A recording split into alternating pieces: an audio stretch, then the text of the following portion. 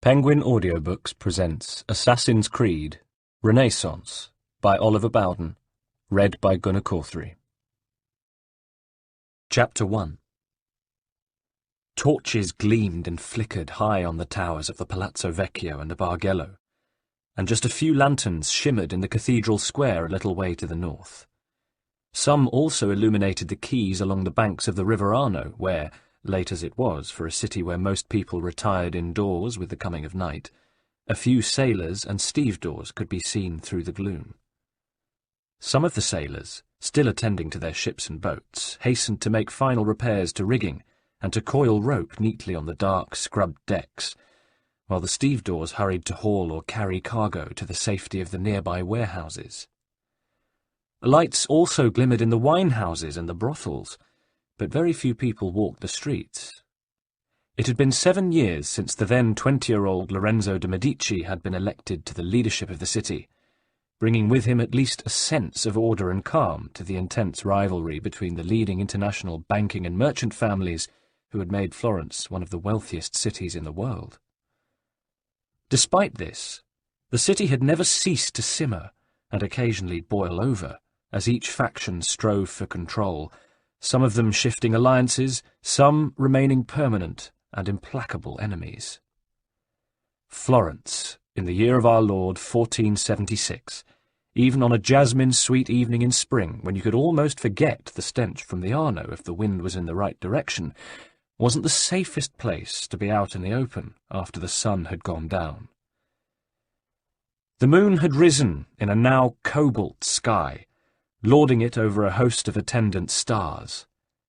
Its light fell on the open square where the Ponte Vecchio, its crowded shops, dark and silent now, joined the north bank of the river. Its light also found out a figure clad in black, standing on the roof of the church of Santo Stefano al Ponte. A young man, only 17 years old, but tall and proud. Surveying the neighbourhood below keenly, he put a hand to his lips and whistled. A low but penetrating sound. In response, as he watched, first 1, then 3, then a dozen, and at last 20 men, young like himself, most clad in black, some with blood-red, green, or azure cowls or hats, all with swords and daggers at their belts, emerged from dark streets and archways into the square. The gang of dangerous-looking youths fanned out, a cocky assuredness in their movements. The young man looked down at the eager faces, pale in the moonlight, gazing up at him. He raised his fist above his head in a defiant salute. "We stand together!" he cried, as they too raised their fists, some drawing their weapons and brandishing them, and cheered, "Together!" The young man quickly climbed, cat-like, down the unfinished facade from the roof to the church's portico, and from it leapt, cloak flying, to land in a crouch, safely in their midst. They gathered round, expectantly.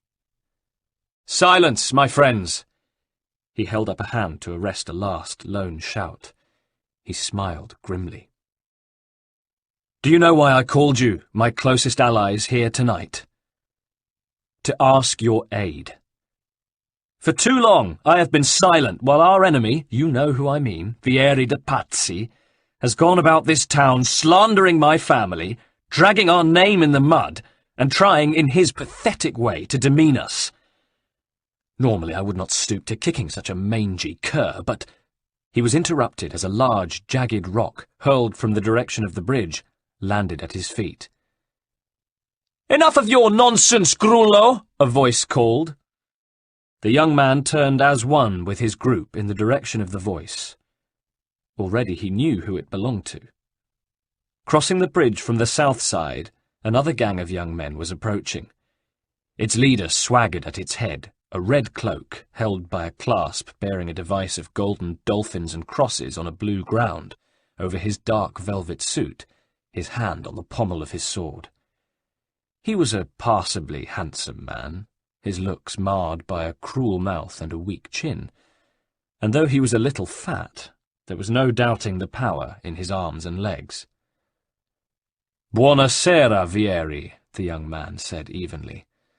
We were just talking about you." And he bowed with exaggerated courtesy, while assuming a look of surprise. "But you must forgive me. We were not expecting you personally. I thought the patsy always hired others to do their dirty work." Vieri, coming close, drew himself up as he and his troop came to a halt a few yards away. "Ezio Auditore, you pampered little whelp. I'd say it was rather your family of pen-pushers and accountants that goes running to the guards whenever there's the faintest sign of trouble. Codardo!" He gripped the hilt of his sword. "Afraid to handle things yourself, I'd say." "Well, what can I say, Vieri, Ciccione? Last time I saw her, your sister Viola seemed quite satisfied with the handling I gave her." Ezio Auditore gave his enemy a broad grin, content to hear his companions snigger and cheer behind him. But he knew he'd gone too far. Vieri had already turned purple with rage. "That's quite enough from you, Ezio, you little prick! Let's see if you fight as well as you gabble." He turned his head back to his men, raising his sword. "Kill the bastards!" he bellowed. At once another rock whirled through the air, but this time it wasn't thrown as a challenge.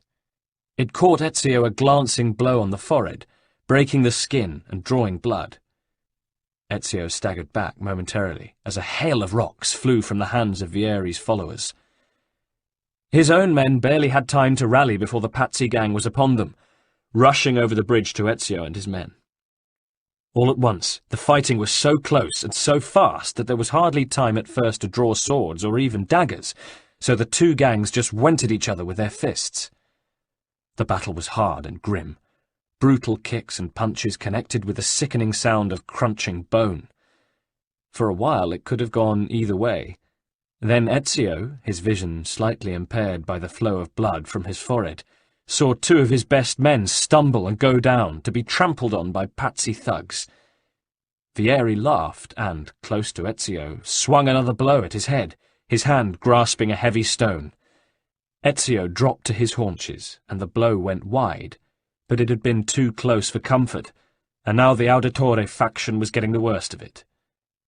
Ezio did manage, before he could rise to his feet, to wrestle his dagger free and slice wildly but successfully at the thigh of a heavily built patsy thug who was bearing down at him with sword and dagger unsheathed. Ezio's dagger tore through fabric and into muscle and sinew, and the man let loose an agonized howl and went over, dropping his weapons and clutching at his wound with both hands as the blood belched forth. Scrambling desperately to his feet, Ezio looked round. He could see that the patsy had all but surrounded his own men, penning them in against one wall of the church. Feeling some of the strength returning to his legs, he made his way towards his fellows. Ducking under the scything blade of another patsy henchman, he managed to connect his fist to the man's stubbly jaw, and had the satisfaction of seeing teeth fly and his would-be assailant fall to his knees, stunned by the blow. He yelled to his own men to encourage them, but in truth his thoughts were turning to ways of beating a retreat with as much dignity as possible, when above the noise of the fight he heard a loud, jovial, and very familiar voice calling to him from behind the patsy mob. "Hey, fratellino! What the hell are you up to?" Ezio's heart pounded with relief, and he managed to gasp, "Hey, Federico, what are you doing here? I thought you'd be out on the tiles as usual." "Nonsense! I knew you had something planned, and I thought I'd come along to see if my little brother had finally learned how to look after himself. But maybe you need another lesson or two." Federico Auditore, a few years Ezio's senior, and the oldest of the Auditore siblings, was a big man with a big appetite, for drink, for love, and for battle. He waded in even as he was speaking, knocking two patsy heads together, and bringing his foot up to connect with the jaw of a third, as he strode through the throng to stand side by side with his brother, seeming impervious to the violence that surrounded him. Around them their own men, encouraged, redoubled their efforts. The patsy, on the other hand, were discomfited. A few of the dockyard hands had gathered at a safe distance to watch, and in the half-light the patsy mistook them for Auditore reinforcements. That, and Federico's roars and flying fists, his actions quickly emulated by Ezio, who learnt fast, very quickly panicked them. Fieri de Pazzi's furious voice rose above the general tumult. "Fall back!" he called to his men, his voice broken with exertion and anger. He caught Ezio's eye and snarled some inaudible threat before disappearing into the darkness, back across the Ponte Vecchio, followed by those of his men who could still walk, and hotly pursued by Ezio's now triumphant allies. Ezio was about to follow suit, but his brother's meaty hand restrained him. "Just a minute," he said. "What do you mean? We've got them on the run." "Steady on." Federico was frowning, gently touching the wound on Ezio's brow. "It's just a scratch." "It's more than that," his brother decided, a grave expression on his face. "We'd better get you to a doctor." Ezio spat. "I haven't got time to waste running to doctors. Besides," he paused ruefully, "I haven't any money." "Ha! Wasted it on women and wine, I suppose." Federico grinned and slapped his younger brother warmly on the shoulder. "Not wasted exactly, I'd say. And look at the example you set me." Ezio grinned, but then hesitated. He suddenly became aware that his head was thumping. "Still, it wouldn't hurt to get it checked out. I suppose you couldn't see your way to lending me a few fiorini?" Federico patted his purse. It didn't jingle.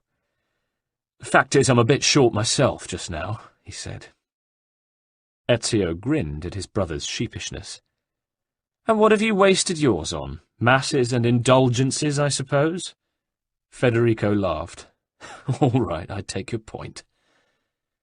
He looked around. In the end, only 3 or 4 of their own people had been hurt badly enough to remain on the field of battle, and they were sitting up, groaning a bit, but grinning too. It had been a tough set too, but no one had broken any bones. On the other hand, a good half-dozen Pazzi henchmen lay completely out for the count, and 1 or 2 of them at least were expensively dressed. "Let's see if our fallen enemies have any riches to share," Federico suggested. "After all, our need is greater than theirs, and I'll bet you can't lighten their load without waking them up." "We'll see about that," said Ezio, and set about it with some success.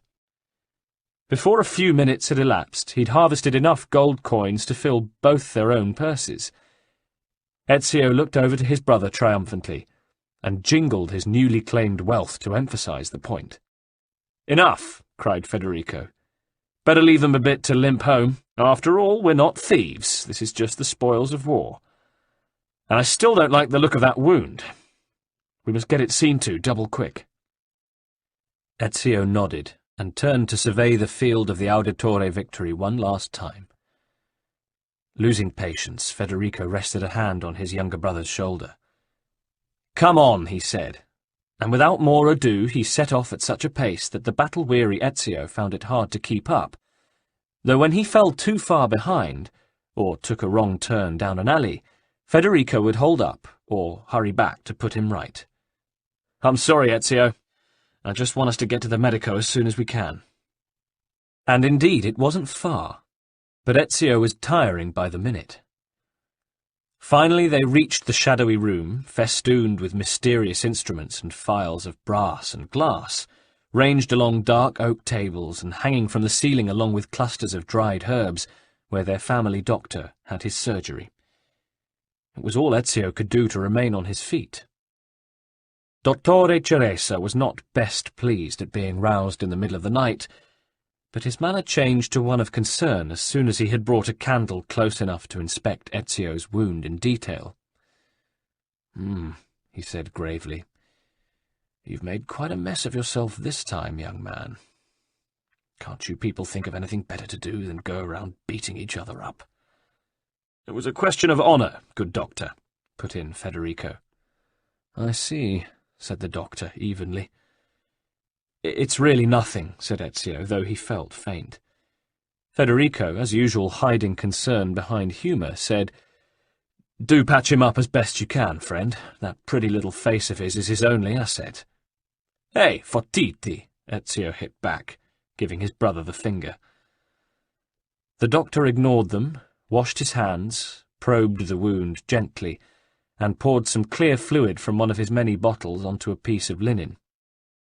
He dabbed the wound with this, and it stung so much that Ezio almost sprang from his chair, his face screwed up with the pain. Then, satisfied that the wound was clean, the doctor took a needle and threaded it with fine catgut. "Now," he said, "this really will hurt a little." Once the stitches were in and the wound bandaged so that Ezio looked like a turbaned Turk, the doctor smiled encouragement. "That'll be 3 fiorini for now. I'll come to your palazzo in a few days and remove the stitches. That'll be another 3 fiorini to pay then. You'll have a terrible headache, but it'll pass. Just try to rest, if it's in your nature. And don't worry, the wound looks worse than it is, and there's even a bonus. There shouldn't be much of a scar, so you won't be disappointing the ladies too greatly in future." Once they were back in the street, Federico put his arm round his younger brother. He pulled out a flask and offered it to Ezio. "Don't worry," he said, noticing the expression on Ezio's face. "It's our father's best grappa. Better than mother's milk for a man in your condition." They both drank, feeling the fiery liquid warm them. "Quite a night," said Federico. "Indeed. I only wish they were all as much fun as—" But Ezio interrupted himself as he saw that his brother was beginning to grin from ear to ear. "Oh, wait," he corrected himself, laughing. "They are." "Even so, I think a little food and drink wouldn't be a bad thing to set you up before we go home," said Federico. "It's late, I know, but there's a taverna nearby where they don't close until breakfast time, and you and the Oste are amici intimi? How did you guess?" An hour or so later, after a meal of ribollita and bistecca, washed down with a bottle of Brunello, Ezio felt as if he'd never been wounded at all. He was young and fit, and felt that all his lost energy had flowed back into him. The adrenaline of the victory over the Pazzi mob certainly contributed to the swiftness of his recovery. "Time to go home, little brother," said Federico. "Father's sure to be wondering where we are, and you're the one he looks to help him with the bank. Luckily for me, I've no head for figures, which is why I suppose he can't wait to get me into politics. Politics or the circus, the way you carry on. What's the difference?" Ezio knew that Federico bore him no ill will over the fact that their father confided more of the family business in him than in his elder brother. Federico would die of boredom if confronted by a life in banking. The problem was, Ezio had a feeling that he might be the same. But for the moment, the day when he donned the black velvet suit and the gold chain of a Florentine banker was still some way off, and he was determined to enjoy his days of freedom and irresponsibility to the full. Little did he realize just how short-lived those days would be. "We'd better hurry, too," Federico was saying, "if we want to avoid a bollocking." He may be worried. "No, he knows we can take care of ourselves." Federico was looking at Ezio speculatively. "But we had better get a move on." He paused. "You don't feel up to a little wager at all, do you? A race, perhaps? Where to?" "Let's say—" Federico looked across the moonlit city towards a tower not far away. "The roof of Santa Trinita, if it's not going to take too much out of you, and it's not far from home. But there's just one thing more." "Yes?" "We're not racing along the streets, but across the rooftops." Ezio took a deep breath. "Okay, try me," he said. "All right, little Tartaruga, go." Without another word, Federico was off, scaling a nearby rough-cast wall as easily as a lizard would. He paused at the top, seeming almost to teeter among the rounded red tiles, laughed, and was off again. By the time Ezio had reached the rooftops, his brother was 20 yards ahead. He set off in pursuit, his pain forgotten in the adrenaline-fueled excitement of the chase. Then he saw Federico take an almighty leap across a pitch-black void, to land lightly on the flat roof of a grey palazzo slightly below the level of the one he had jumped from. He ran a little way further, and waited. Ezio felt a glimmer of fear as the chasm of the street 8 stories below loomed before him. But he knew that he would die rather than hesitate in front of his brother, and so, summoning up his courage, he took a massive leap of faith, seeing, as he soared across, the hard granite cobbles in the moonlight far beneath his feet as they flailed the air. For a split second he wondered if he'd judged it right, as the hard grey wall of the palazzo seemed to rise up to meet him, but then, somehow, it sank below him and he was on the new roof, sprawling slightly, it was true, but still on his feet, and elated, though breathing hard. "Baby brother still has much to learn," taunted Federico, setting off again, a darting shadow among the chimney stacks under the scattering of clouds. Ezio hurled himself forward, lost in the wildness of the moment. Other abysses yawned beneath him, some defining mere alleyways, others broad thoroughfares. Federico was nowhere to be seen. Suddenly the tower of Santa Trinita rose before him, rising from the red sweep of the church's gently sloping roof.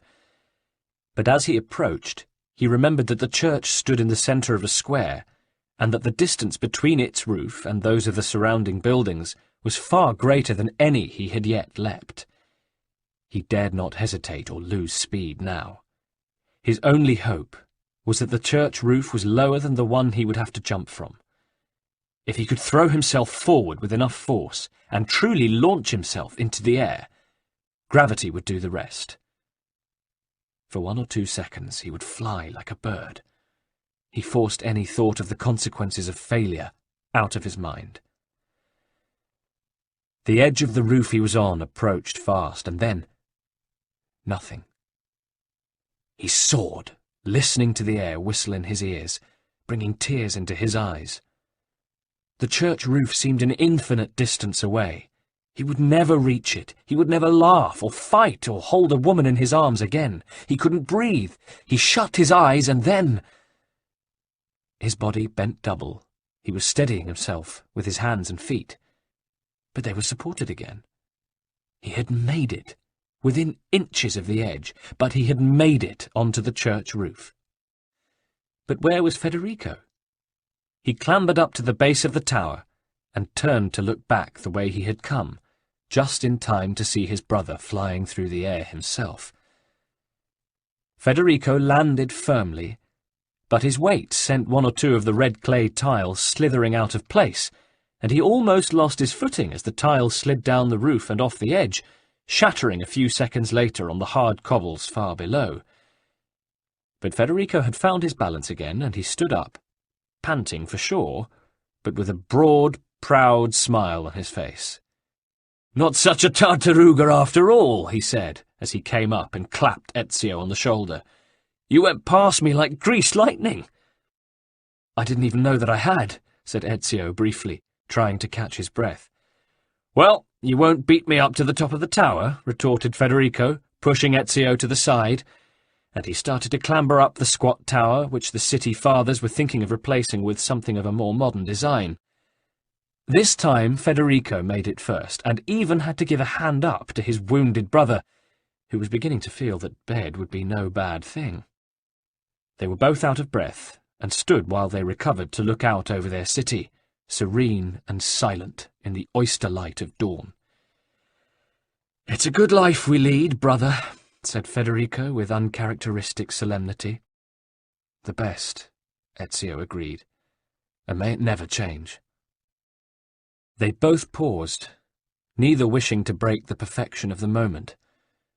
But after a while Federico quietly spoke. "May it never change us either, fratellino. Come, we must get back. There is the roof of our palazzo. Pray God father hasn't stayed up all night, or we really will be for it. Let's go." He made for the edge of the tower in order to climb back down to the roof, but stopped when he saw that Ezio had remained where he was. "What is it?" "Wait a minute." "What are you looking at?" asked Federico, rejoining him. He followed Ezio's gaze, and then his face broke out into a grin. "You sly devil! You're not thinking of going there now, are you? Let the poor girl sleep." "No, I think it's time Christina woke up. Ezio had met Cristina Calfucci only a short time before, but already they seemed inseparable, despite the fact that their parents still deemed them too young to form a serious alliance. Ezio disagreed, but Cristina was only 17, and her parents expected Ezio to rein in his wild habits before they would even begin to look more kindly on him. Of course, this only served to make him more impetuous. Federico and he had been lounging in the main market after buying some trinkets for their sister's Saint's Day, watching the pretty girls of the town with their accompagnatrice as they flitted from stall to stall, examining lace here, ribbons and bolts of silk there. But one girl had stood out from her companions, more beautiful and graceful than anyone Ezio had ever seen before. Ezio would never forget that day, the day on which he had first set eyes on her. Oh, he had gasped involuntarily. Look, she's so beautiful. Well, said his ever-practical brother, why don't you go over and say hello? What?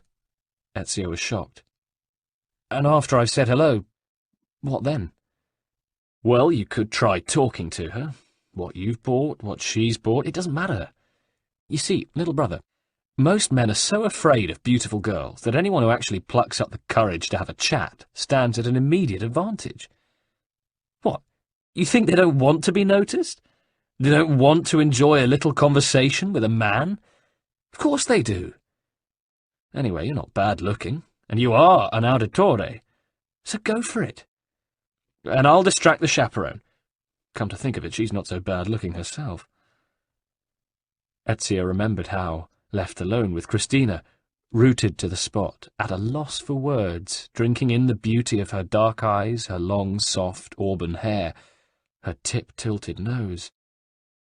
She stared at him. "What is it?" she asked. "What do you mean?" he blurted out. "Why are you just standing there?" "Oh, because I wanted to ask you something." "And what might that be?" "What's your name?" She rolled her eyes. Damn, he thought, she's heard it all before. "Not one you'll ever need to make use of," she said, and off she went. Ezio stared after her for a moment, then set off after her. "Wait," he said, catching up, more breathless than if he'd run a mile. "I wasn't ready. I was planning on being really charming, and suave, and witty. Won't you give me a second chance?" She looked back at him without breaking her stride, but she did give him the faintest trace of a smile. Ezio had been in despair, but Federico had been watching and called to him softly. "Don't give up now. I saw her smile at you. She'll remember you." Taking heart, Ezio had followed her, discreetly, taking care she wouldn't notice. 3 or 4 times he had to dart behind a market stall or, after she had left the square, duck into a doorway, but he'd managed to tail her pretty successfully right up to the door of her family mansion, where a man he recognized had blocked her path. Ezio had drawn back. Cristina looked at the man angrily. "I've told you before, Vieri. I'm not interested in you. Now let me pass." Ezio, concealed, drew in a breath. Vieri de Pazzi, of course. "But, Signorina, I am interested. Very interested indeed," said Vieri. "Then join the queue." She tried to get past him, but he moved in front of her. "I don't think so, amore mio. I've decided that I'm tired of waiting for you to open your legs of your own volition." And he seized her roughly by the arm, drawing her close, putting his other arm round her as she struggled to get free. "I'm not sure you're getting the message," said Ezio suddenly, stepping forward and looking Vieri in the eye. "Ah, the little auditore whelp, cane rognoso. What the hell do you have to do with this? To the devil with you!" "And buongiorno to you too, Vieri. I'm so sorry to intrude, but I have the distinct impression that you're spoiling this young lady's day." "Oh, you do you? Excuse me, my dearest, while I kick the stuffing out of this parvenu." With that, Vieri had thrust Christina aside and lunged at Ezio with his right fist. Ezio parried easily and stepped aside, tripping Vieri as the momentum of his attack carried him forward, sending him sprawling in the dust. "Had enough, friend?" said Ezio mockingly. But Vieri was on his feet in an instant, and came towards him in a rage, fists flailing. He'd got one hard blow in to the side of Ezio's jaw, but Ezio warded off a left hook and got two of his own in, one to the stomach and, as Vieri bent double, another to his jaw. Ezio had turned to Christina to check that she was all right. Winded, Vieri backed off, but his hand flew to his dagger. Christina saw the movement and gave an involuntary cry of alarm as Vieri brought the dagger plunging down towards Ezio's back, but, warned by the cry, Ezio had turned in the nick of time and seized Vieri firmly by the wrist, wrenching the dagger away from him. It fell to the ground. The two young men stood face to face, breathing hard. "Is that the best you can do?" Ezio said through gritted teeth. "Shut your mouth, or by God I'll kill you!" Ezio laughed. "I suppose I shouldn't be surprised to see you trying to force yourself on a nice girl who clearly thinks you're a complete ball of dung, given the way your papa tries to force his banking interests on Florence. You fool! It's your father who needs to be taught a lesson in humility. It's time you patsies stopped slandering us. But then you're all mouth and no fist." Vieri's lip was bleeding badly. He wiped it with his sleeve. "You'll pay for this! You and your whole breed! I won't forget this, Auditore!" He spat at Ezio's feet, stooped to retrieve his dagger, then turned and ran. Ezio had watched him go. He remembered all this, standing there on the church tower and looking across at Christina's house. He remembered the elation he'd felt as he'd turned back to Christina and seen a new warmth in her eyes as she'd thanked him. "Are you all right, Signorina?" he'd said. "I am now, thanks to you." She'd hesitated, her voice still trembling with fear. "You asked me my name. Well, it's Christina. Christina Calfucci." Ezio bowed. "I am honored to meet you, Signorina Christina. Ezio Auditore. Do you know that man?" "Vieri. Our paths have crossed now and then, but our families have no reason to like one another. I never want to see him again, if I can help it. You won't." She smiled shyly, then said, "Ezio, you have my gratitude, and because of that, I'm prepared to give you a second chance after your bad start." She laughed gently, then kissed him on the cheek before disappearing into her mansion. The small crowd that had inevitably gathered had given Ezio a round of applause. He had bowed smilingly, but as he turned away he'd known that he might have made a new friend, but he had also made an implacable enemy. "Let Christina sleep," Federico said again, drawing Ezio back from his reverie. "Time enough for that. Later," he replied. "I must see her." "All right, if you must. I'll try to cover for you with father, but watch yourself. Vieri's men may still be about." With that, Federico shinned down the tower to the roof, and bounded off that into a hay wagon parked in the street which led home. Ezio watched him go, then decided to emulate his brother.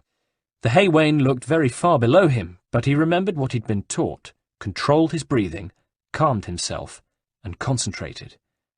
Then he flew into the air, taking the greatest leap of his life so far. For an instant he thought he might have misjudged his aim, but he calmed his own momentary panic and landed safely in the hay. A true leap of faith. A little breathless, but exhilarated at his success, Ezio swung himself into the street. The sun was just appearing over the eastern hills, but there were still very few people about. Ezio was just about to start off in the direction of Christina's mansion, when he heard echoing footsteps and, desperately trying to conceal himself, he shrank into the shadows of the church porch and held his breath. It was none other than Vieri, and two of the Patsy guards who rounded the corner. "We'd better give up, Chief," said the senior guard. "They've long gone by now." "I know they're here somewhere," snapped Vieri. "I can practically smell them." He and his men made a circuit of the church square, but showed no sign of moving on. The sunlight was shrinking the shadows. Ezio cautiously crept into the shelter of the hay again, and lay there for what seemed an age, impatient to be on his way. Once, Vieri passed so close that Ezio could practically smell him, but at last he motioned his men with an angry gesture to move on. Ezio lay still for a while longer, then climbed down and let out a long sigh of relief. He dusted himself down and quickly covered the short distance that separated him from Christina, praying that no one in her household would yet be stirring. The mansion was still silent, though Ezio guessed that servants would be preparing the kitchen fires at the back. He knew which Christina's window was, and threw a handful of gravel up at her shutters. The noise seemed deafening, and he waited, heart in mouth. Then the shutters opened, and she appeared on the balcony. Her nightdress revealed the delicious contours of her body as he gazed up at her. He was at once lost in desire. "Who is it?" she called softly. He stood back so she could see him. "Me!" Christina sighed, though in a not unfriendly way. "Ezio, I might have known. May I come up, mia Colomba?" She glanced over her shoulder before answering in a whisper. "All right, but just for a minute." "That's all I need." She grinned. "Indeed?" He was confused. "No, sorry, I didn't mean it quite like that. Let me show you." Looking round himself to make sure the street was still deserted, he gained a foothold in one of the large iron rings set into the grey stonework of the house for tethering horses, and hoisted himself up, finding relatively easy handholds and footholds in the rusticated masonry. In 2 winks of an eye, he had hoisted himself over the balustrade, and she was in his arms. "Oh, Ezio," she sighed as they kissed. "Look at your head. What have you been doing this time?" "It's nothing. A scratch." Ezio paused, smiling. "Perhaps now I'm up I could also come in?" he said gently. "Where?" He was all innocence. "To your bedchamber, of course." "Well, perhaps, if you're sure a minute is all you need." Their arms around each other, they went through the double doors into the warm light of Christina's room. An hour later, they were awakened by the sunlight streaming in through the windows, the bustling noises of carts and people in the street, and, worst of all, the sound of Christina's father's voice as he opened the bedroom door. "Christina," he was saying, "time to get up, girl. Your tutor will be here at any—" "What the devil? Son of a bitch!" Ezio kissed Christina, quickly but hard. "Time to go, I think," he said, seizing his clothes and darting to the window. He shinned down the wall and was already pulling on his suit when Antonio Calfucci appeared on the balcony above. He was in a white rage. "Perdonate, messere," Ezio offered. "I'll give you perdonate, messere," yelled Calfucci. "Guards! Guards! Get after that cimice! Bring me his head! And I want his coglione as well!" "I've said I'm sorry," Ezio began. But already the gates of the mansion were opening, and the Calfucci bodyguards came rushing out, swords drawn. Now more or less dressed, Ezio set off at a run down the street, dodging wagons and pushing past citizens on his way, wealthy businessmen in solemn black, merchants in browns and reds, humbler folk in homespun tunics, and once a church procession which he collided with so unexpectedly that he all but tipped over the statue of the Virgin the black-cowled monks were carrying. At last, after ducking down alleys and leaping over walls, he stopped and listened. Silence. Not even the shouts and curses that had followed him from the general population could be heard any more. As for the guards, he'd shaken them off, he was sure of that. He only hoped Signor Calfucci hadn't recognized him. Christina wouldn't betray him, he could be sure of that. Besides, she could run rings round her father, who adored her. And even if he did find out, Ezio reflected, he wouldn't be a bad match. His father ran one of the biggest banking houses in town, and one day it might be bigger than that of the Pazzi, or even, who knew, of the Medici. Using back streets, he made his way home. The first to meet him was Federico, who looked at him gravely and shook his head ominously. "You're in for it now," he said. "Don't say I didn't warn you." Overlooked the garden. Chapter 2. The office of Giovanni Auditore was on the first floor, and overlooked the gardens behind the palazzo through 2 sets of double windows which opened onto one broad balcony. The room was panelled in dark, scrolled oak, whose severity was scarcely mitigated by the ornate plasterwork of the ceiling. 2 desks faced each other in the room, the larger of which belonged to Giovanni, and the walls were lined with bookcases stuffed with ledgers and parchment scrolls from which heavy red seals dangled. The room was designed to say to any visitor, "Here you will find opulence, respectability, and trust." As head of the Auditore International Bank, which specialized in loans to the kingdoms of Germania within what was, notionally at least, a Holy Roman Empire, Giovanni Auditore was well aware of the weighty and responsible position he held. He hoped his 2 older sons would make haste to come to their senses and help him shoulder the burdens he had inherited from his own father, but he could see no sign of that yet. Nevertheless, he glowered across the room at his middle son from his seat at his desk.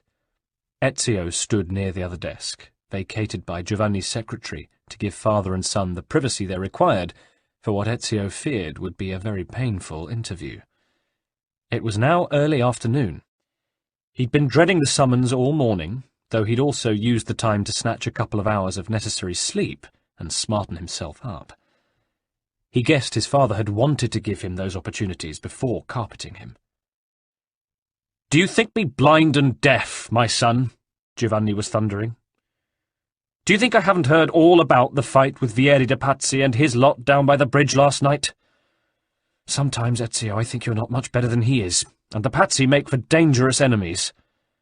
Ezio was about to speak, but his father held up a cautionary hand.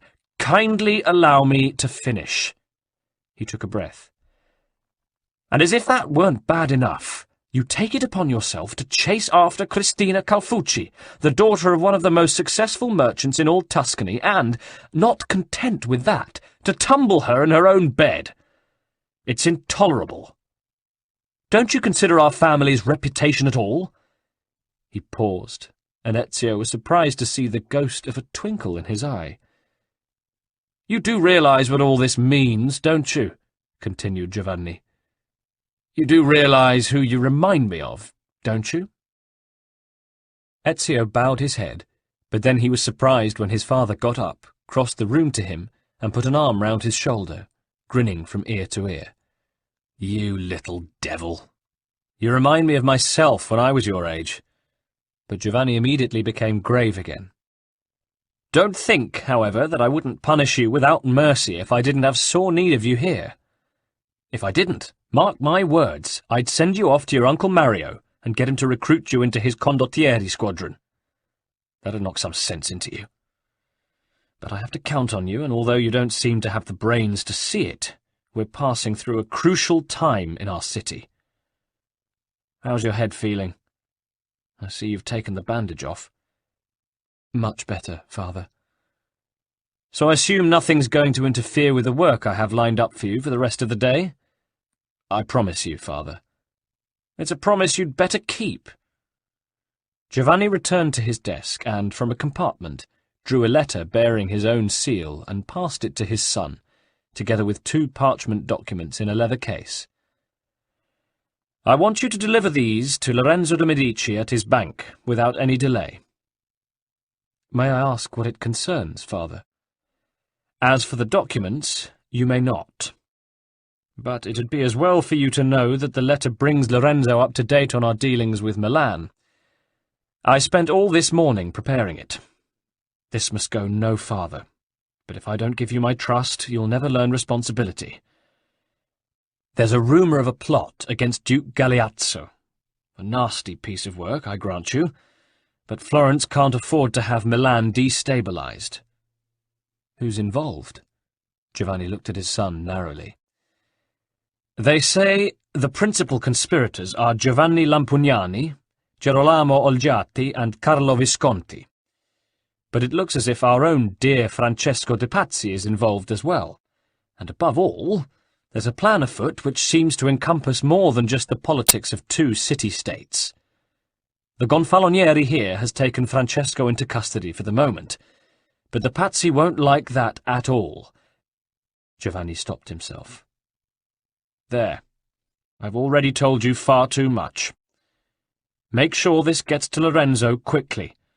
I've heard he's leaving for Careggi very soon to take some country air, and while the cat's away, I'll get it there as fast as possible. Good boy. Go now. Ezio set off on his own, using the back streets as far as possible, never thinking that Vieri might still be out looking for him. But suddenly, in a quiet street within minutes of the Medici Bank, there he stood, blocking Ezio's path. Trying to double back, Ezio found more of Vieri's men blocking his retreat. He turned again. "Sorry, my little piglet," he shouted at Vieri, "but I simply don't have time to give you another drubbing now." "It's not me that's going to get a drubbing," Vieri shouted back. "You're cornered. But don't worry, I'll send a nice wreath for your funeral." The Pazzi men were closing in. No doubt Vieri knew of his father's imprisonment by now. Ezio looked around desperately. The street's tall houses and walls hemmed him in. Slinging the satchel containing the precious documents securely round his body, he selected the most likely house within his reach and sprang at its wall, gripping the rough-hewn stone with both hands and feet, before scaling up to the roof. Once there, he paused a moment to look down at Vieri's irate face. "I haven't even got time to piss on you," he said, and scampered away along the rooftop as fast as he could, dropping to the ground with new-found agility as soon as he was clear of his pursuers. A few moments later, he was at the doors of the bank. He entered and recognized Boettio, one of Lorenzo's most trusted servants. Here was a stroke of luck. Ezio hurried up to him. "Hey, Ezio, what brings you here in such a hurry?" "Boettio, there is no time to waste. I have letters here from my father for Lorenzo." Boettio looked serious and spread his hands. "Ahimè, Ezio, you're too late. He's gone to Careggi. Then you must make sure he gets these as soon as possible." "I'm sure he hasn't gone for more than a day or so. In these times, I'm beginning to find out about these times. Make sure he gets them, Boettio, and in confidence, as soon as possible." When he had returned to his own palazzo, he made his way quickly to his father's office, ignoring both the amiable back-chat from Federico, who was lazing under a tree in the garden, and the attempts of his father's secretary Giulio to prevent him from passing the closed door of Giovanni's inner sanctum. There, he discovered his father in deep conversation with the Chief Justice of Florence, the Gonfalonieri Uberto Alberti.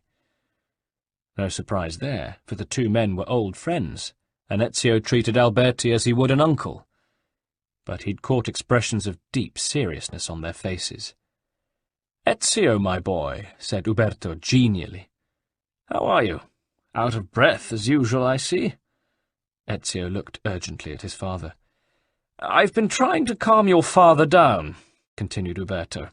"There's been a lot of trouble, you know, but—" He turned to Giovanni, and his tone became more earnest. "The threat is ended." "Have you delivered the documents?" Giovanni asked, crisply. "Yes, father, but Duke Lorenzo had already left." Giovanni frowned. "I hadn't anticipated his leaving so soon." "I left them with Boettio," said Ezio. "He'll get them to him as soon as possible." "That may not be soon enough," said Giovanni darkly. Uberto patted him on the back. "Look," he said, "it can only mean a day or two. We have Francesco under lock and key. What could possibly happen in such a short time?" Giovanni seemed partially reassured, but it was clear that the two men had more to discuss, and that Ezio's presence wasn't desired. Go and find your mother and your sister, said Giovanni. You should spend time with some of the rest of the family other than Federico, you know, and rest that head of yours. I'll have need of you again later. And with a wave of his father's hand, Ezio was dismissed. He wandered through the house, nodding greetings to one or two of the family's servants and to Giulio, who was hurrying back to the bank office from somewhere, a sheaf of papers in his hand and looking, as usual, haunted by all the business he carried in his head. Ezio waved to his brother, still lounging in the garden, but felt no desire to join him. Besides, he'd been told to keep his mother and sister company, and he knew better than to disobey his father, especially after their discussion earlier in the day. He found his sister sitting alone in the loggia, a neglected book of Petrarch in her hands. That figured. He knew she was in love. "Ciao, Claudia," he said. "Ciao, Ezio. Where have you been?" Ezio spread his hands. "I've been running a business errand for father." "That's not all, I hear," she retorted, but her smile was faint and automatic. "Where's mother?" Claudia sighed. "She's gone to see that young painter they're all talking about. You know, the one who's just finished his apprenticeship with Verrocchio." "Really?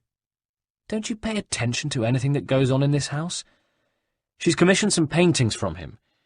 She believes that they'll be a good investment in time. That's our mother for you." But Claudia didn't respond, and for the first time Ezio became fully aware of the sadness in her face. It made her look much older than her 16 years.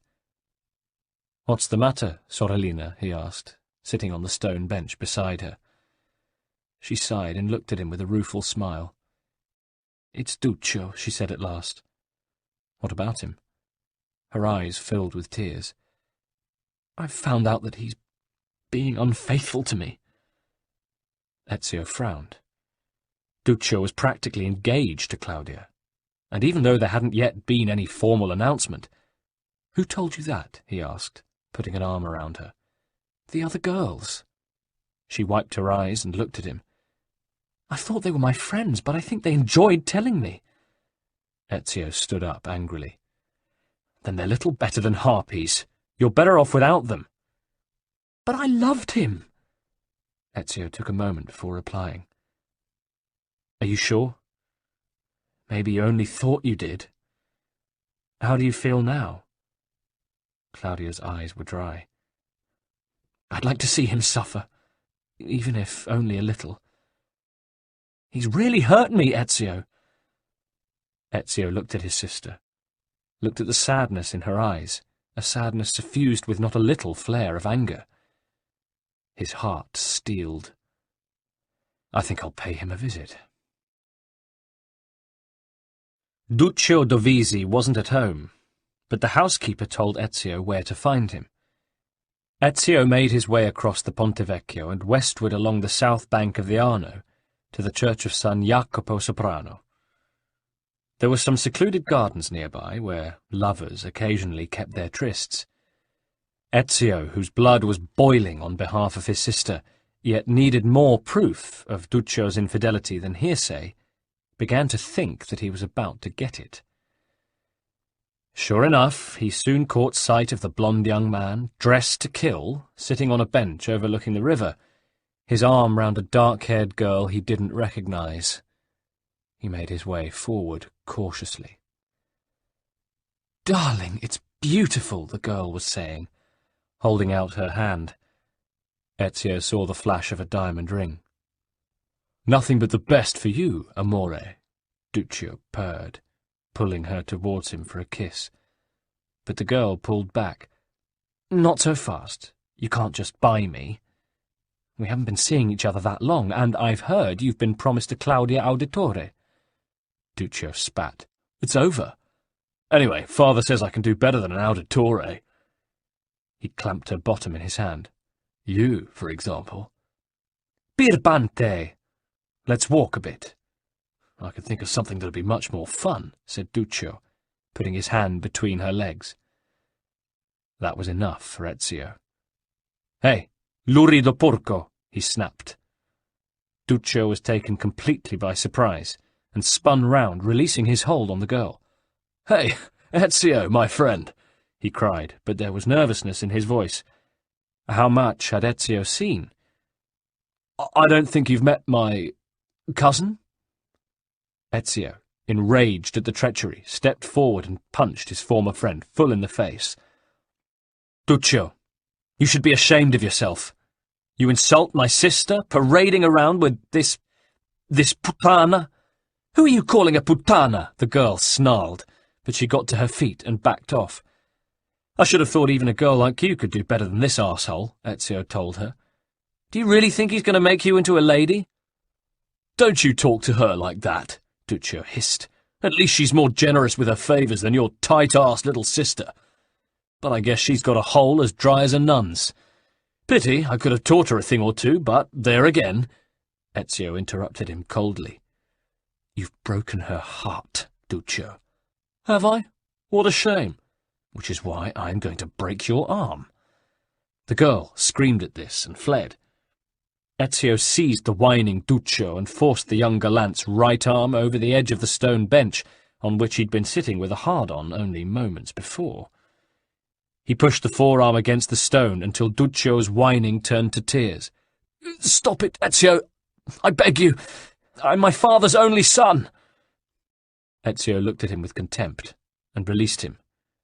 Duccio fell to the ground and rolled over, nursing his bruised arm and whimpering, his fine clothes torn and besmirched. "You're not worth the effort," Ezio told him. "But if you don't want me to change my mind about that arm of yours, stay away from Claudia, and stay away from me." After the incident, Ezio walked a long way home, wandering along the riverbank until he'd almost reached the fields. When he turned back, the shadows were lengthening, but his mind was calmer. It would never become him as a man, he told himself, to allow his anger ever fully to rule him. Close to his house, he caught sight of his younger brother, whom he hadn't seen since the morning of the previous day. He greeted the lad warmly. "Ciao, Petruccio. What are you up to? Have you given your tutor the slip? And anyway, isn't it past your bedtime?" "Don't be silly. I'm practically grown up. In a few years' time, I'll be able to knock the stuffing out of you." The brothers grinned at each other. Petruccio was holding a carved pear-wood box close to his chest. It was open, and Ezio noticed a handful of white and brown feathers in it. "They're eagle's feathers," explained the boy. He pointed to the top of the tower of a nearby building. "There's an old nest up there.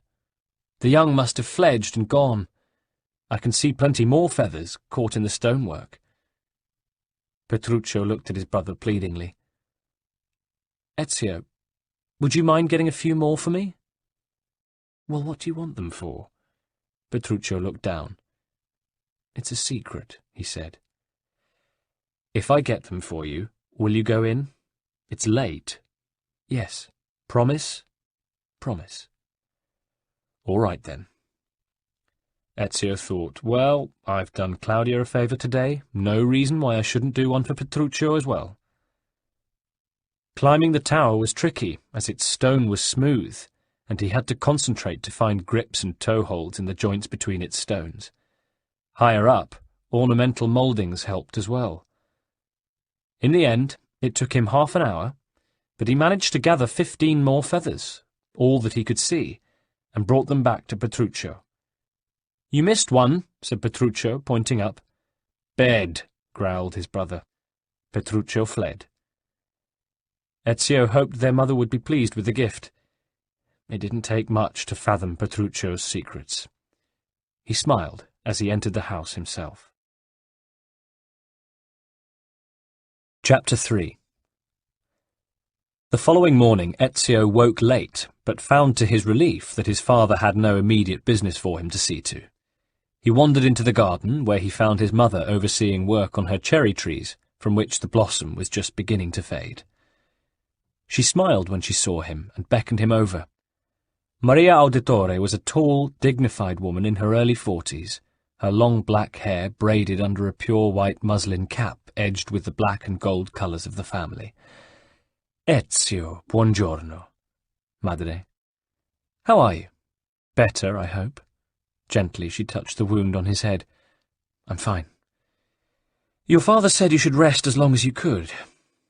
I have no need of rest, Mumma. Well, at any rate, there will be no excitement for you this morning.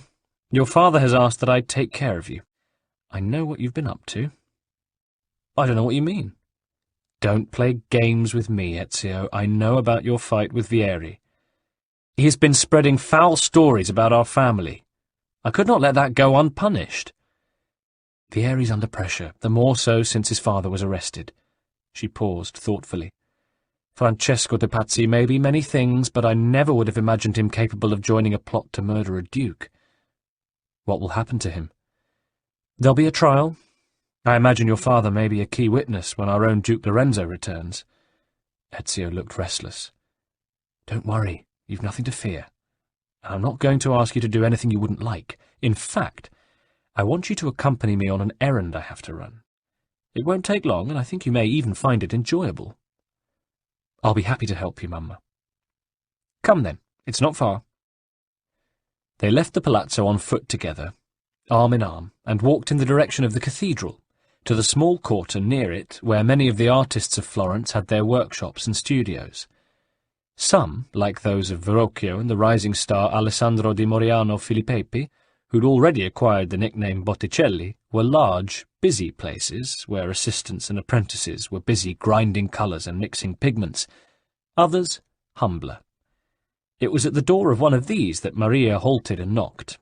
It was opened immediately by a handsome, well-dressed young man, almost dandified but athletic-looking, with a shock of dark brown hair and a luxuriant beard. He might have been 6 or 7 years older than Ezio. Madonna Auditore, welcome! I've been expecting you. Leonardo, buongiorno.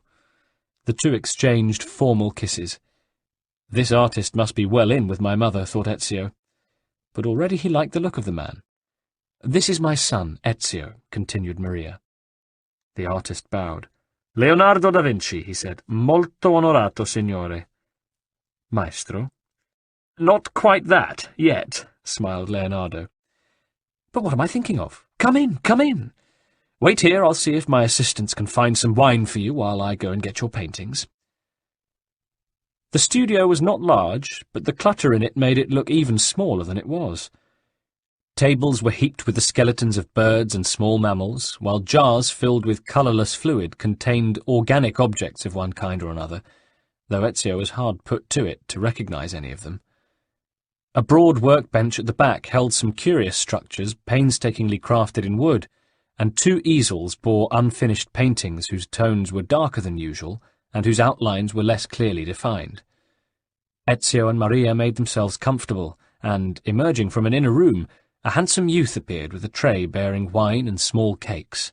He served them, smiled shyly, and withdrew. Leonardo's very talented. If you say so, Madre. I know little of art. Ezio thought that his life would consist of following in his father's footsteps, even though, deep within him, there was a rebellious and adventurous streak which he knew would sit ill in the character of a Florentine banker. In any case, like his older brother, he saw himself as a man of action, not as an artist or a connoisseur. You know, self-expression is a vital part of understanding life, and enjoying it to the full. She looked at him. You should find an outlet yourself, my dear. Ezio was piqued. I have plenty of outlets. I mean, apart from tarts, retorted his mother, matter-of-factly. Mother! But Maria's only answer to that was a shrug and a pursing of her lips. It would be good if you could cultivate a man like Leonardo as a friend. I think he has a promising future ahead of him. From the look of this place, I'm inclined to disagree with you. Don't be cheeky. They were interrupted by Leonardo's return from his inner room, carrying 2 boxes. He set one down on the ground. Do you mind carrying that one? He asked Ezio. I'd ask Agnolo, but he has to stay and guard the shop. Also, I don't think he's strong enough for this kind of work, poor dear. Ezio stooped to pick up the box, and was surprised at how heavy it was. He almost dropped it. Careful, warned Leonardo. The paintings in there are delicate, and your mother's just paid me good money for them. "Shall we go?" said Maria. "I can't wait to hang them. I've selected places which I hope you'll approve of," she added to Leonardo.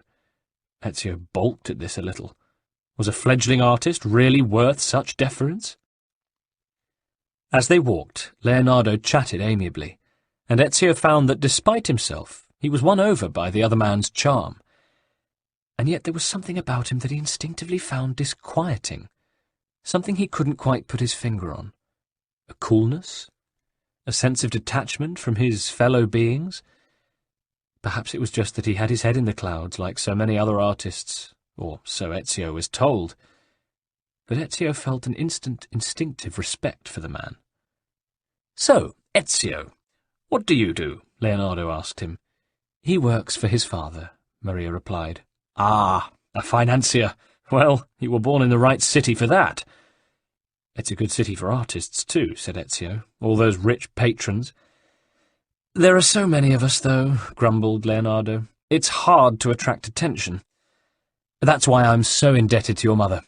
Mind you, she has a very discerning eye." "Do you concentrate on painting?" asked Ezio, thinking of the diversity he'd seen in the studio. Leonardo looked thoughtful. "That's a hard question. To tell the truth, I'm finding it difficult to settle down to anything now I'm on my own. I adore painting, and I know I can do it, but somehow I can see the end before I get there, and that makes it hard to finish things sometimes. I have to be pushed. But that's not all. I often feel that my work lacks, I don't know, purpose. Does that make any sense?" "You should have more faith in yourself, Leonardo," said Maria. "Thank you. But there are moments when I think I'd rather do more practical work that has a direct bearing on life. I want to understand life, how it works, how everything works." "Then you'd have to be 100 men in one," said Ezio. "If only I could be. I know what I want to explore. Architecture, anatomy, engineering even. I don't want to capture the world with my brush. I want to change it." He was so impassioned that Ezio was more impressed than irritated. The man clearly wasn't boasting. If anything, he seemed almost tormented by the ideas that simmered within him. "Next thing," thought Ezio, "is that he'll tell us he's involved with music and poetry as well." "Do you want to put that down and rest for a moment, Ezio?" Leonardo asked. "It might be a bit too heavy for you." Ezio gritted his teeth. "No, grazie. Anyway, we're almost there." When they arrived at the Palazzo Auditore, he carried his box into the entrance hall and set it down as slowly and as carefully as his aching muscles would let him, and he was more relieved than he'd ever admit, even to himself. "Thank you, Ezio," said his mother. "I think we can manage very well without you now, though, of course, if you wish to come and help with the hanging of the pictures—" "Thank you, Mother. I think that's a job best left to the two of you." Leonardo held out his hand. "It was very good to meet you, Ezio. I hope our paths cross again soon." "Anch'io." "You might just call one of the servants to give Leonardo a hand," Maria told him. "No," said Leonardo. "I prefer to take care of this myself. Imagine if someone dropped one of the boxes." And bending his knees, he hoisted the box Ezio had put down into the crook of his arm. "Shall we?" he said to Maria. "This way," said Maria. "Goodbye, Ezio. I'll see you at dinner this evening. Come, Leonardo." Ezio watched as they left the hall. This Leonardo was obviously one to respect. After lunch, late in the afternoon, Giulio came hurrying, as he always did, to tell him that his father required his presence in the office. Ezio hastened to follow the secretary down the long, oak-lined corridor that led to the back of the mansion. "Ah, Ezio, come in, my boy." Giovanni's tone was serious and businesslike. He stood up behind his desk, on which 2 bulky letters lay, wrapped in vellum and sealed. "They say Duke Lorenzo will return tomorrow or the day after at the latest," said Ezio. "I know, but there is no time to waste. I want you to deliver these to certain associates of mine here in the city." He pushed the letters across the desk. "Yes, father." "I also need you to retrieve a message which a carrier pigeon should have brought to the coop in the piazza at the end of the street.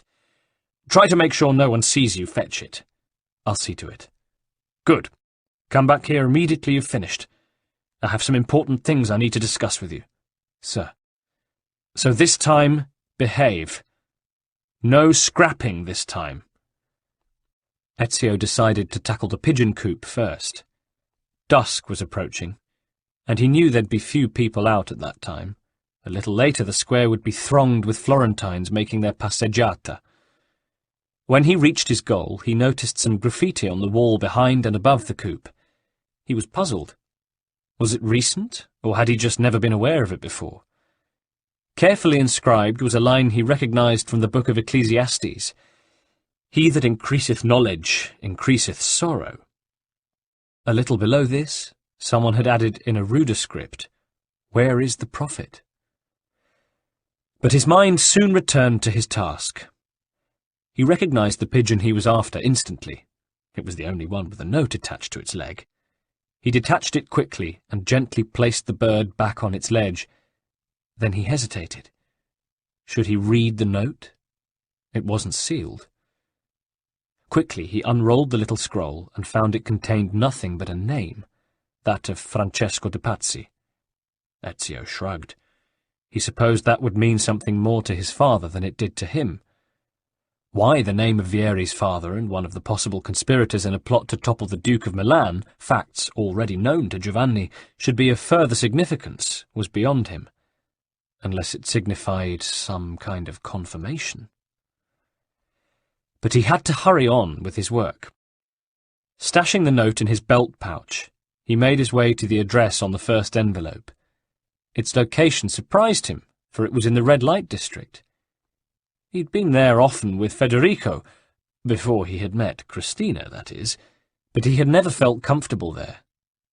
He placed a hand on his dagger hilt to reassure himself as he approached the dingy alley his father had indicated. The address turned out to be a low tavern, ill-lit and serving cheap Chianti in clay beakers. At a loss about what to do next, for there seemed to be no one about, he was surprised by a voice at his side. "You Giovanni's boy?" He turned to confront a rough-looking man whose breath smelled of onions. He was accompanied by a woman who might once have been pretty, but it looked as if 10 years on her back had rubbed most of any loveliness away. If it was left anywhere, it was in her clear, intelligent eyes. "No, you idiot," she said to the man. "He just happens to look exactly like his dad." "You got something for us," said the man, ignoring her. "Give it here." Ezio hesitated. He checked the address. It was the right one. "Hand it over, friend," said the man, leaning closer. Ezio got a full blast of his breath. Did the man live on onions and garlic? He placed the letter in the man's open hand, which closed round it immediately, and transferred it to a leather pouch at his side. "Good boy," he said, and then smiled. Ezio was surprised to see that the smile gave his face a certain surprising nobility, but not his words. "And don't worry," he added, "we ain't contagious." He paused to glance at the woman. "At least I ain't." The woman laughed and punched his arm. Then they were gone. Ezio made his way out of the alley with relief. The address on the second letter directed him to a street just west of the baptistry, a much better district, but a quiet one at this time of day. He hastened across town. Waiting for him under an arch which spanned the street was a burly man who looked like a soldier. He was dressed in what looked like leather country clothes, but he smelled clean and fresh, and he was clean-shaven. "Over here," he beckoned. "I have something for you," said Ezio. "From Giovanni Auditore." The man spoke little above a whisper. "See." The man glanced around, up and down the street. Only a lamplighter was visible, some distance away. "Were you followed?" "No. Why should I have been?" "Never mind. Give me the letter, quickly." Ezio handed it over. "Things are hotting up," said the man. "Tell your father they're making a move tonight.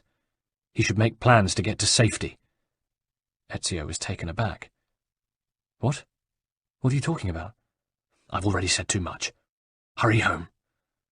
And the man melted into the shadows. "Wait!" Ezio called after him. "What do you mean? Come back!" But the man had gone. Ezio walked quickly up the street to the lamplighter. "What time is it?" he asked. The man screwed up his eyes and looked at the sky. "Must be an hour since I came on duty," he said. "Makes it about the 20th hour." Ezio made a quick calculation. He must have left his palazzo 2 hours earlier, and it would take him perhaps 20 minutes to reach home again. He took off at a run. Some awful premonition caught at his soul. As soon as he came within sight of the Auditore mansion, he knew something was wrong. There were no lights anywhere, and the great front doors stood open. He quickened his pace, calling as he ran, "Father! Federico!" The great hall of the palazzo stood dark and empty, but there was enough light for Ezio to see tables overturned, chairs smashed, broken crockery and glassware. Someone had torn Leonardo's paintings from the wall and slashed them with a knife. From the darkness beyond, he could hear the sound of sobbing. A woman sobbing. His mother. He started to make his way towards the sound when a shadow moved behind him, something raised above its head.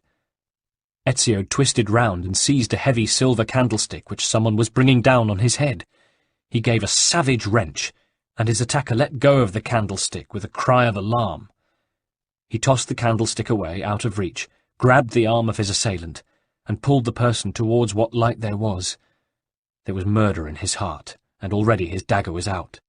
"Oh, Ser Ezio, it's you, thank God!" Ezio recognized the voice, and now the face, of the family housekeeper Annetta, a feisty countrywoman who'd been with the family for years. "What has happened?" he asked Annetta, taking both her wrists in his hands, and almost shaking her in his anguish and panic. "They came! The city guards! They've arrested your father and Federico! They even took little Petruccio! They tore him from your mother's arms!" "Where is my mother? Where is Claudia?"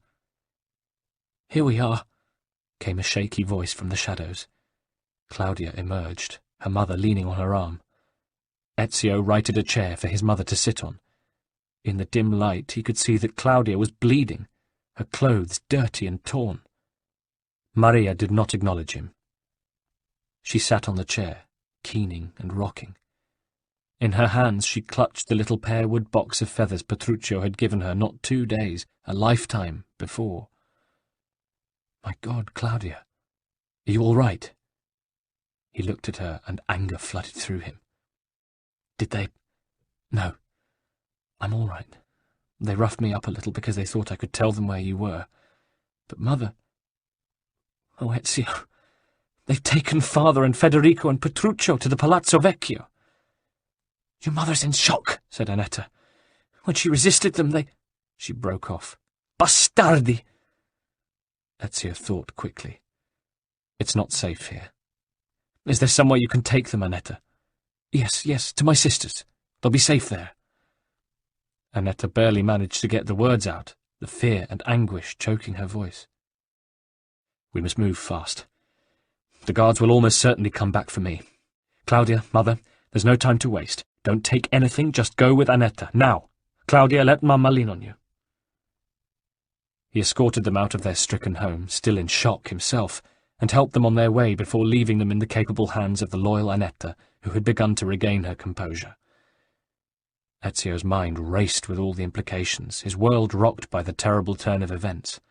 Desperately he tried to assess all that had happened, and just what he must do now, what he must do to save his father and brothers. Straight away, he knew that he had to find some way of seeing his father, finding out what had brought on this attack, this outrage to his family. But the Palazzo Vecchio— they'd have put his kinsman in the 2 small cells in the tower, of that he was sure. Maybe there'd be a chance.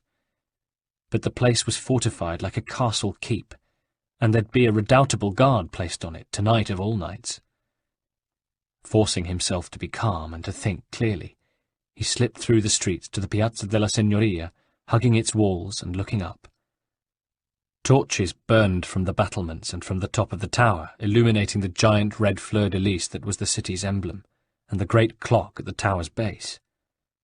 Higher up, squinting to see more clearly, Ezio thought he could discern the dim light of a taper in the small barred window near the top. There were guards posted outside the palazzo's great double doors, and more on the battlements. But there were none that Ezio could see at the top of the tower, whose battlements, anyway, were above the window he needed to reach. He skirted the square away from the palazzo, and found his way to the narrow street which led off the piazza along the palazzo's north side.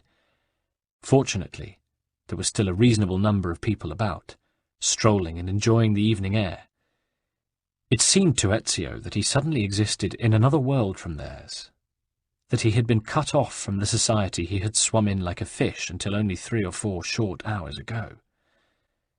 He bristled at the thought that life could still continue in its even routine for all these people, while that of his own family had been shattered. Again he felt his heart swell with an almost overwhelming rush of anger and fear. But then he turned his mind firmly back to the work in hand, and a look of steel crossed his face. The wall rising above him was sheer and giddyingly high, but it was in darkness, and that would be to his advantage. Moreover, the stones of which the palazzo was constructed were rough-hewn, so he would have plenty of handholds and footholds to aid him in his ascent. One problem would be any guards posted on the north side battlements, but he'd have to deal with that when he came to it. He hoped that most would be grouped along the west-facing main facade of the building. Taking a breath and glancing round, there was no one else in this dark street. He gave a leap, took a firm hold of the wall, gripped with his toes in their soft leather boots, and began to scale upwards. Once he'd reached the battlements, he dropped to a crouch, the tendons in his calves straining with tension. There were 2 guards here, but they had their backs to him, looking towards the lighted square beneath. Ezio stayed motionless for a moment, until it became clear that any sound he'd made had not alerted them to his presence. Staying low, he darted towards them, and then struck, drawing them back, one hand around each of their necks, using their own weight and the element of surprise to bring them down on their backs. In barely a heartbeat, he had their helmets off and smashed their heads together violently. They were unconscious before they could register any surprise on their faces. If that hadn't worked, Ezio knew he would have cut their throats without a second's hesitation. He paused again, breathing hard. Now for the tower. This was of more smoothly trimmed stone, and the going was hard. What's more, he had to climb round from the north to the west side of it, where the cell window was. He prayed that no one in the square or on the battlements would look up. He didn't fancy being brought down by a crossbow bolt after having got so far. The corner where the north and west walls met was hard and uncompromising, and for a moment Ezio clung there, frozen, looking for a handhold that didn't seem to exist. He looked down and saw far beneath him one of the guards on the battlements looking up. He could see the pale face clearly. He could see the man's eyes. He pressed himself to the wall. In his dark clothing he'd be as conspicuous as a cockroach on a white tablecloth. But, inexplicably, the man lowered his gaze and continued his patrol. Had he seen him? Had he not been able to believe what he'd seen? Ezio's throat thumped with the strain. Only able to relax after a long minute had passed, he breathed once more. After a monumental effort he arrived at his goal, grateful for the narrow ledge on which he could just perch as he peered into the narrow cell beyond the window. God is merciful, he thought, as he recognized the figure of his father, his back turned towards him, apparently reading by the thin light of a taper. "Father," he called softly. Giovanni spun round. "Ezio, in God's name, how did you—" "Never mind, father." As Giovanni approached, Ezio could see that his hands were bloody and bruised, and his face pale and drawn. "My God, father, what have they done to you?" "I took a bit of a beating, but I'm all right. More importantly, what of your mother and sister?" "Safe now." "With Annetta?" "Yes. God be praised." "What happened, father? Were you expecting this?" "Not as quickly as this. They arrested Federico and Petruccio too. I think they're in the cell behind this one. If Lorenzo had been here, things would have been different. I should have taken precautions." "What are you talking about?" "There's no time for that now," Giovanni almost shouted. "Now listen to me. You must get back to our house. There's a hidden door in my office. There's a chest concealed in a chamber beyond it. Take everything you find inside it. Do you hear? Everything. Much of it will seem strange to you, but all of it is important." "Yes, father." Ezio shifted his weight slightly, still clinging for dear life to the bars that crossed the window. He didn't dare look down now, and he didn't know how much longer he could remain motionless. "Among the contents you'll find a letter, and with it some documents. You must take them without delay, tonight, to Messer Alberti." "The Gonfalonieri? Exactly. Now go." "But, father—" Ezio struggled to get the words out, and wishing that he could do more than just ferry documents, he stammered, "Are the Pazzi behind this?" "I read the note from the carrier pigeon. It said—" But then Giovanni hushed him. Ezio could hear the key turning in the lock of the cell door. "They're taking me for interrogation," said Giovanni grimly. "Get away before they discover you. My God, you're a brave boy. You'll be worthy of your destiny. Now, for the last time, go!" Ezio edged himself off the ledge and clung to the wall out of sight as he heard his father being led away. He almost couldn't bear to listen. Then he steeled himself for the climb down. He knew that descents are almost always harder than ascents, but even in the last 48 hours he'd gained plenty of experience of scaling up and down buildings. And now he clambered down the tower, slipping once or twice, but regaining his hold, until he had reached the battlements again, where the two guardsmen still lay where he had left them. Another stroke of luck. He'd knocked their heads together as hard as he could, but if they'd chanced to regain consciousness while he was up on the tower and raised the alarm, well, the consequences didn't bear thinking about. Indeed, there was no time to think of such things. He swung himself over the battlements and peered down. Time was of the essence. If he could see something down below which might break his fall, he might dare to leap. As his eyes adjusted to the gloom, he saw the awning of a deserted stall attached to the wall far below. Should he risk it? If he succeeded, he'd gain a few precious minutes. If he failed, a broken leg would be the least of his problems. He would have to have faith in himself. He took a deep breath and dived into the darkness. From such a height, the awning collapsed under his weight, but it had been firmly secured and gave just enough resistance to break his fall. He was winded, and he'd have a few bruised ribs in the morning, but he was down, and no alarm had been raised. He shook himself and sped off in the direction of what only hours ago had been his home. When he reached it, he realized that in his haste his father had neglected to tell him how to locate the secret door. Giulio would know, but where was Giulio now?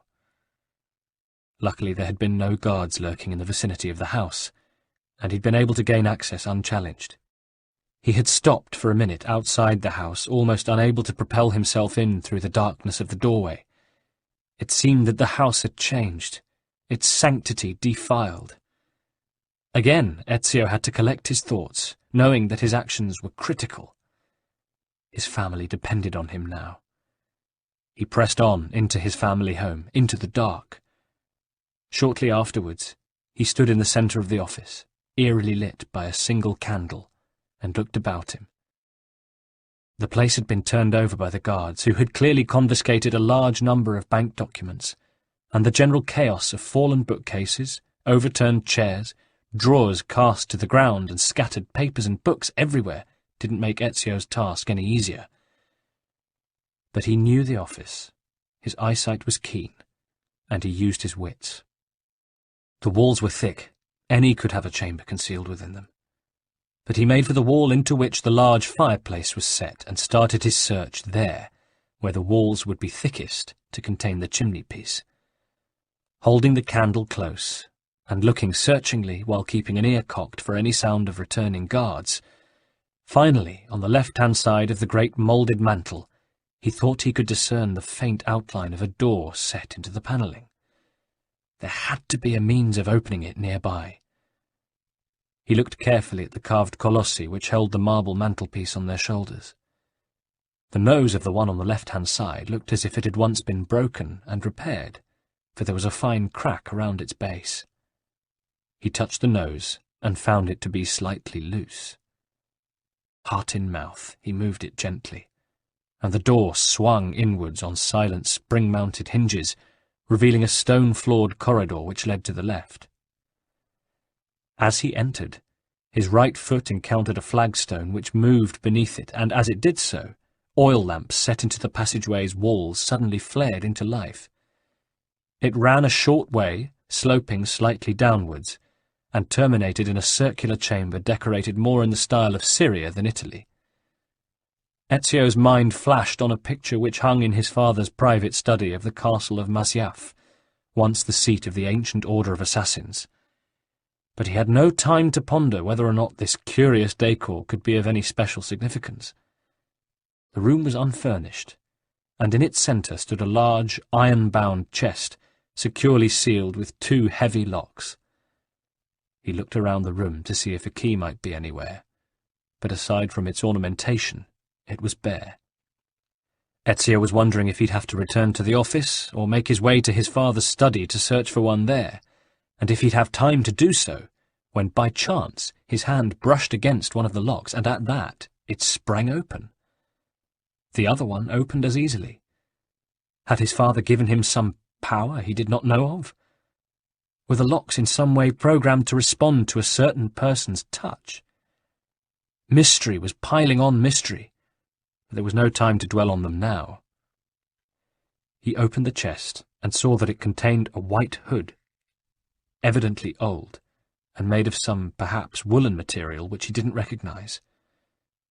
Something compelled him to put it on, and at once a strange power surged through him. He lowered the hood, but did not take it off. The chest contained a leather bracer, a cracked dagger blade connected instead of to a hilt to a strange mechanism whose workings were beyond him, a sword, a page of vellum covered with symbols and letters and what looked like part of a plan, and the letter and documents his father had told him to take to Uberto Alberti. He gathered them all up, closed the chest, and retreated to his father's office, closing the secret door carefully behind him. In the office, he found a discarded document pouch of Giulio's and stashed the contents of the chest in it, slinging the pouch across his chest. He buckled on the sword. Not knowing what to make of this strange collection of objects, and not having time to reflect on why his father would keep such things in a secret chamber, he made his way cautiously back towards the main doors of the palazzo. But just as he entered the forecourtyard, he saw 2 city guards on their way in. It was too late to hide. They had seen him. "Halt!" one of them cried, and they both began advancing quickly towards him. There was no retreat. Ezio saw that they had already drawn their swords. "What are you here for? To arrest me?" "No," said the one who had spoken first. "Our orders are to kill you." At that, the second guard rushed him. Ezio drew his own sword as they closed in on him. It was a weapon he was unfamiliar with, but it felt light and capable in his hand, and it was as if he had used it all his life. He parried the first thrusts right and left, both guards lunging at him at the same time. Sparks flew from all 3 swords, but Ezio felt his new blade hold firm, the edge biting and keen. Just as the second guard was bringing his sword down to sever Ezio's arm from his shoulder, Ezio feinted right under the incoming blade. He shifted his balance from back to front foot and lunged. The guard was caught off balance as his sword arm thudded harmlessly against Ezio's shoulder. Ezio used his own momentum to thrust his new sword up, piercing the man directly through the heart. Standing tall, Ezio rocked on the balls of his feet, raised his left foot, and pushed the dead guard off his blade in time to swivel round to confront his companion. The other guard came forward with a roar, wielding a heavy sword. "Prepare to die, traditore!" "I am no traitor, nor is any member of my family." The guard swung at him, tearing at his left sleeve and drawing blood. Ezio winced, but only for a second. The guard pressed forward, seeing an advantage, and Ezio allowed him to lunge once more, then, stepping back, tripped him, swinging his own sword unflinchingly and very hard at the man's neck as he fell, and severing his head from his shoulders before he hit the ground. For a moment, Ezio stood trembling in the sudden silence that followed the melee, breathing hard. These were the first killings of his life. Or were they? For he felt another, older life within him, a life which seemed to have years of experience in death-dealing. The sensation frightened him. This night had seen him age far beyond his years, but this new sensation seemed to be the awakening of some darker force deep within him. It was something more than simply the effects of the harrowing experiences of the last few hours. His shoulders sagged as he made his way through the darkened streets to Alberti's mansion, starting at every sound and looking behind him frequently. At last, on the edge of exhaustion but able somehow to bear up, he arrived at the Gonfalonieri's home. He looked up at the facade and saw a dim light in one of the front windows. He knocked hard on the door with the pommel of his sword. Receiving no answer, nervous and impatient, he knocked again, harder and louder. Still nothing. But at the third time of trying, a hatch in the door opened briefly, then closed. The door swung open almost immediately thereafter, and a suspicious armed servant admitted him. He blurted out his business, and was conducted to a first-floor room where Alberti sat at a desk covered with papers. Beyond him, half turned away and sitting in a chair by a dying fire, Ezio thought he could see another man, tall and powerful, but only part of his profile was visible, and that indistinctly. "Ezio?" Alberti stood up, surprised. "What are you doing here at this hour?" But I don't—" Alberti approached him and put a hand on his shoulder. "Wait, child. Take a breath. Collect your thoughts." Ezio nodded. Now he felt safer. He also felt more vulnerable. The events of the evening and night since he had set out to deliver Giovanni's letters were catching up with him. From the brass pedestal clock on the desk, he could see that it was close to midnight. Could it really only be 12 hours since Ezio the boy had gone with his mother to collect paintings from an artist's studio? Despite himself, he felt close to tears. But he collected himself, and it was Ezio the man who spoke. "My father and brothers have been imprisoned. I do not know on whose authority. My mother and sister are in hiding, and our family seat is ransacked. My father enjoined me to deliver this letter and these papers to you." Ezio drew the documents from his pouch. "Thank you." Alberti put on a pair of eyeglasses and took Giovanni's letter to the light of the candle burning on his desk. There was no sound in the room apart from the ticking of the clock and the occasional soft crash as the embers of the fire collapsed on themselves. If there was another presence in the room, Ezio had forgotten it. Alberti now turned his attention to the documents. He took some time over them, and finally placed one of them discreetly inside his black doublet. The others he put carefully to one side, apart from the other papers on his desk.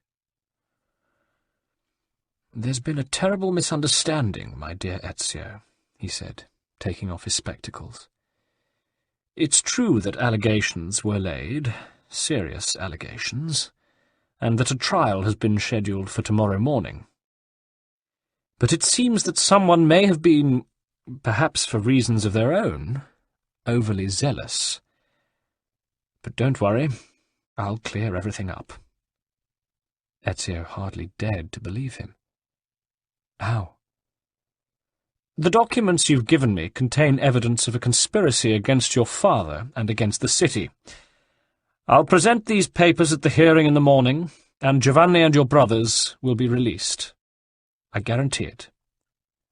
Relief flooded through the young man. He clasped the Gonfalonieri's hand. "How can I thank you?" "The administration of justice is my job, Ezio. I take it very seriously, and—" For a fraction of a second he hesitated. "Your father is one of my dearest friends." Alberti smiled. "But where are my manners? I haven't even offered you a glass of wine."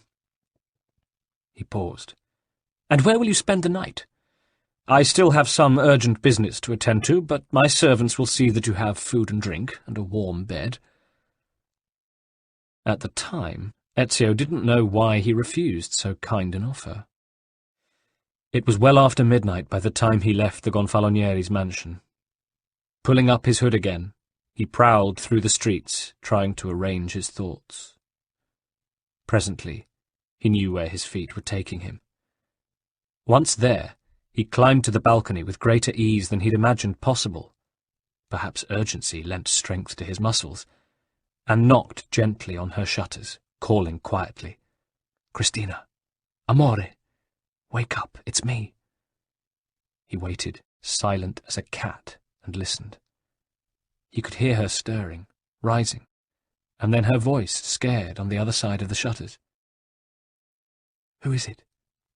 "Ezio." She opened the shutters swiftly. "What is it? What's wrong?" "Let me come in, please." Sitting on her bed, he told her the whole story. "I knew something was amiss," she said. "My father seemed troubled this evening. But it does sound as if all will be well. I need you to let me stay here tonight. Don't worry, I'll be gone long before dawn. And I need to leave something with you for safekeeping." He unslung his pouch and placed it between them. "I must trust you." "Oh, Ezio, of course you can." He fell into a troubled sleep in her arms. Chapter 4. It was a grey and overcast morning, and the city felt oppressed with the muggy heat that was trapped by the overhanging cloud. Ezio arrived at the Piazza della Signoria and saw, to his intense surprise, that a dense crowd had gathered already. A platform had been erected, and on it was placed a table covered with a heavy brocade cloth bearing the arms of the city. Standing behind it were Uberto Alberti and a tall, powerfully built man with a beaky nose and careful, calculating eyes, dressed in robes of rich crimson, a stranger to Ezio at least. But his attention was caught by the sight of the other occupants of the platform, his father and his brothers, all in chains, and just beyond them stood a tall construction with a heavy crossbeam from which 3 nooses were suspended. Ezio had arrived at the piazza in a mood of anxious optimism. Had not the Gonfalonieri told him that all would be resolved this day? Now his feelings changed. Something was wrong. Badly wrong. He tried to push his way forward, but could not press through the mob. He felt the claustrophobia threaten to overwhelm him. Desperately trying to calm down, to rationalize his actions, he paused, drew his hood close over his head, and adjusted the sword at his belt. Surely Alberti would not let him down. And all the time he noticed that the tall man, a Spaniard by his dress, his face, and his complexion, was ranging the mass of people with those piercing eyes. Who was he?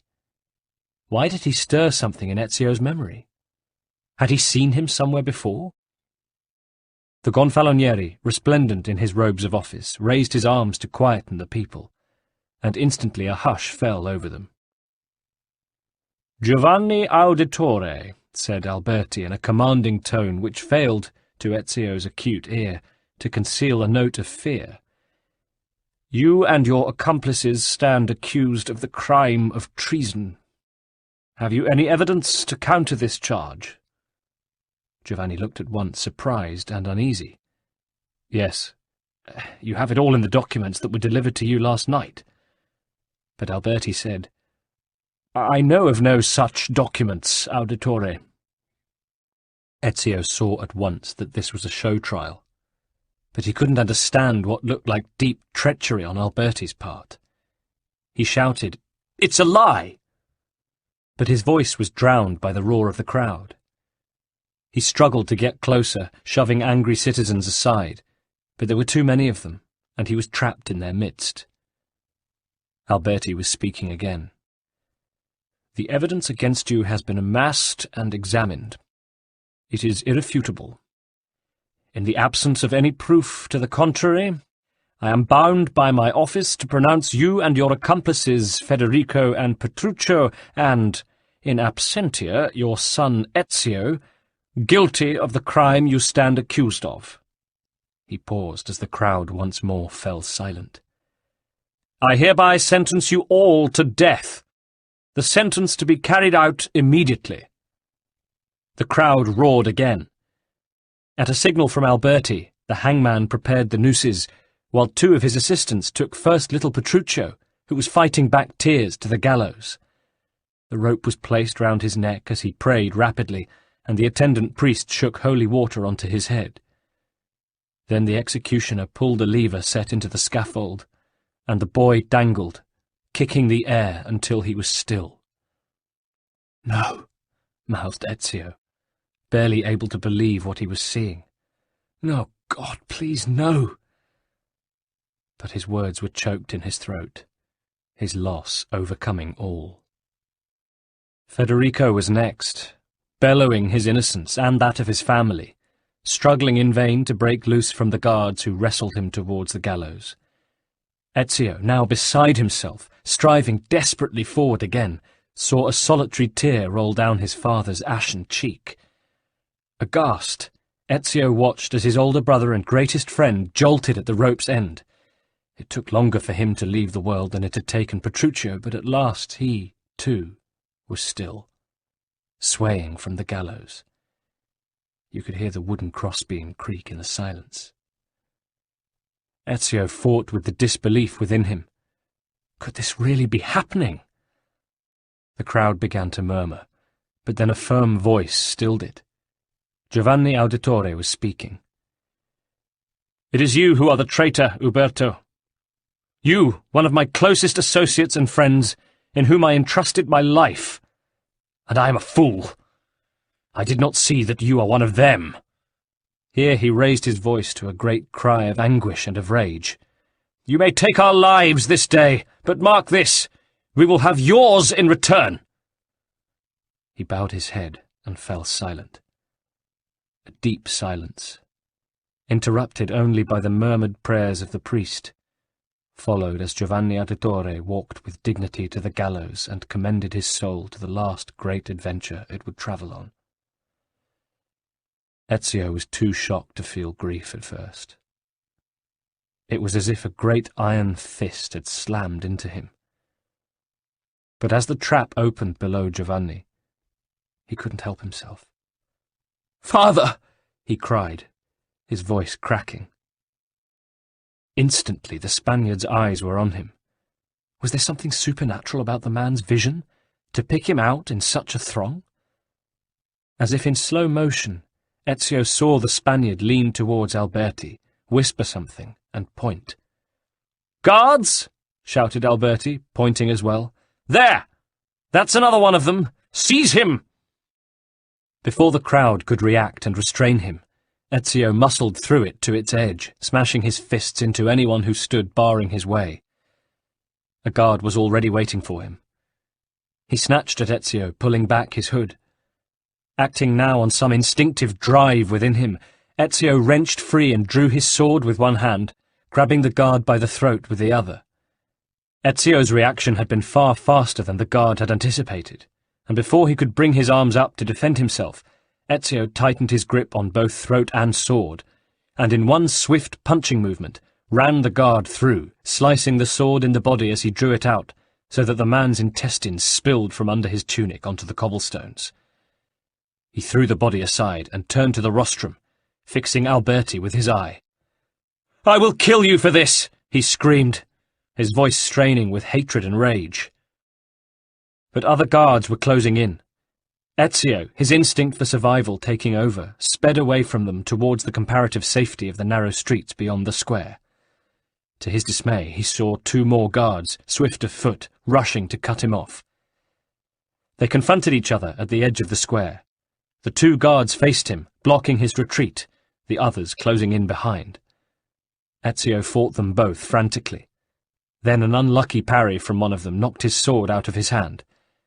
Fearing that this was the end, Ezio turned to flee from his attackers, but before he could find his feet, something astonishing happened. From the narrow street he was making for, and was within a few feet of, a roughly dressed man appeared. With lightning speed he came up on the two guards from behind, and with a long dagger cut deep under the pits of their sword arms, tearing through tendons and rendering them useless. He moved so fast that Ezio could scarcely follow his movements as he retrieved the young man's fallen sword and threw it to him. Ezio suddenly recognized him and smelled once more the stench of onions and garlic. At that moment, damask roses couldn't have smelled sweeter. "Get out of here," said the man, and then he too was gone. Ezio plunged down the street and ducked off it down alleys and lanes he knew intimately from his nightly forays with Federico. The hue and cry behind him faded. He made his way down to the river and found refuge in a disused watchman's shack behind one of the warehouses belonging to Christina's father. In that hour, Ezio ceased to be a boy and became a man. The weight of the responsibility he now felt he carried to avenge and correct this hideous wrong fell on his shoulders like a heavy cloak. Slumping down on a pile of discarded sacks, he felt his whole body begin to shake. His world had just been torn apart. His father, Federico, and, God no, little Petruccio, all gone, all dead, all murdered. Holding his head in his hands, he broke down, unable to control the pouring out of sorrow, fear, and hatred. Only after several hours was he able to uncover his face, his eyes bloodshot and run through with an unbending vengeance. At that moment, Ezio knew his former life was over. Ezio the boy was gone forever. From now, his life was forged for one purpose, and one purpose alone: revenge. Much later in the day, knowing full well that the watch would still be out looking for him relentlessly, he made his way via back alleys to Christina's family mansion. He didn't want to put her in any danger, but he needed to collect his pouch with its precious contents. He waited in a dark alcove that stank of urine, not moving even when rats scuttled at his feet, until a light in her window told him that she had retired for the night. "Ezio!" she cried as she saw him on her balcony. "Thank God you're alive!"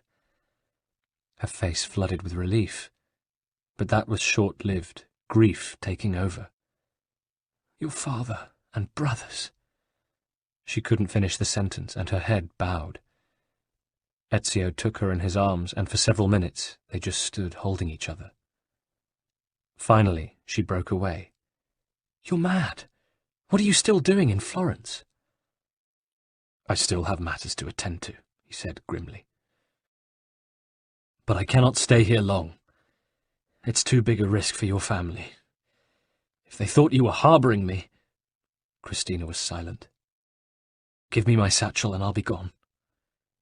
She fetched it for him, but before she gave it to him, said, "What about your family?" "That is my first duty, to bury my dead. I can't see them thrown into a lime pit like common criminals." "I know where they have taken them." "How?" "The town's been talking all day. But no one will be there now. They're down near the Porta San Nicolo, with the bodies of paupers. There's a pit prepared, and they're waiting for the lime carts to come in the morning." "Oh, Ezio." Ezio spoke calmly but grimly. "I must see to it that my father and my brothers have a fitting departure from this earth. I cannot offer them a requiem mass, but I can spare their bodies indignity." "I'll come with you." "No! Do you realize what it would mean if you were caught with me?" Christina lowered her eyes. "I must see that my mother and sister are safe too, and I owe my family one more death." He hesitated. "Then I will leave, perhaps forever. The question is, will you come with me?" She drew back, and he could see a host of conflicting emotions in her eyes. Love was there, deep and lasting. But he had grown so much older than she since they had first held each other in their arms. She was still a girl. How could he expect her to make such a sacrifice? "I want to, Ezio. You don't know how much. But my family... It would kill my parents." Ezio looked at her gently. Though they were the same age, his recent experience had made him suddenly far more mature than she was. He had no family to depend on any more, just responsibility and duty, and it was hard. I was wrong to ask. And who knows, perhaps, someday, when all this is behind us— He put his hands to his neck, and from the folds of his collar withdrew a heavy silver pendant on a fine chain of gold. He took it off. The pendant bore a simple design, just the initial letter A of his family name. "I want you to have this. Take it, please." With trembling hands she accepted it, crying softly. She looked down at it, then up at him, to thank him, to make some further excuse. But he was gone. On the south bank of the Arno, near the Porta San Nicolo, Ezio found the bleak place where the bodies were arranged next to a huge, gaping pit.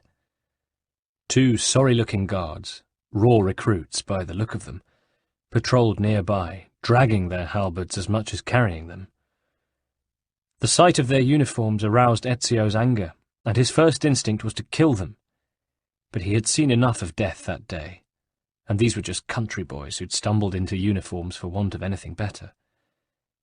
It caught at his heart when he saw his father's and his brother's bodies lying near the edge of the pit, still with their nooses round their scorched necks. But he could see that once the guards fell asleep, as they surely soon would, he could carry the corpses to the river's edge, where he had prepared an open boat which he'd loaded with brushwood. It was about the 3rd hour, and the first faint light of dawn was already bleaching the eastern sky by the time he had completed his task. He stood alone on the riverbank, watching as the boat bearing his kinsmen's bodies, all aflame, drifted slowly with the current towards the sea. He watched until the light of the fire flickered away into the distance. He made his way back to the city. A hard resolve had overcome his grief. There was still much to do, but first he must rest. He returned to the watchman's shack, and made himself as comfortable as he could. Some little sleep would not be denied, but even as he slept, Christina would not leave his thoughts or dreams. He knew the approximate whereabouts of the house of Annetta's sister, though he had never been there, or indeed met Paola. But Annetta had been his wet nurse, and he knew that if he could trust no one else, he could trust her. He wondered if she knew, as she must, of the fate that had befallen his father and brothers, and if so, whether she had told his mother and sister. He approached the house with great care, using an indirect route, and covering the distance where he could by running at a crouch over rooftops in order to avoid the busy streets where, he was sure, Uberto Alberti would have his men searching. Ezio could not rid himself of the thought of Alberti's treachery.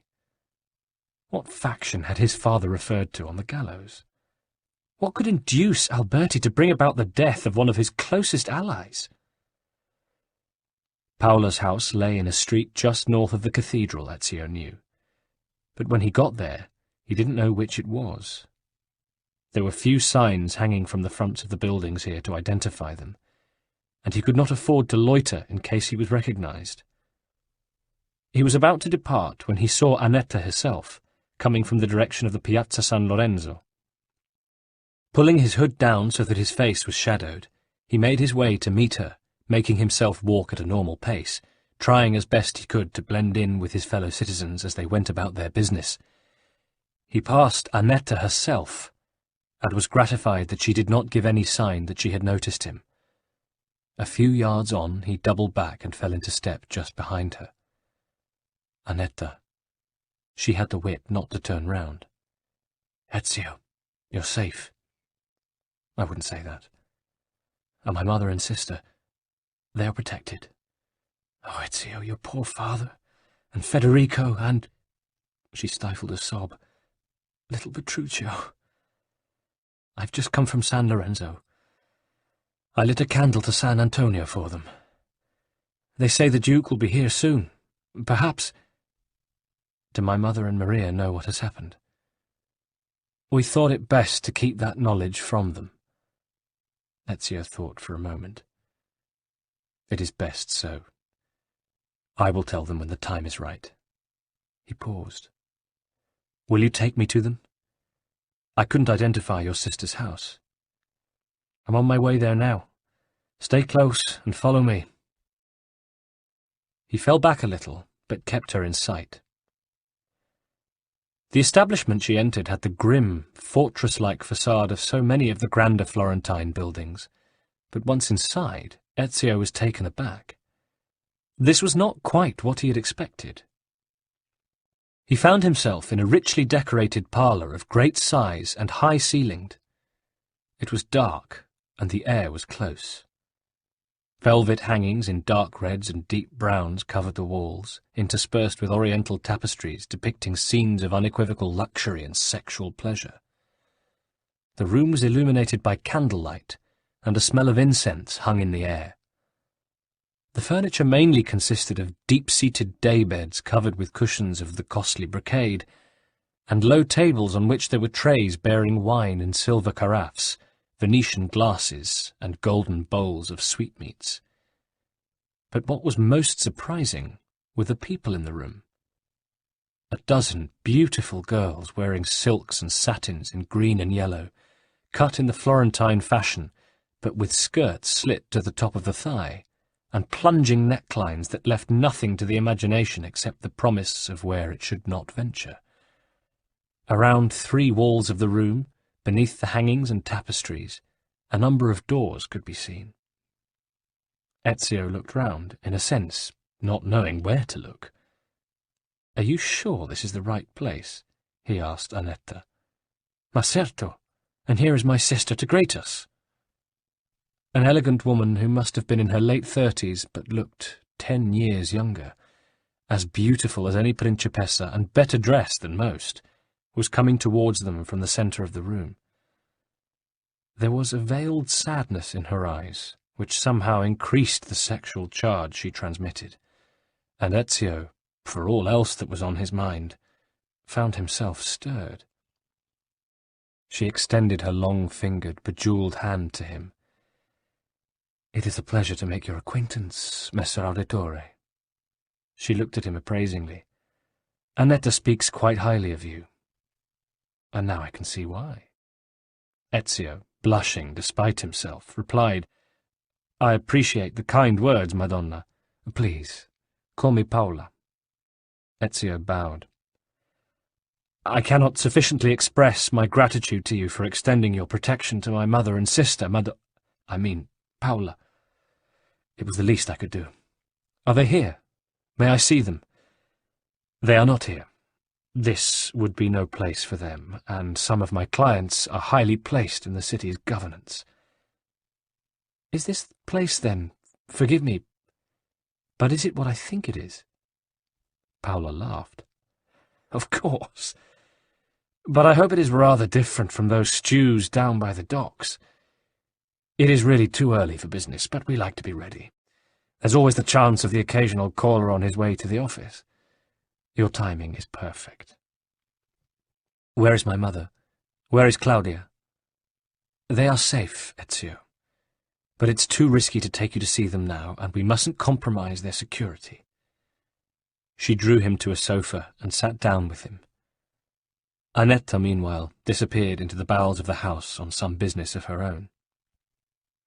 "I think it will be best," Paola continued, "for you to leave Florence with them at the earliest opportunity. But you must rest first. You must gather your strength, for you have a long and arduous road ahead of you. Perhaps you'd like—" "You are kind, Paola," he interrupted her gently. "And you are right in what you suggest. But just now I cannot stay." "Why? Where are you going?" During their conversation, Ezio had been growing ever calmer as all his racing thoughts came crashing together. At last he found himself able to shrug off his shock and his fear, for he had come to a decision and found a purpose, both of which he knew were irrevocable. "I'm going to kill Uberto Alberti," he said. Paola looked worried. "I understand your desire for vengeance, but the Gonfaloniere is a powerful man, and you're not a natural killer, Ezio." Fate is making me one, he thought, but he said, as politely as he could, "Spare me the lecture," for he was bent on his mission. Paola ignored him and completed her sentence. "But I can make you one." Ezio fought down suspicion. "And why would you want to teach me how to kill?" She shook her head. "In order to teach you how to survive." "I'm not sure that I need any training from you." She smiled. "I know how you feel. But please allow me to hone the skills I am sure you have naturally. Think of my teaching as an extra weapon in your armory." She started his training that very day, recruiting those girls who were off duty and trusted house servants to help her. In the high-walled garden behind the house, she organized 20 of her people into 5 groups of 4. They then started to mill around the garden, crisscrossing each other, talking and laughing, some of the girls casting bold looks on Ezio and smiling. Ezio, who still carried his precious pouch at his side, was immune to their charms. "Now," Paola told him, "discretion is paramount in my profession. We must be able to walk the streets freely, seen but unseen. You too must learn properly how to blend in like us, and become one with the city's crowds." Ezio was about to protest, but she held up her hand. "I know. Annetta tells me you do not acquit yourself badly, but you have more to learn than you know. I want you to pick a group and try to blend in with them. I don't want to be able to pick you out. Remember what almost happened to you at the execution." These harsh words stung Ezio, but the task didn't appear to him that difficult, provided he used his discretion. Still, under her unforgiving eye, he found it harder than he'd expected. He would jostle clumsily against someone, or trip up, sometimes causing the girls or the male servants in his selected group to scatter from him, leaving him exposed. The garden was a pleasant place, sunlit and lush, and birds chirruped in the ornamental trees, but in Ezio's mind it became a labyrinth of unfriendly city streets, a potential enemy in every passer-by. And always he was nettled by Paola's unremitting criticism. "Careful," she would say. "You can't go charging in like that. Show my girls some respect. Tread carefully when you're near them. How do you plan to blend in with people if you're busy knocking them around? Oh, Ezio, I expected better from you." But at last, on the 3rd day, the biting comments grew fewer, and on the morning of the 4th, he was able to pass right under Paola's nose without her batting an eyelid. Indeed, after 15 minutes, without saying a word, Paola called out, "All right, Ezio, I give up. Where are you?" Pleased with himself, he emerged from a group of girls, himself the very model of one of the young male house servants. Paola smiled and clapped her hands, and the others joined in the applause. But the work didn't end there. "Now that you've learned to blend into a crowd," Paola told him on the morning of the following day, "I'm going to show you how to use your newfound skill in order to steal." Ezio balked at this, but Paola explained, "It is an essential survival skill which you may need on your journey. A man is nothing without money, and you may not always be in a position to earn it honestly. I know you would never take anything from anyone who could not afford to lose it, or from a friend. Think of it as a blade in a penknife, which you seldom use, though it's good to know it's there." Learning how to pick pockets was a lot harder. He would sidle up to a girl successfully enough, but as soon as his hand closed on the purse at her girdle, she would scream, "Al ladro!" and flee from him. When he first managed to draw some coins out successfully, he stayed where he was for a moment, triumphant, then felt a heavy hand on his shoulder. "Ti arresto," said the man-servant, who was playing the role of a city watchman, grinning. But Paola did not smile. "Once you've stolen from someone, Ezio," she said, "you mustn't linger."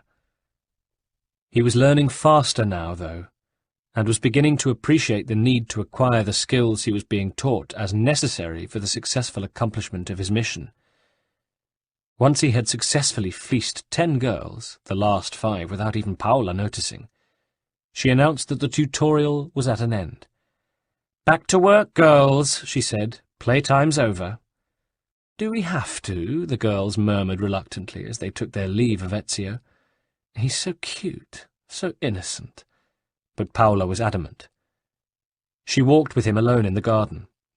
As always, he kept one hand on his pouch. "Now that you've learned how to approach the enemy," she said, "we need to find you a suitable weapon, something far more subtle than a sword." "Well, but what would you have me use?" "Why, you already have the answer."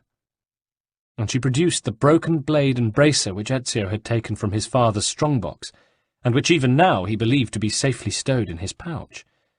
Shocked, he opened it and rummaged. They were indeed gone. "Paola! How the devil—" Paola laughed. "Did I get them?" "By using the same skills I've just taught you. But there's another little lesson for you. Now you know how to pick a pocket successfully, you must also learn to be on guard against people with the same skill." Ezio looked gloomily at the broken blade, which she'd returned to him with the bracer. "There's some kind of mechanism that goes with them." "None of this is exactly in working condition," he said. "Ah," she said, "true. But I think you already know Messer Leonardo." "Da Vinci? Yes, I met him just before—" He broke off, forcing himself not to dwell on the painful memory. "But how can a painter be of any help to me with this?" "He's a lot more than just a painter. Take him to pieces. You'll see." Ezio, seeing the sense of what she was telling him, nodded his agreement, then said, "Before I go, may I ask you one last question?" "Of course." "Why have you given your aid so readily to me, a stranger?" Paola gave him a sad smile.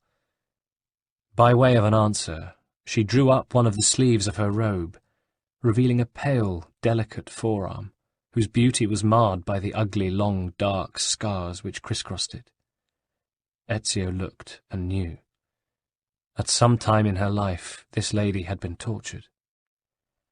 "I, too, have known betrayal," Paola said. And Ezio recognized without hesitation that he had met a kindred spirit. Chapter 5. It was not far from Paola's luxurious house of pleasure to the busy back streets where Leonardo's workshop was. But Ezio did have to cross the spacious and busy Piazza del Duomo, and here he found his newly acquired skills of merging into the crowd especially useful. It was a good 10 days since the executions, and it was likely that Alberti would imagine that Ezio would have left Florence long since. But Ezio was taking no chances, and nor, by the look of the number of guards posted in and around the square, was Alberti. There would be plain-clothes agents in place as well. Ezio kept his head well down, especially when passing between the cathedral and the baptistry, where the square was busiest.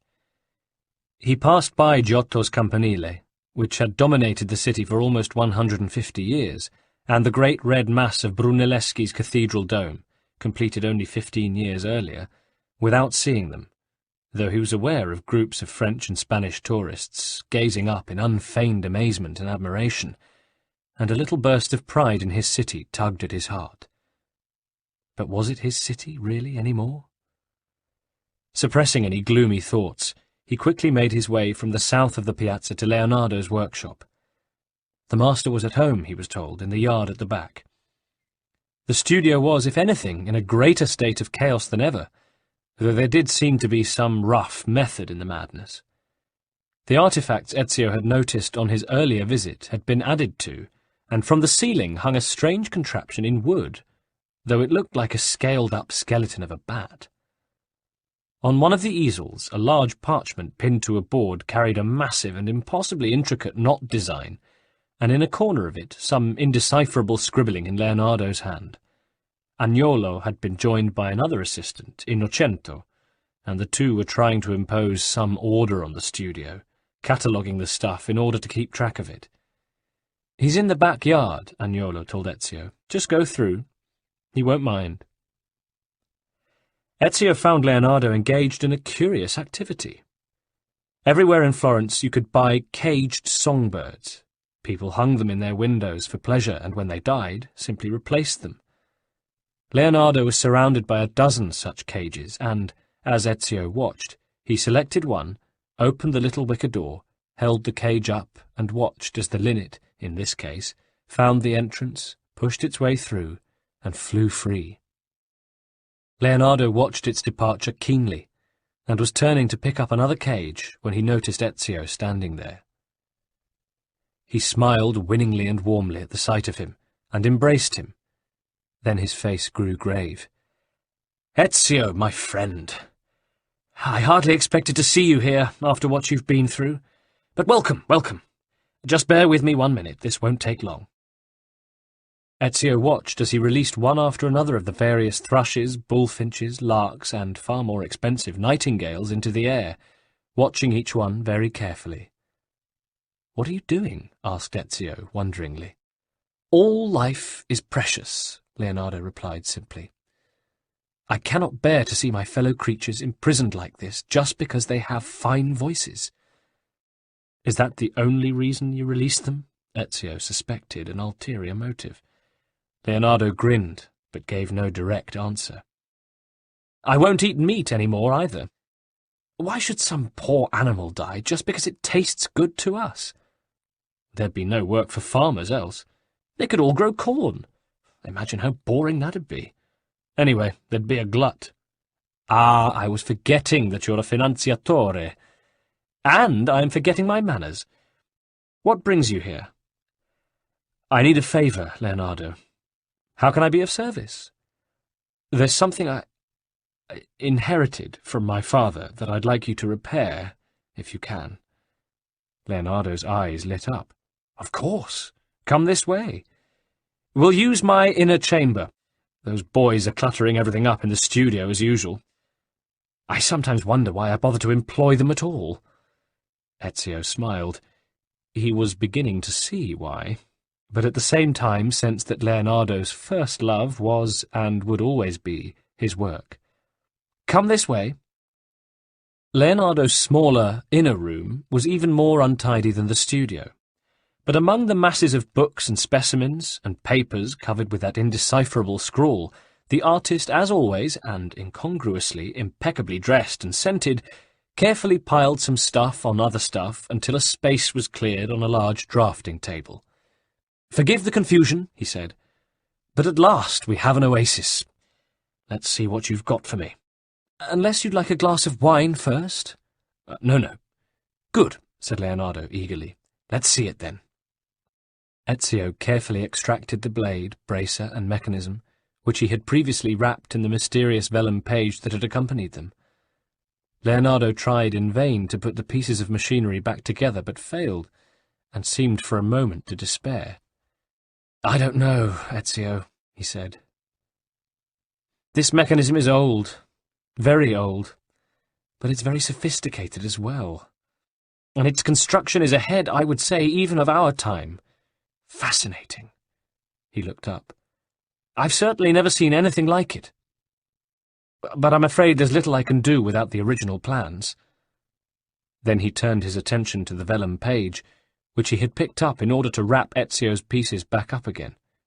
"Wait a second," he cried, poring over it. Then he placed the broken blade and bracer to one side, spread out the sheet, and, referring to it, began to rummage among a row of old books and manuscripts on a nearby shelf. Finding the two he wanted, he placed them on the table and began carefully to leaf through them. "What are you doing?" asked Ezio, slightly impatiently. "This is very interesting," said Leonardo. "This looks very like a page from a codex." "A what?" "It's a page from an ancient book. This isn't printed, it's in manuscript. It's very old indeed. Have you any more of them?" "No." "Pity. People shouldn't tear the pages out of books like this."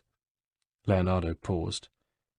"Unless, perhaps, the whole thing together—" "What?" "Nothing.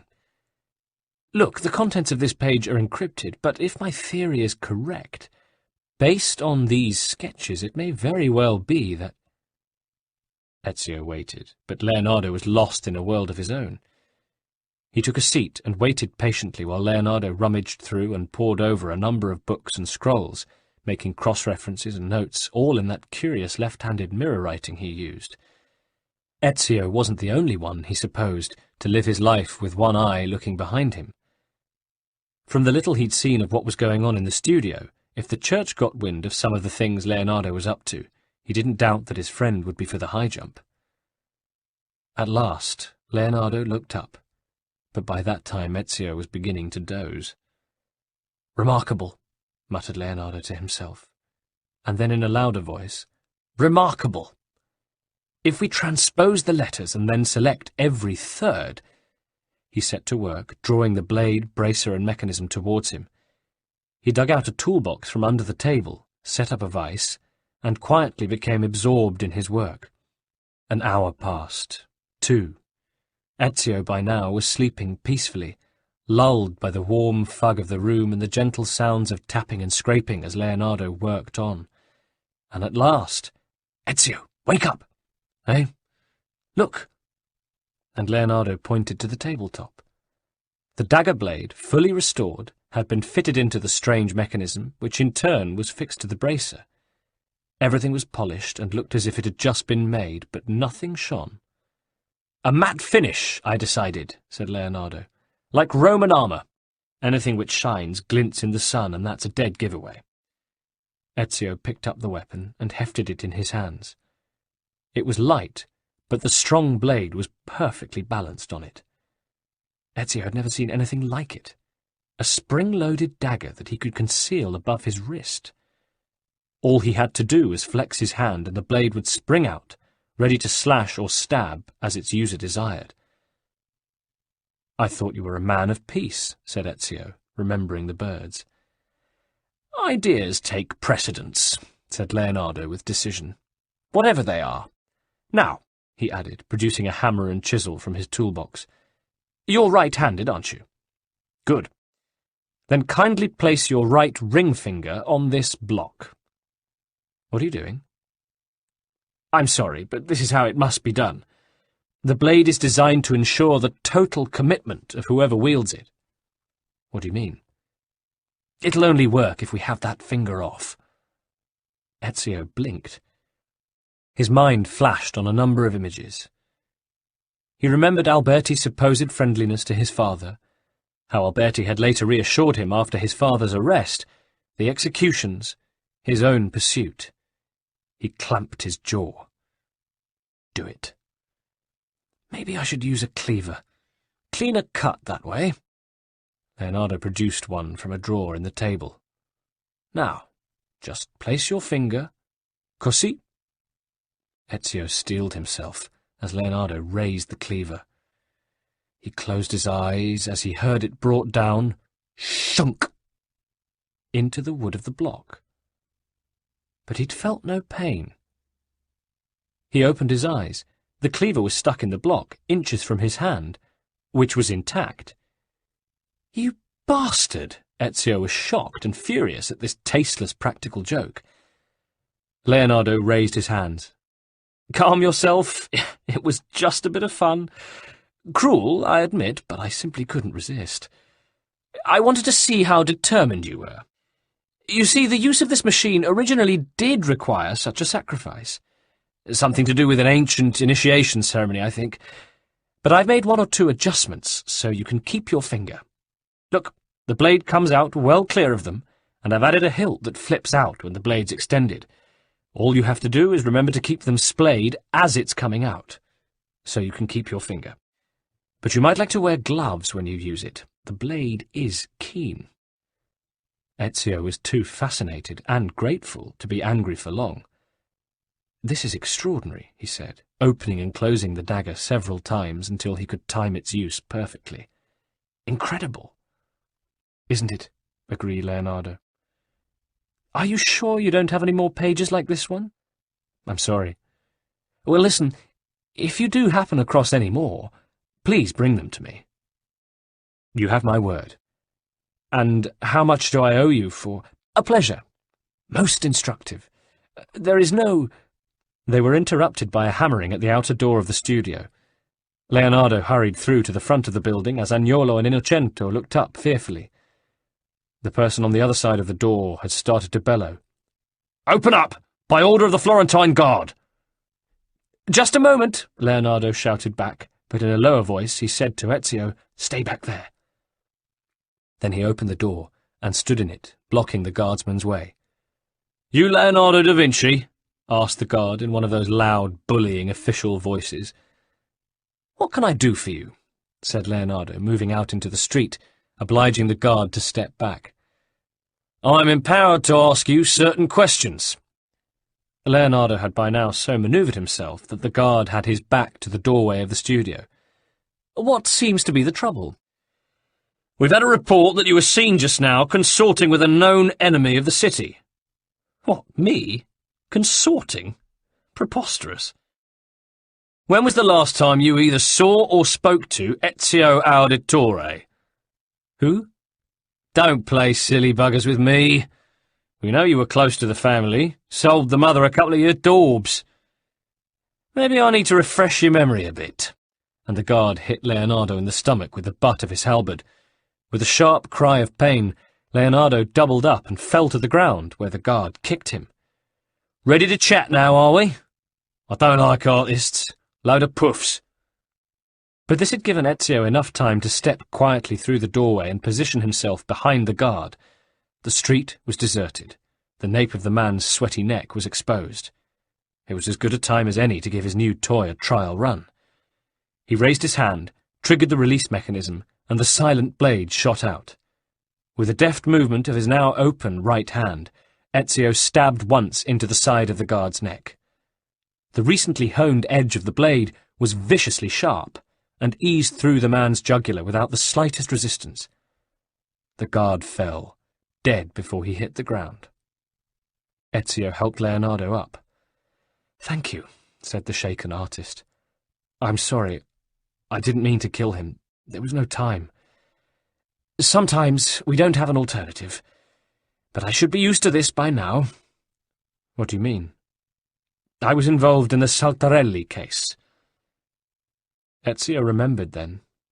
A young artist's model, Jacopo Saltarelli, had been anonymously denounced a few weeks earlier for practicing prostitution, and Leonardo, along with 3 others, had been accused of patronizing him. The case had fallen apart for lack of evidence, but some of the mud had stuck. "But we don't prosecute homosexual men here," he said. "Why, I seem to remember that the Germans have a nickname for them. They call them Florenza." "It's still officially against the law," said Leonardo dryly. "You can still get fined. And with men like Alberti in charge—" "What about the body?" "Oh," said Leonardo, "it's quite a windfall. Help me drag it inside before anyone sees us. I'll put it with the others." "Windfall? Others?" "The cellar's quite cold. They keep for a week. I get 1 or 2 cadavers that no one else wants from the hospital now and then. All unofficial, of course. But I cut them open and dig about a bit. It helps me with my research." Ezio looked at his friend more than curiously. "What?" "I think I told you. I like to find out how things work." They dragged the body out of sight, and Leonardo's 2 assistants manhandled it through a door down some stone steps out of sight. "But what if they send someone after him, to find out what happened to him?" Leonardo shrugged. "I'll deny all knowledge." He winked. "I'm not without powerful friends here, Ezio." Ezio was nonplussed. He said, "Well, you seem confident enough." "Just don't mention this incident to anyone else." "I won't. And thank you, Leonardo, for everything." "A pleasure. And don't forget—" A hungry look had crept into his eyes. "If you find any more pages from this codex, bring them to me. Who knows what other new designs they might contain? I promise." Ezio made his way back to Paola's house in triumphant mood, though he did not forget to lose himself in the anonymity of the crowd as he passed back north through the town. Paola greeted him with some relief. You were gone longer than I'd expected. Leonardo likes to talk. But that's not all he did, I hope. Oh no, look. And he showed her the wrist dagger, extending it from his sleeve with an extravagant flourish and a boyish grin. Impressive. Yes. Ezio looked at it admiringly. I'll need a bit of practice with it. I want to keep all my own fingers. Paola looked serious. Well, Ezio, it looks as if you're all set. I've given you the skills you need. Leonardo has repaired your weapon. She took a breath. All that's needed now is for you to do the deed. Yes, said Ezio quietly, his expression darkening again. The question is how best to gain access to Messer Alberti. Paola looked thoughtful. Duke Lorenzo is back with us. He isn't happy about the executions Alberti authorized in his absence, but he doesn't have the power to challenge the Gonfalonieri. Nevertheless, there's to be a vernissage for Maestro Verrocchio's latest work at the cloister of Santa Croce tomorrow night. All Florentine society will be there, including Alberti. She looked at him. I think you should be, too. Ezio found out that the piece of sculpture to be unveiled was a bronze statue of David, the biblical hero with whom Florence associated itself, poised as the city was between the twin Goliaths of Rome to the south and the land-hungry kings of France to the north. It had been commissioned by the Medici family, and was destined to be installed in the Palazzo Vecchio. The maestro had started work on it 3 or 4 years earlier, and a rumour had been going round that the head was modelled on one of Verrocchio's handsomer young apprentices of the time, a certain Leonardo da Vinci. At any rate, there was great excitement, and people were already dithering about what to wear for the occasion. Ezio had other matters to ponder. "Watch over my mother and sister while I'm gone," he asked Paola. "As if they were my own. And if anything should happen to me, have faith, and it won't." Ezio made his way to Santa Croce in good time the following evening. He had spent the previous hours preparing himself and honing his skills with his new weapon until he was satisfied that he was fully proficient in its use. His thoughts dwelt on the deaths of his father and brothers, and the cruel tones of Alberti's voice as he passed sentence rang all too clearly in his mind. As he approached, he saw 2 figures whom he recognized walking ahead of him, slightly apart from a small squad of bodyguards, whose uniform displayed a badge of 5 red bulls on a yellow ground. They appeared to be arguing, and he hurried forward to bring himself within earshot of them. They paused in front of the portico of the church, and he hovered nearby, out of sight, to listen. The men addressed each other in tight-lipped tones. One was Uberto Alberti, the other, a slim young man in his mid to late 20s, with a prominent nose and a determined face, was richly dressed in a red cap and cloak, over which he wore a silver-grey tunic. Duke Lorenzo, Il Magnifico, as his subjects called him, to the disgust of the Pazzi and their faction. "You cannot tax me with this," Alberti was saying. "I acted on information received and irrefutable evidence. I acted within the law and within the bounds of my office." "No, you overstepped your bounds, Gonfalonieri, and you took advantage of my absence from Florence to do so. I am more than displeased." "Who are you to speak of bounds?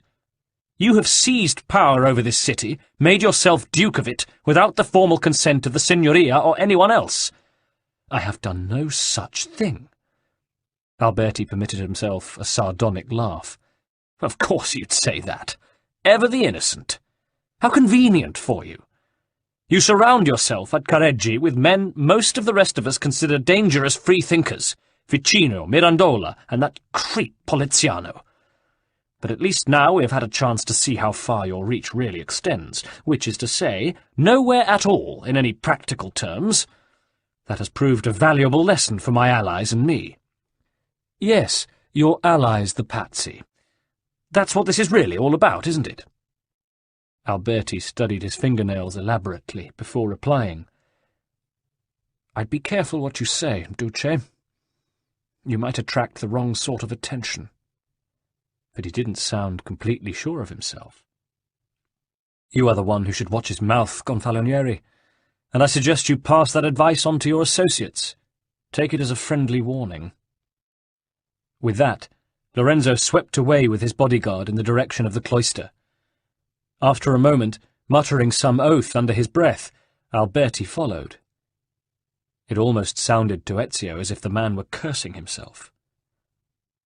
The cloisters themselves had been draped with cloth of gold for the occasion, which dazzlingly reflected the light from hundreds of candles. On a rostrum near the fountain in the centre, a group of musicians played, and on another stood the bronze statue, a half-life-size figure of exquisite beauty. As Ezio entered, using columns and shadows to conceal himself, he could see Lorenzo complimenting the artist. Ezio also recognized the mysterious cowled figure who'd been on the execution platform with Alberti. Some distance away, Alberti himself stood surrounded by admiring members of the local nobility. From what he could hear, Ezio understood that they were congratulating the Gonfalonieri on ridding the city of the canker of the Auditore family. He had not thought that his father had so many enemies as well as friends in the city, but realized that they had only dared move against him when his principal ally, Lorenzo, had been absent. Ezio smiled as one noblewoman told Alberti that she hoped the Duke appreciated his integrity. It was clear that Alberti didn't like that suggestion one bit. Then he overheard more.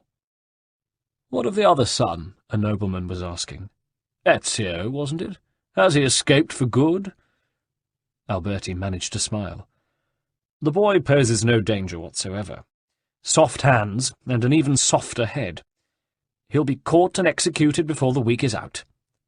The company around him laughed. "So, what's next for you, Uberto?" asked another man. "The chair of the signoria, perhaps?" Alberti spread his hands. "It is as God wills. My only interest is to continue to serve Florence faithfully and diligently." "Well, whatever you choose, know that you have our support." "That is most gratifying. We'll see what the future brings." Alberti beamed, but modestly. "And now, my friends, I suggest that we put politics aside and give ourselves over to the enjoyment of this sublime work of art, so generously donated by the noble Medici." Ezio waited until Alberti's companions wandered away in the direction of the David. For his part, Alberti took a goblet of wine and surveyed the scene, a mixture of satisfaction and wariness in his eyes. Ezio knew that this was his opportunity. All other eyes were on the statue, near which Verrocchio was stumbling through a short speech. Ezio slipped up to Alberti's side. "It must have stuck in your craw to pay that last compliment," Ezio hissed. "But it's appropriate that you should be insincere to the end." Recognizing him, Alberti's eyes bulged in terror. "You?" "Yes, Gonfalonieri. It's Ezio. Here to avenge the murder of my father, your friend, and my innocent brothers." Alberti heard the dull click of a spring, a metallic sound, and saw the blade poised at his throat.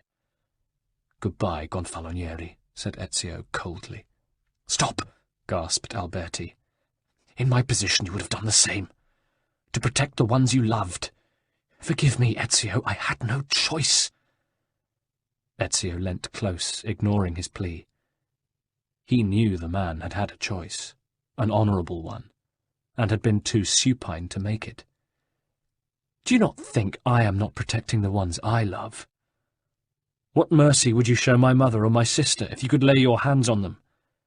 Now, where are the documents I gave you from my father? You must have them somewhere safe." "You'll never get them. I always carry them on my person."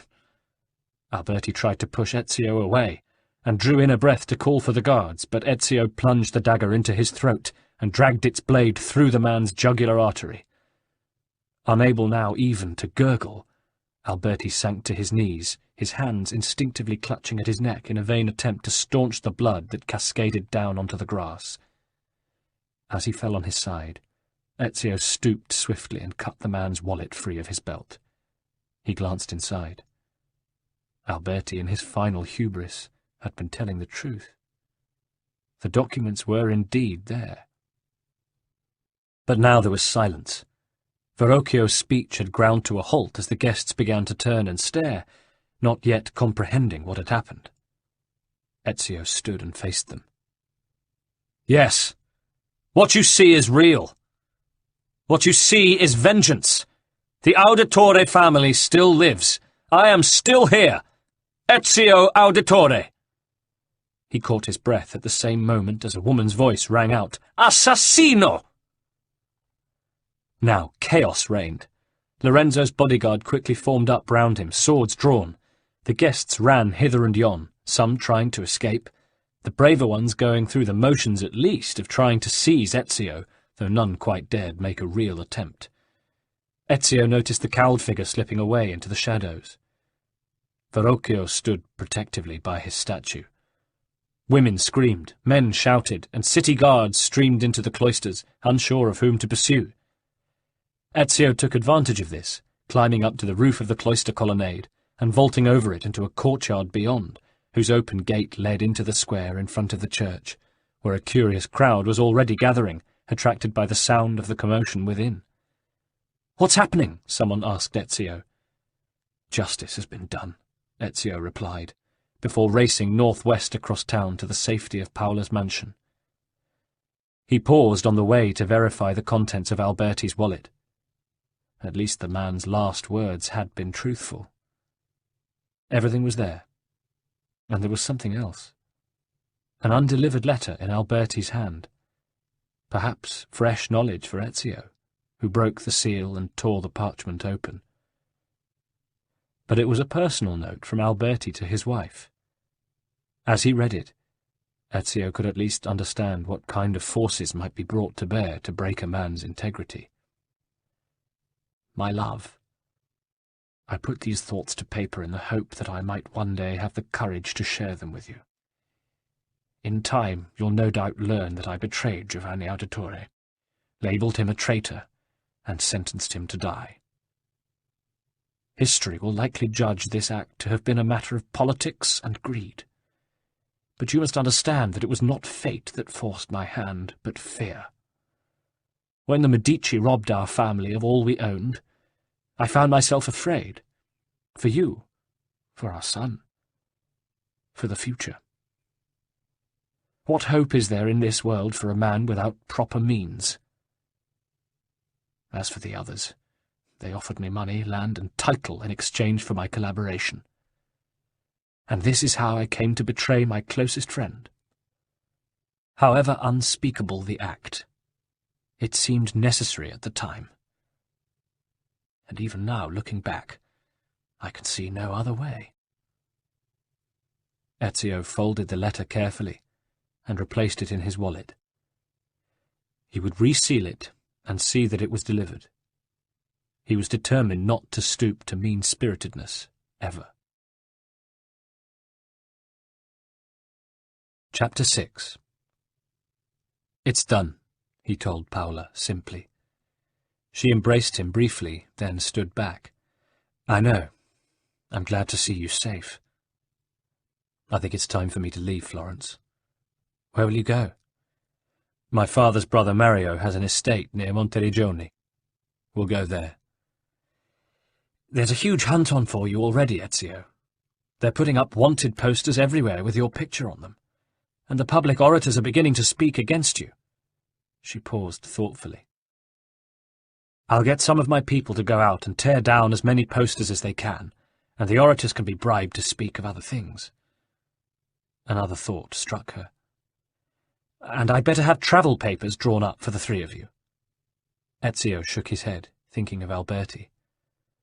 What is this world we live in, where belief can so easily be manipulated? Alberti was placed in what he saw as an impossible position, but he should have held firm against it. She sighed. Truth is traded every day. It's something you'll have to get used to, Ezio. He took her hands in his. Thank you. Florence will be a better place now, especially if Duke Lorenzo can get one of his own men elected Gonfaloniere. But now there is no time to waste. Your mother and sister are here. She turned and clapped her hands. Annetta! Annetta emerged from the back of the house, bringing Maria and Claudia with her.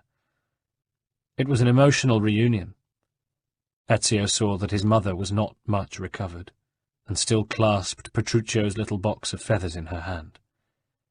She returned his embrace, though absently, while Paola looked on with a sad smile. Claudia, on the other hand, clung to him. "Ezio, where have you been? Paola and Annetta have been so kind, but they won't let us go home, and Mother hasn't spoken a word since—" She broke off, fighting her own tears. "Well," she said, recovering, "perhaps now Father will be able to sort things out for us. It must all have been a dreadful misunderstanding, no?"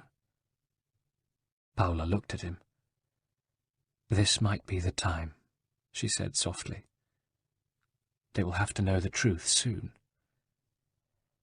Claudia's gaze shifted from Ezio to Paola and back again. Maria had seated herself next to Annetta, who had her arm around her. Maria stared into space, smiling faintly, caressing the pear-wood box. "What is it, Ezio?" asked Claudia, fear in her voice. "Something's happened." "What do you mean?" Ezio was silent, at a loss for words, but his expression told her everything. "Oh, God, no!" Claudia. "Tell me it's not true!" Ezio hung his head. "No, no, no, no, no!" cried Claudia. "Shh!" He tried to calm her. "I did everything I could, Piccina." Claudia buried her head in his chest and cried long, harsh sobs, while Ezio did his best to comfort her. He looked over her head at his mother, but she didn't appear to have heard. Perhaps, in her own way, she already knew. After all the turmoil that had descended upon Ezio's life, having to witness his sister and his mother thrown into the depths of despair was almost enough to break him.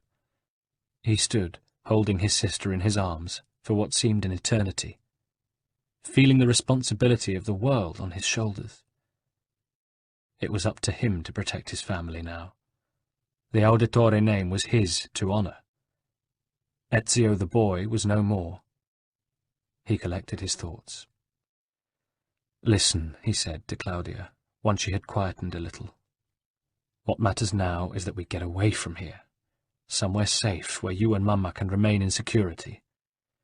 But if we are to do that, I need you to be brave. You must be strong for me and look after our mother. Do you understand?" She listened, cleared her throat, pulled away from him a little, and looked up at him. "Yes." "Then we must make our preparations now. Go and pack what you need, but bring little with you. We must leave on foot. A carriage would be too dangerous to organize. Wear your simplest clothes. We must not draw attention to ourselves. And hurry!" Claudia left with their mother and Annetta. "You should bathe and change," said Paola to him. "You'll feel better." 2 hours later their travel papers were ready and they could leave. Ezio checked the contents of his satchel carefully one last time. Perhaps his uncle could explain the contents of the documents he had taken from Alberti, which had clearly been of such vital importance to him. His new dagger was strapped to his right forearm, out of sight. He tightened his belt. Claudia led Maria into the garden and stood by the door in the wall by which they were to leave, with Annetta, who was trying not to cry. Ezio turned to Paola. "Goodbye, and thank you again for everything." She put her arms round him and kissed him close to his mouth. "Stay safe, Ezio, and stay vigilant. I suspect the road ahead of you is yet long." He bowed gravely, then drew up his hood and joined his mother and sister, picking up the bag they had packed. They kissed Annetta goodbye, and moments later they were in the street, walking north, Claudia with her arm linked through her mother's. For a while they were silent, and Ezio pondered the great responsibility he had now been obliged to shoulder. He prayed that he would be able to rise to the occasion, but it was hard. He would have to remain strong, but he would manage it for the sake of Claudia and his poor mother, who seemed to have retreated completely into herself. They had reached the centre of the city when Claudia started to speak, and she was full of questions. He noticed with gratification, though, that her voice was firm. "How could this have happened to us?" she said. "I don't know." "Do you think we'll ever be able to come back?" "I don't know, Claudia." "What will happen to our house?" He shook his head. There had been no time to make any arrangements, and if there had been, with whom could he have made them? Perhaps Duke Lorenzo would be able to close it up, have it guarded, but that was a faint hope. Were they given a proper funeral?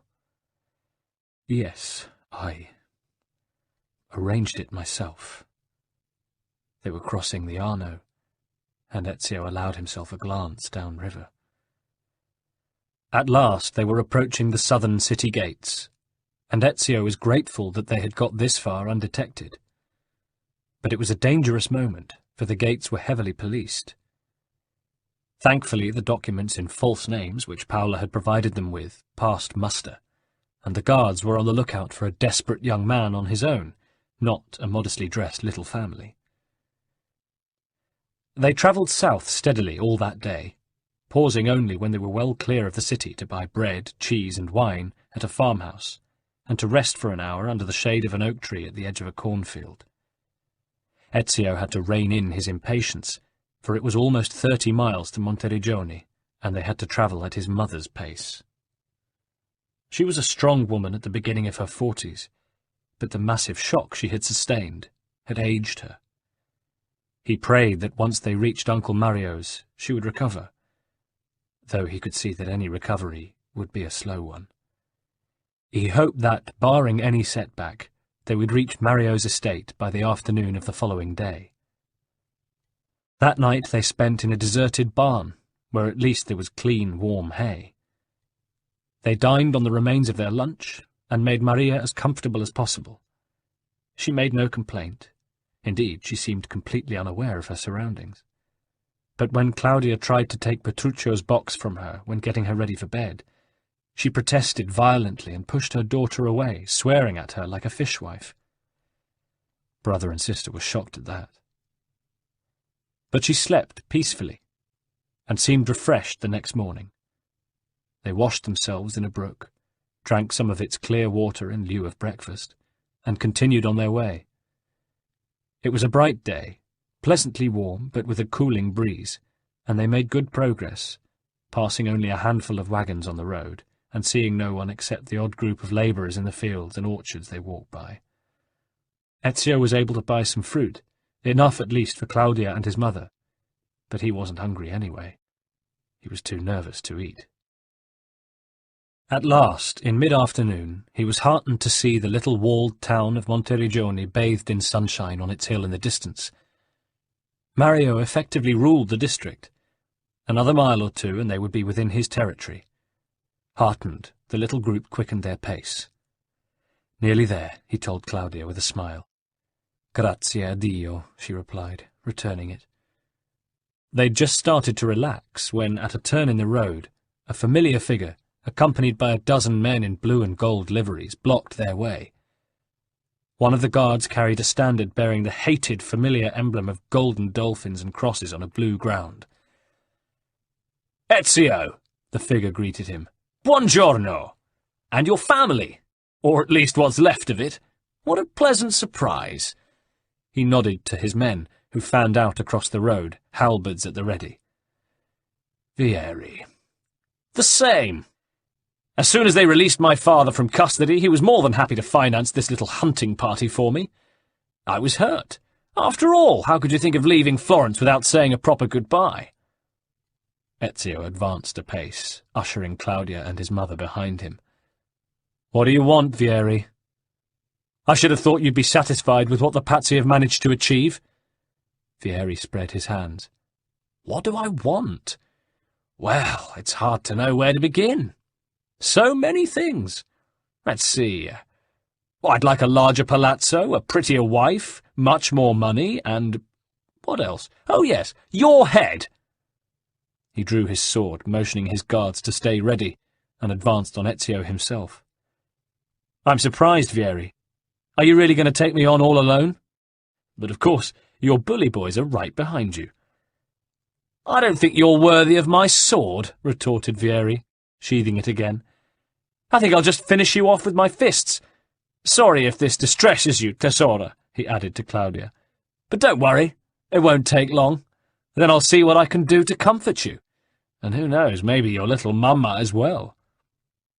Ezio stepped forward fast and connected his fist to Vieri's jaw so that his enemy staggered, taken off guard. But, regaining his feet, Vieri waved his men back and hurled himself onto Ezio with a furious roar, piling on blow after blow. Such was the ferocity of Vieri's attack that while Ezio parried with skill, he was unable to land a meaningful blow of his own. Both men were locked together, wrestling for control, occasionally staggering back only to fling themselves at each other with renewed vigour. Eventually, Ezio was able to use Vieri's anger to work against him. No one ever fought effectively in a rage. Vieri wound up to throw a huge haymaker with his right. Ezio stepped forward and the blow glanced uselessly off his shoulder. Vieri's momentum carrying his weight forward uncontrolled. Ezio tripped up his opponent's heels and sent him rolling in the dust. Bleeding and bested, Vieri scrambled to safety behind his men and stood up, dusting himself down with his grazed hands. I tire of this, he said, and shouted to the guards. Finish him off, and the women too. I can do better than that scrawny little tadpole and her carcassa of a mother. Cornelio! Yelled Ezio, panting for breath, drawing his sword, but the guards had formed a circle round him and extended their halberds. He knew he'd have a hard time closing with them. The circle tightened. Ezio kept swinging round, trying to keep his womenfolk behind him, but things looked black, and Vieri's unpleasant laugh was one of triumph.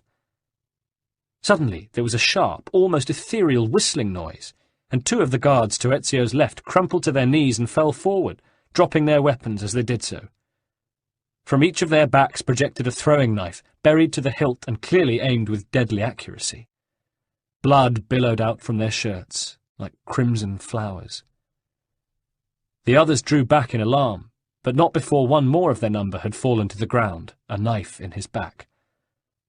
"What sorcery is this?" yelped Vieri, terror cutting his voice, drawing his sword and looking round wildly. He was answered by a deep-throated, booming laugh. "Nothing to do with sorcery, boy. Everything to do with skill." The voice was coming from a nearby coppice. "Show yourself!" A large, bearded man wearing high boots and a light breastplate emerged from the little wood. Behind him, several others, similarly attired, appeared. "As you wish," he said, sardonically. "Mercenaries!" snarled Vieri, then turned to his own guards. "What are you waiting for? Kill them! Kill them all!" But the large man stepped forward, wrested Vieri's sword from him with unbelievable grace, and snapped the blade over his knee as easily as if it had been a twig. "I don't think that's a very good idea, little patsy. Though I must say you live up to your family name." Vieri didn't answer, but urged his men on. Not very willingly, they closed with the strangers, while Vieri, picking up the halberd of one of his dead guards, rounded on Ezio, knocking his sword out of his hand and out of reach just as he was drawing it.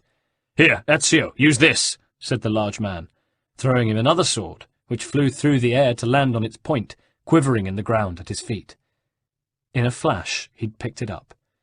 It was a heavy weapon, and he had to use both hands to wield it, but he was able to sever the shaft of Vieri's halberd. Vieri himself, seeing that his men were being easily bested by the condottieri, and that two more were already down, called off the attack and fled, hurling imprecations as he went. The large man approached Ezio and the women, grinning broadly. "I'm glad I came out to meet you," he said. "Looks as if I arrived just in time." "You have my thanks, whoever you are." The man laughed again, and there was something familiar about his voice. "Do I know you?" asked Ezio. "It's been a long time. But still I'm surprised you don't recognize your own uncle. Uncle Mario? The same! He gave Ezio a bear hug, and then approached Maria and Claudia. Distress clouded his face when he saw the condition Mario was in. "Listen, child," he said to Claudia. "I'm going to take Ezio back to the castello now, but I'm leaving my men to guard you, and they will give you something to eat and drink. I'll send a rider ahead, and he'll return with a carriage to bring you the rest of the way. You've done enough walking for one day, and I can see that my poor sister-in-law is—" He paused before adding delicately, "tired out." "Thank you, Uncle Mario." "It's settled then. We'll see you very soon." He turned and issued orders to his men, then put an arm round Ezio and guided him in the direction of his castle, which dominated the little town. "How did you know I was on my way?" asked Ezio. Mario looked a little evasive. "Oh, a friend in Florence sent a messenger on horseback ahead of you. But I already knew what had happened. I haven't the strength to march on Florence, but now Lorenzo's back. Let us pray he can keep the Pazzi in check. You'd better fill me in on my brother's fate, and that of my nephews." Ezio paused. The memory of his kinsmen's death still haunted the darkest part of his memories. They were all executed for treason. He paused. "I escaped by the purest chance." "My God," mouthed Mario, his face contorted with pain. "Do you know why this happened?" "No. But it is something I hope you may be able to help me find answers to." And Ezio went on to tell his uncle about the hidden chest in the family palazzo and its contents, and of his revenge on Alberti and the documents he had taken from him. "The most important-looking is a list of names," he added, then broke off in grief. "I cannot believe this has befallen us." Mario patted his arm. "I know something of your father's business," he said, and it occurred to Ezio that Mario hadn't shown much surprise when he told him of the hidden chest in the secret chamber. "We'll make sense of this, but we must also make sure your mother and sister are properly provided for. My castle is not much of a place for women of any quality, and soldiers like me never really settle down. But there is a convent about a mile away where they will be completely safe and well cared for. If you agree, we will send them there. For you and I have much to do." Ezio nodded. He would see them settled and persuade Claudia that it was the best temporary solution, for he could not see her wanting to remain long in such seclusion. They were approaching the little town. "I thought Monteriggioni was an enemy of Florence," Ezio said. "Not so much of Florence as of the Pazzi," his uncle told him.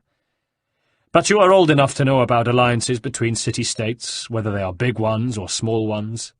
One year there is a friendship, the next enmity, and the following year there is friendship again, and so it seems to go on forever, like a mad game of chess. But you'll like it here. The people are honest and hard-working, and the goods we produce are solid and hard-wearing. The priest is a good man, doesn't drink too much, and minds his own business, and I mind mine around him.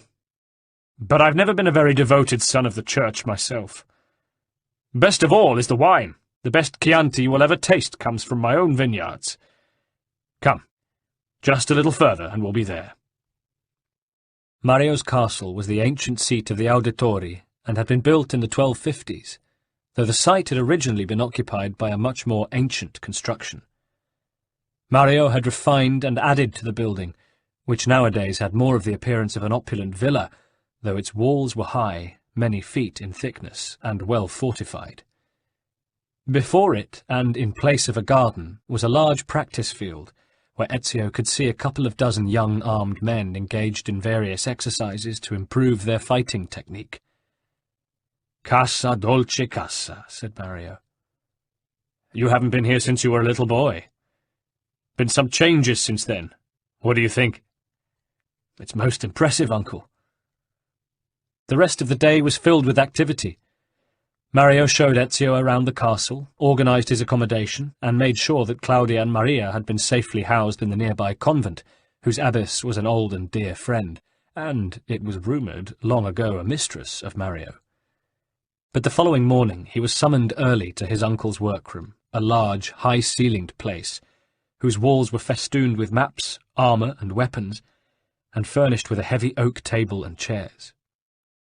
"You'd better get into the town quickly," Mario said one day soon afterwards in a businesslike voice. "Get yourself properly kitted out. I'll send one of my men with you. Come back here when you've finished and we'll begin." "Begin what, Uncle?" Mario looked surprised. "I thought you'd come here to train." "No, Uncle, that was not my intention.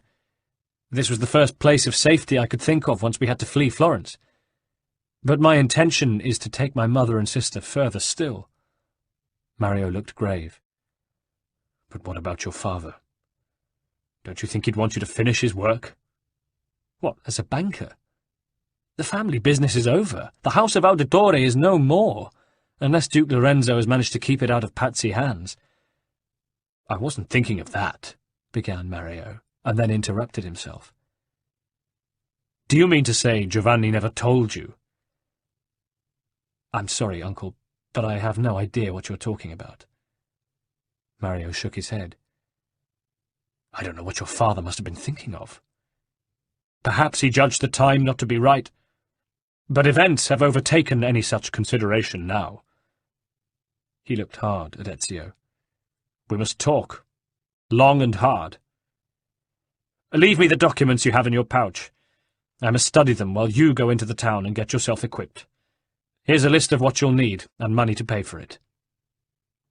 In a confused mood, Ezio set off for the town in the company of one of Mario's sergeants, a grizzled veteran called Orazio, and under his guidance acquired from the armourer there a battle dagger, light body armour, and, from the local doctor, bandages and a basic medical kit. He returned to the castle to find Mario waiting impatiently for him. "Salute," said Ezio. "I have done as you requested." "And quickly, too. Ben fatto. And now we must teach you properly how to fight." "Uncle, forgive me, but as I told you, I have no intention of staying." Mario bit his lip. "Listen, Ezio, you were barely able to hold your own against Vieri. If I hadn't arrived when I did—" He broke off. "Well, leave if you must, but at least first learn the skills and knowledge you'll need to defend yourself, or you won't last a week on the road." Ezio was silent. "If not for me, do it for the sake of your mother and sister," Mario pressed him. Ezio considered his options, but he had to admit that his uncle had a point. "Well then," he said, "since you've been kind enough to see me kitted out." Mario beamed and clapped him on the shoulder. "Good man. You'll live to thank me." In the following weeks, the most intensive instruction in the use of arms followed. But while he was learning new battle skills, Ezio was also finding out more about his family background and the secrets his father had not had time to divulge to him. And, as Mario let him have the run of his library, he gradually became troubled by the fact that he might be on the verge of a far more important destiny than he had believed possible. "You say my father was more than just a banker?" he asked his uncle. "Far more," replied Mario gravely. "Your father was a highly trained killer." "That cannot be. My father was always a financier, a businessman. How could he possibly have been a killer?" "No, Ezio.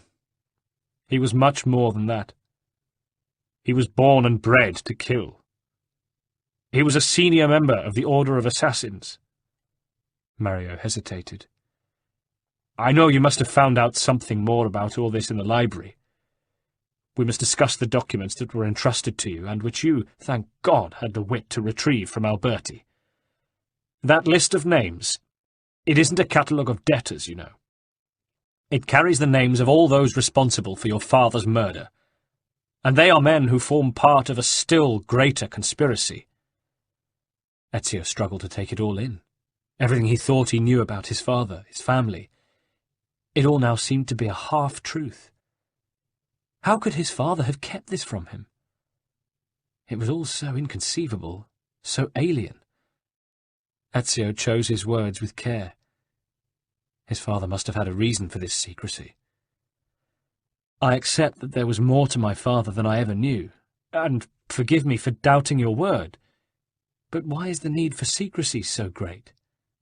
Mario paused before replying. Are you familiar with the Order of the Knights Templar? I've heard of them. They were founded many centuries ago, soon after the first of the Crusades, and became an elite fighting force of warriors for God. Effectively, they were monks in armour. They took a pledge of abstinence and a vow of poverty. But the years rolled by and their status changed. In time, they became involved in international finance, and very successful they were at it too. Other orders of knights, the Hospitallers and the Teutonic Knights, looked on them askance, and their power began to be a cause for concern, even to kings. They established a base in southern France and planned to form their own state. They paid no taxes, supported their own private army, and began to lord it over everyone. At last, nearly 200 years ago, King Philip the Fair of France moved against them. There was a terrible purge. The Templars were arrested and driven away, massacred, and at last excommunicated by the Pope. But they could not all be rooted out. They had 15,000 chapters throughout Europe.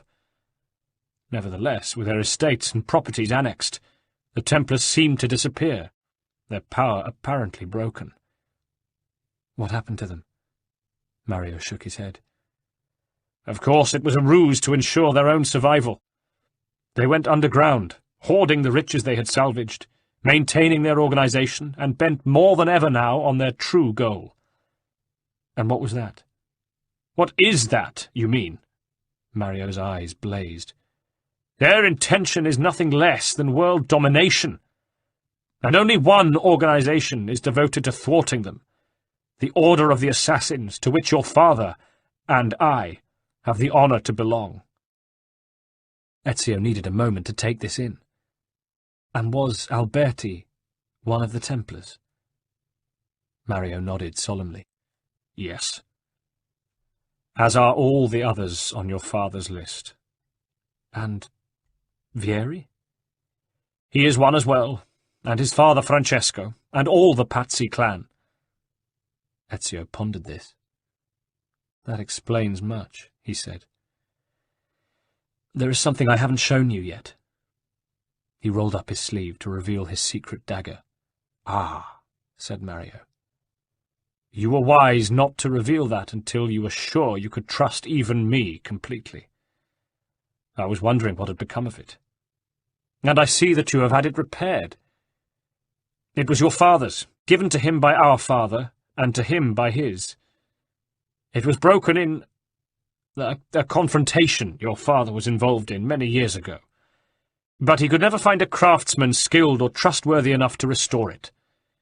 You have done well, my boy. Even so, said Ezio. All this talk of assassins and Templars sounds like something from an ancient tale. It reeks of the fantastic. Mario smiled. Like something from an old parchment covered in arcane writing, perhaps? You know of the Codex page? Mario shrugged. Had you forgotten? It was with the papers you handed over to me. Can you tell me what it is? Ezio was somehow reluctant to involve his friend Leonardo in this unless it became strictly necessary. Well, whoever repaired your blade must have been able to read at least some of it, said Mario. But he raised his hand as Ezio was about to open his mouth. But I will ask you no questions. I can see that you wish to protect someone, and I will respect that. But there is more to the page than the working instructions for your weapon. The pages of the Codex are scattered now throughout Italy. It is a guide to the inner workings of the Assassin's Order, its origin, purpose, and techniques. It is, if you will, our creed. Your father believed that the Codex contained a powerful secret, something that would change the world. He paused for thought. Perhaps that is why they came for him. Ezio was overwhelmed at this information. It was a huge amount to take in all at once. Assassins, Templars, this strange codex. I will be your guide, Ezio. But you must first learn to open your mind, and always remember this. Nothing is true. Everything is permitted. Mario would tell him nothing more then, though Ezio pressed him. Instead, his uncle continued to put him through the most rigorous process of military training, and from dawn to dusk he found himself exercising with the young condottieri on the practice ground, falling into bed each night, too exhausted to think of anything but sleep. And then, one day— "Well done, nephew," his uncle told him. "I think you are ready." Ezio was pleased. "Thank you, uncle, for all you've given me." Mario's answer was to give the boy a bear hug. "Your family! Such is my duty and desire." "I'm glad you persuaded me to stay." Mario looked at him keenly. "So? Have you reconsidered your decision to leave?" Ezio returned his gaze. "I'm sorry, uncle, but my mind is made up. For the safety of Mamma and Claudia, I still intend to make for the coast and take ship for Spain." Mario did not hide his displeasure. "Forgive me, nephew, but I have not taught you the skills you now have either for my own amusement or your exclusive benefit. I have taught you so that you may be better prepared to strike against our enemies. And if they find me, so I will." "So," Mario said bitterly, "you want to leave? To throw away everything your father fought and died for? To deny your very heritage? Well, I cannot pretend to you that I am not disappointed, highly disappointed. But so be it. Orazio will take you to the convent when you judge the moment to be right for your mother to travel, and he will see you on your way. I wish you buona fortuna." With that, Mario turned his back on his nephew and stalked away. More time passed, as Ezio found he had to allow his mother enough peace and quiet to pave the way to her recovery. He himself made his preparations for leaving with a heavy heart. At last he set out to pay what he imagined might be his last visit to the convent to visit his mother and sister before taking them away, and found them better than he'd dared to hope. Claudia had made friends with some of the younger nuns, and it was clear to Ezio, to his surprise, and not greatly to his pleasure, that she was beginning to be attracted to the life. Meanwhile, his mother was making a steady but slow recovery, and the abbess, on hearing of his plans, demurred, advising him that rest was what she still badly needed, and that she should not be moved again just yet. When he returned to Mario's castle, therefore, he was full of misgivings, and he was aware that these misgivings had grown with time. At that period, some kind of military preparations had been going on in Monteriggioni, and now they seemed to be coming to a head. The sight of them distracted him. His uncle was nowhere to be seen, but he managed to track Orazio down to the map room. "What's going on?" he asked. "Where's my uncle?" "He's preparing for battle." "What? With whom?" "Oh, I expect he'd have told you if he thought you were staying, but we all know that that is not your intention." "Well, listen, your old friend Vieri de Pazzi has set himself up at San Gimignano. He's tripling the garrison there and has let it be known that as soon as he's ready, he's coming to raze Monteriggioni to the ground. So we're going there first, to crush the little snake and teach the Pazzi a lesson they won't forget in a hurry." Ezio took a deep breath. Surely this changed everything. And perhaps it was fate, the very stimulus he'd unconsciously been seeking. "Where is my uncle?" "In the stables." Ezio was already halfway out of the room. "Hey, where are you off to?" "To the stables. There must be a horse for me, too." Orazio smiled as he watched him go. Chapter 7. Mario, with Ezio riding at his side, led his forces to within sight of San Gimignano in the middle of a spring night in 1477. It was to be the beginning of a tough confrontation.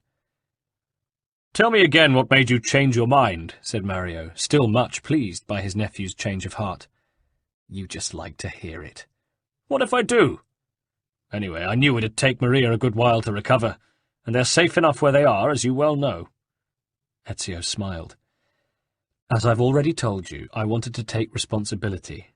As I've already told you, Vieri troubles you because of me. And as I've told you, young man, you certainly have a healthy sense of your own importance. The truth is, Vieri troubles us because he is a Templar and we are assassins." As he spoke, Mario was scanning the tall towers built close together of San Gimignano. The square-built structures seemed almost to scrape the sky, and Ezio had a strange sense of having seen such a view before, but it must have been either in a dream or in another life, for he had no precise memory of the occasion. The tops of the towers were each aflame with torchlight, and there were many other torches visible on the battlements of the town walls and at its gates. "He's well garrisoned," said Mario, "and to judge by the torches it looks as if Vieri may well be expecting us. It's a pity, but I'm not surprised. After all, he has his spies just as I have mine." He paused. "I can see archers on the ramparts, and the gates are heavily guarded." He continued to scan the city. "But even so, it looks as if he hasn't got enough men to cover every gate sufficiently.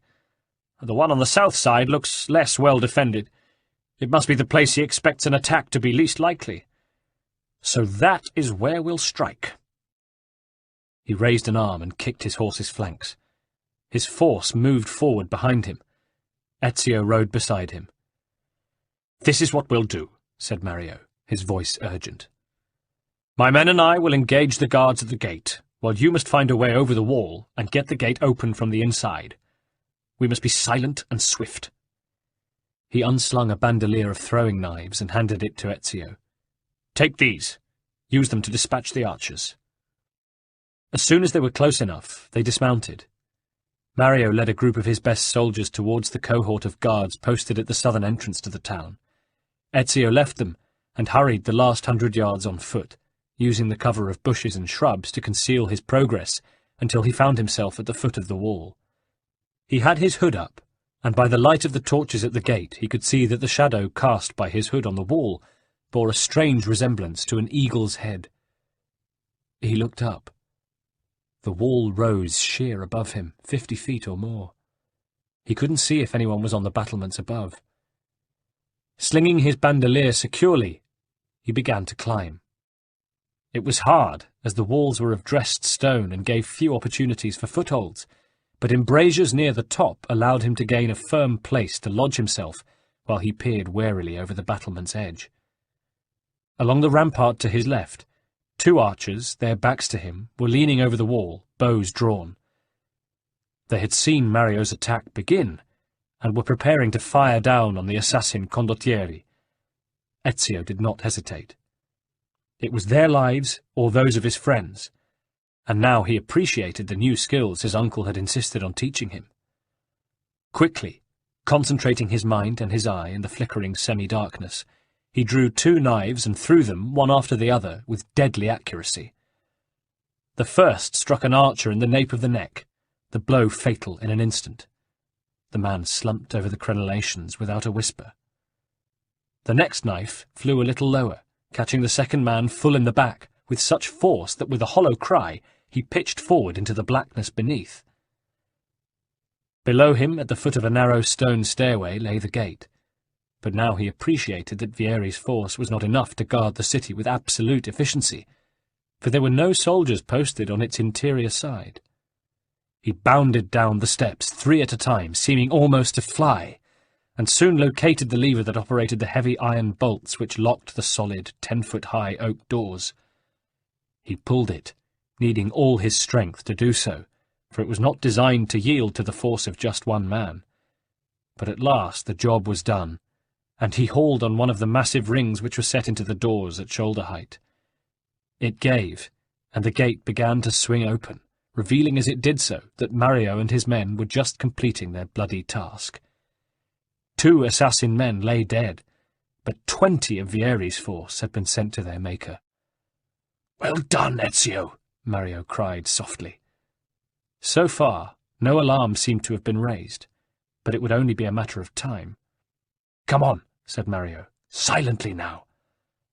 He turned to one of his sergeants and said, "Go back and bring the main force up." Then he led the way carefully through the silent streets. Vieri must have imposed some kind of curfew, for there was no one to be seen. Once they almost fell foul of a Pazzi patrol. Shrinking back into the shadows, they let it pass, before rushing up from the rear to attack the men and bring them down with clinical efficiency. "What next?" Ezio asked his uncle. "We need to locate the captain of the guard here. His name's Roberto. He'll know where Vieri is." Mario was showing more stress than usual. "This is taking too long. It'll be better if we split up. Look, I know Roberto. At this time of night, he'll either be drunk in his favourite taverna or he'll be already sleeping it off in the citadel. You take the citadel, take Orazio and a dozen good men with you." He looked at the sky, which was just beginning to lighten, and tasted the air, which already carried the coolness of a new day in it. "Meet me by the cathedral before cockcrow to report, and don't forget, I leave you in command of this gang of hooligans." He smiled affectionately at his men, took his own force, and disappeared along a street that led uphill. "The citadel's in the northwest of the town, sir," said Orazio. He grinned, as did the others. Ezio sensed both their obedience to Mario and their misgivings at having been entrusted to the command of such an untried officer. "Then let's go," Ezio replied firmly. "Follow me. At my signal." The citadel formed one side of the town's main square, not far from the cathedral and near the top of the small hill on which the town was built. They reached it without difficulty, but before they entered it, Ezio noticed a number of patsy guards posted at its entrance. Motioning his men to stay back, he approached them, keeping to the shadows and silent as a fox, until he was close enough to overhear the conversation which was going on between two of them. It was clear that they were unhappy with Vieri's leadership, and the more vehement of the two was in full flow. "I tell you, Tebaldo," the former was saying, "I'm not happy with that young puppy Vieri. I don't think he could aim his piss into a bucket, let alone defend a town against a determined force. As for Capitano Roberto, he drinks so much he's like a bottle of Chianti dressed in a uniform." "You talk too much, Zohan," cautioned Tebaldo. "Remember what happened to Bernardo when he dared to open his mouth." The other checked himself and nodded soberly. "You're right. I heard Vieri had him blinded." "Well, I'd like to keep my eyesight, thank you very much. So we should end this talk.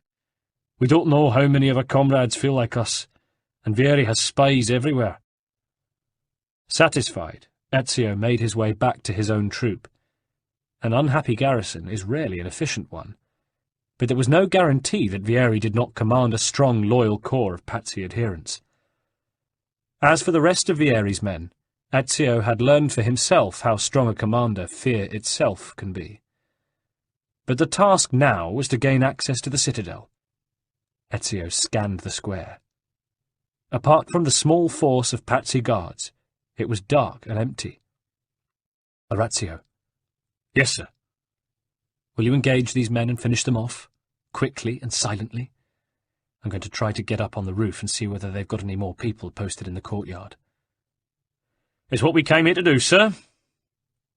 Leaving Orazio and his soldiers to take on the guards, Ezio, checking that he still had sufficient throwing knives in his bandolier, ran a little way into a side street adjacent to the citadel, climbed to a nearby roof, and from it leapt to the roof of the citadel, which was built round its own interior courtyard.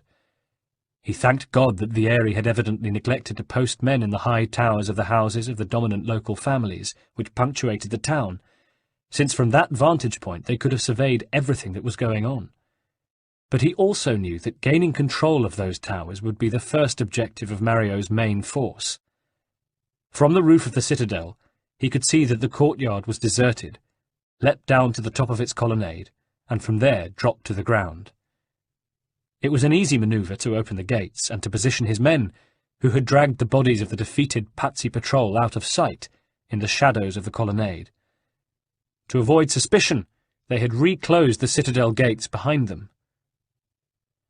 The citadel seemed, to all intents and purposes, deserted. But soon afterwards there came the sound of voices from the square beyond, and another group of Vieri's men appeared, opening the gates and entering the courtyard, supporting among them a thick-set man, running to fat, who was clearly drunk. "Where are the gate guards buggered off to?" the man wanted to know. "Don't say Vieri's countermanded me and sent them off on another one of his bloody patrols." "Sir Roberto," one of the men supporting him pleaded, "isn't it time you got some rest?" "What do you mean? Made it back here just fine, didn't I? Anyway, night's still young." The new arrivals managed to seat their chief on the edge of the fountain in the middle of the courtyard, and gathered round, uncertain what to do next. "Anyone would think I'm not a good captain," said Roberto, self-pityingly. "Nonsense, sir," said the man closest to him. "Vieri thinks I'm not," said Roberto. "You should hear the way he talks to me." He paused, looking round and trying to focus before continuing in a maudlin tone. "It's only a matter of time before I'm replaced, or worse." He stopped again, snuffling. "Where's that bloody bottle? Give it here." He drank a deep draught, looked at the bottle to assure himself that it was empty, and flung it away. "It's Mario's fault. I couldn't believe it when our spies reported that he'd taken his nephew in, rescued the little bugger from Vieri himself. Now Vieri can scarcely think straight for rage, and I have to face my old compagno." He looked around blearily. "Dear old Mario. We were brothers in arms once, did you know that? But he refused to come over to the Patsy with me, even though it was better money, better quarters, better equipment, the lot. I wish he were here now. For 2 pins I'd—" "Excuse me," Ezio interrupted, stepping forward. "What?" said Roberto. "Who are you?" "Allow me to introduce myself. I'm Mario's nephew." "What?" Roberto roared, struggling to his feet and grabbing unsuccessfully for his sword. "Arrest the little tyke!" He leant close so that Ezio could smell the sour wine on his breath. Onions, too. "You know what, Ezio?" he smiled. "I should be grateful to you. Now that I've got you, there's nothing Vieri wouldn't give me. Maybe I'll retire. A nice little villa on the coast, perhaps." "Don't count your chickens, Capitano," said Ezio. Roberto spun round to see what his men had already discovered, that they were surrounded by assassin mercenaries, all armed to the teeth. "Ah," said Roberto, sinking down again. All the fight seemed to have gone out of him. Once the Patsy guards had been manacled and taken to the Citadel's dungeon, Roberto, provided with a fresh bottle, sat with Ezio at a table in a room off the courtyard and talked. At last, Roberto was convinced. "You want Vieri? I'll tell you where he is. It's all up with me, anyway. Go to the Palazzo of the Dolphin in the square near the northern gate. There's a meeting being held there." "Who is he meeting, do you know?" Roberto shrugged. "More of his people from Florence, I think. Supposed to be bringing reinforcements with them." They were interrupted by Orazio, looking worried. "Ezio, quickly! There's a battle going on over by the cathedral. We better get going." "All right, let's go." "What about him?" Ezio looked at Roberto. "Leave him. I think he may have chosen the right side at last." As soon as he was out in the square, Ezio could hear the noise of fighting coming from the open space in front of the cathedral. Drawing nearer, he saw that his uncle's men, their backs to him, were being forced to retreat by a large brigade of Patsy troops. Using his throwing knives to clear a path, he fought his way to his uncle's side and told him what he'd learned. "Good for Roberto," said Mario, barely missing a beat, as he cut and sliced at his attackers. "I always regretted his going over to the Patsy, but he's turned up trumps at last. Go! Find out what Vieri's up to." "But what about you? Will you be able to hold them off?" Mario looked grim. "For a while, at least. But our main force should have secured most of the towers by now, and then they'll be here to join us. So make haste, Ezio. Don't let Vieri escape." The palazzo lay in the extreme north of the city, far from the fighting, though the Patsy guards here were numerous, probably the reinforcements of whom Roberto had spoken, and Ezio had to pick his way carefully to avoid them. He arrived just in time. The meeting appeared to be over, and he could see a group of 4 robed men making their way to a group of tethered horses. Ezio recognized Jacopo de Pazzi, his nephew Francesco, Vieri himself, and, he let out a gasp of surprise, the tall Spaniard who had been present at his father's execution. To his further surprise, Ezio noticed the arms of a cardinal embroidered on the shoulder of the man's cloak. The men drew to a halt by the horses, and Ezio managed to reach the cover of a nearby tree to see if he could catch anything of their conversation. He had to strain, and the words came in snatches. but he overheard enough to intrigue him. "Then it's settled," the Spaniard was saying. "Vieri, you will remain here and re-establish our position as soon as possible. Francesco will organize our forces in Florence for the moment when the right time comes to strike, and you, Jacopo, must be prepared to calm the populace once we have seized control. Do not hurry things. The better planned our action is, the greater the likelihood of success." "But, Ser Rodrigo," put in Vieri, "what am I to do with that ubriacone Mario?" "Get rid of him. There is no way that he must learn of our intentions." The man they called Rodrigo swung himself up into the saddle. Ezio saw his face clearly for a moment, the cold eyes, the aquiline nose, and guessed him to be in his mid-40s. "He's always been trouble," snarled Francesco, "just like that bastardo of a brother of his." "Don't worry, Padre," said Vieri. "I'll soon reunite them, in death." "Come," said the man they called Rodrigo. "We have stayed too long." Jacopo and Francesco mounted their steeds beside him, and they turned towards the northern gate, which the Pazzi guards were already opening. May the Father of Understanding guide us all. They rode out, and the gates closed again behind them. Ezio was wondering whether now would be a good opportunity to try to cut Vieri down, but he was too well guarded, and besides, it might be better to take him alive and question him. But he carefully made a mental note of the names of the men he had overheard, intending to add them to his father's list of enemies, for clearly a conspiracy was afoot, in which they were all involved. As it was, he was interrupted by the arrival of a further squad of Pazzi guards, the leader of which approached Vieri at a run. "What is it?" snapped Vieri. "Comandante, I bring bad news. Mario Auditore's men have broken through our last defences." Vieri sneered. "That's what he thinks. But see," he waved at the strong force of men around him, "more men have arrived from Florence. We will sweep him out of San Gimignano before the day is done like the vermin he is." He raised his voice to the assembled soldiers. "Hurry to meet the enemy," he cried. "Crush them like the scum they are!" Raising a harsh battle cry, the Pazzi militia formed up under their officers, and moved away from the north gate southwards through the city to encounter Mario's condottieri. Ezio prayed that his uncle would not be taken unawares, for now he would be severely outnumbered. But Vieri had remained behind, and alone now except for his personal bodyguard, was making his way back into the safety of the palazzo. No doubt he still had some business pertaining to the meeting to conclude there, or perhaps he was returning to strap on his armour for the fray. Either way, soon the sun would be up. It was now or never. Ezio stepped out of the darkness, pulling back the cowl from over his head. "Good morning, Messer de Pazzi," he said. "Had a busy night?"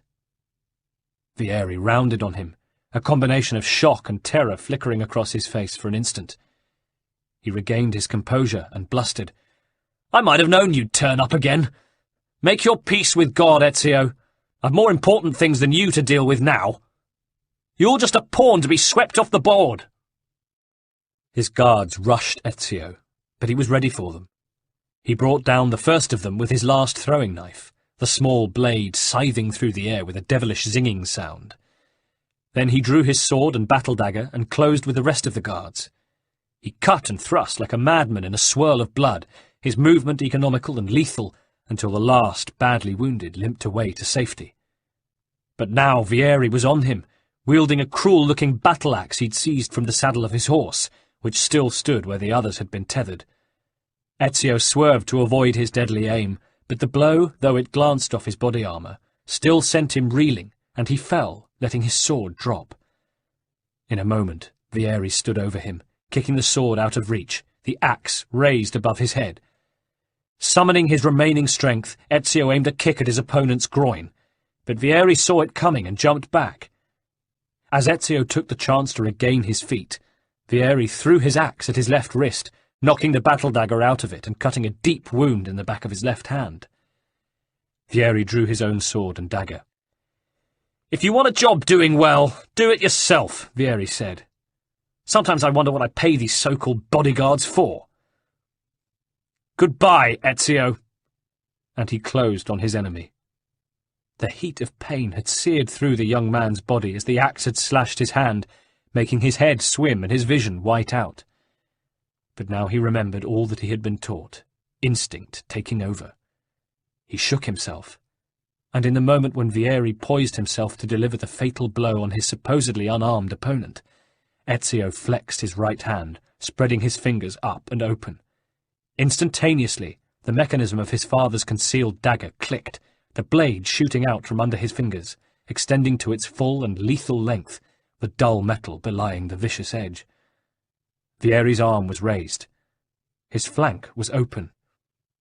Ezio plunged the dagger into his side, the blade slipping in without the least resistance. Vieri stood for a moment, transfixed, then, dropping his weapons, fell to his knees. Blood flowed like a waterfall from between his ribs. Ezio caught him as he sank to the ground. "You don't have much time, Vieri," he said urgently. "Now it is your chance to make your peace with God. Tell me, what were you discussing? What are your plans?" Vieri answered him with a slow smile. "You will never defeat us," he said. "You will never conquer the Pazzi, and you will certainly never conquer Rodrigo Borgia." Ezio knew he had only moments before he'd be talking to a corpse. He persisted with even greater urgency. "Tell me, Vieri, had my father discovered your plans? Is that why your people had him killed?" But Vieri's face was ashen. He grasped Ezio's arm tightly. A trickle of blood spilled from the corner of his mouth, and his eyes were beginning to glaze. Still, he managed an ironic smile. "Ezio, what are you hoping for? A full confession? I'm sorry, but I just don't have the time." He gasped for breath, and more blood flowed from his mouth. "A pity, really. In another world, we might even have been friends." Ezio felt the grip on his arm relax. But then the pain of his wound welled up again, together with the stark memory of the death of his kinsman, and he was riven with a cold fury. "Friends," he said to the corpse. "Friends? You piece of shit! Your body should be left on the side of a road to rot like a dead crow. Nobody will miss you. I only wish you'd suffered more. Ezio," said a strong, gentle voice behind him. "Enough. Show the man some respect." Ezio stood and whirled round to confront his uncle. "Respect? After all that's happened? Do you think if he'd won he wouldn't have hanged us from the nearest tree?" Mario was battered, covered with dust and blood, but he stood firm. "But he didn't win, Ezio, and you are not like him. Do not become a man like he was." He knelt by the body, and with a gloved hand reached down and closed its eyes. "May death provide the peace your poor, angry soul sought," he said. "Requiescat in pace." Ezio watched in silence. When his uncle stood up, he said, "Is it over?" "No," replied Mario. "There is still fierce fighting, but the tide is turning in our favour. Roberto has brought some of his men over to our side, and it is only a matter of time." He paused. "You will, I am sure, be grieved to know that Orazio is dead." "Orazio?" "He told me what a brave man you were before he died. Live up to that praise, Ezio." "I will try." Ezio bit his lip, though he did not acknowledge it consciously. This was another lesson learned. "I must rejoin my men, but I have something for you. Something that will teach you a little more about your enemy. It's a letter we took from one of the priests here. It was intended for Vieri's father, but Francesco evidently is no longer here to receive it." He handed over a paper, the seal broken open. "This same priest will oversee the funeral rites.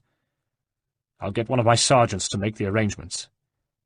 "I have things to tell you." Mario raised his hand. "Later, when our business here is finished. After this setback, Our enemies won't be able to move as fast as they'd hoped, and Lorenzo in Florence will be very much on his guard. For the moment, we have the advantage of them." He stopped. "But I must get back. Read the letter, Ezio, and reflect on what it says. And see to your hand." He was gone. Ezio moved away from Vieri's body and sat beneath the tree he had hidden behind earlier. Flies were already hovering round Vieri's face. Ezio opened the letter and read. "Messer Francesco, I have done as you requested and spoken with your son. I agree with your assessment, though only in part. Yes, Vieri is brash and prone to act without forethought, and he has a habit of treating his men like playthings, like chess pieces for whose lives he shows no more concern than if they were made of ivory or wood. And his punishments are indeed cruel. I have received reports of at least 3 men being disfigured as a result. But I do not think him, as you put it, beyond repair. Rather, I believe the solution to be a simple matter. He seeks your approval, your attention. These outbursts of his are a result of insecurities born of a sense of inadequacy. He speaks of you fondly and often, and expresses a desire to be closer to you. So, if he is loud and foul and angry, I believe it is simply because he wants to be noticed. He wants to be loved. Act as you see fit on the information I've given you here. But now I must ask that we end this correspondence. Were he to discover the nature of our discourse, I candidly fear what might become of me. Yours in confidence, Father Giocondo." Ezio sat for a long while after having read the letter, thinking. He looked at Vieri's body. There was a wallet at his belt he had not noticed before. He walked over and took it, returning to his tree to examine its contents.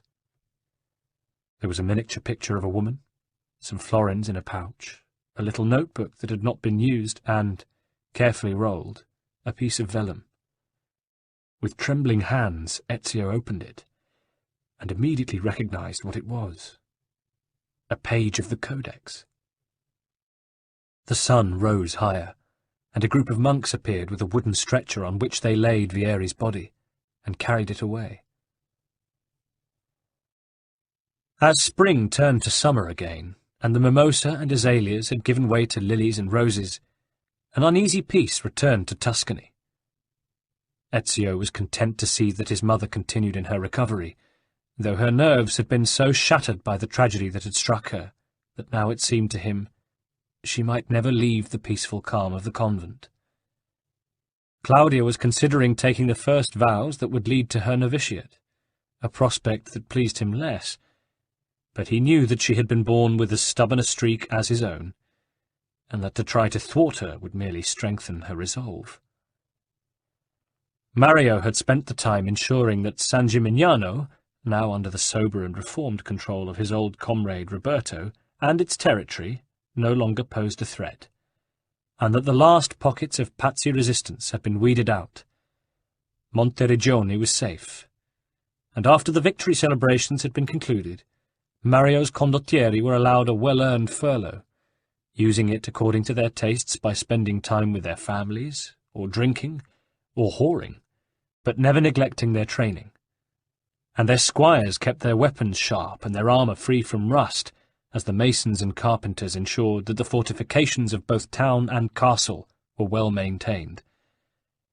To the north, the external threat that might have been posed by France was in abeyance, since King Louis was busy getting rid of the last of the English invaders and facing up to the problems the Duke of Burgundy was causing him, while to the south, Pope Sixtus IV, a potential ally of the Pazzi, was too busy promoting his relatives and supervising the construction of a magnificent new chapel in the Vatican to give much thought to interference in Tuscany. Mario and Ezio had had many and long conversations, however, regarding the threat that they knew had not disappeared. "I must tell you more of Rodrigo Borgia," Mario told his nephew. "He was born in Valencia, but studied law in Bologna and has never returned to Spain, since he is better placed to pursue his ambitions here. At the moment he is a prominent member of the Curia in Rome, but his sights are always set higher. He is one of the most powerful men in all Europe, but he is more than a cunning politician within the Church. He lowered his voice. Rodrigo is the leader of the Order of the Templars. Ezio felt his heart turn over in his body. That explains his presence at the murder of my poor father and my brothers. He was behind it. Yes, and he won't have forgotten you, especially as it was largely thanks to you that he lost his power base in Tuscany, and he knows the stock you come from, and the danger you continue to pose him. Be fully aware, Ezio, that he will have you killed as soon as he gets the chance. Then I must stand against him if I ever wish to be free. He must remain in our sights, but we have other business nearer home first, and we have stayed our hand long enough. Come to my study. They made their way from the garden where they had been walking into an inner room of the castle at the end of a corridor that led from the map room. It was a quiet place, dark without being gloomy, book-lined and more like the room of an academico than a military commander. Its shelves also contained artifacts that looked as if they might have come from Turkey or Syria, and volumes that Ezio could see from the writing on their spines were written in Arabic. He had asked his uncle about them, but received only the vaguest of replies. Once there, Mario unlocked a chest and from it drew a leather document wallet from which he took a sheaf of papers. Among them was some Ezio recognized immediately. "Here is your father's list, my boy. Though I should not call you that any more, for you are a man now, and a full-blooded warrior. And to it I have added the names you told me of in San Gimignano." He looked at his nephew and handed him the document. "It is time for you to begin your work." "Every Templar on it shall fall to my blade," said Ezio, evenly. His eye lit on the name of Francesco de Pazzi. "Here, with him, I will start. He's the worst of the clan, and fanatical in his hatred of our allies, the Medici." "You are right to say so," Mario agreed. "So, you will make your preparations for Florence?" "That is my resolve." "Good. But there is more you must learn if you are to be fully equipped. Come." Mario turned to a bookcase and touched a hidden button set into its side. On silent hinges it swung out and opened to reveal a stone wall beyond, on which a number of square slots had been marked out. 5 were filled, the rest were empty. Ezio's eyes gleamed as he saw it. The 5 filled spaces were occupied with pages of the Codex. "I see you recognize what this is," said Mario, "and I'm not surprised. After all, there is the page your father left you, which your clever friend in Florence managed to decode, and these which Giovanni managed to find and translate before he died." "And the one I took from Vieri's body," added Ezio. "But its contents are still a mystery." "Alas, you are right. I'm not the scholar your father was, though with every page that is added, and with the help of the books in my study, I'm getting closer to unravelling the mystery. Look, do you see the way the words cross from one page to the next, and how the symbols join?" Ezio looked hard, an eerie feeling of remembrance flooding his brain, as though a hereditary instinct was reawakening. And with this, the scrawls on the pages of the Codex seemed to come alive, their intentions untwisting in front of his eyes. Yes, and there seems to be part of a picture of some sort underneath it. Look, it's like a map. "Giovanni, and now I, managed to make out what appears to be a kind of prophecy written across these pages, but what it refers to I have yet to learn. Something about a piece of Eden. It was written long ago, by an assassin like us, whose name appears to have been Altair. And there is more. He goes on to write of something hidden beneath the earth, something as powerful as it is old. But we have yet to discover what." "Here is Vieri's page," said Ezio. "Add it to the wall." "Not yet. I will copy it before you go, but take the original to your friend in Florence with a brilliant mind. He need not know the full picture, at least what there is of it so far, and indeed it may be dangerous for him to have such knowledge. Later, Vieri's parchment will join the others on this wall, and we will be a little closer to deciphering the mystery. What of the other pages? They are yet to be rediscovered, said Mario. Do not concern yourself, for you must concentrate on the undertaking you have immediately before you. Chapter 8. Ezio had preparations to make before he left Monteriggioni. He had much more to learn at his uncle's side of the assassin's creed, the better to equip himself for the task that faced him. There was also the need to ensure that it would be at least relatively safe for him in Florence, and there was the question of where he might lodge, since Mario's spies within the town had reported that his family palazzo had been closed and boarded up, though it remained under the protection and guard of the Medici family, and so had been left unmolested. Several delays and setbacks made Ezio increasingly impatient until, one morning in March, his uncle told him to pack his bags. "It's been a long winter," Mario said. "Too long," put in Ezio. "But now all is settled," continued his uncle, "and I would remind you that meticulous preparation accounts for most victories. Now, pay attention. I have a friend in Florence who has arranged a secure lodging for you not far from her own house." "Who is she, uncle?" Mario looked furtive. "Her name is of no consequence to you, but you have my word that you can trust her as much as you would trust me. In any case, she is presently away from the town.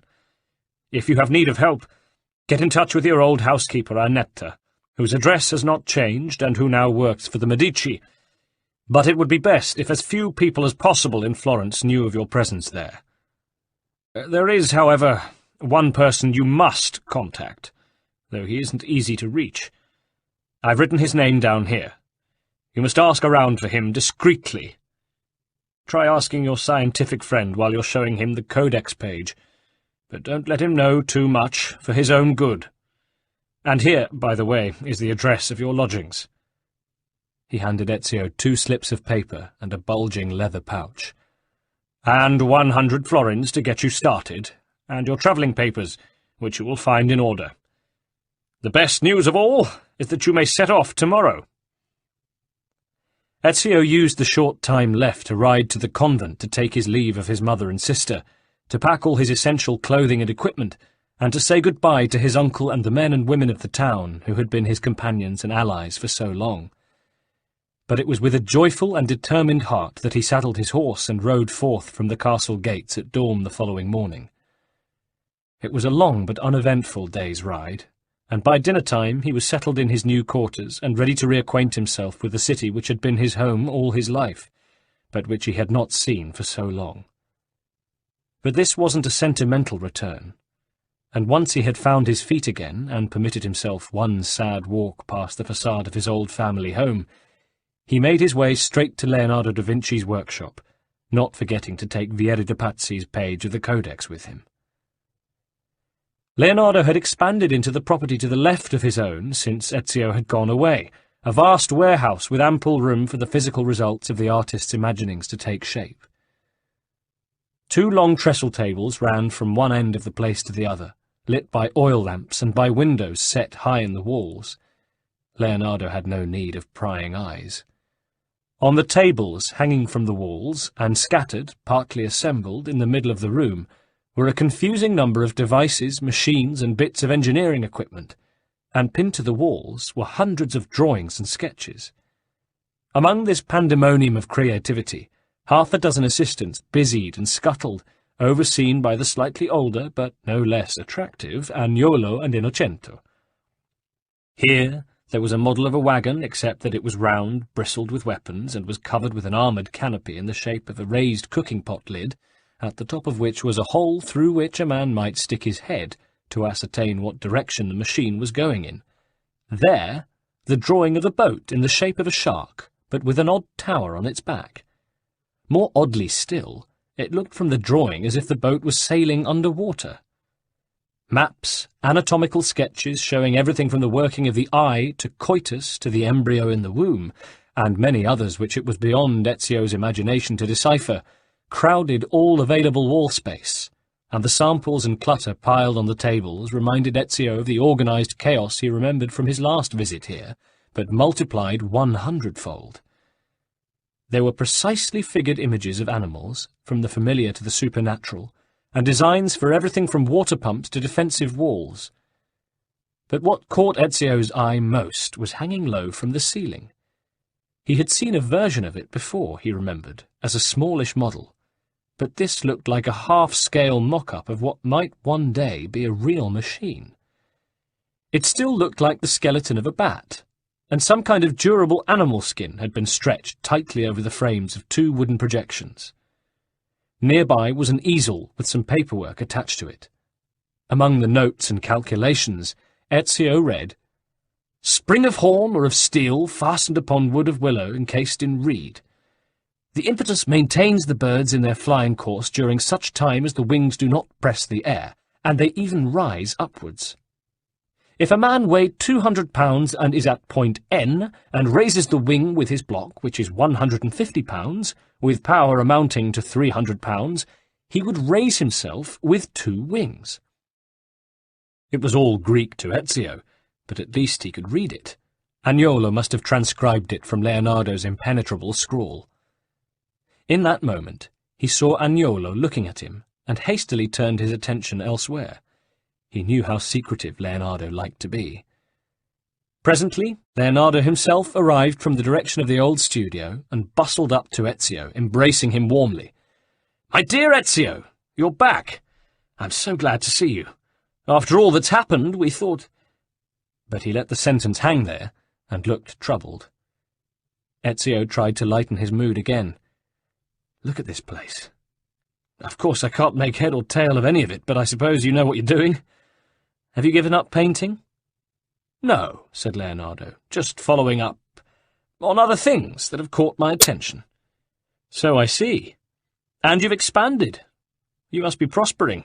The past 2 years have been good to you." But Leonardo could see both the underlying sadness and the severity that had settled in Ezio's face now.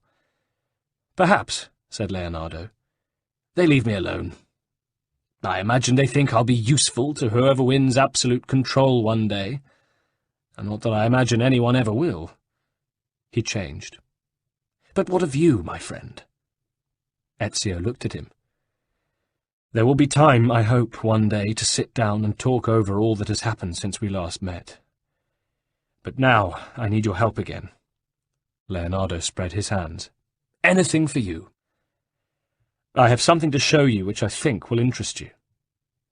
"Then you had better come to my studio. It is less busy there."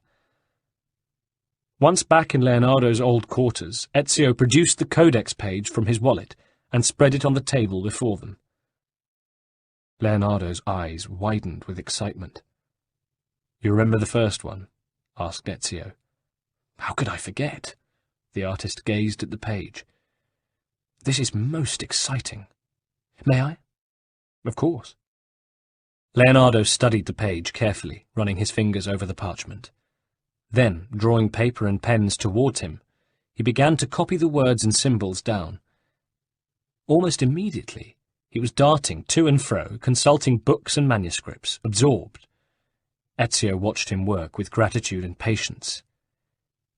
"This is interesting," said Leonardo. "Some quite unknown languages here, at least to me, but they do yield a kind of pattern. Yes, there's a gloss here in Aramaic which makes things a bit clearer."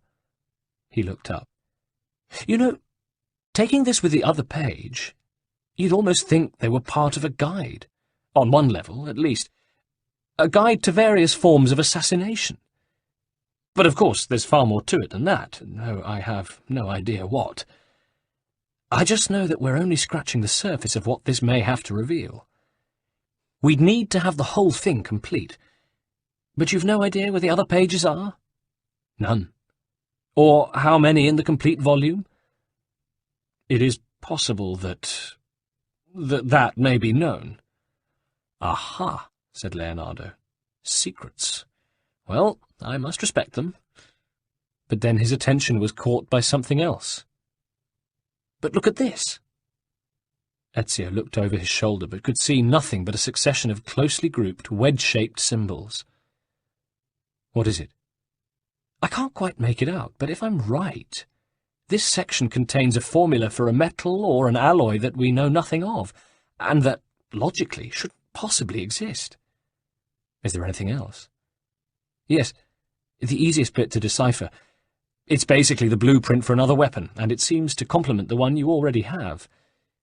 But this one we'll have to make from scratch. What kind of weapon? Fairly simple, really. It's a metal plate encased in a leather bracer. You'd wear it on your left forearm, or your right if you were left-handed like me, and use it to ward off blows from swords or even axes.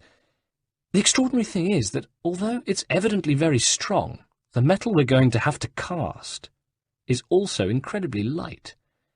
And it incorporates a double-bladed dagger, spring-loaded like the first. Do you think you can make it? Yes, though it will take a little time. I haven't much of that.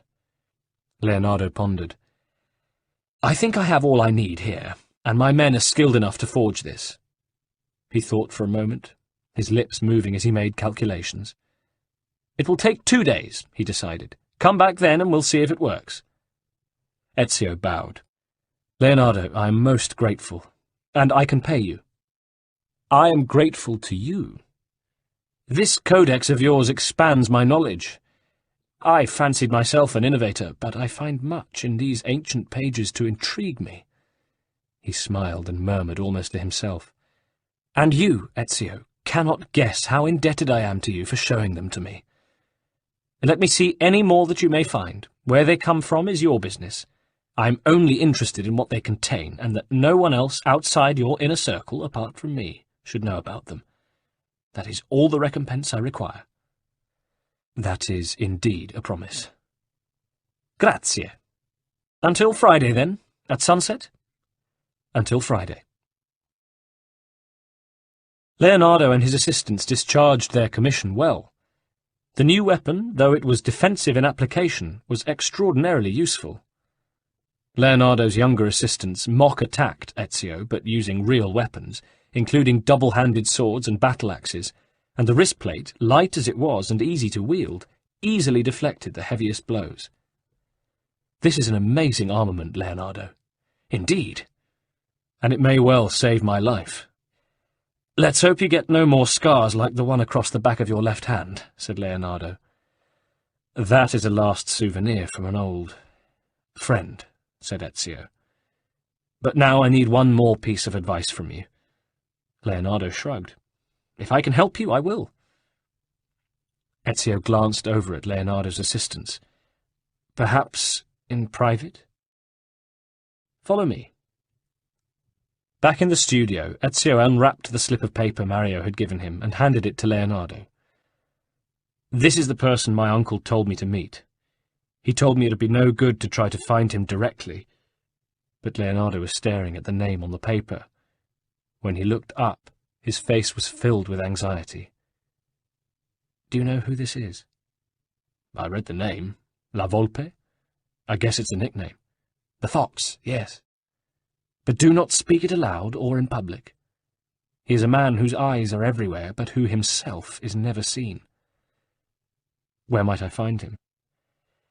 It is impossible to say, but if you wanted to make a start, and be very careful, you should try the district of the Mercato Vecchio. But every thief who isn't either in jail or on the gallows hangs out there.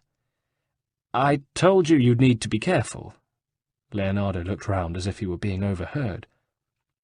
I might be able to get word to him.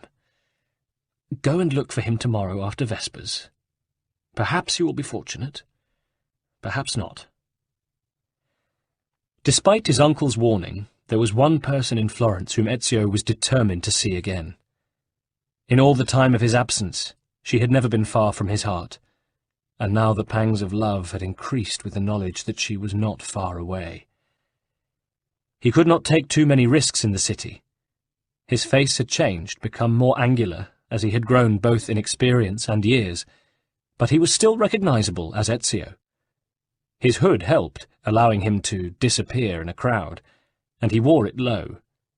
But he knew that although the Medici now held sway, the Pazzi had not had all their teeth drawn. They were biding their time, and they would remain vigilant. Of those two things he was certain. Just as he was certain that if they caught him unawares, they would kill him, Medici or no Medici. Nevertheless, the following morning he could no more prevent his feet taking the way to the Calfucci mansion than he could have flown to the moon. The main street doors stood open, revealing the sunlit courtyard beyond. And there she was, slimmer, possibly taller, her hair up, no longer a girl but a woman. He called her name. When she saw him, she turned so pale he thought she was going to faint. But she rallied, said something to her attendant to make her go away, and came out to him, her hands outstretched. He drew her quickly out of the street into the secluded shelter of an archway nearby, whose yellow stones were festooned with ivy. He stroked her neck, and noticed that the thin chain to which his pendant was attached was still around her neck, though the pendant itself was hidden in her bosom. "Ezio," she cried. "Christina, what are you doing here?" "I'm here on my father's business." "Where have you been? I've had no word of you for 2 years. "I have been away, also on my father's business." "They said you must be dead. And your mother and sister." "Fate dealt with us differently." He paused. "I could not write, but you have never left my thoughts." Her eyes, which had been dancing, suddenly clouded and looked troubled. "What is it, carissima?" he asked. "Nothing." She tried to break free. He would not let her. "Clearly it's something. Tell me."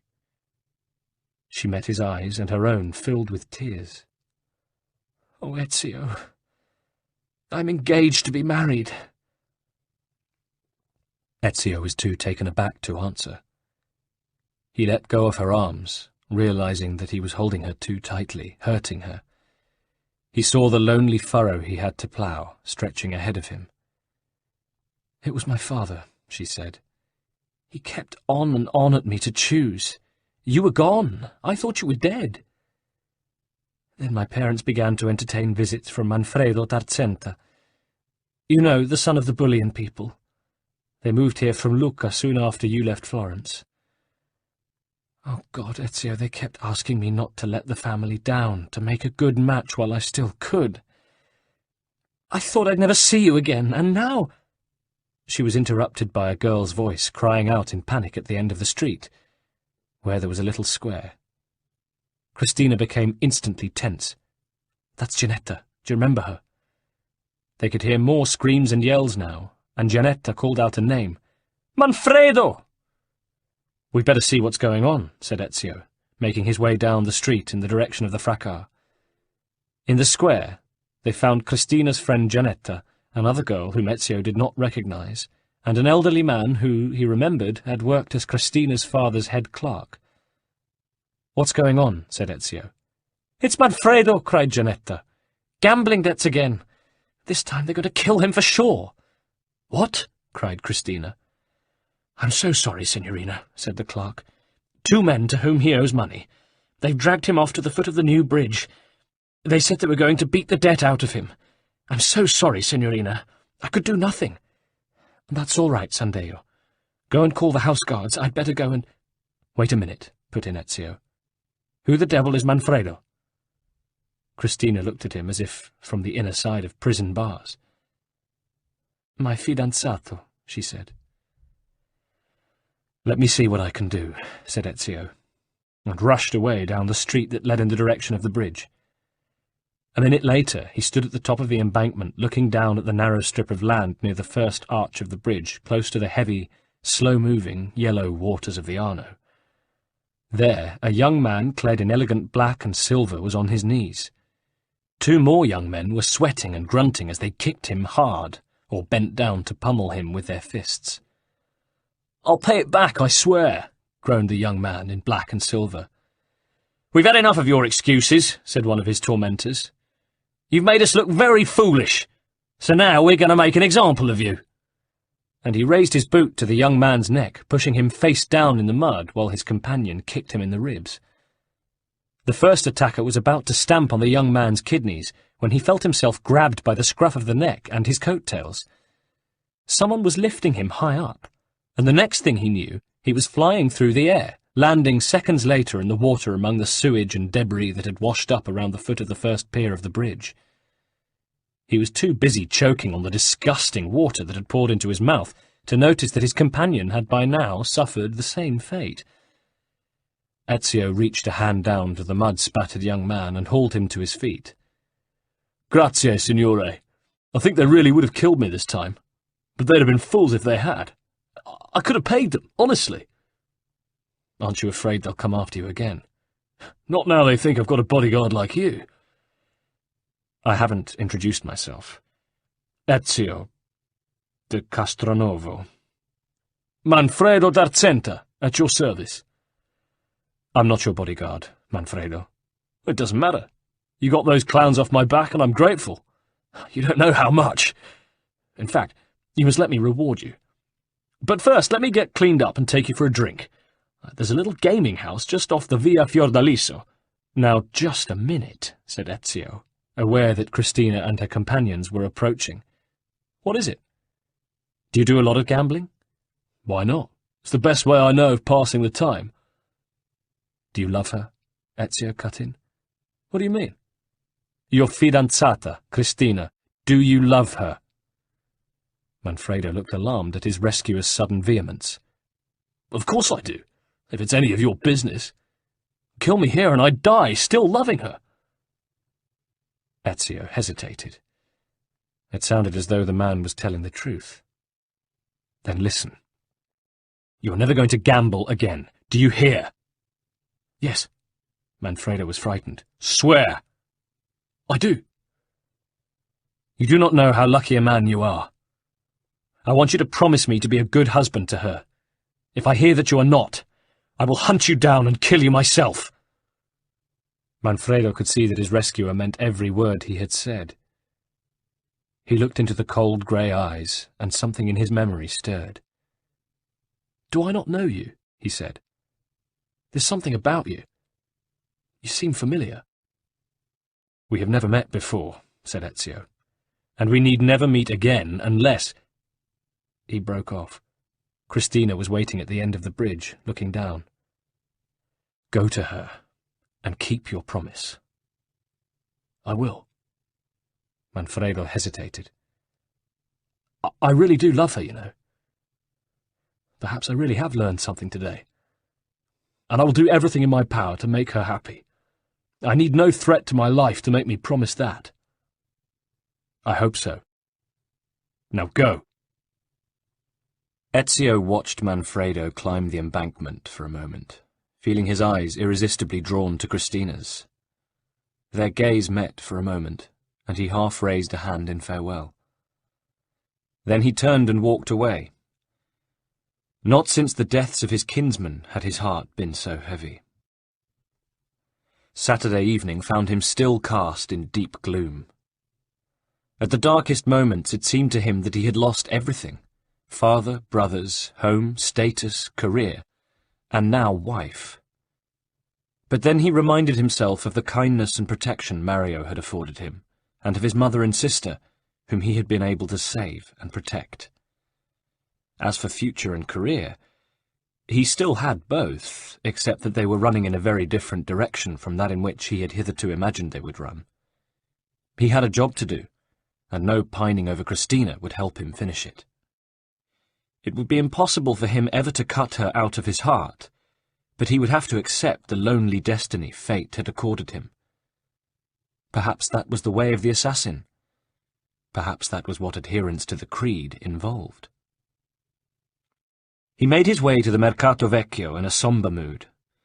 The district was shunned by most people he knew, and he himself had only once visited it before. The old market square was dingy and neglected, as were the buildings and streets that surrounded it. A number of people were passing to and fro, but this was no passeggiata. These people walked with a purpose, wasting no time, and kept their heads down. Ezio had taken care to dress simply, and had not worn a sword, though he had buckled on his new wristplate and his original spring-blade dagger too, in case of need. Still, he knew that he must stand out from the crowd around him, and he was on the alert. He was wondering what course to take next, and was thinking of going into a low alehouse on the corner of the square to see if he could find out, obliquely, by what means he could make contact with the fox, when a slim young man suddenly appeared from nowhere and jostled him. "Scusi, signore," said the young man politely, smiling, and moved swiftly past him. Instinctively, Ezio's hand went to his belt. His precious belongings he had left safely stowed at his lodgings, but he had brought a few florins with him in his belt purse, and now it was gone. He spun round to see the young man heading towards one of the narrow streets that led off the square, and gave chase. Seeing him, the thief doubled his pace, but Ezio managed to keep him in sight and ran after him, catching up with him at last and collaring him as he was about to enter a tall, nondescript tenement on Via Sant'Angelo. "Give it back," he snarled. "I don't know what you mean," retorted the thief, but his eyes were scared. Ezio, who had been on the point of releasing his dagger, reined in his anger. The man, it suddenly occurred to him, might be able to give him the information he sought. "I have no interest in hurting you, friend," he said. "Just give me back my purse, and we'll say no more." After hesitating, "You win," said the young man, ruefully, reaching for the satchel at his side. "There's just one thing," Ezio said. The man was instantly wary. "What?" "Do you know where I might find a man who calls himself La Volpe?" Now the man looked seriously frightened. "Never heard of him. Here, take your money, signore, and let me go." "Not until you've told me." "Just a minute," said a deep, throaty voice behind him. "I may be able to help you." Ezio turned to see a broad-shouldered man of similar height to his own, but perhaps 10 or 15 years older than he was. Over his head he wore a hood not unlike Ezio's, which partly obscured his face, but under it Ezio could make out 2 piercing violet eyes which shone with a strange power, boring into him. "Please let my colleague go," said the man. "I'll answer for him." To the young thief he said, "Give the gentleman his money, Corradine, and make yourself scarce. We'll talk of this later." He spoke with such authority that Ezio released his grasp. In a second Corradine had placed Ezio's purse in his hand and vanished into the building. "Who are you?" Ezio asked. The man smiled slowly. "My name is Gilberto, but they call me many things, murderer, for example, and tagliagole. But to my friends I'm simply known as the Fox." He bowed slightly, still holding Ezio with those penetrating eyes of his. "And I am at your service, Messer Auditore. Indeed, I have been expecting you." How do you know my name?" "It is my business to know everything in this city. And I know, I think, why you believe I can help you." "My uncle gave me your name." The fox smiled again, but said nothing. "I need to find someone, to be one step ahead of him as well, if I can." "Who is it you seek?" "Francesco de Pazzi." "Big game, I see." The fox looked serious. "It may be that I can help you." He paused, considering. "I've had word that some people from Rome recently disembarked at the docks. They're here to attend a meeting which no one else is supposed to know about, but they do not know about me, still less that I am the eyes and ears of this city. The host of this meeting is the man you want." "When is it to take place?" "Tonight." The fox smiled again. "Don't worry, Ezio, it isn't fate. I would have sent someone to fetch you to me if you hadn't found me yourself, but it amused me to test you. Very few who seek me succeed." "You mean you set me up with Corradine?" "Forgive me my sense of the theatrical, but I also had to be sure you were not followed. He's a young man, and it was also a kind of test for him. You see, I may have set you up with him, But he had no real idea of the service he was doing me. He just thought I'd singled out a victim for him. His tone became harder, more practical. Now, you must find a way to spy on this meeting, but it won't be easy. He looked at the sky. It is sunset. We must hurry, and the quickest way is over the rooftops. Follow me. Without another word, he turned and scaled the wall behind him at such a speed that Ezio was hard put to keep up. They raced over the red-tiled roofs, leaping the chasms of the streets in the last afterglow of the sun, silent as cats, soft-footed as running foxes, heading northwest across the city, until they arrived in sight of the facade of the great church of Santa Maria Novella. Here the fox came to a halt. Ezio had caught him up in seconds, but he noticed that he was more breathless than the older man. "You've had a good teacher," said the fox, but Ezio had the distinct impression that if he had so chosen, his new friend could have outrun him with ease, and that increased his determination to hone his skills further. But now wasn't the time for contests or games. "That is where Messer Francesco is holding his meeting," said the fox, pointing downwards. "In the church?" "Under it. Come on." At that hour, the piazza in front of the church was all but deserted. The fox leapt down from the roof they were on, landing gracefully in a crouch, and Ezio followed suit. They skirted the square and the side of the church until they came to a postern gate set into its wall. The fox ushered Ezio through it, and they found themselves in the Rucellai chapel. Near the bronze tomb at its centre, the fox paused. "There is a network of catacombs which crisscross the city far and wide. I find them very useful in my line of work, but unfortunately they're not exclusive to me. Not many know about them, however, or how to find their way about in them. But Francesco de Pazzi is one. It is down there that he's holding his meeting with the people from Rome. This is the closest entrance to where they will be, but you'll have to make your own way to them. And there's a chapel, part of an abandoned crypt 50 yards to your right once you've descended, and be very careful, for sound travels very acutely down there. It will be dark, too, so allow your vision to become accustomed to the gloom. Soon you'll be guided by the lights in the chapel." He placed his hand over a stone boss on the pedestal that supported the tomb and pressed it. At his feet, an apparently solid flagstone swung down on invisible hinges to reveal a flight of stone steps. He stood aside. "Buona fortuna, Ezio." "You're not coming?" "It is not necessary. And even with all my skills, 2 people make more noise than 1. I'll wait for you here. Va, go." Once below ground, Ezio groped his way along the damp stone corridor that ran away to his right. He was able to feel his way along, for the walls were close enough here for him to touch either side with each hand, and he was relieved that his feet made no sound on the wet earthen floor. Occasionally, other tunnels branched off, and he could feel them rather than see them as his guiding hands touched nothing but a black void. Getting lost down here would be a nightmare, for one would never find one's way out again. Little sounds startled him at first, until he realized that they were nothing but the scuttling of rats, though once, when one ran over his feet, he could barely stifle a cry. In niches carved into the walls, he caught glimpses of the corpses from time-worn burials, their skulls shrouded in cobwebs. There was something primordial and terrifying about the catacombs, and Ezio had to bite back a rising sense of panic. At last he saw a dim light ahead, and moving more slowly now, advanced towards it.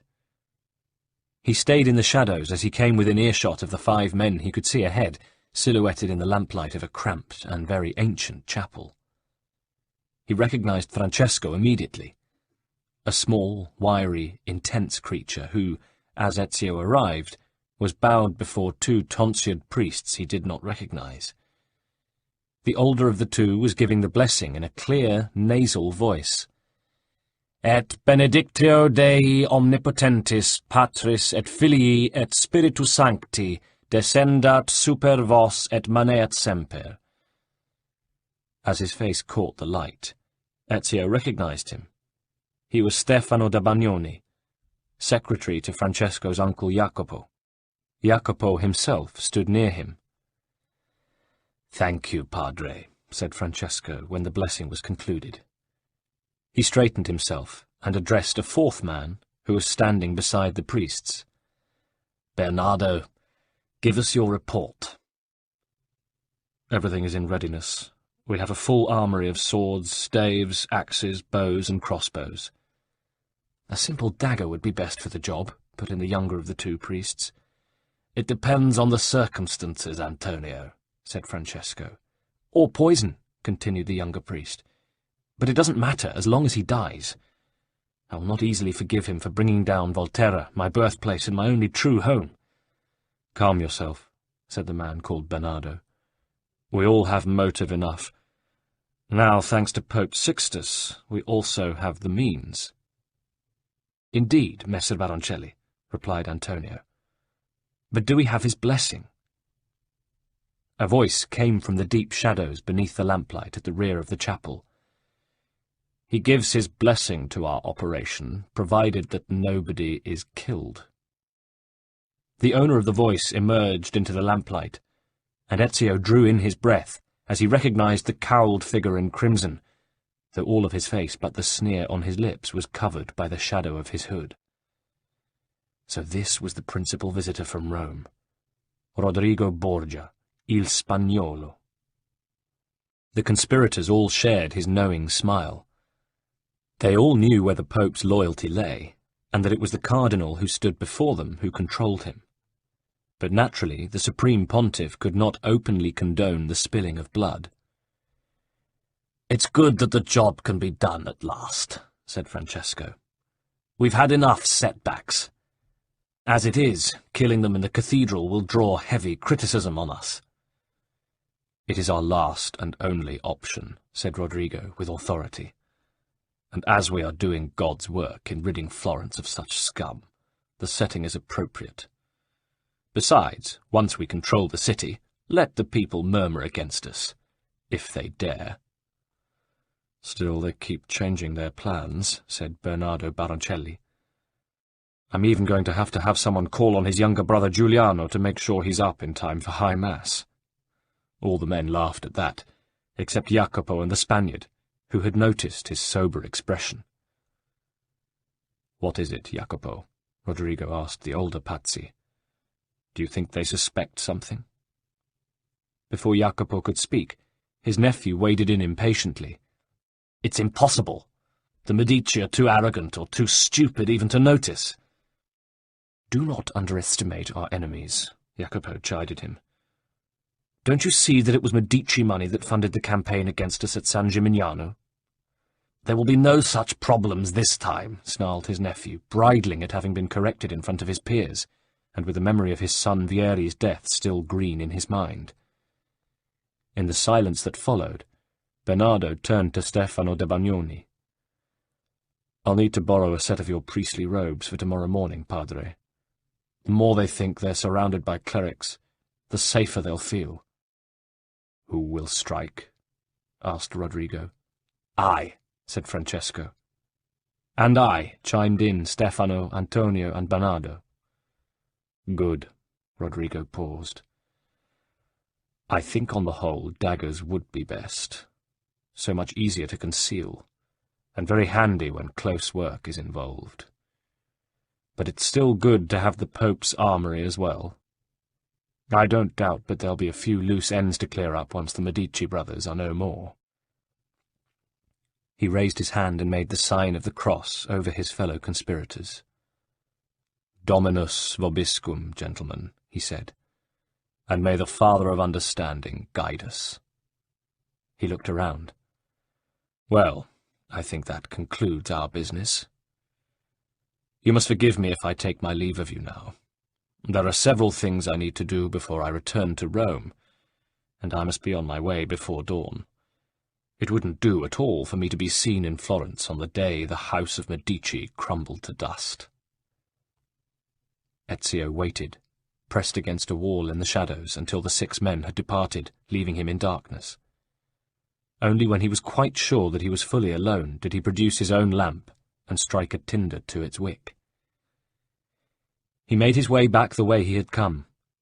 The fox was waiting in the shadowy Rucellai chapel. Ezio, with a full heart, told him what he had heard. "To murder Lorenzo and Giuliano de' Medici in the cathedral at high mass tomorrow morning," said the fox when Ezio had finished. And Ezio could see that for once the man was almost at a loss for words. "It is sacrilege. And it is worse than that. If Florence should fall to the Pazzi, then God help us all." Ezio was lost in thought. "Can you get me a seat in the cathedral tomorrow?" he asked. "Close to the altar, near the Medici." The fox looked grave. "Hard, but perhaps not impossible." He looked at the young man. "I know what you're thinking, Ezio, but this is something you cannot possibly pull off alone." "I can try, and I have the element of surprise. And more than one stranger's face among the aristocrazia near the front might arouse the Pazzi's suspicions. But you must get me in there, Gilberto." "Call me the fox," Gilberto answered him. Then, grinning, "Only foxes can match me for cunning." He paused. "Meet me in front of the Duomo half an hour before High Mass." He looked Ezio in the eye with new respect. "I will help if I can, Messer Ezio. Your father would have been proud of you." Chapter 9. Ezio arose before dawn the following day, Sunday 26th of April, and made his way to the cathedral. Very few people were about, though a handful of monks and nuns were making their way to perform the rite of lauds. Aware that he should avoid notice, he climbed arduously to the very top of the campanile and watched the sun rise over the city. Gradually beneath him, the square began to fill with citizens of every description, families and couples, merchants and nobles, eager to attend the main service of the day, graced as it would be by the presence of the Duke and his younger brother and co-ruler. Ezio surveyed the people keenly, and when he saw the fox arrive on the cathedral steps, he made his way to the side of the tower least in view and clambered down, agile as a monkey, to join him, remembering to keep his head low and to blend in as far as was possible with the crowd, using his fellow citizens as cover. He had put on his best clothes for the occasion and wore no weapon openly, though many of his male fellow citizens of the wealthy merchant and banking class had ceremonial swords at their waistbands. He could not resist keeping an eye out for Christina, but he did not see her.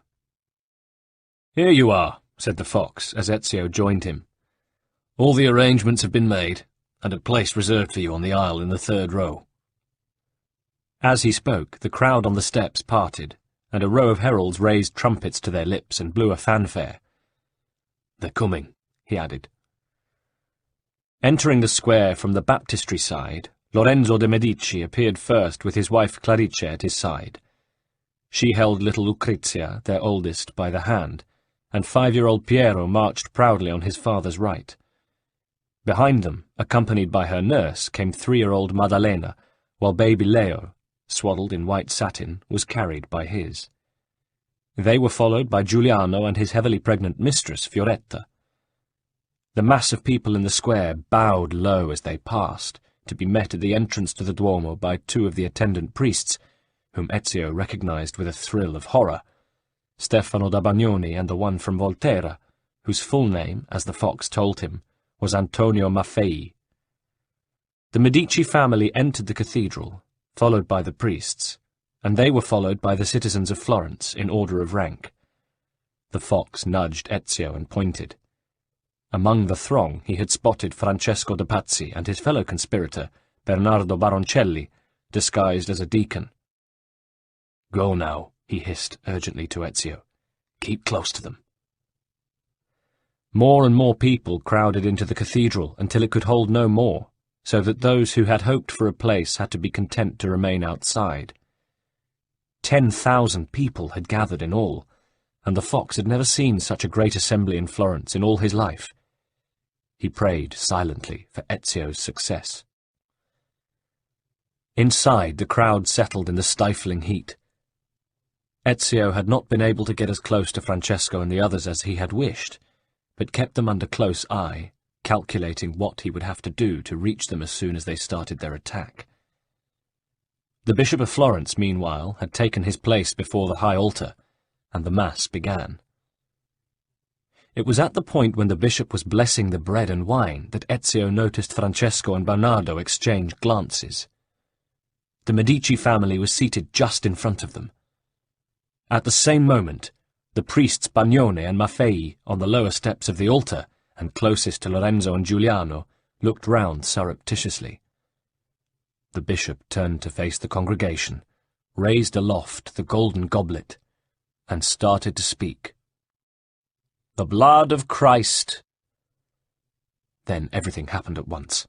Baroncelli sprang to his feet with a cry of "Creapa, traditore!" and plunged a dagger into Giuliano's neck from behind.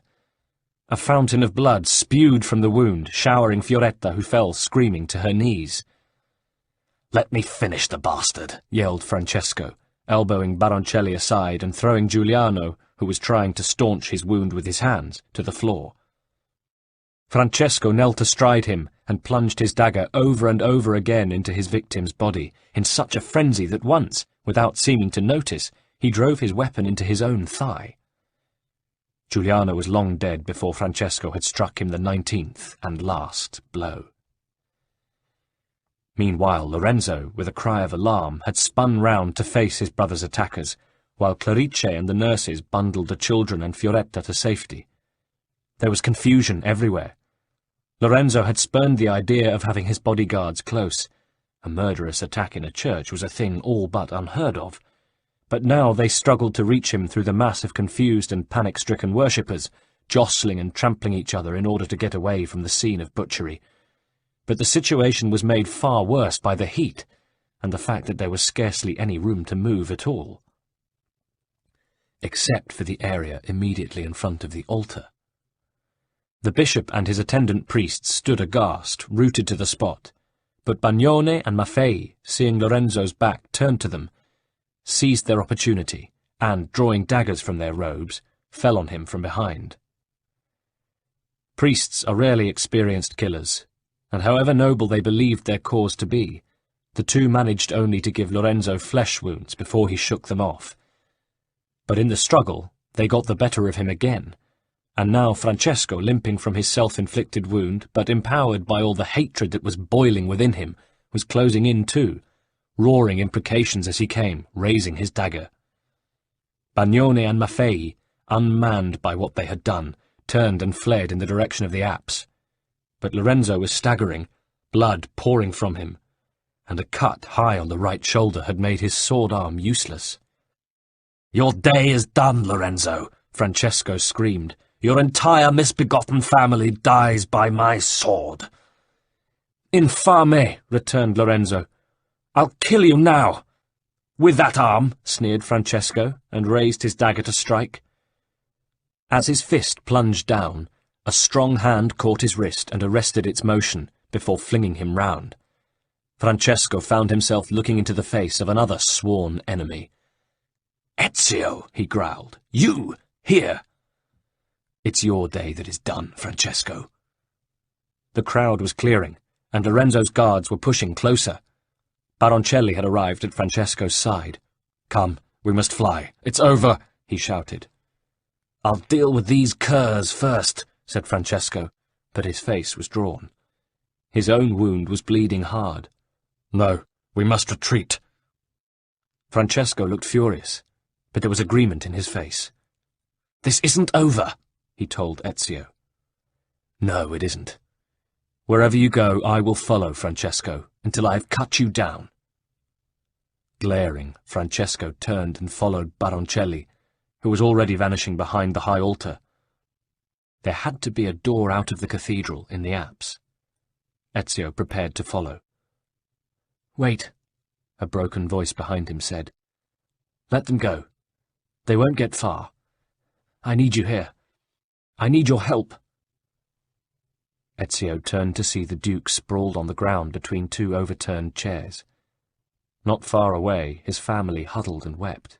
Clarice, a look of horror on her face, embracing her two oldest children tightly.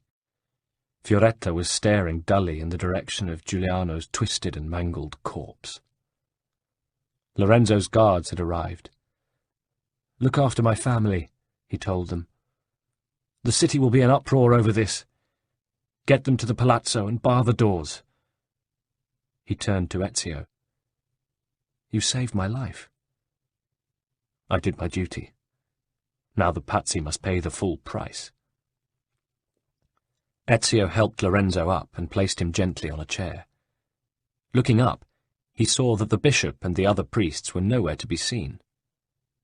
Behind him, people were still pushing and shoving, clawing at each other to get out of the cathedral by the main western doors. "I must go after Francesco," he said. "No," said Lorenzo. "I can't make it to safety on my own. You must help me. Get me to San Lorenzo. I have friends there." Ezio was torn, but he knew how much Lorenzo had done for his own family. He could not blame him for failing to prevent the deaths of his kinsmen, for how could anyone have predicted the suddenness of that attack? And now Lorenzo himself was the victim. He was still alive, too, but he would not be for long unless Ezio could get him to the nearest place where he could be treated. The church of San Lorenzo was only a short distance northwest of the baptistry.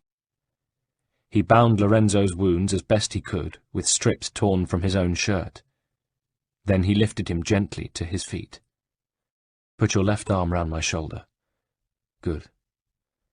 Now there must be a way out beyond the altar." They hobbled in the direction their assailants had taken, and soon came to a small open door with bloodstains on its threshold. This was no doubt the way Francesco had gone. Might he be lying in wait? It would be hard for Ezio to release his spring-blade dagger, still less fight, while supporting Lorenzo on his right side. But he had his metal bracer strapped to his left forearm. They made their way into the square outside the north wall of the cathedral, and were greeted with scenes of confusion and chaos. They made their way west along the side of the cathedral, after Ezio had paused to wrap his cape over Lorenzo's shoulders in a makeshift attempt to disguise him. In the piazza between the cathedral and the baptistry, groups of men wearing the liveries of the Pazzi and the Medici were engaged in hand-to-hand combat, so engrossed that Ezio was able to slink past them. But as they reached the street that led up to the Piazza San Lorenzo, they were confronted by two men wearing the dolphin and crosses insignia. Both carried ugly-looking falchions. "Halt!" one of the guards said. "Where do you think you're going?" "I must get this man to safety," said Ezio. "And who might you be?" said the second guard, unpleasantly. He came forward and peered at Lorenzo's face. Lorenzo, half fainting, turned away, but as he did so the cape slipped, revealing the Medici crest on his doublet. "Oh-ho," said the second guard, turning to his friend. "Looks like we might have caught a very big fish here, Terzago." Ezio's brain raced. He couldn't let go of Lorenzo, who was still losing blood, but if he didn't, he couldn't use his weapon. He raised his left foot quickly and gave the guard a shove in the arse. He fell, sprawling.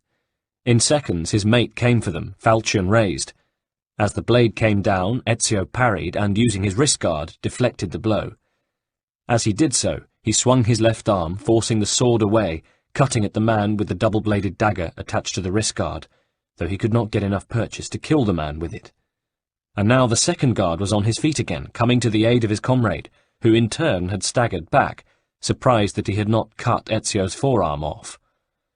Ezio stopped the second blade in the same way, but this time he managed to run the wrist guard down the cutting edge of the sword until it hit the hilt, bringing his hand in range of the man's wrist. He seized and twisted it so rapidly and hard that the man let go of his weapon with a sharp cry of pain.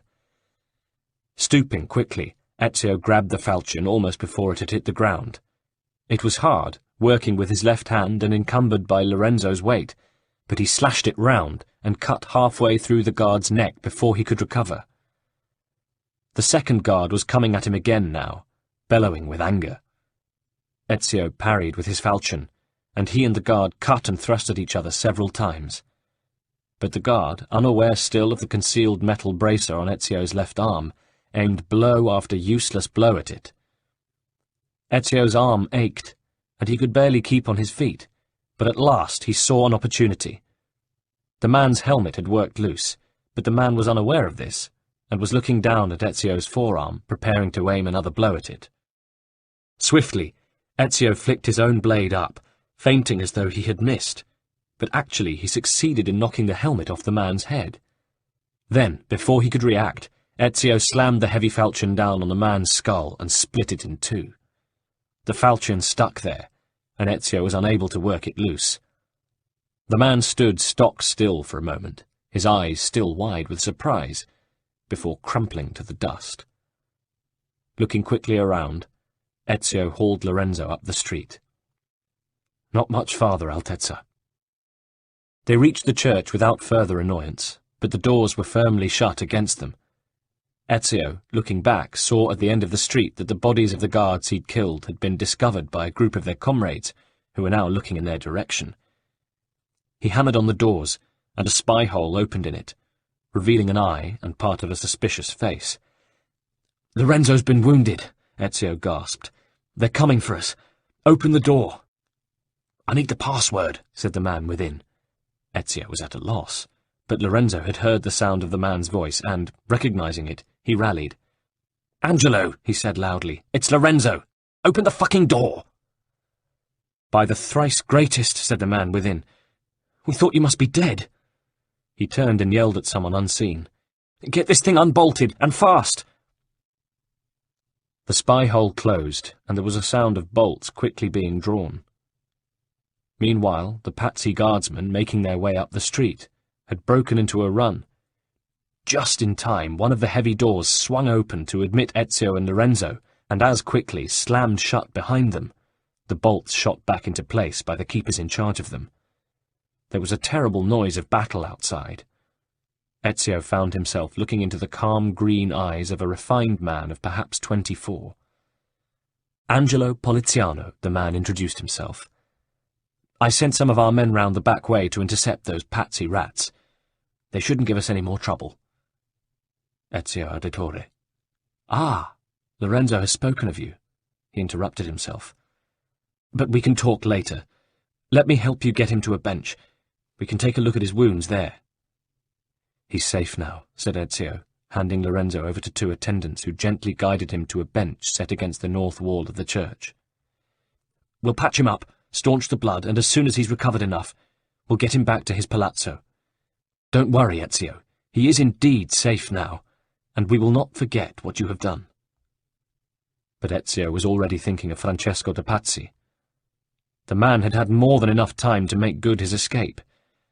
"I must take my leave," he said. "Wait," Lorenzo called. Nodding to Poliziano, Ezio went over to him and knelt by his side. "I am in your debt, signore," Lorenzo said. "And I do not know why you helped me, or how you could have known what was afoot when even my own spies could not." He paused, his eyes wrinkling in pain as one of the attendants cleaned his shoulder wound. "Who are you?" he continued when he had recovered a little. "He's Ezio Auditore," said Poliziano, coming up and placing a hand on Ezio's shoulder. "Ezio," Lorenzo gazed at him, deeply moved. "Your father was a great man and a good friend. He was one of my strongest allies. He understood honour, loyalty, and never put his own interests before those of Florence. But—" he paused again and smiled faintly. "I was there when Alberti died." "Was it you?" "Yes." "You took a fitting and swift revenge. As you see, I have not been so successful. But now, through their overweening ambition, the Pazzi have at last cut their own throats. I pray that—" One of the men from the Medici patrol that had been sent out to deal with Ezio's Pazzi pursuers came hurrying up, his face streaked with blood and sweat. "What is it?" asked Poliziano. "Bad news, sir. The Pazzi have rallied and they're storming the Palazzo Vecchio. We can't hold them off much longer." Poliziano grew pale. "This is bad news indeed. If they gain control of it, they'll kill all the supporters we have that they can lay their hands on, and if they seize power—" "If they seize power," Lorenzo said, "my survival will mean nothing. We will all be dead men." He tried to get up, but fell back, groaning in pain. "Angelo, you must take what troops we have here and—" "No, my place is with you. We must get you to the Palazzo Medici as soon as possible. From there we may be able to reorganize and hit back." "I will go," said Ezio. "I have unfinished business with Messer Francesco as it is." Lorenzo looked at him. "You have done enough." "Not until this job is finished, Altezza. And Angelo is right. He has a more important task to perform, getting you to the safety of your palazzo." "Signori," the Medici messenger put in, "I have more news. I saw Francesco de Pazzi leading a troop to the rear of the Palazzo Vecchio. He's seeking a way in on the Signoria's blind side." Poliziano looked at Ezio. "Go, arm yourself and take a detachment from here, and hurry. This man will go with you and be your guide. He will show you where it is safest to leave this church. From there, it will take you 10 minutes to reach the Palazzo Vecchio." Ezio bowed and turned to leave. "Florence will never forget what you are doing for her," said Lorenzo. "Go with God." Outside, the bells of most of the churches were ringing, adding to the cacophony of clashing steel and of human cries and groans. The city was in turmoil. Wagons set afire blazed in the streets. Pockets of soldiery from both sides ran hither and yon, or faced each other in pitched melees. The dead were scattered everywhere, in the squares and along the roadways, but there was too much tumult for the crows to dare to fly in for the feast they regarded with their harsh black eyes from the rooftops. The western doors of the Palazzo Vecchio stood open, and the noise of fighting came from the courtyard within. Ezio brought his little troop to a halt and accosted a Medici officer who was running towards the palazzo in charge of another squad. "Do you know what's going on? The Pazzi broke in from the rear and opened the doors from within, but our men inside the palazzo are keeping them off. They haven't got beyond the courtyard. With luck, we'll be able to hem them in." "Is there news of Francesco de Pazzi?" "He and his men are holding the back entrance of the palazzo. If we could gain control of that, we'd have them trapped for sure." Ezio turned to his men. "Let's go," he shouted.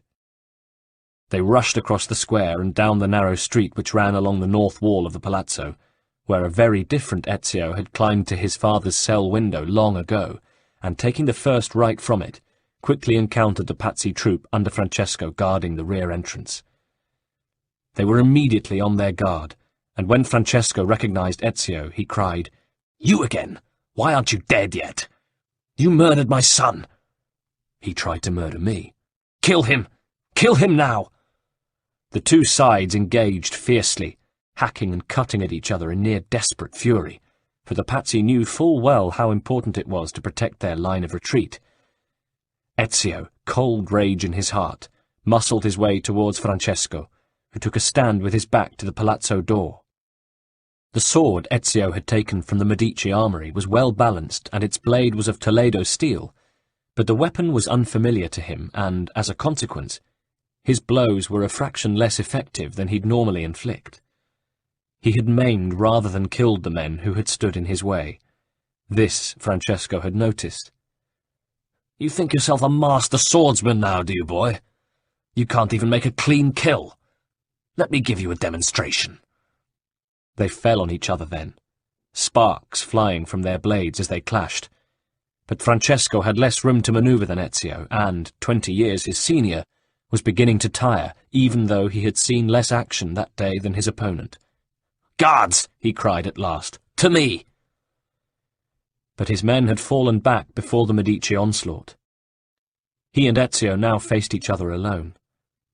Francesco looked desperately around for a means of retreat himself, but there was none save through the palazzo itself. He threw open the door behind him and went up a stone staircase that ran up the inside wall. Ezio realized that as most of the Medici defenders would be concentrated at the front of the building where most of the fighting was, they probably didn't have enough men to cover the rear as well. Ezio raced up after him to the second floor. The rooms here were deserted, since all the occupants of the palazzo, save for half a dozen frightened clerks who ran away as soon as they saw them, were down below, fighting to contain the Pazzi in the courtyard. Francesco and Ezio fought their way through the gilded, high-ceilinged state-rooms until they reached a balcony high above the Piazza della Signoria. The noise of battle reached up to them from below, and Francesco called out hopelessly for aid, but there was no one to hear him, and his last retreat was cut off. "Stand and fight," said Ezio. "It's just us now." "Maledetto!" Ezio slashed at him, drawing blood from his left arm. "Come on, Francesco. Where's all the courage you showed when you had my father killed? When you stabbed Giuliano this morning?" "Get the hell away from me, you spawn of the devil!" Francesco lunged, but he was tiring, and his aim went far too wide. He staggered forwards, his balance thrown, and Ezio stood deftly aside, raising his foot and bringing it firmly down on Francesco's sword blade, pulling the man down with it. Before Francesco could recover, Ezio stamped on his hand, making him let go of the hilt, grabbed him by the shoulder, and heaved him over onto his back. As he struggled to get up, Ezio kicked him brutally in the face. Francesco's eyes rolled as he struggled into unconsciousness. Ezio knelt down and proceeded to frisk the old man while he was half awake, ripping off body armour and his doublet, revealing the pale, wiry body beneath. But there were no documents, nothing of importance on him. Just a handful of florins in his purse. Ezio flung aside his sword and released his spring-blade dagger. He knelt, put an arm under Francesco's neck, and pulled him up so that their faces were almost touching. Francesco's eyelids flickered open. His eyes expressed horror and fear. "Spare me," he managed to croak. At that moment a great cry of victory rose from the courtyard below. Ezio listened to the voices, and caught enough to understand that the Pazzi had been routed. "Spare you," he said. "I'd as soon spare a rabid wolf." "No," shrieked Francesco. "I beg you." "This is for my father," said Ezio, stabbing him in the gizzard. "And this is for Federico," stabbing him again. "And this for Petruccio, and this for Giuliano."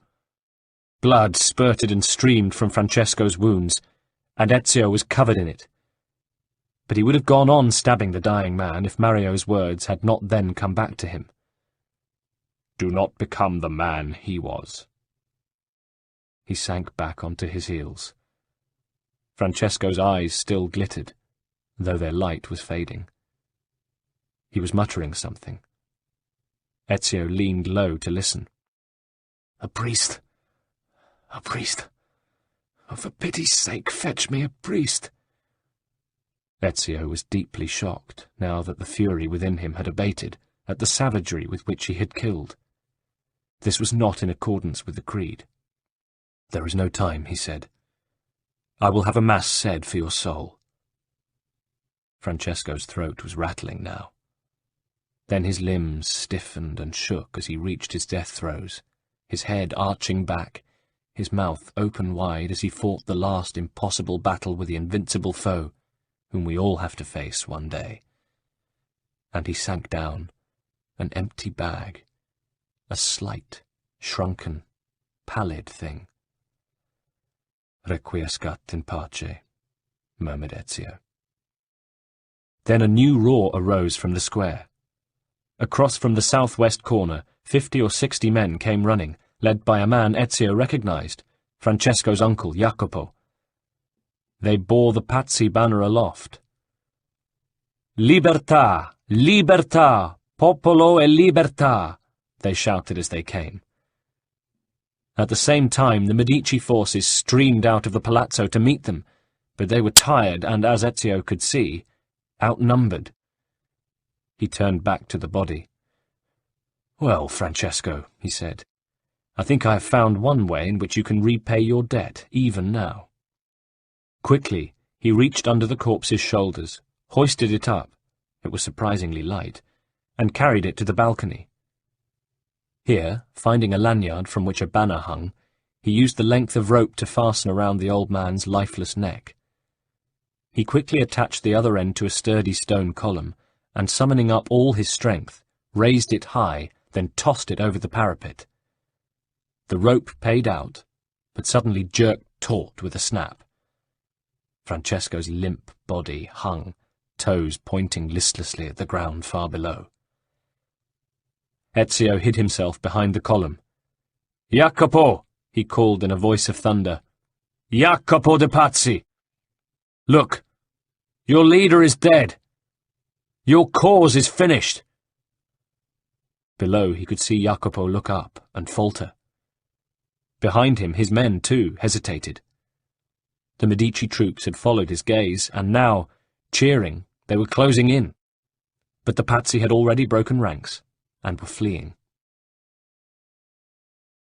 In a matter of days it was all over. The power of the Pazzi in Florence was broken.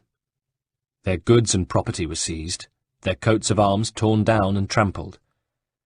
Despite Lorenzo's appeals for mercy, the Florentine mob hunted down and killed every Pazzi sympathizer they could find, though some of the principals had fled.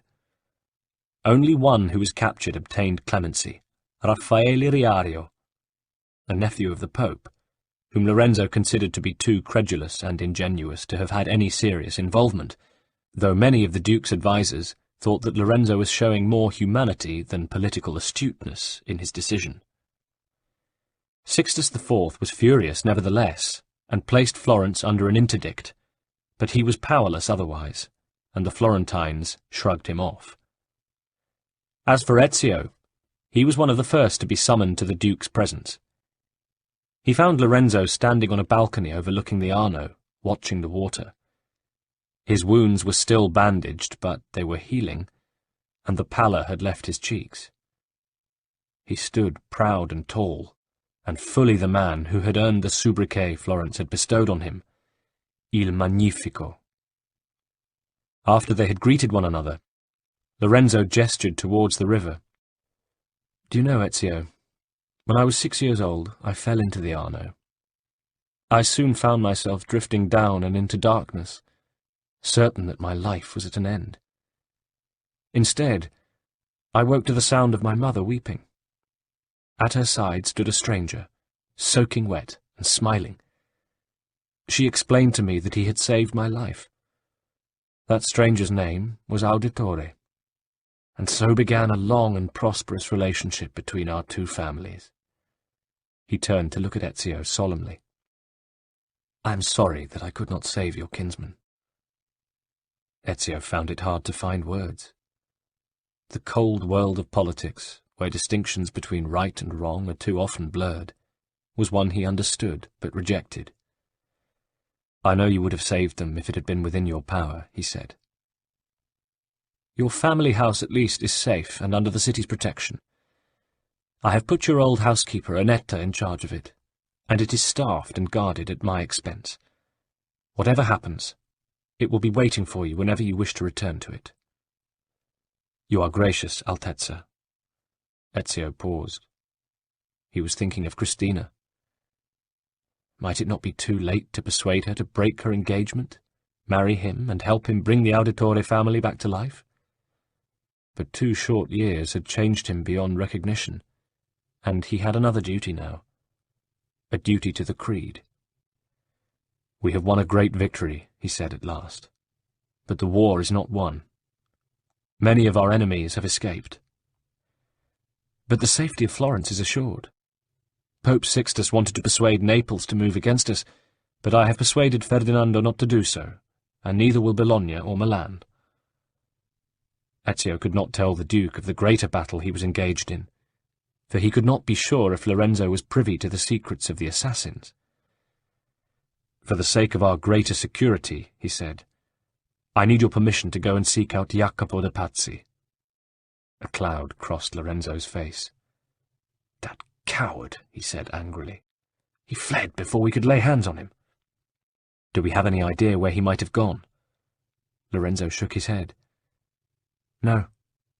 They've hidden themselves well. My spies report that Baroncelli may be trying to make his way to Constantinople, but as for the others—" Ezio said, "Give me their names."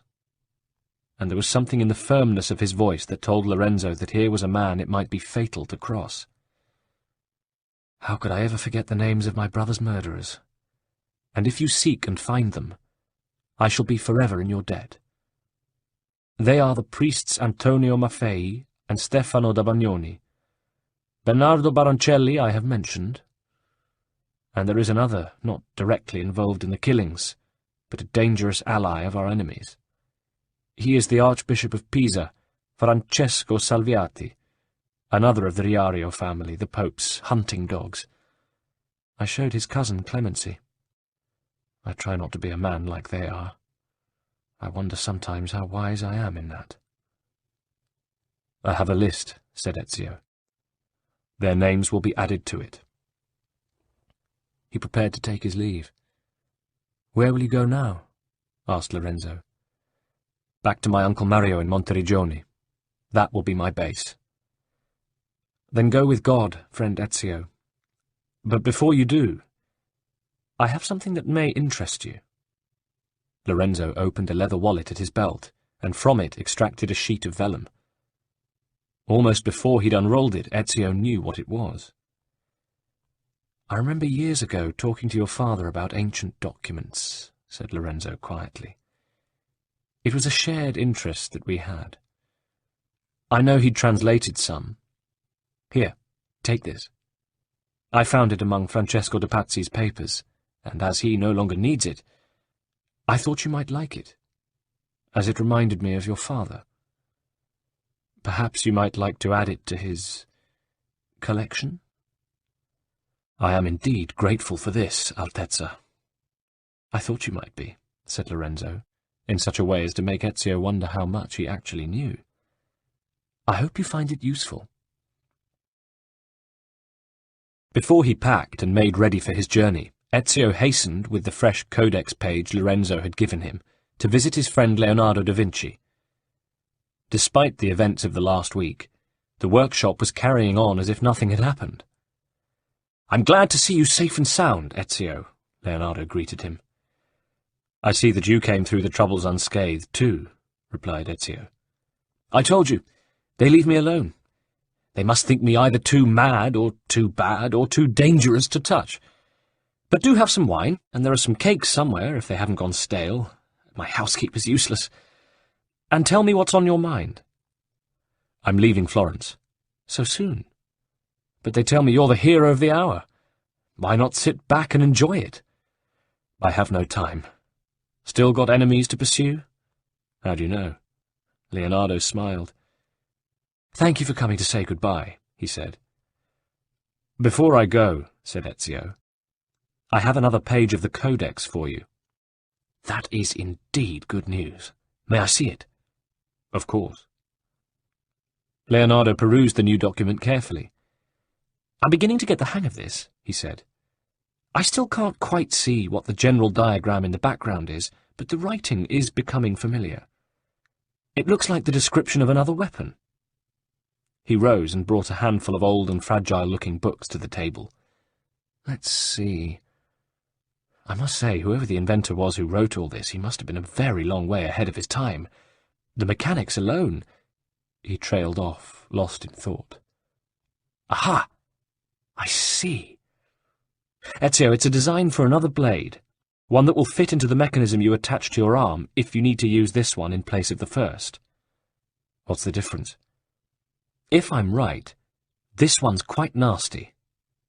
It's hollow in the middle, see? And through the tube concealed in the blade, its user can inject poison into his victim. Death, wherever you strike. This thing would make you practically invincible. Can you make it? On the same terms as before? Of course. Good. How long have I got? The end of the week. I have some preparations to make, and there's someone I want to try to see, to say goodbye. But I need to get going as soon as possible. It doesn't give me long, but I still have the tools I needed for the first job, and my assistants have got their hand in, so I don't see why not. Ezio used the intervening time to settle his affairs in Florence, pack his bags, and arrange a courier to take a letter to Monteriggioni. He found himself putting off his final, self-imposed task again and again, but he knew he'd have to do it. At last, on his second-to-last evening, he walked over to the Calfucci mansion. His feet were like lead. But when he approached the place, he found it dark and closed up. Knowing he was behaving like a madman, he clambered up to Christina's balcony, only to find her windows securely shuttered. The nasturtiums in pots on the balcony were withered and dead. As he climbed down again, wearily, he felt as if his heart had been covered in a shroud. He remained at the door in a dream, for he knew not how long. But someone must have been watching him, for finally a first-floor window opened, and a woman put her head out. "They've gone, you know.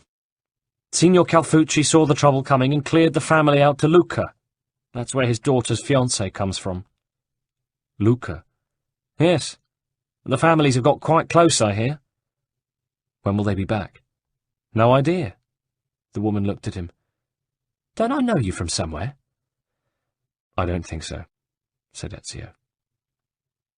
He spent that night dreaming alternately of Christina and of Francesco's bloody end. In the morning it was overcast, a sky to suit Ezio's mood. He made his way to Leonardo's workshop, glad that this was the day on which he would leave Florence. The new knife blade was ready, finished in dull grey steel, very hard, the edges sharp enough to sever a silk handkerchief if you just let it fall through the air onto them. The hole in the point was tiny. "The hilt contains the poison, and you release it simply by flexing your arm muscle against this inner button. Be careful, as it's quite sensitive." "What poison should I use?" "I've used a strong distillation of hemlock to get you started, but when you run out, ask any doctor." "Poison? From a doctor?" "In high enough concentrations, that which cures can also kill." Ezio nodded sadly. "I'm in your debt once more. Here is your codex page." "Must you leave so soon?" "Florence is safe, for now, but I still have work to do." Chapter 10. "Ezio!" beamed Mario, his beard bristlier than ever, his face burned by the Tuscan sun. "Welcome back." "Uncle." Mario's face became more serious. "I can see from your face that you've been through much in the months since we last met. And when you're bathed and rested, you must tell me all." He paused. "We have heard all the news from Florence, and I, even I, found myself praying that by some miracle you would be spared. But not only were you spared, you turned the tide against the Pazzi. The Templars will hate you for that, Ezio." "It is a hatred I reciprocate." "Rest first, then tell me all." That evening the two men sat down together in Mario's study. Mario listened intently as Ezio told him all he knew of the events that had passed in Florence. He returned Vieri's codex page to his uncle, and then passed over the one he had been given by Lorenzo, describing the design it contained for the poison blade, and showing it to him. Mario was duly impressed, but fixed his attention on the new page. "My friend was not able to decipher more than the description of the weapon," said Ezio. "That is as well. Not all the pages contain such instructions, and only those that do should be of any interest to him," said Mario, an underlying note of caution in his voice. "In any case, only when the pages are reunited shall we be able to understand fully the meaning of the codex. But this page, when we place it, together with Vieri's, with the others, should bring us a step further." He rose, walked over to the bookcase that concealed the wall on which the codex pages hung, swung it back, and studied where the new pages might go. One of them connected with those already in place. The other touched a corner of it. "It is interesting that Vieri and his father should have owned pages that were evidently close together," he said. "Now, let us see what—" He broke off, concentrating. He said at last, but his voice was troubled. "Does this bring us any further, Uncle?" "I'm not sure. We may be just as much in the dark as ever. But there is definitely some reference to a prophet. Not from the Bible, but either a living prophet or one who is to come." "Who could it be?" "Let's not go too fast." Mario brooded over the pages, his lips moving, speaking a language Ezio did not understand. "As far as I can make out, the text here roughly translates as, 'Only the prophet may open it.' And here, there's a reference to 2 pieces of Eden. But What that means I do not know. We must be patient until we have more pages of the Codex. I know the Codex is important, Uncle, but I have what is for me a more pressing reason to be here than to unravel its mystery. I seek the renegade, Jacopo de Pazzi. He certainly travelled south after fleeing Florence. Mario hesitated before continuing. I had not meant to talk of this with you tonight, Ezio. But the matter is as urgent to me as I see it is to you, and we have to start our preparations soon. My old friend Roberto has been driven out of San Gimignano, and it has become once more a stronghold of the Templars. It is too close to Florence and to us to remain so. I believe that Jacopo may seek refuge there. I have a list of the names of the other conspirators, said Ezio, taking it from his wallet and handing it to his uncle. Good. Some of these men will have far less to fall back on than Jacopo, and may be easy to root out. I'll send spies out into the countryside at dawn to see what they can discover about them, and in the meantime we must prepare to retake San Gimignano. By all means make your men ready, but for me there is no time to waste if I am to bring these murderers down. Mario considered. Perhaps you are right. A man alone can often breach walls which an army cannot, and we should bring them down while they still think they are safe. He considered for a moment. So, I give you my permission. You go on ahead and see what you can discover. I know you are more than able to look after yourself these days. Uncle, my thanks. Not so fast, Ezio. I grant you this leave on one condition. Which is? That you delay your departure for a week. A week? If you are to go out into the field alone, with no backup, you will need more than these Codex weapons to help you. You are a man now, and a brave fighter for the assassins, but your reputation will make the Templars even hungrier for your blood, and I know that there are still skills which you lack. Ezio shook his head impatiently. No, Uncle, I am sorry, but a week— Mario frowned, but raised his voice only slightly. It was enough. I have heard good things of you, Ezio, but also bad. You lost control when you killed Francesco, and you allowed sentiment over Christina to tempt you from your path. Your whole duty now is to the Creed, for if you neglect it, there may be no world left for you to enjoy. He drew himself up. I speak with your father's voice when I command your obedience. Ezio had watched his uncle grow in stature, even in size, as he spoke, and painful as it was to accept, he acknowledged the truth of what he had been told. Bitterly, he bowed his head. Good, said Mario more kindly, and you will thank me for this. Your new combat training begins in the morning, and remember, the preparation is all.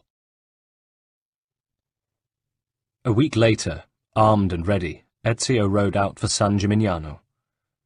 Mario had told him to make contact with one of the condottieri patrols he had posted within sight of the town to keep track of its comings and goings, and he joined one of their encampments for his first night away from Monteriggioni.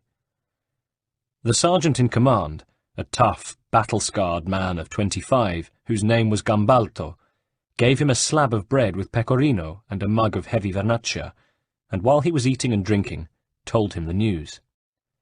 I think it's a shame Antonio Maffei ever left Volterra.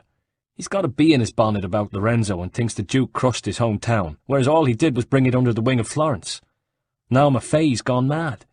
He set himself up at the top of the cathedral tower, surrounded himself with Pazzi archers, and spends each day spouting scripture and arrows in equal measure. God knows what his plan is, to convert the citizens to his cause with his sermons, or kill them off with his arrows. The ordinary people of San Gimignano hate him, but as long as he continues his reign of terror, the city is powerless against him. So he needs to be neutralized. Well, that would certainly weaken the Pazzi power base in the city. How well defended are they? Plenty of men on the watchtowers and at the gates, but they change the guard at dawn. Then a man like you might be able to get over the walls and into the city unseen. Ezio mused, wondering whether this was a distraction from his own mission to hunt down Jacopo. But he reflected that he must be able to see the bigger picture. This Maffei was a Pazzi supporter, and it was Ezio's wider duty as an assassin to unseat this madman. By sunrise the following day, any especially attentive citizen of San Gimignano might have noticed a slim, grey-eyed, hooded figure gliding like a ghost through the streets which led to the cathedral square. The market traders were already setting up their stalls, but it was the ebb of the day's cycle, and the guards, bored and dispirited, leant on their halberds and dozed. The western side of the Campanile was still in deep shadow, and no one saw the black-clad figure climb up it with all the quiet ease and grace of a spider. The priest, gaunt, hollow-eyed and wild-haired, was already in position. 4 tired Pazzi crossbowmen had also taken up their places, one at each corner of the tower. But, as if he did not trust the crossbowmen alone to protect him, Antonio Maffei, though clutching a Bible in his left hand, held a rondel dagger in his right. He was already orating, and as Ezio drew close to the top of the tower, he began to catch Maffei's words. "Citizens of San Gimignano, heed well my words. You must repent, repent, and seek forgiveness. Join me in prayer, my children, so that together we may stand against the darkness which has fallen across our beloved Tuscany. Give ear, O heavens, and I shall speak, and hear, O earth, the words of my mouth. Let my teaching drop as the rain, my speech distill as the dew, as raindrops on the tender herbs, as showers on the grass. For I proclaim the name of the Lord. He is the rock. His work is perfect, for all his ways are just. Righteous and upright is he, but they who have corrupted themselves, they are not his children. A blemished, perverse, and crooked generation. Citizens of San Gimignano, do you thus deal with the Lord? O foolish and unwise people, is he not your father who bore you? By the light of his mercy, be cleansed."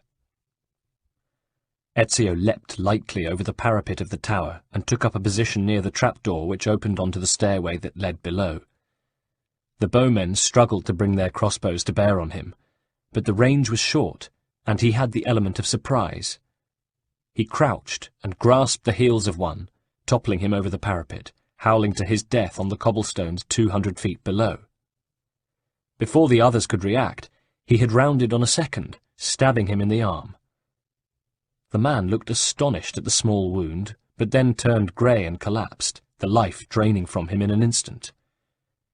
Ezio had strapped his new poison blade to his arm, for there was no time for fair mortal combat now. He whirled on the third, who had dropped his crossbow and was trying to get past him to the stairs. As he reached them, Ezio kicked him in the rump, and he stumbled down the wooden steps, head first, bones snapping as he crashed down the first flight. The last raised his hands and burbled something. Ezio looked down and saw that the man had pissed in his hose. He stepped aside and with an ironic bow allowed the terrified bowman to scamper down the stairs after the broken ruins of his comrade. Then he was hit hard on the back of the neck by the heavy steel pommel of a dagger. Maffei had recovered from his shock at the attack and closed on Ezio from behind. Ezio staggered forward. "I will put you on your knees, sinner!" screamed the priest, foam appearing at the sides of his mouth. "Beg forgiveness!" Why do people always waste their time in talk, thought Ezio, who had had time to recover and turn while the priest was speaking. The two men circled each other in the narrow space. Maffei slashed and lunged with his heavy dagger. He was clearly an unskilled fighter, but desperation and his fanaticism made him very dangerous indeed, and Ezio had to dance out of the way of the erratically swinging blade more than once, unable to land a blow himself. But at last he was able to catch the priest's wrist and pull him forwards so that their chests were touching. "I will send you whimpering to hell," snarled Maffei. "Show some respect for death, my friend," Ezio retorted. "I'll give you respect." "Give in. I'll give you time to pray." Maffei spat in Ezio's eyes, forcing him to let go, Then, screaming, he plunged his dagger at Ezio's left forearm, only to see the blade slide harmlessly to one side, deflected by the metal bracer in place there. "What demon protects you?" he snapped. "You talk too much," Ezio said, pushing his own dagger a little way into the priest's neck and tensing the muscles in his forearm. As the poison flowed through the blade into Maffei's jugular, the priest stiffened, opened his mouth, but nothing but foul breath came forth. Then he pushed himself away from Ezio, staggered back to the parapet, steadied himself an instant, and then fell forward into the arms of death. Ezio stooped over Maffei's corpse. From his robes he extracted a letter, which he opened and quickly scanned. "Padrone, it is with fear in my heart that I write this. The prophet has arrived. I feel it. The very birds don't act as they should. They swirl aimlessly round the sky. I see them from my tower. I will not attend our meeting as you required, for I can no longer remain thus exposed in public view, for fear that the demon may find me. Forgive me, but I must heed my inner voice. May the Father of Understanding guide you, and guide me. Brother A." Gambalto was right, thought Ezio.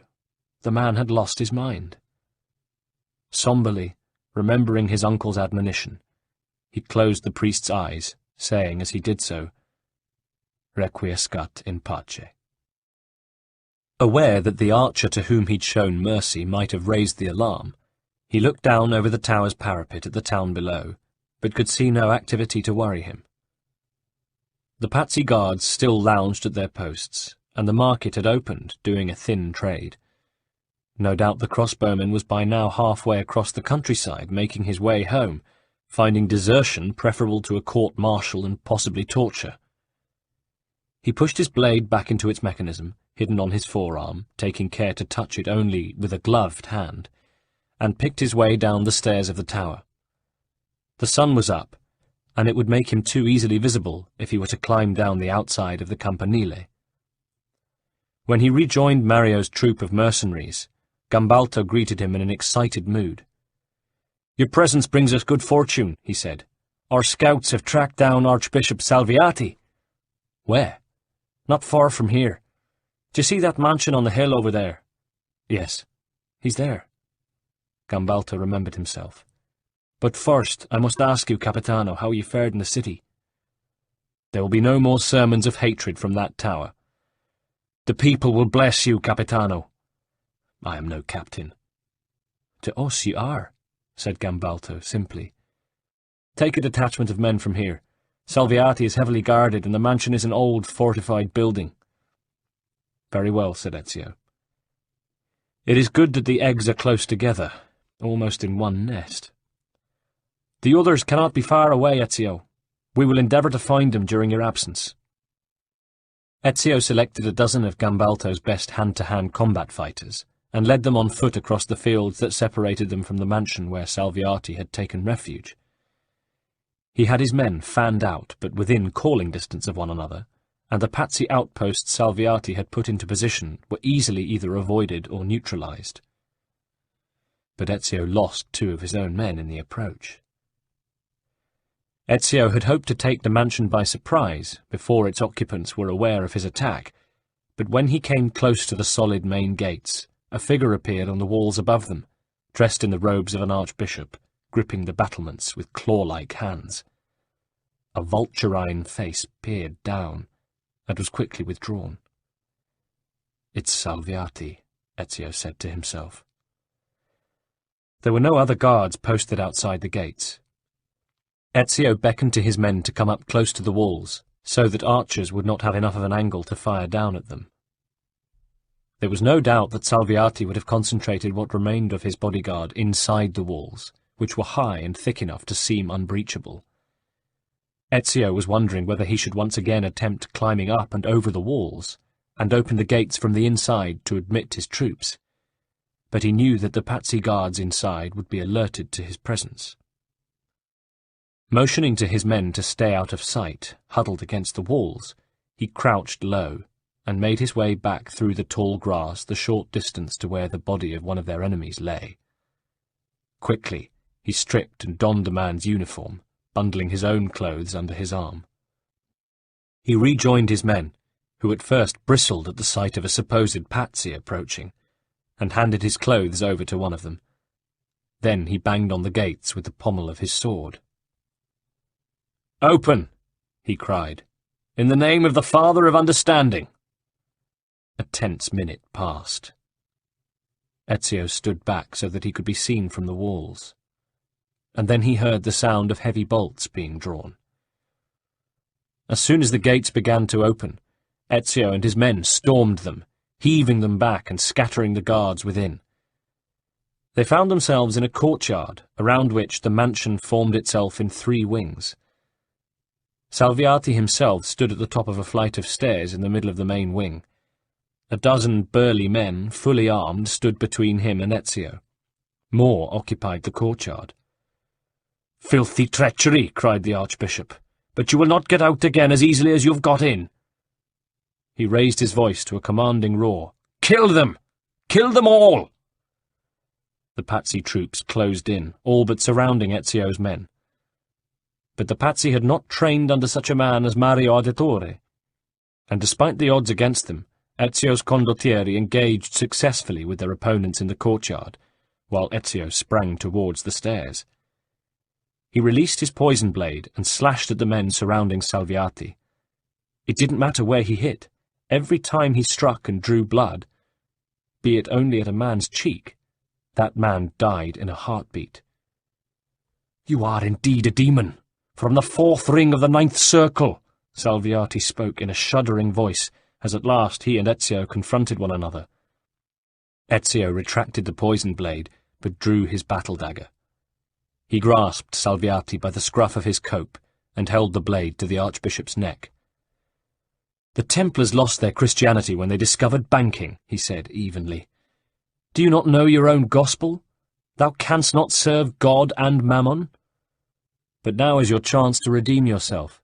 Tell me, where is Jacopo?" Salviati glared in defiance. "You will never find him." Ezio drew the blade gently but firmly across the man's gizzard, drawing a little blood. "You'll have to do better than that, Arcivescovo. Night guards us when we meet. Now finish your business." "So you skulk like the murderers you are under cover of darkness. Thank you for that. I will ask you once more, where?" "The Father of Understanding knows that what I do now is for the greater good," said Salviati coldly, and suddenly seizing Ezio's wrist with both his hands, he forced the dagger deep into his own throat. "Tell me!" yelled Ezio. But the archbishop, his mouth bubbling blood, had already sunk at his feet, his gorgeous yellow and white robes blossoming red. It was to be several months before Ezio had further news of the conspirators he sought. Meanwhile, he worked with Mario to plan how they might retake San Gimignano and free its citizens from the cruel yoke of the Templars, but they had learned a lesson from the last time and maintained an iron grip on the city.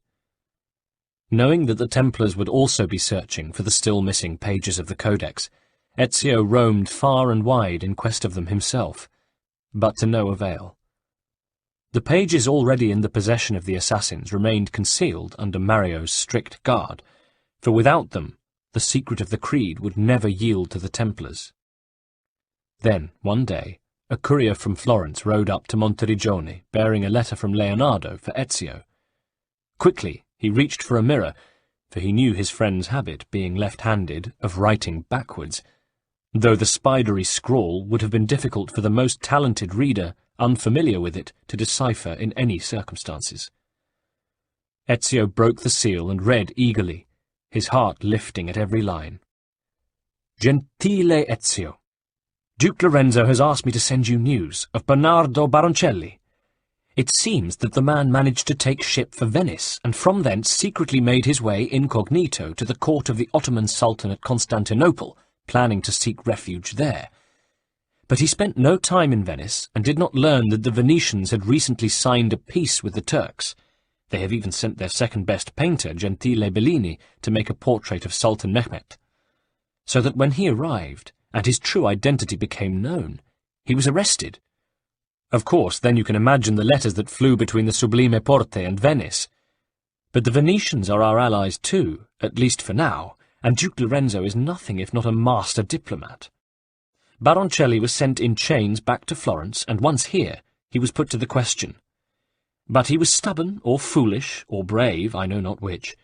He withstood the rack and the white-hot tongs and the floggings and the rats nibbling at his feet, only telling us that the conspirators used to meet by night in an old crypt under Santa Maria Novella. Of course a search was made, but yielded nothing, so he was hanged. I have done rather a good sketch of him hanging, which I will show you when we next meet. I think it is, anatomically speaking, quite accurate. Distinti saluti, your friend, Leonardo da Vinci. "It is good that the man is dead," commented Mario when Ezio showed him the letter.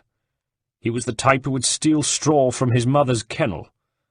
But alas, it brings us no nearer to discovering what the Templars plan next, or even the whereabouts of Jacopo." Ezio had found time to visit his mother and his sister, who continued to while away their days in the serenity of the convent, watched over by the kindly abbess. Maria had, he saw to his sadness, made as much of a recovery as she would ever make. Her hair had turned prematurely grey, and there were fine crow's-feet lines at the corners of her eyes, but she had achieved an inner calm, and when she spoke of her dead husband and sons, it was with affectionate and proud remembrance. But the sight of little Petruccio's pearwood box of eagle's plumes, which she kept on her bedside table, could still bring tears to her eyes. As for Claudia, she was now a novizia, but although Ezio regretted what he saw as a waste of her beauty and her spirit, he acknowledged that there was a light in her face which caused him to bow to her decision and be happy for her. He visited them again over Christmas, and in the new year took up his training again, though inside himself he was boiling over with impatience. To counter this, Mario had made him joint commander of his castle, and Ezio tirelessly sent out his own spies and scouts to range the country in quest of the quarry he implacably sought. And then, at last, there was news. One morning in late spring, Gambalto appeared in the doorway of the map-room where Ezio and Mario were deep in conference, his eyes ablaze. "Signori, we've found Stefano de Bagnoni. He's taken refuge in the Abbey Asmodeo, only a few leagues to the south. He has been right under our noses all this time." "They hang together like the dogs they are," snapped Mario, his stubby workman's fingers quickly tracing a route on the map before him. He looked at Ezio. "But he is a lead dog, Jacopo's secretary. If we cannot beat something out of him—" But Ezio was already giving orders for his horse to be saddled and made ready. Swiftly, he made his way to his quarters and armed himself, strapping on the codex weapons and choosing, this time, the original spring blade over the poisoned one. He had replaced Leonardo's original hemlock distillation with henbane on the advice of Monteriggioni's doctor, and the poison sac in its hilt was full. He had decided he would use the poison blade with discretion, since there was always the risk of delivering himself a fatal dose. For this reason, and because his fingers were covered with small scars, he now wore supple but heavy leather gloves when using either blade. The abbey was located near Monticiano, whose ancient castle brooded over the hill town. It was set in the sunlit hollow of a gentle slope, packed with cypress trees. It was a new building, perhaps only 100 years old, built of expensive imported yellow sandstone, and built round a vast courtyard with a church at its centre. The gates stood wide open, and the monks of the abbey's order, in their ochre habits, could be seen working in the fields and orchards which had been cleared around the building, and in the vineyard above it. The wine of the monastery attached to the abbey was famous, and was exported even to Paris. Part of Ezio's preparation had been to provide himself with a monk's habit of his own, and having left his horse with an ostler at the inn where he had taken a room under the guise of a state courier, he donned his disguise before arriving at the abbey. Soon after his arrival, he spotted Stefano, deep in conversation with the abbey's hospitarius, a corpulent monk who looked as if he had taken on the shape of one of the wine barrels he so evidently frequently emptied. Ezio managed to maneuver himself close enough to listen without being noticed.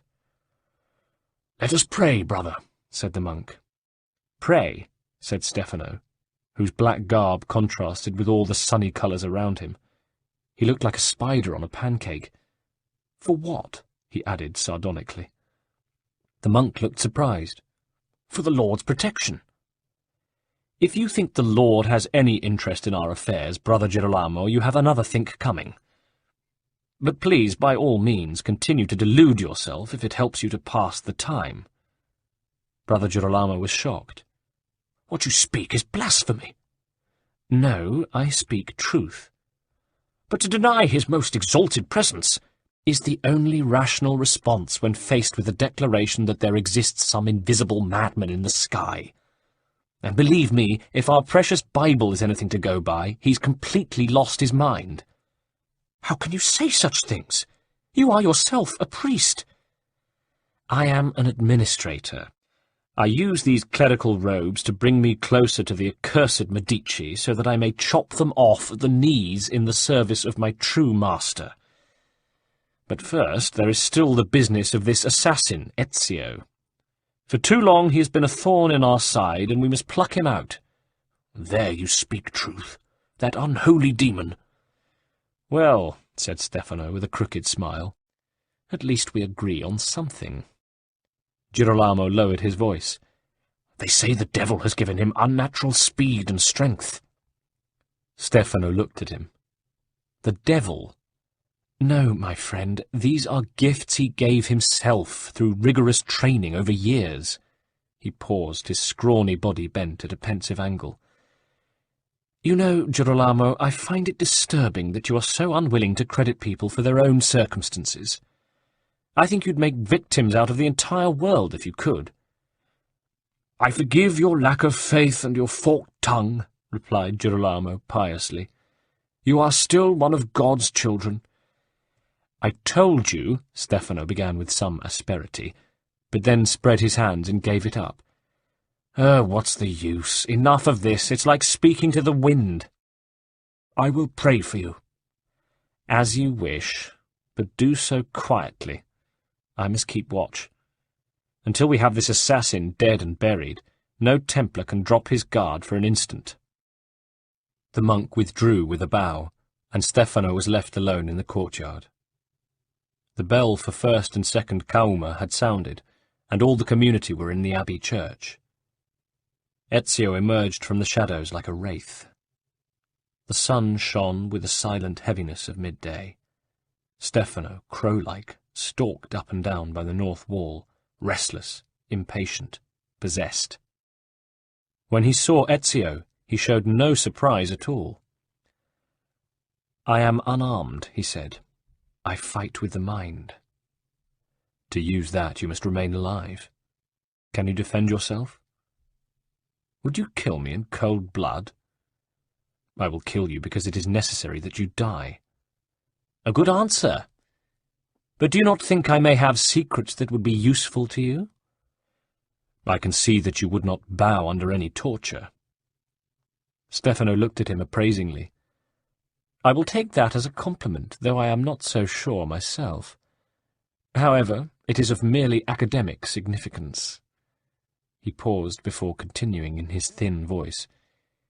"You have missed your chance, Ezio. The die is cast. The assassin's cause is lost. I know you will kill me whatever I do or say, and that I shall be dead before the midday mass is over, but my death will profit you nothing. The Templars already have you in check, and soon it will be checkmate." "You cannot be sure of that." "I am about to meet my Maker, if he exists at all. It will be refreshing to find out. In the meantime, why should I lie?"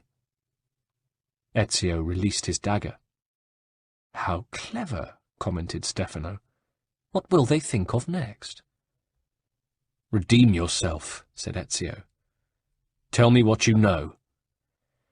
"What do you wish to know? The whereabouts of my master Jacopo?" Stefano smiled. That is easy. He meets our confederates soon, at night, in the shadow of the Roman gods. He paused. I hope that makes you happy, for nothing you can do will make me say more. And it is in any case of no significance, for I know in my heart that you are too late. My only regret is that I will not see your undoing. But who knows? Perhaps there is an afterlife, and I shall be able to look down on your death. But for the present, let us get this unpleasant business over with. The abbey bell was ringing once more. Ezio had little time. I think you could teach me much, he said. Stefano looked at him sadly.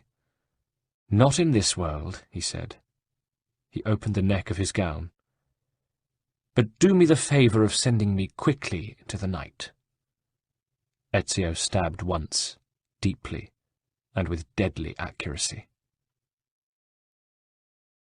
There are the ruins of a temple of Mithras to the southwest of San Gimignano, said Mario thoughtfully when Ezio returned. They are the only Roman ruins of any significance for miles around. And you say he spoke of the shadow of the Roman gods? Those were his words. And the Templars are to meet there, soon? Yes. Then we must not delay. We must keep a vigil there from this night on. Ezio was despondent. Da Bagnone told me it was already too late to stop them. Mario grinned. Well then, it's up to us to prove him wrong. It was the third night of the vigil. Mario had returned to his base to continue his schemes against the Templars in San Gimignano, and left Ezio with 5 trusted men, Gambalto among them, to keep watch concealed in the dense woods which fringed the isolated, desolate ruins of the Temple of Mithras. This was a large set of buildings developed over centuries, whose last occupant had indeed been Mithras, the god the Roman army had adopted, but which contained more ancient chapels, once consecrated to Minerva, Venus, and Mercury. There was also a theatre attached to the complex, whose stage was still solid, though faced by a broken semicircle of terraced stone benches, the home now of scorpions and mice, backed by a crumbling wall and flanked by broken columns where owls had made their nests. Everywhere ivy climbed, and tough buddleia shouldered its way through the cracks it had made in the stained and decaying marble. Over all, the moon cast a ghastly light, and, used though they were to tackling mortal foes unafraid, 1 or 2 of the men were distinctly nervous. Ezio had told himself that they would keep watch for a week, but he knew it would be hard for the men to keep their nerve in this place for that long, for the ghosts of the pagan past were a strong presence here. But towards midnight, as the assassins ached in every limb from lack of activity and keeping still, they heard the faint tinkling of harness. Ezio and his men braced themselves. Soon afterwards there rode through the complex a dozen soldiers bearing torches and headed by 3 men. They were making for the theatre. Ezio and his condottieri shadowed them there. The men dismounted and formed a protective circle round their 3 leaders. Watching, Ezio recognized with triumph the face of the man he had sought so long, Jacopo de Pazzi, a harassed-looking greybeard of 60. He was accompanied by one man he did not know and another whom he did, the beak-nosed, crimson-cowled, unmistakable figure of Rodrigo Borgia. Grimly, Ezio attached the poison blade to the mechanism on his right wrist. "You know why I have called this meeting," Rodrigo began. "I have given you more than enough time, Jacopo, but you have yet to redeem yourself." "I am sorry, Commendatore. I have done all that is within my power. The assassins have outflanked me." "You have not regained Florence." Jacopo bowed his head. "You have not even been able to strike off the head of Ezio Auditore, a mere cub. And with every victory over us, he gains strength, becomes more dangerous." "It was my nephew Francesco's fault," babbled Jacopo. "His impatience made him reckless. I tried to be the voice of reason." "More like the voice of cowardice," put in the 3rd man, harshly. Jacopo turned to him with markedly less respect than he had shown Rodrigo. "Ah, Messer Emilio, perhaps we would have been better served had you sent us weaponry of quality, instead of the rubbish you Venetians call armaments. But you Barbarighi were always cheapskates." "Enough!" thundered Rodrigo. He turned again to Jacopo. "We put our faith in you and your family. And how have you repaid us? With inaction and incompetence. You retake San Gimignano. Bravo! And there you sit. You even allow them to attack you there. Brother Maffei was a valuable servant of our cause. And you could not even save your own secretary, a man whose brain was worth 10 of yours." "Altezza, just give me the chance to make amends, and you will see." Jacopo looked at the hardened faces surrounding him. "I will show you." Rodrigo allowed his features to soften. He even sketched a smile. "Jacopo, we know the best course to take now. You must leave it to us. Come here. Let me embrace you." Hesitantly, Jacopo obeyed. Rodrigo put his left arm round his shoulders, and with his right drew a stiletto from his robes, and slid it firmly between Jacopo's ribs. Jacopo pushed his way back off the knife, while Rodrigo looked at him in the same way as a father might regard his errant son. Jacopo clutched his wound. Rodrigo had not penetrated any vital organ. Perhaps. But now Emilio Barbarigo stepped up to him. Instinctively, Jacopo held up his bloodied hands to protect himself, for Emilio had drawn a wicked-looking basilard, one of its edges roughly serrated, and with a deep blood gutter along the side of its blade. "No," whimpered Jacopo. "I have done my best. I have always served the cause loyally, all my life. Please, please don't." Emilio gave a brutal laugh. "Please don't what, you snivelling piece of shit?" And he tore Jacopo's doublet open, immediately dragging the serrated blade of his heavy dagger across Jacopo's chest, tearing it open.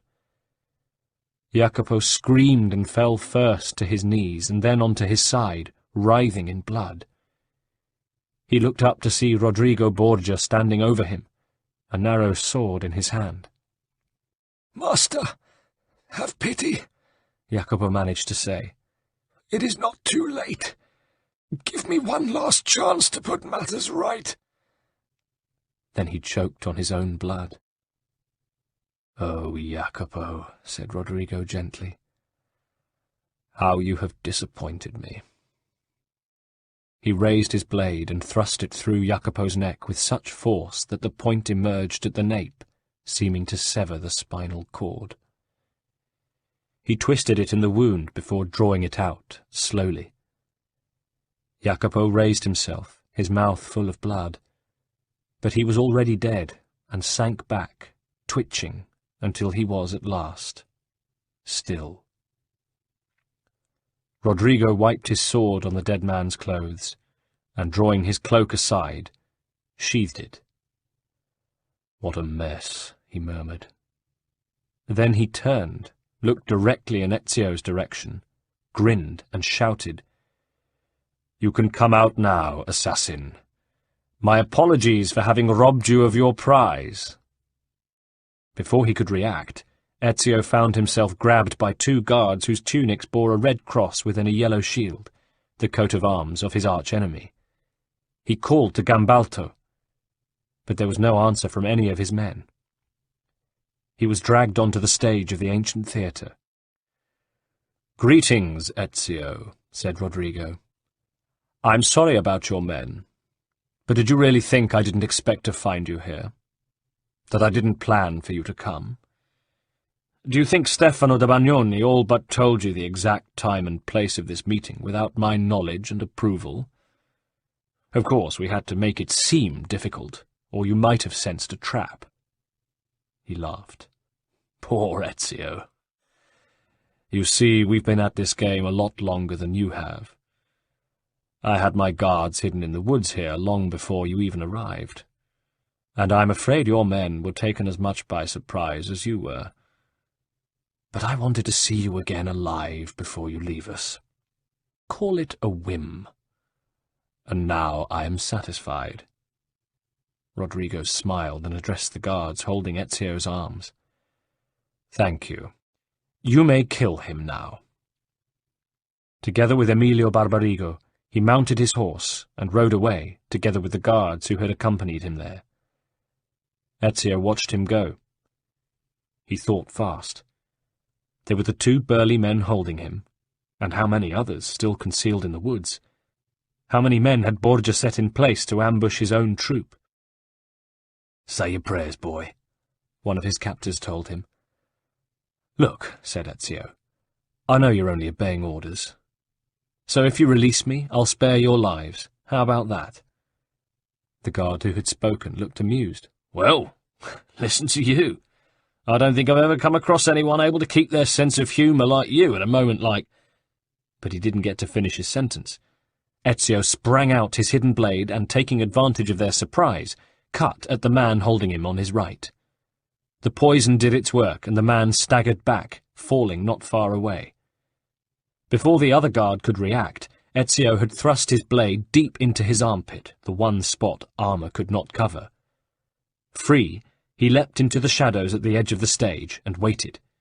He didn't have to wait long.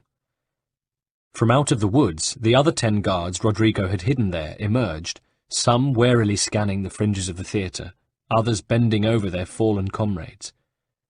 Moving with the deadly speed of a lynx, Ezio threw himself among them, slashing at them with sickle-like cuts, concentrating on any part of their bodies that was exposed. Already frightened and taken half off guard, the Borgia troops reeled before him, and Ezio had slain 5 of their number before the others took to their heels and vanished, bellowing in panic, into the woods. Ezio watched them go. They wouldn't report back to Rodrigo unless they wanted to be hanged for incompetence, and it would take a while before they were missed, and Rodrigo learned that his satanic plan had misfired. Ezio knelt over the body of Jacopo de Pazzi. Battered and robbed of all dignity, all that was left was the shell of a pathetic, desperate old man. "You poor wretch," he said. "I was angry when I saw that Rodrigo had robbed me of my rightful prey, but now... He fell silent and reached over to close de Pazzi's eyes. Then he realized that the eyes were looking at him. By some miracle, Jacopo was still just alive. He opened his mouth to speak, but no sound could come.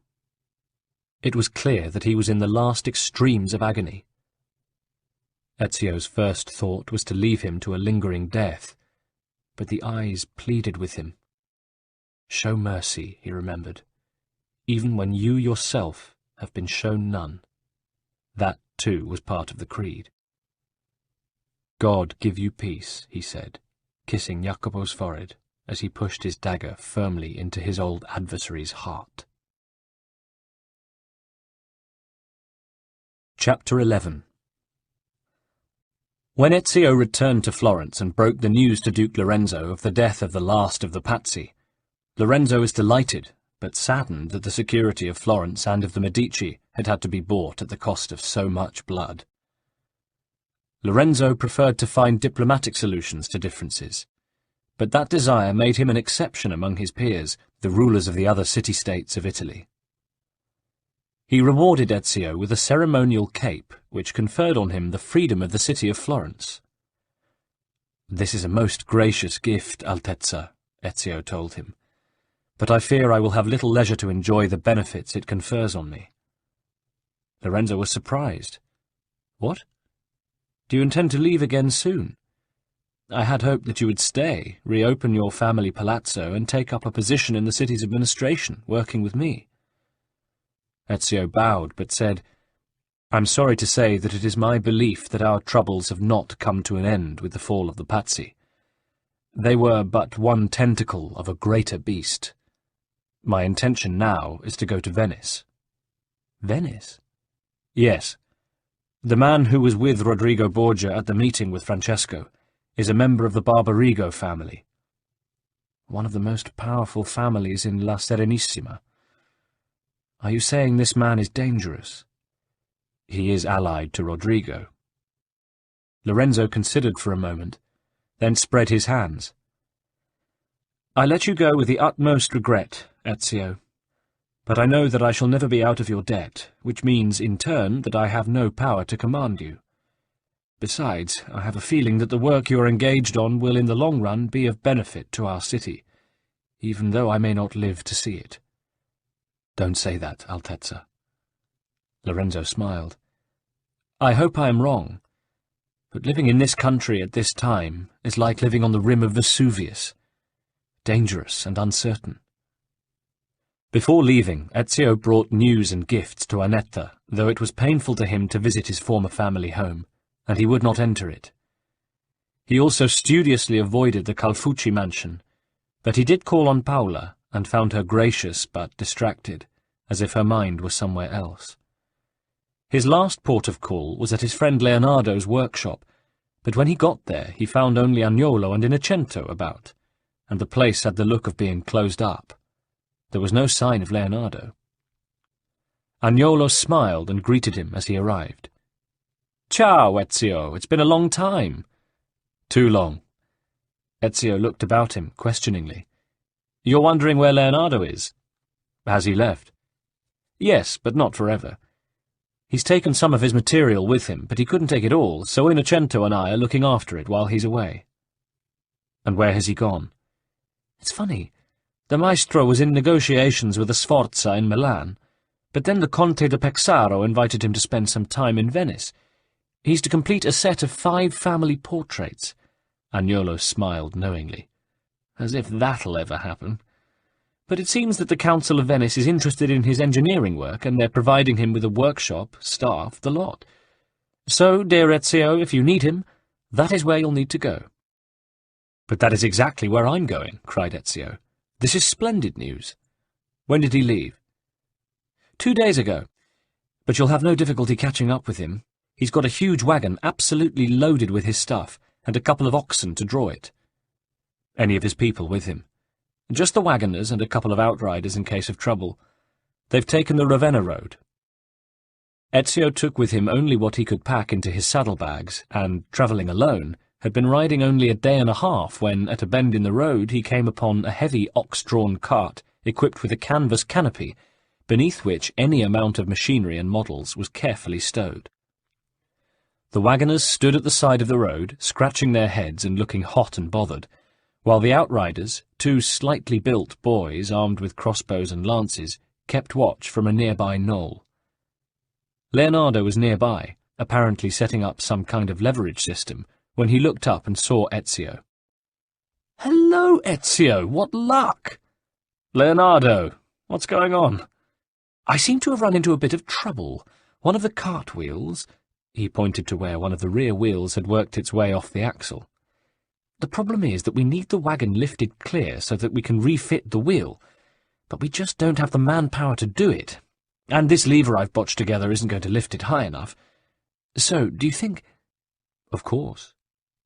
Ezio beckoned to the 2 wagoners, heavily built men who'd be more used to him than the lissom outriders, and between the 3 of them they were able to hoist the wagon up high enough and hold it there long enough for Leonardo to slip the wheel back onto the axle and peg it securely.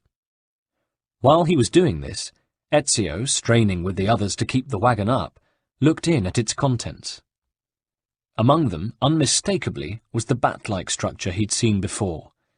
It looked as if it had undergone many modifications. Once the wagon had been repaired, Leonardo took up his seat on its front bench with one of the wagoners, while the other walked at the head of the oxen. The outriders patrolled restlessly both ahead and to the rear. Ezio kept his horse at a walk next to Leonardo, and they talked. It had been a very long time since their last meeting, and they had much to talk about.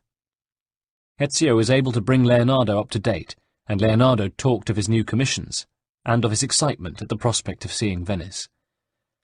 "I'm so delighted to have you as a travelling companion. Mind you, you'd get there much faster if you didn't travel at my pace." It's a pleasure, and I want to make sure you get there safely.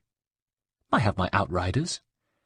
Leonardo, don't misunderstand me, but even highwaymen still wet behind the ears could flick those two away as easily as you'd flick away a gnat. Leonardo looked surprised, then offended, then amused. Then I'm doubly glad of your company. He looked sly. And I have an idea it's not just for sentimental reasons that you'd like to see me get there in one piece.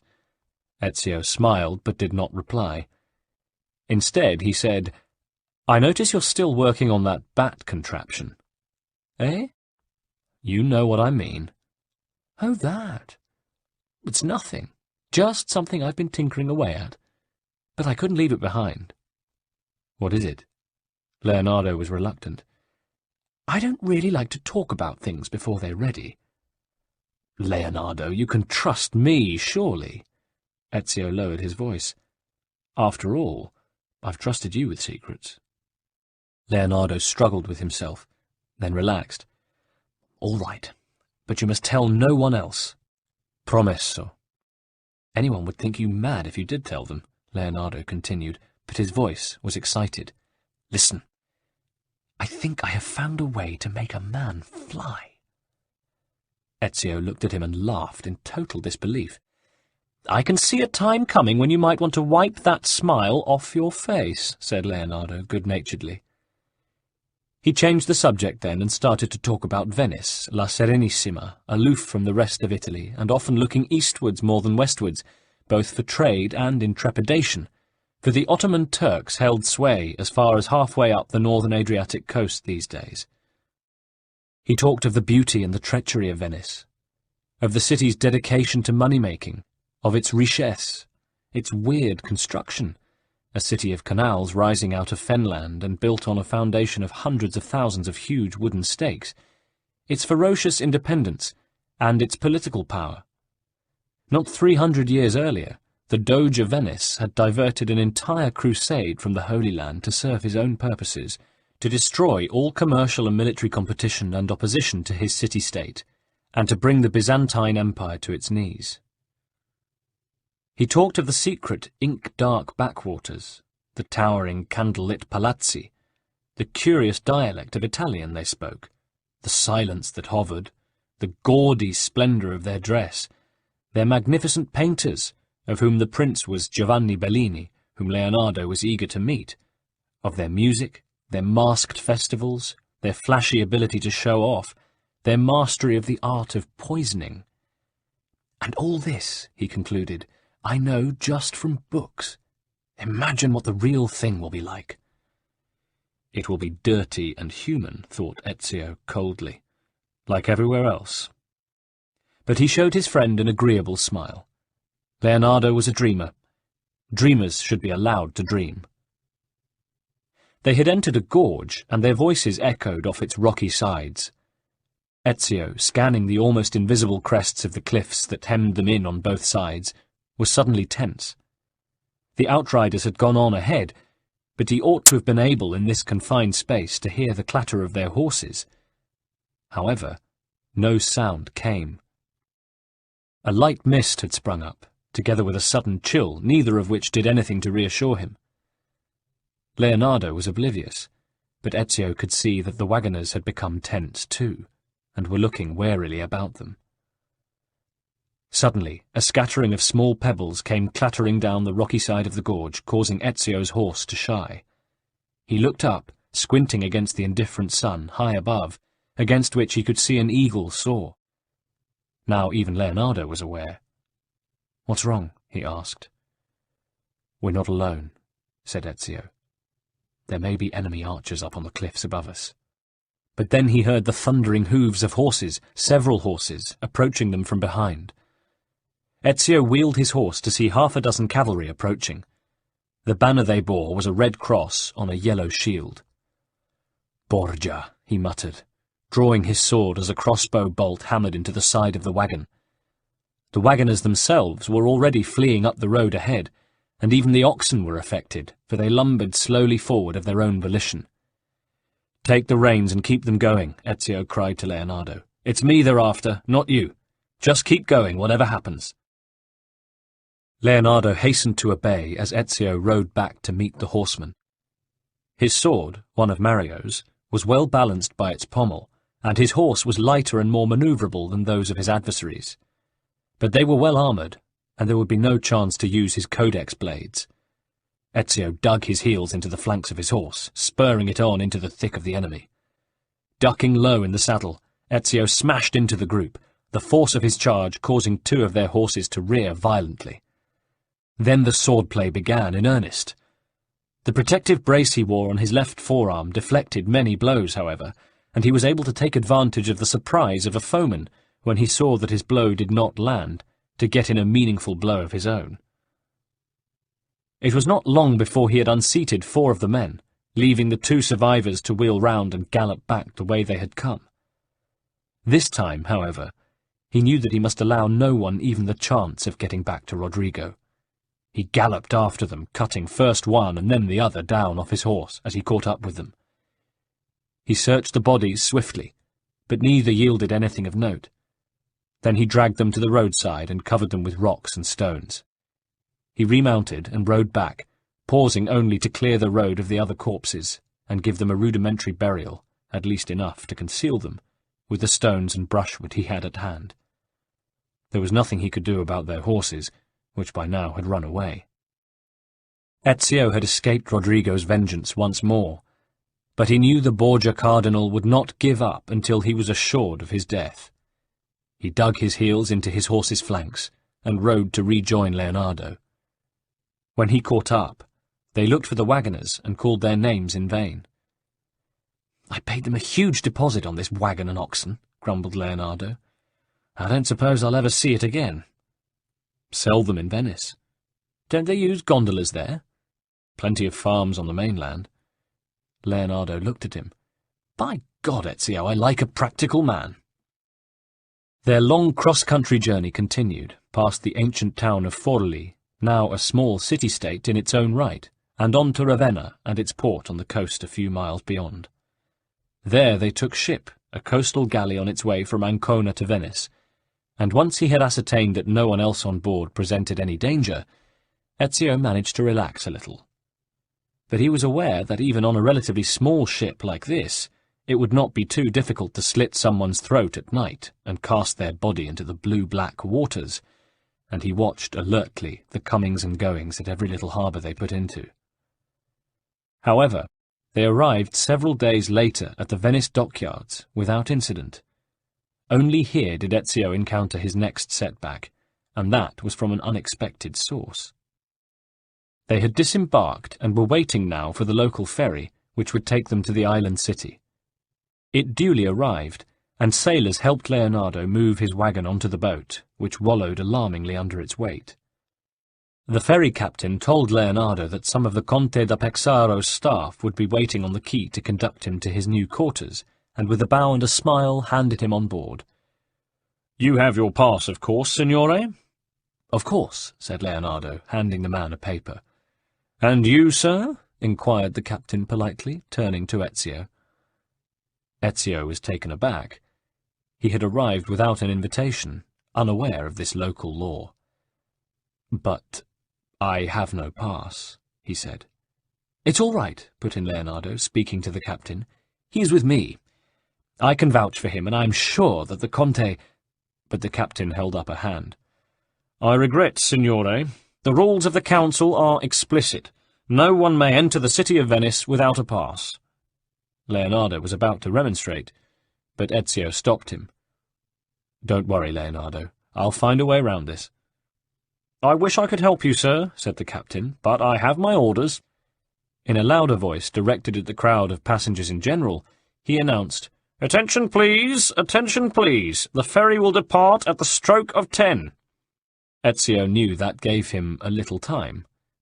His attention was caught by an extremely well-dressed couple, whom he had noticed joining the galley at the same time as he had, who had taken the best cabin, and who had kept very much to themselves. Now they were alone at the foot of one of the piers, where several private gondolas were moored, and clearly in the middle of a very acrimonious row.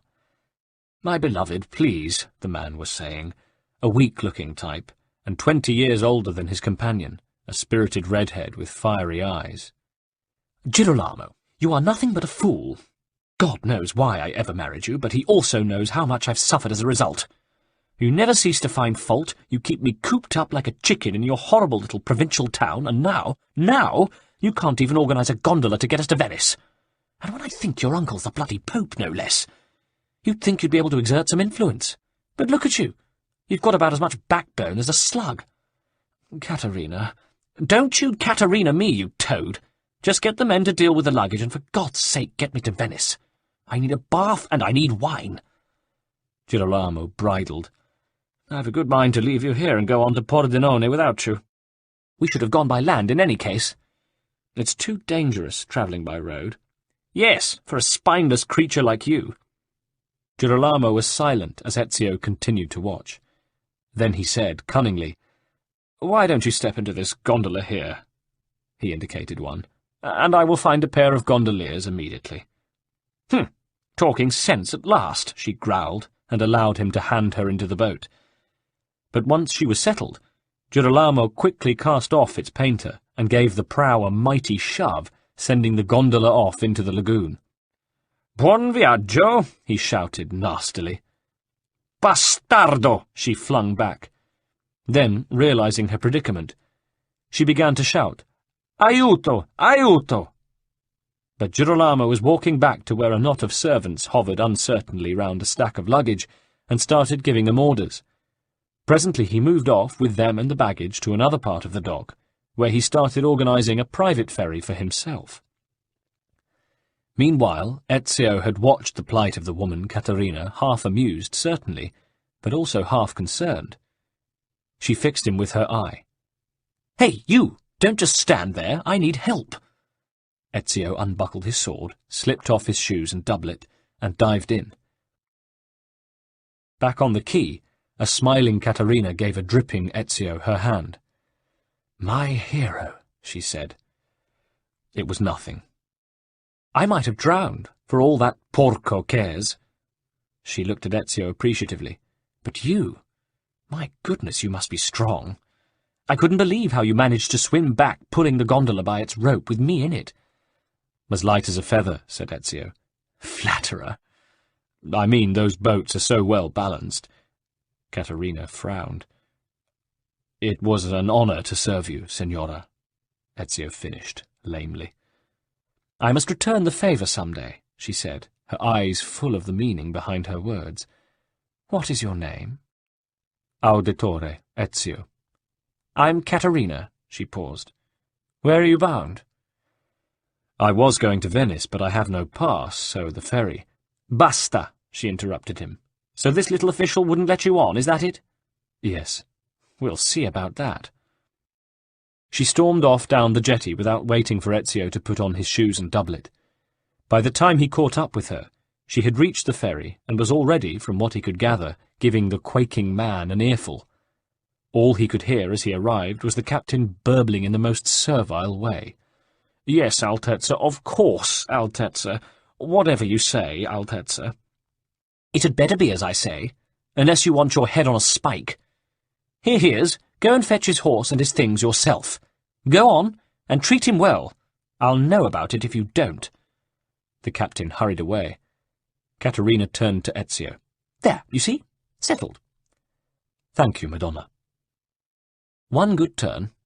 She looked at him. "But I hope our paths cross again." She held out her hand. "I am from Forli. Come there one day. It would be my pleasure to welcome you." She gave him her hand and was about to depart. "Don't you want to get to Venice too?" She looked at him again, and at the ferry. "On this scrap heap? Don't jest with me." And she was gone, sailing along the quay in the direction of her husband, who was just seeing the last of their luggage loaded. The captain scuttled up, leading Ezio's horse. "Here you are, sir. My most humble apologies, sir. Had I but known, sir." "I'll need my horse stabled when we arrive." "It'll be my pleasure, sir." As the ferry pulled away and set off across the lead-coloured water of the lagoon, Leonardo, who'd watched the whole episode, said wryly, "You know who that was, don't you?" "I wouldn't mind if she were my next conquest," smiled Ezio. Then watch your step.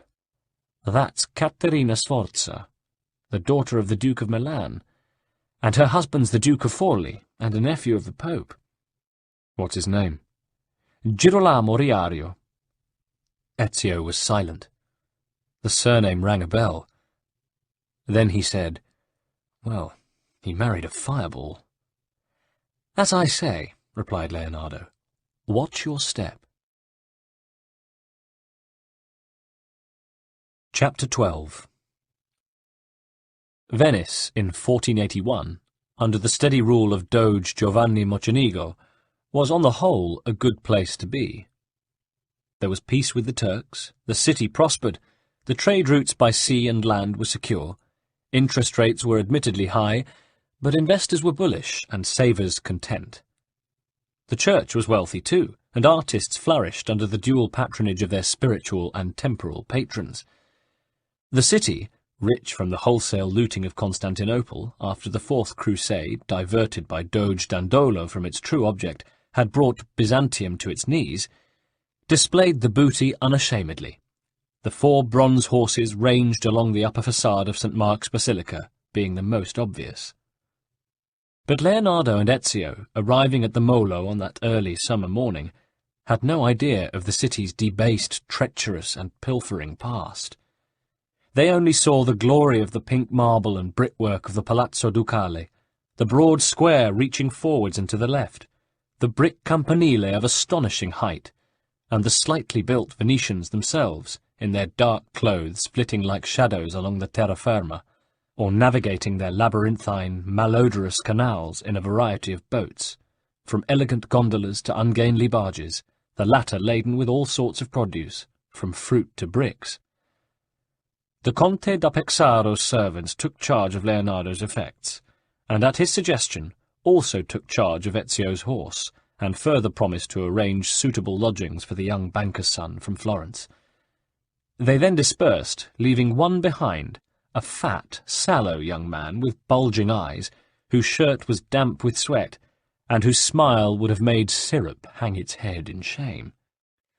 "Altezze," he simpered, approaching them, "allow me to introduce myself. I am Nero, the Conte's personal funzionario d'accoglienza.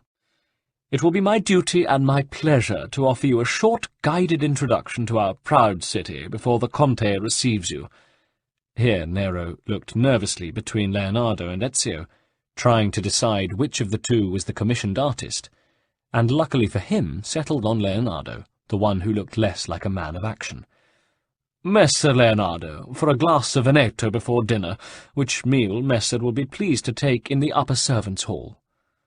He bowed and scraped a little more, for good measure. "Our gondola awaits." For the next half-hour, Ezio and Leonardo were able, indeed obliged, to enjoy the beauties of La Serenissima from the best place that it is possible to enjoy them, a gondola, expertly managed by its fore and aft gondoliers. But the enjoyment was marred by Nero's oily spiel. Ezio, despite his interest in the unique beauty and architecture of this place, still wet from his rescue of Madonna Caterina, and tired, tried to find refuge in sleep from Nero's dreary monologuing. But suddenly he snapped awake. Something had caught his attention. From the canal bank, not far from the palace of the Marchese de Ferrara, Ezio heard raised voices. 2 armed guards were harassing a businessman.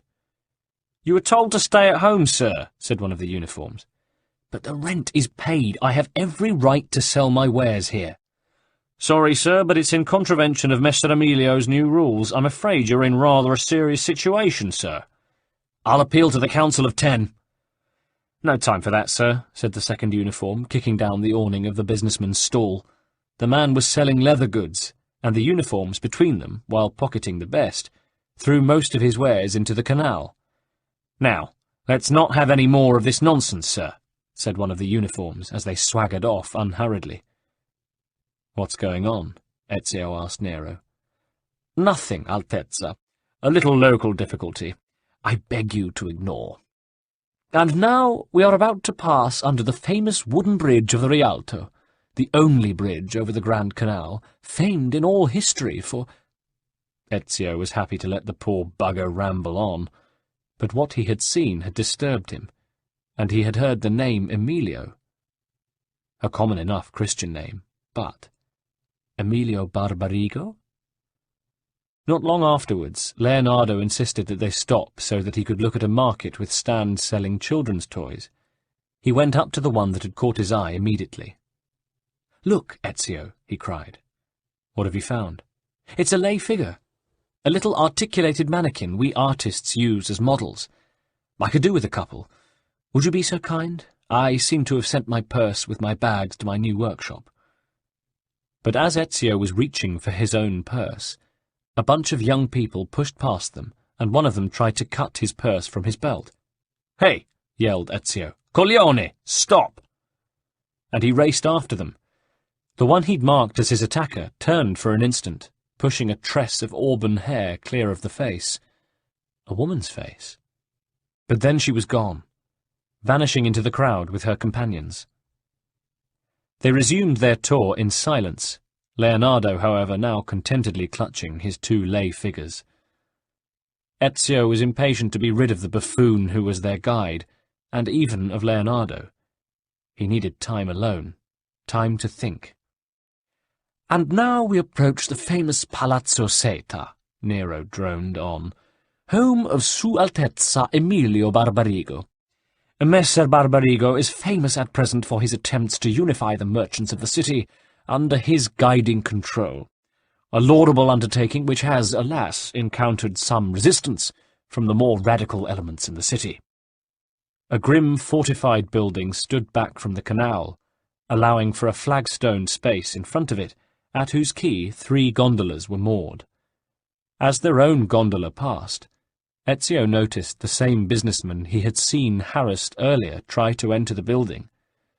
He was being held back by 2 more guards, and Ezio noticed on their shoulders a yellow blazon crossed with a red chevron, below it a black horse, above it a dolphin, star, and grenade.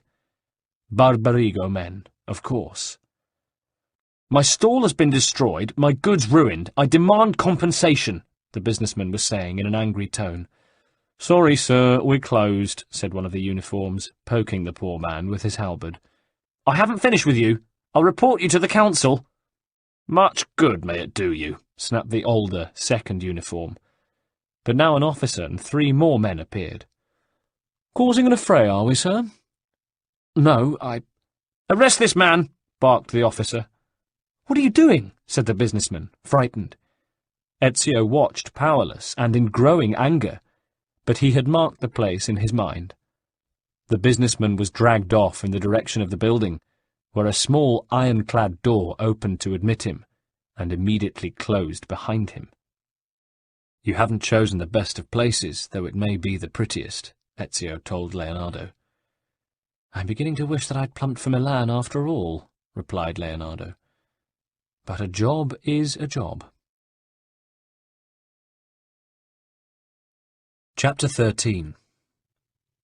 After Ezio had taken leave of Leonardo and settled into his own lodgings, he wasted no time in making his way back to the Palazzo Seta. Not an easy task in this city of alleyways, twisting canals, low arches, little squares, and dead ends. But everyone knew the palazzo, and locals willingly gave him directions when he got lost, though they all seemed at a loss as to why anybody should wish to go there of their own free will. 1 or 2 suggested that it would be simplest for him to take a gondola, but Ezio wanted to familiarize himself with the city, as well as to arrive at his goal unnoticed. It was late afternoon as he approached the palazzo, though it was less of a palace than a fortress or a prison, since the main building complex had been erected within the battlemented walls.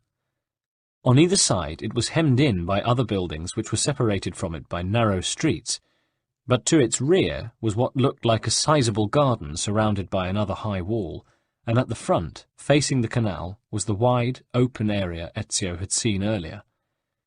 Here now, though, a pitched battle seemed to be taking place between a bunch of Barbarigo guardsmen and a motley group of young people who were taunting them and then skipping lightly out of reach of their swinging halberds and stabbing pikes, throwing bricks, stones, and rotten eggs and fruit at the infuriated uniforms. Perhaps they were just creating a diversion, for Ezio, looking beyond them, could see a figure scaling the wall of the palazzo beyond the scene of the melee. Ezio was impressed. The wall was so sheer that even he would have thought twice about tackling it.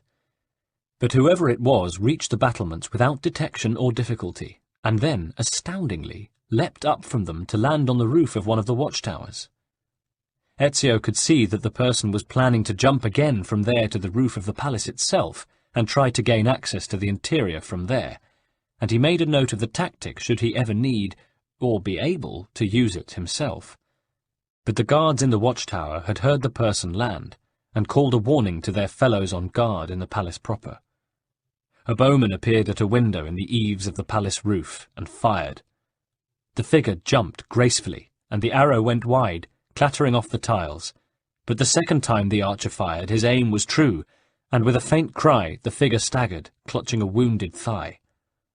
The bowman fired again, but missed, since the figure had retraced its steps, skipping from the tower roof back down to the battlements, along which other guardsmen were already running, then leapt back over the wall and half slid, half fell down it to the ground.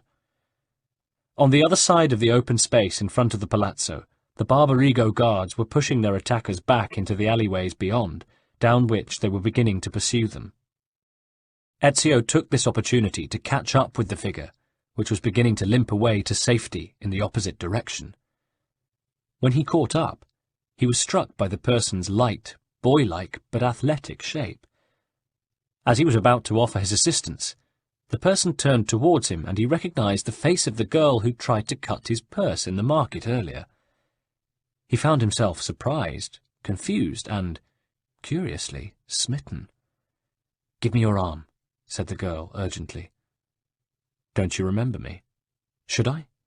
"I'm the one you tried to rob in the market today."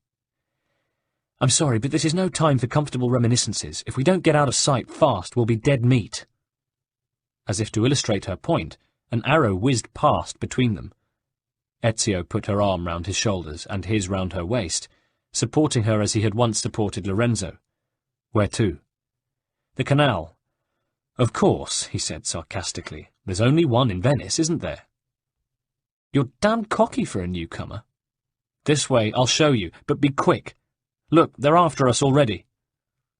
And it was true that a small detachment of men had started across the cobblestones towards them.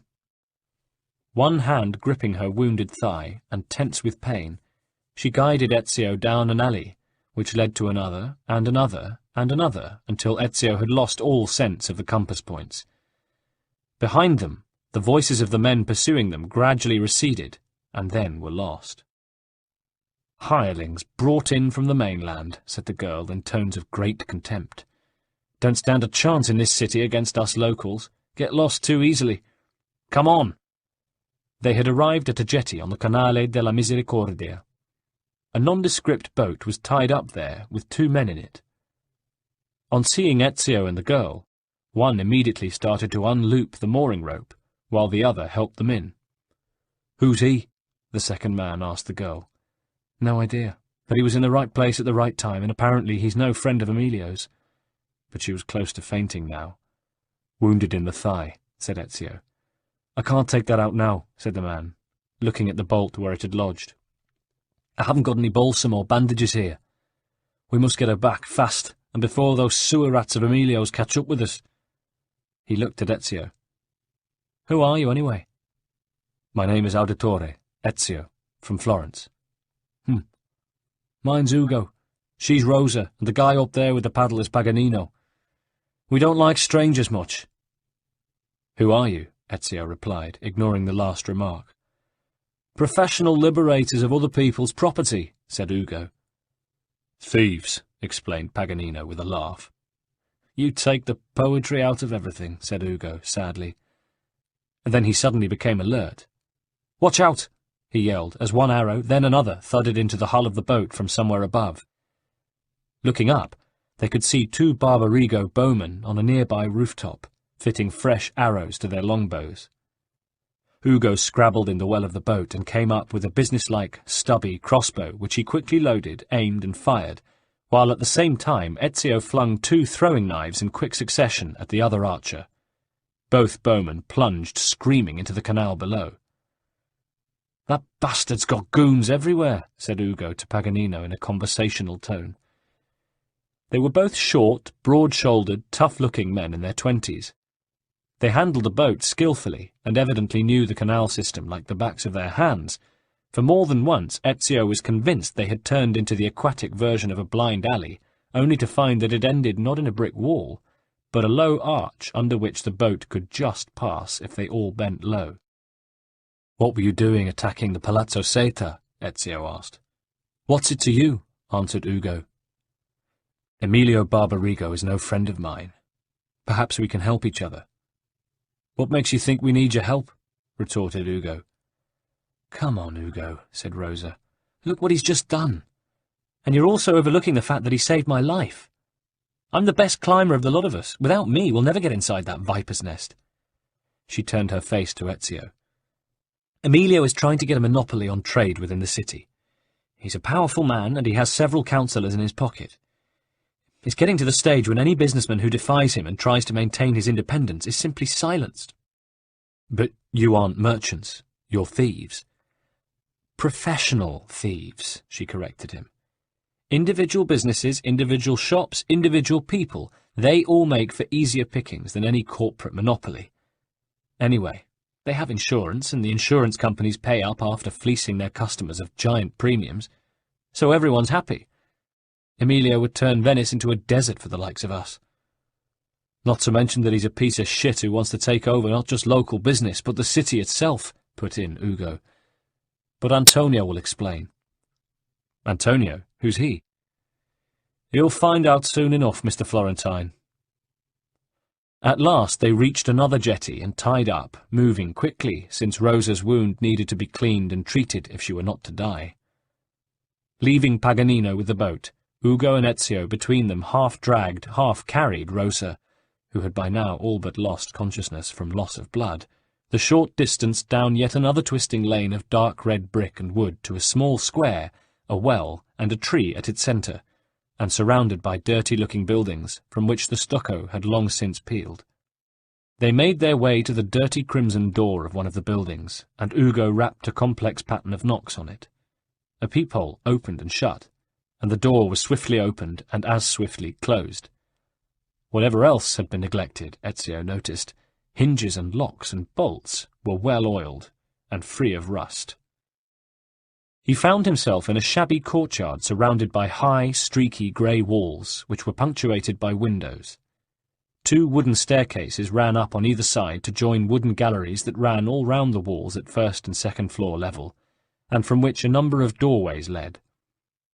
A handful of people, some of whom Ezio recognised from the melee outside the Palazzo Seta earlier, gathered round. Ugo was already issuing orders. "Where's Antonio? Go get him. And clear some space for Rosa. Get a blanket, some balsam, hot water, a sharp knife, bandages." A man raced up one of the staircases and vanished through a first-floor doorway. 2 women unrolled a very nearly clean mat and laid Rosa tenderly down on it. A third disappeared to return with the medical kit Ugo had requested.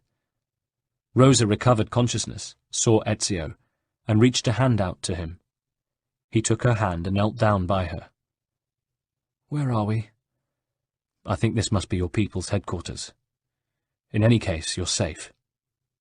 She squeezed his hand. "I'm sorry I tried to rob you." "Think nothing of it. Thank you for saving my life." Ezio looked anxious. She was very pale.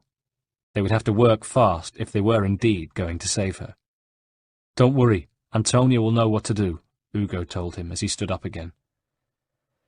Hurrying down one of the staircases came a well-dressed man in his late 30s, a large gold earring in his left earlobe, and a scarf on his head.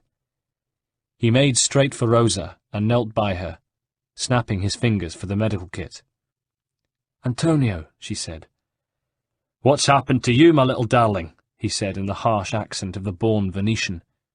"Just get this thing out of me," snarled Rosa. "Let me take a look first," said Antonio, his voice suddenly more serious.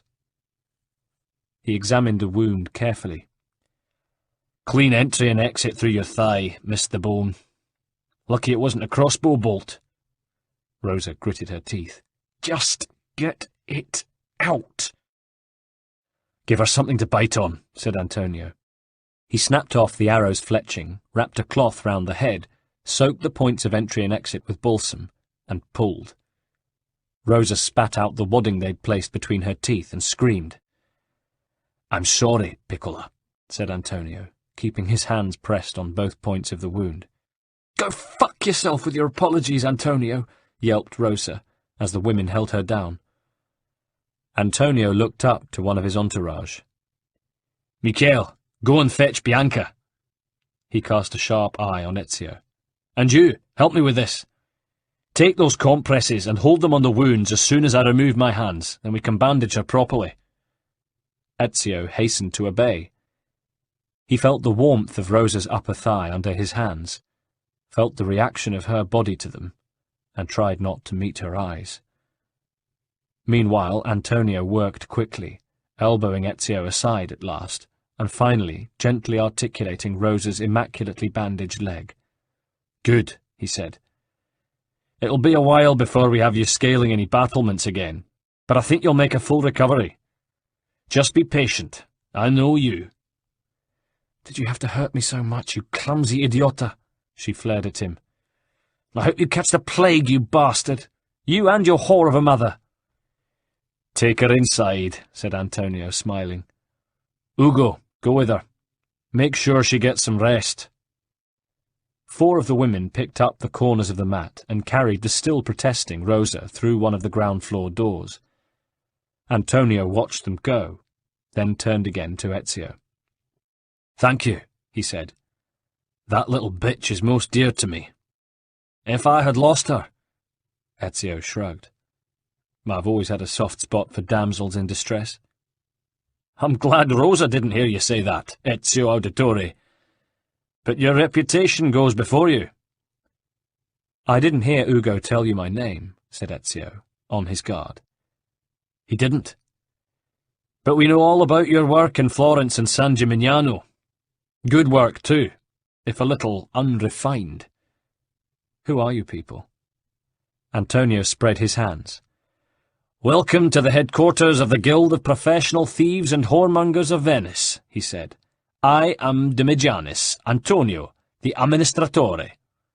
He gave an ironic bow. "But of course we only steal from the rich to give to the poor, and of course our whores prefer to call themselves courtesans." "And you know why I am here?"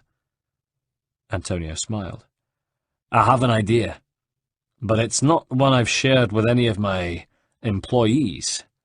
Come, we should go to my office and talk." The office reminded Ezio so vividly of Uncle Mario's study that at first he was taken aback. He didn't know what he had expected exactly, but here he was confronted by a book-lined room, expensive books in good bindings, fine ottoman carpets, walnut and boxwood furniture, and silver-gilt sconces and candelabras. The room was dominated by a table at its centre, on which sat a large-scale model of the Palazzo Seta and its immediate environs. Innumerable tiny wooden mannequins were distributed around and within it. Antonio waved Ezio to a chair, and busied himself over a comfortable-looking stove in one corner, from which a curiously attractive but unfamiliar smell wafted. "Can I offer you something?" Antonio said. He reminded Ezio so much of Uncle Mario that it was uncanny. "Biscotti. Un caffè." "Excuse me, a what?" "A coffee." Antonio straightened himself. "It's an interesting concoction, brought to me by a Turkish merchant. Here, try some." And he passed Ezio a tiny white porcelain cup filled with a hot black liquid from which the pungent aroma came. Ezio tasted it. It burned his lips, but it wasn't bad, and he said so, but added, injudiciously, "It might be better with cream and sugar." "The most certain way to ruin it," snapped Antonio, offended. They finished their coffees, however, and Ezio soon felt a certain nervous, energetic buzz that was new to him.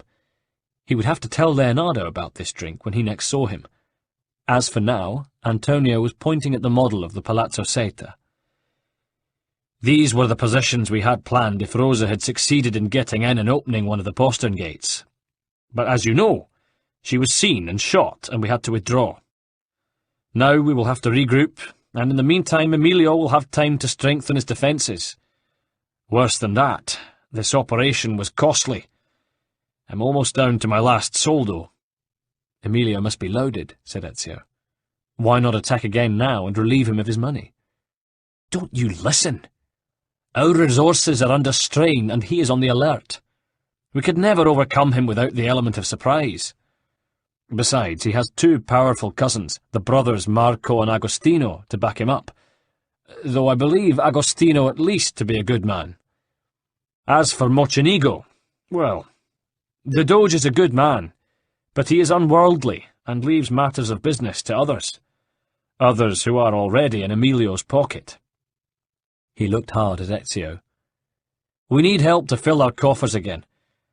I think you may be able to provide that help. If you do, it will demonstrate to me that you are an ally worth helping. Might you undertake such a mission, Mr. Cream and Sugar? Ezio smiled. Try me, he said. Chapter 14. It took a long time, and Ezio's interview with the sceptical chief treasurer of the Thieves' Guild had been uncomfortable, but Ezio was able to use the skills he'd learned from Paola to cut purses with the best of them, and to rob the rich burghers of Venice, allied with Emilio, of as much as he could get. A few months later, in the company of other thieves, for he was now an honorary member of the guild, he had brought in the 2,000 ducati Antonio needed to relaunch his operation against Emilio. But there was a cost. Not all the guild members had escaped capture and arrest by the Barbarigo guards, so that while the thieves now had the funds they needed, their manpower had been depleted. But Emilio Barbarigo made an arrogant mistake. To make an example of them, he placed the captured thieves on public display in cramped iron cages around the district he controlled. If he'd kept them in the dungeons of his palazzo, God himself would not have been able to get them out. But Emilio preferred to show them off, deprived of food and water, prodded with sticks by his guards whenever they sought sleep, and meant to starve them to death in full public view. They won't last 6 days without water, let alone food, Ugo said to Ezio. What does Antonio say? That it's up to you to plan a rescue. How much more proof of my loyalty does the man need, thought Ezio, before he realized that he already had Antonio's confidence, to the extent that the Prince of Thieves was entrusting to him this most crucial mission. He hadn't much time. Carefully, Ugo and he observed in secret the comings and goings of the watch. It appeared that one group of guards continuously passed from one cage to the next. Though each cage was constantly surrounded by a clutch of curious rubberneckers, among whom there may well have been Barbarigo spies, Ezio and Ugo decided to take the risk. On the night shift, when there were far fewer observers about, they made their way to the first cage when the guard was just about to leave for the second. Once the guard had departed, and were out of sight and earshot, they managed to spring the locks, their spirits raised by a desultory cheer from the handful of bystanders, who couldn't care less one way or the other who had the upper hand, so long as they were entertained, and some of whom followed them to the second cage, and even to the third. The men and women they liberated, 27 in number, were already, after 2.5 days, in a sorry plight. But at least they had not been individually manacled, and Ezio led them to the wells that could be found in the centre of almost every frequent square, so that their first and most important need, thirst, was satisfied. At the end of the mission, which took from candlelight until cock-crow, Ugo and his liberated associates looked at Ezio with deep respect. "Rescuing my brothers and sisters was more than just an act of charity, Ezio," said Ugo. "These colleagues will play a vital role in the weeks to come. And," his tone became solemn, "our guild owes you an undying debt of gratitude." The group had arrived back at the guild's headquarters. Antonio embraced Ezio, but his face was grave. "How is Rosa?" asked Ezio. "Better, but she was hurt worse than we thought," and she tries to run before she can walk. Sounds like her. It's typical. Antonio paused. She wants to see you. I'm flattered. Why be? You're the hero of the hour. Some days later, Ezio was summoned to Antonio's office and found him poring over his model of the Palazzo Seta. The little wooden mannequins had been redeployed around it, and there was a pile of papers covered in calculations and notes on the table by its side. Ah, Ezio, Signore. I've just returned from a little foray of my own into enemy territory. We managed to liberate 3 boatloads of armoury destined for dear Emilio's little palazzo, so we thought we might organise a little fancy dress party, with us dressed in the uniforms of Barbarigo archers. Brilliant. That should get us into his fortress without any problem. When do we start? Antonio held up a hand. Not so fast, my dear. There is a problem, and I'd like to ask your advice. You honour me. No, I just value your judgment. The fact is, I have it on the best authority that some of my people have been suborned by Emilio, and are now his agents. He paused. We cannot strike until the traitors are dealt with. Look, I know I can depend on you, and your face is not well known within the guild. If I were able to give you certain pointers about the whereabouts of these traitors, do you think you could deal with them? You can take Ugo with you as backup, and whatever task force you may require. Messer Antonio, the fall of Emilio is as important to me as it is to you. Let us join hands in this. Antonio smiled. The very answer I expected from you. He gestured Ezio to join him at a map table which had been set up near the window. Here is a plan of the city. The men of mine who have defected meet, as my own loyal spies tell me, in a taverna here. It's called Il Vecchio Specchio. There they make contact with Emilio's agents, exchange information, and take their orders. How many? 5. What do you want me to do with them? Antonio looked at him. Why, kill them, my friend. Ezio summoned the group he had handpicked for the mission the following day, at sunset. He had laid his plans. He dressed them all in Barbarigo uniforms from the boats Antonio had sequestered. Emilio, he knew from Antonio, believed that the stolen equipment had been lost at sea, so his people would suspect nothing. Together with Ugo and 4 others, he descended on Il Vecchio Specchio soon after dark. It was a Barbarigo hangout, but at that time of night only a handful of customers were there, apart from the turncoats and their Barbarigo controls. They hardly looked up as they saw a group of Barbarigo guards enter the inn, and it was only when they were surrounded that their attention turned to the newcomers. Ugo pulled back his hood, revealing himself in the half-light of the taverna. The conspirators made to rise, astonishment and fear written in their faces. Ezio placed a firm hand on the shoulder of the nearest traitor, then with a detached economy of effort, thrust his now-released codex blade between the man's eyes. Ugo and the others followed suit, and dispatched their traitorous brethren. In the meantime, Rosa had continued to make a gradual and ever-impatient recovery. She was up and about, but she depended on a cane to get around, and her damaged leg was still swathed in bandages. Ezio, despite himself, and constantly making mental apologies to Cristina Calfucci, spent as much of his time as he could in her company. "Salute, Rosa," he said on a typical morning. "How are things? I see your leg is healing." Rosa shrugged. "It's taking forever, but I'm getting there. And you? How are you finding our little town?" "It is a great city. But how do you cope with the smell of the canals?" "We're used to it. We wouldn't like the dust and filth of Florence." She paused. "So, what brings you to me this time?" Ezio smiled. "What you think, and also not what you think." He hesitated. "I was hoping you could teach me how to climb like you do." She tapped her leg. "Time was," she said. But if you are in a hurry, my friend Franco can do almost as well as me." She raised her voice. "Franco!" A lissom, dark-haired youth appeared almost instantly in the doorway, and Ezio, to his private mortification, felt a pang of jealousy that was apparent enough for Rosa to notice. She smiled. "Don't worry, tesoro. He's as gay as Santo Sebastiano. But he's also as tough as old Boots. Franco, I want you to show Ezio some of our tricks." She looked out of the window. An unoccupied building opposite was covered with bamboo scaffolding tied together with leather thongs. She pointed. "Take him up that for a start."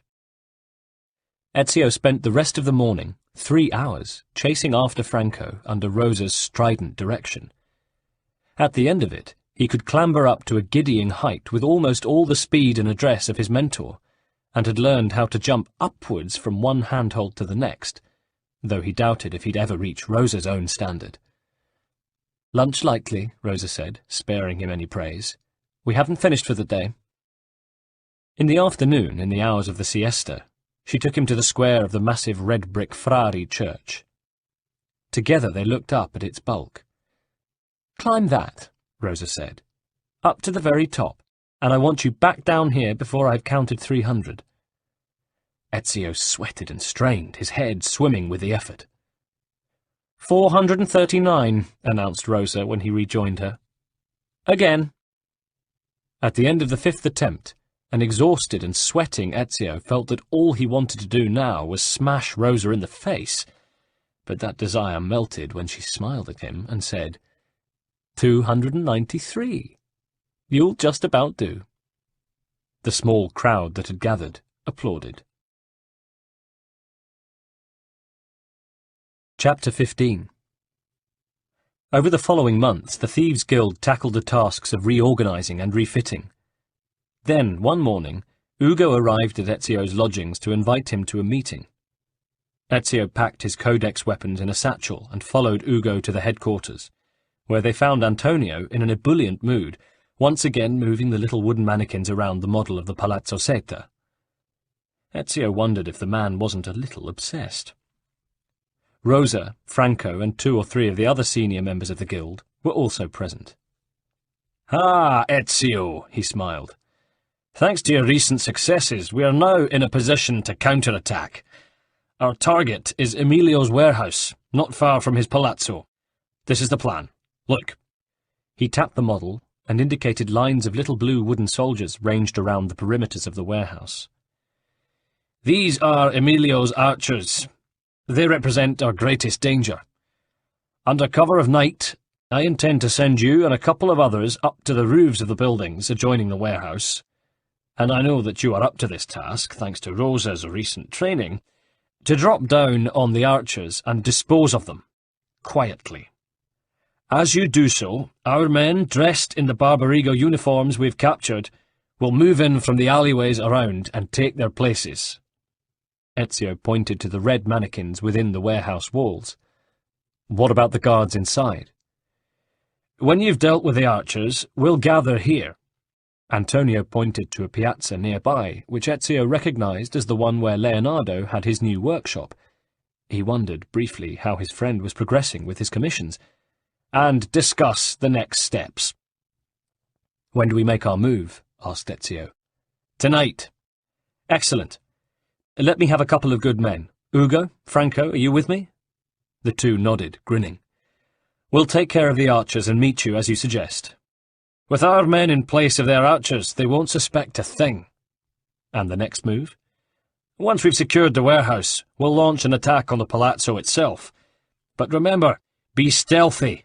They must not suspect a thing." Antonio grinned and spat. "Good luck, my friends. In bocca al lupo." He patted Ezio's shoulder. "Crepi il lupo," Ezio replied, spitting too. The operation passed off that night without a hitch. The Barbarigo archers didn't know what had hit them, and so subtly were they replaced with Antonio's men, that the guards inside the warehouse fell quietly and without much resistance to the thieves' onslaught, having been unaware that their comrades outside had been neutralized. The attack on the palazzo was next on Antonio's agenda, but Ezio insisted that he went ahead first to assess the lie of the land. Rosa, the last stages of whose recovery had been remarkable thanks to the combined skills of Antonio and Bianca, and who could now climb and leap almost as well as if she had been back to her full fitness, wanted to accompany him, but Antonio, to her anger, vetoed this. It crossed Ezio's mind that Antonio, in the end, considered him more expendable than her, but he brushed off the thought and prepared himself for the reconnaissance mission, strapping on his left arm the Codex guard brace with its double dagger, and, on his right, the original spring blade. He had a lot of difficult climbing to do, and he didn't want to risk the poison blade since, in any circumstances, it was a truly lethal weapon, and he was keen to avoid any accident with it that might prove fatal to himself. Pulling his hood up over his head, and using the new techniques of upward leaping which Rosa and Franco had taught him, he stormed up the outer walls of the palazzo, silent as a shadow, and drawing less attention, until he was on its roof and looking down into its garden. There he noticed two men in deep conversation. They were making for a side gate leading to a narrow private canal which led round the back of the palazzo. Following their progress from the roof, Ezio could see that a gondola was moored at a little jetty there, its two gondoliers clad in black, and its lanterns doused. Sure-footed as a gecko on the roofs and walls, he hastened down and sheltered himself in the branches of a tree from which he could hear their conversation. The two men were Emilio Barbarigo and, as Ezio recognized with a shock, none other than Carlo Grimaldi, one of Doge Mocenigo's entourage. They were accompanied by Emilio's secretary, a spindly man dressed in grey, whose heavy reading glasses kept slipping down his nose. "Your little house of cards is crumbling, Emilio," Grimaldi was saying. "It's a minor setback, nothing more. The merchants who defy me and that piece of shit Antonio de Majanis will soon be dead or in chains, or working the oars of a Turkish galley. I'm talking about the assassin. He's here, you know. That's what's made Antonio so bold. Look, we've all been robbed or burgled, and our guardsmen have been outsmarted. It's as much as I've been able to do to keep the Doge from poking his nose in. The assassin, here. You numbskull, Emilio. If the master knew how stupid you are, you'd be dead meat. You know the damage he's already done to our cause in Florence and San Gimignano." Emilio made a fist of his right hand. "I'll crush him like the bedbug he is," he snarled. "Well, he's certainly sucking the blood out of you. Who knows if he's not here now, listening to us as we speak? Now, Carlo, you'll be telling me next you believe in ghosts." Grimaldi fixed him with his eyes. "Arrogance has made you stupid, Emilio. You do not see the whole picture. You're nothing but a big fish in a small pond." Emilio grabbed him by the tunic and pulled him close, angrily. "Venice will be mine, Grimaldi. I provided all the armaments to Florence. Not my fault if that idiot Jacopo didn't use them wisely. And don't try to make things bad for me with the master. If I wanted to, I could tell him some things about you which would—" "Save your breath. I must go now. Remember, the meeting is set 10 days from now at San Stefano, outside Fiorella's." "I'll remember," said Emilio sourly. "The master will hear then how—" "The master will speak, and you will listen," retorted Grimaldi. "Farewell." He stepped into the darkened gondola as Ezio watched, and it glided off into the night. "Cazzo!" muttered Emilio to his secretary as he watched the gondola disappear in the direction of the Grand Canal. "What if he's right? What if that damned Ezio Auditore is here?" He brooded for a moment. "Look, get the boatman ready, now. Wake the bastards up if you have to. I want those crates loaded now, and I want the boat ready in half an hour by your water clock. If Grimaldi is speaking the truth, I must find a place to hide, at least until the meeting. The master will find a way of dealing with the assassin." "He must be working with Antonio de Majanis," put in the secretary. "I know that, you idiot," hissed Emilio. "Now come, and help me pack the documents we spoke of before our dear friend Grimaldi came calling." They moved back towards the interior of the palazzo, and Ezio followed, giving away no more sense of his presence than if he had been a spirit. He blended into the shadows, and his footfall was no more noticeable than a cat's. He knew Antonio would hold off the attack on the palazzo until he gave the signal, and first he wanted to get to the bottom of what Emilio was up to. What were these documents of which he had spoken? "Why won't people listen to sense?" Emilio was saying to his secretary as Ezio continued to tell them. "All this freedom of opportunity, it just leads to more crime. We must ensure that the state has control of all aspects of the people's lives, and at the same time gives free rein to the bankers and the private financiers. That way, society flourishes. And if those who object have to be silenced, then that is the price of progress. The assassins belong to a bygone age. They don't realize that it's the state that matters, not the individual." He shook his head. "Just like Giovanni Auditore, and he was a banker himself. You'd have thought he'd have shown more integrity." Ezio drew in his breath sharply at the mention of his father's name, but continued to pursue his quarry as Emilio and his secretary made their way to his office, selected papers, packed them, and returned to the little jetty by the garden gate where another, larger gondola was now awaiting its master. Emilio, taking his satchel of papers from his secretary, snapped a last order. "Send some overnight clothes after me. You know the address." The secretary bowed and disappeared. There was no one else about. The gondoliers prepared to cast off fore and aft. Ezio sprang from his vantage point onto the gondola, which rocked alarmingly. With 2 swift elbow movements, he knocked the boatman into the water, and then had Emilio by the throat. "Guards! Guards!" gurgled Emilio, groping for the dagger at his belt. Ezio seized his wrist just as he was about to plunge the weapon into Ezio's belly. "Not so fast," said Ezio. "Assassin! You!" growled Emilio. "Yes." "I killed your enemy." "That does not make you my friend." "Killing me will solve nothing for you, Ezio." "I think it will rid Venice of a troublesome bedbug," said Ezio, releasing his spring blade. "Requiescat in pace." With barely a pause, Ezio eased the deadly steel between Emilio's shoulder blades. Death came quickly and silently. Ezio's proficiency in killing was matched only by the cold, metallic resolve with which he fulfilled the duty of his calling. Bundling Emilio's body over the gondola's side, Ezio set to rifling through the papers in his satchel. There was much to interest Antonio, he thought, as he swiftly sifted through them, for there was no time now to examine them thoroughly. But there was one parchment which caught his own attention, a rolled and sealed page of vellum. Surely another codex page.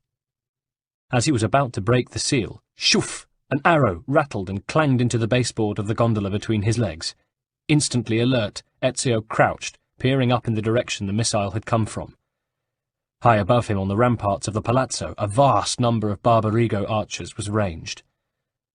Then one of them waved, and acrobatically tumbled down from the high walls. In another second, she was in his arms. "Sorry, Ezio. Foolish prank, but we couldn't resist." "Rosa." She snuggled, back in the fray and ready for action. She looked at him with shining eyes. "And the Palazzo Seta is taken.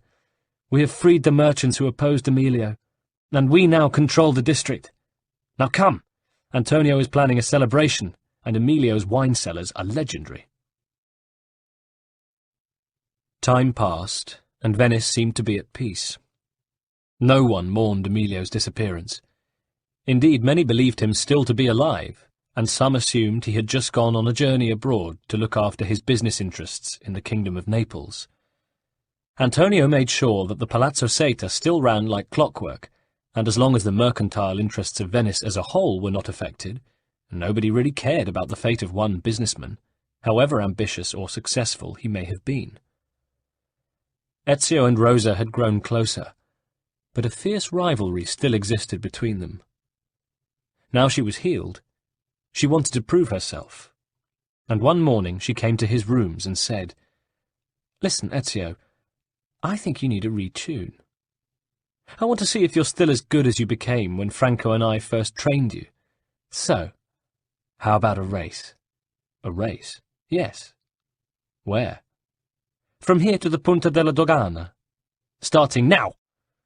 And she leapt out of the window before Ezio could react. He watched her as she scampered over the red rooftops and seemed almost to dance across the canals that separated the buildings.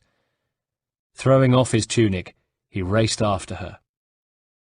At last they arrived, neck and neck, on the rooftop of the wooden building that stood on the spit of land at the end of the Dorsoduro, overlooking St. Mark's Canal and the lagoon.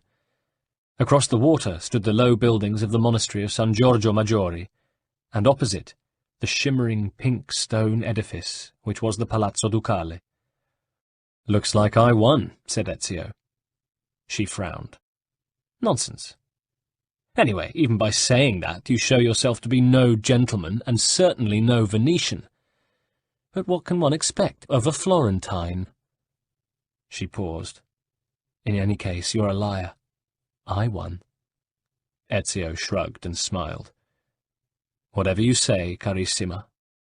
"Then, to the victor, the spoils," she said, pulling his head down to hers and kissing him passionately upon the lips. Her body now was soft and warm, and infinitely yielding. Chapter 16. Emilio Barbarigo may not have been able to make the appointment in the Campo San Stefano himself, but Ezio was certainly not going to miss it. He positioned himself in the already bustling square at dawn on that bright morning late in 1485. The battle for ascendancy over the Templars was hard and long. Ezio began to believe that, as it had been for his father and was for his uncle, it would turn out to be his life's work too. His hood pulled up over his head, he melted into the crowd, but stayed close as he saw the figure of Carlo Grimaldi approaching with another man, ascetic-looking, whose bushy auburn hair and beard were ill-sorted with his bluish, pallid skin, and who wore the red robes of a state inquisitor. This, Ezio knew, was Silvio Barbarigo, Emilio's cousin, whose sobriquet was Il Rosso. He did not look in a particularly good mood. "Where is Emilio?" he asked impatiently. Grimaldi shrugged. "I told him to be here." "You told him yourself, in person?" "Yes," Grimaldi snapped back, "myself, in person. I'm concerned that you don't trust me." "As am I," muttered Silvio. Grimaldi gritted his teeth at that, but Silvio merely looked around abstractedly. "Well, perhaps he'll arrive with the others. Let's walk a while."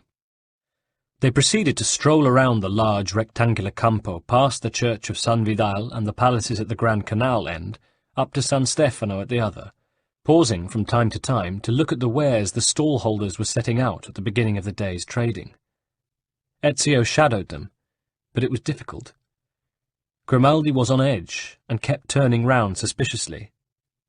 At times it was all Ezio could do to keep his quarry within earshot. "While we're waiting, you can bring me up to date with how things are at the Doge's palace," said Silvio. Grimaldi spread his hands. "Well, to be honest with you, it's not easy. Mocenigo keeps his circle close. I've tried to lay the groundwork, as you asked, making suggestions in the interest of our cause, but of course I am not the only one vying for his attention, and, old though he is, he's a canny bugger." Silvio picked up a complicated-looking glass figurine from a stall, inspected it, and put it back. "Then you must work harder, Grimaldi. You must become part of his inner circle." "I am already one of his closest and most trusted associates. It has taken me years to establish myself, years of patient planning, of waiting, of accepting humiliations." "Yes, yes," said Silvio impatiently, "but what have you to show for it?" "It's harder than I expected." "And why is that?" Grimaldi made a gesture of frustration. "I don't know. I do my utmost for the state, I work hard, but the fact is, Mocenigo doesn't like me." "I wonder why not," said Silvio coolly. Grimaldi was too absorbed in his thoughts to notice the snub. "It's not my fault. I keep trying to please the bastard. I find out what he most desires and lay it on for him. The finest jams from Sardinia, the latest fashions from Milan. Maybe the Doge just doesn't like sycophants. Do you think that's what I am? Yes. A doormat, flatterer, a bootlicker. Need I go on? Grimaldi looked at him. Don't you insult me, Inquisitore. You haven't a clue what it's like.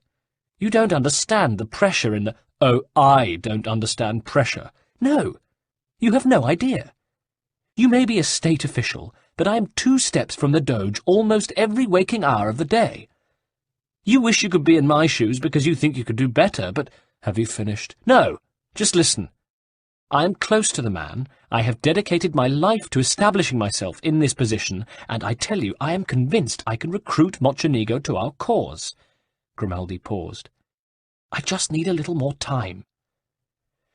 It seems to me that you've had more than enough time already. Silvio broke off, and Ezio watched as he raised a hand to attract the attention of an expensively dressed elderly man with a flowing white beard, accompanied by a bodyguard who was the largest person Ezio had ever seen. "Good morning, cousin," the newcomer greeted Silvio. "Grimaldi." "Greetings, cousin Marco," replied Silvio. He looked around. "Where is Emilio? Did he not come with you?" Marco Barbarigo looked surprised, then grave. "Ah, then you have not yet heard the news." "What news?" "Emilio is dead." "What?" Silvio, as always, was irritated that his older and more powerful cousin should be better informed than he was. "How?"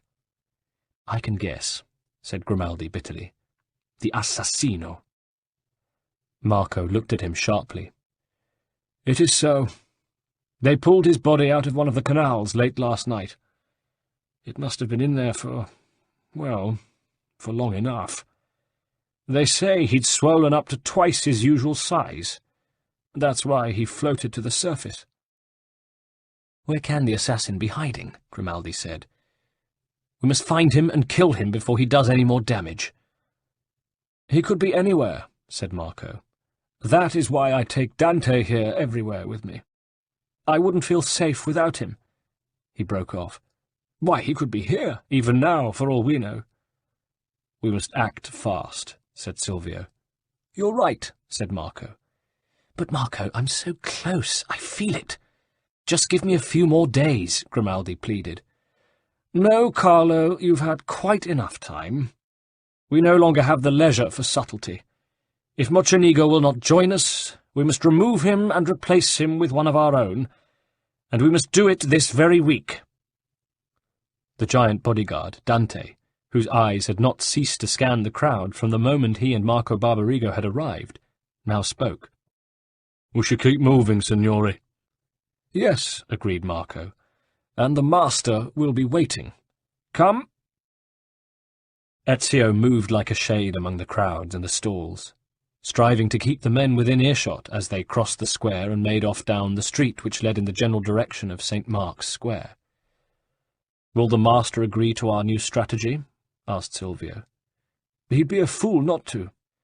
"You're right. We have no choice," Silvio agreed, then looked at Grimaldi. "Which kind of makes you redundant," he added unpleasantly. "That is a matter for the master to decide," retorted Grimaldi, "just as he will decide whom to place in Mocenigo's shoes, you or your cousin Marco here, and the best person to advise him on that is me." "I wasn't aware that there was a decision to be made," said Marco. "Surely the choice is obvious to all." "I agree," said Silvio edgily. "The choice should fall on the person who organized the entire operation, the one who came up with the idea of how to save the city." Marco was quick to reply. "I would be the last to undervalue tactical intelligence, my good Silvio, but in the end it is wisdom which one needs in order to rule. Do not think otherwise." "Gentlemen, please," said Grimaldi. "The master may be able to advise the Committee of 41 when they meet to elect the new Doge, but he cannot sway them. And for all we know, the master may be thinking of someone quite other than either of you." "You mean yourself?" said Silvio incredulously, while Marco merely gave vent to a sneering laugh. "And why not? I'm the one who's put in all the real graft." Signori, please, keep moving, put in Dante. It'll be safer for you all when we get back inside. Of course, agreed Marco, quickening his pace. The others followed suit. He's a good man, your Dante, said Silvio. How much did you pay for him? Less than he is worth, replied Marco. He's loyal, and he's trustworthy. He's saved my life on 2 occasions. But I wouldn't say he was exactly loquacious. Who needs conversation from a bodyguard? We're here, said Grimaldi, as they arrived at a discreet door in the side of a building off the Campo Santa Maria Zobenigo. Ezio, keeping a safe distance between them and himself, aware as he was of Dante's extreme vigilance, rounded the corner of the square just in time to see them enter. Looking round to ensure that the coast was clear, he climbed the side of the building and positioned himself on the balcony above the door. The windows to the room beyond were open, and within it, seated in a heavy oak chair behind a refectory table covered with papers, and dressed in purple velvet, sat the Spaniard. Ezio dissolved into the shadows and waited, ready to listen to all that transpired. Rodrigo Borgia was in a filthy mood. Already the assassin had frustrated him in several major enterprises and escaped every attempt to kill him.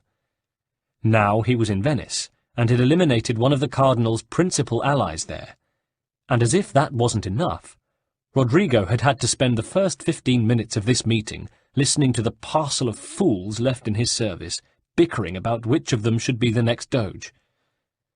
The fact that he had already made his choice, and greased the palms of all the key members of the Council of 41, seemed to have passed these idiots by.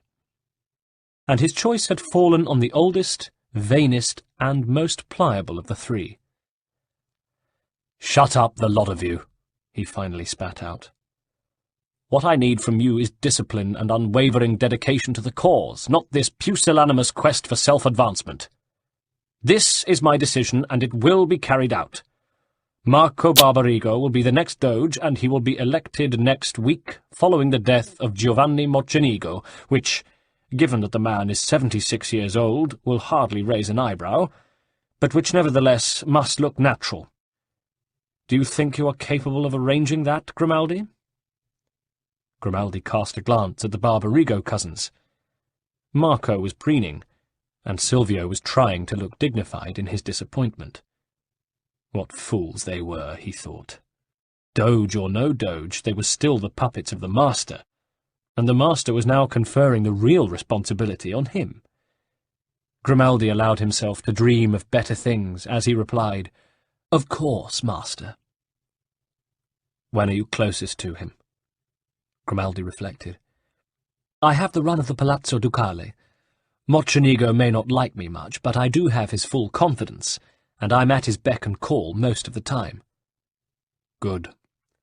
Poison him at the first opportunity." "He has food tasters." "Good God, man, do you think I don't know that? You Venetians are supposed to be good at poisoning. Get something into his meat after they've tasted it, or stick something into that Sardinian jam they tell me he's so fond of. But think of something, or it'll be the worse for you."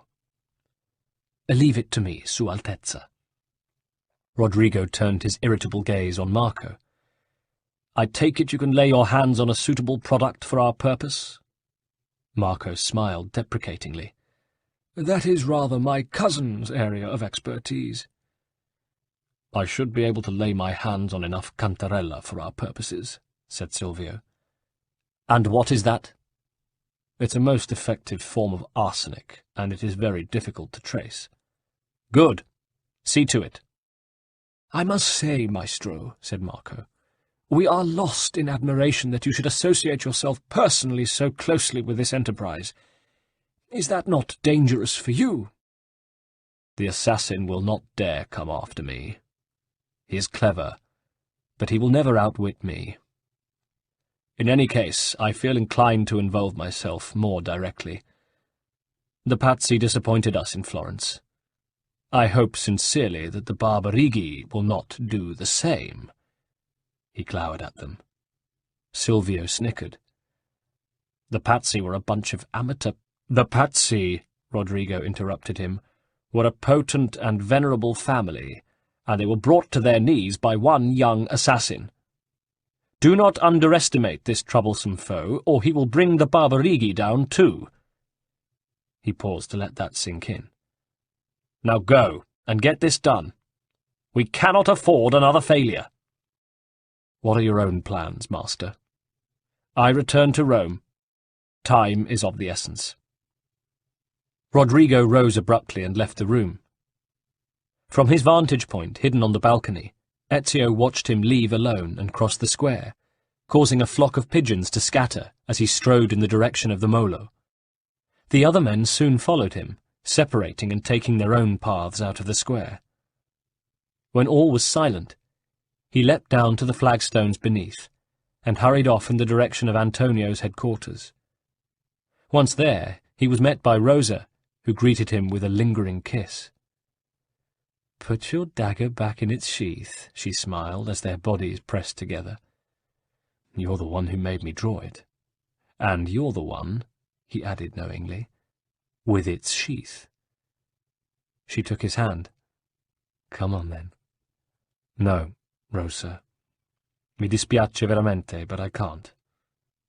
"So, you tire of me already?" "You know it isn't that. But I have to see Antonio. It's urgent." Rosa looked at him and saw the intense expression on his face, in his cold blue-grey eyes. "Okay, for this once I forgive you. He's in his office. I think he misses that model of the Palazzo Seta now that he's got the real thing. Come." "Ezio," said Antonio as soon as he saw him.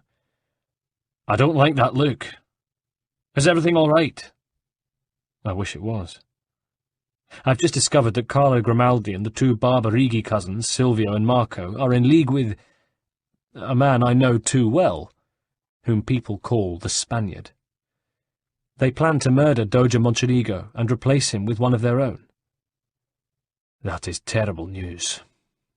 With their own man as Doge, they'll have the entire Venetian fleet and trade empire in their grasp." He paused. "And they call me a criminal!" "So, you'll help me stop them?" Antonio extended his hand. "You have my word, little brother, and the support of all my men." "And women," put in Rosa. Ezio smiled. "Grazie, amici." Antonio looked thoughtful. "But Ezio, this will take some planning. The Palazzo Ducale is so strongly defended that it makes the Palazzo Seta look like an open park. And we don't have time for me to have a scale model built so we can plan." Ezio held up his hand and said firmly, "Nothing is impenetrable." The two of them looked at him.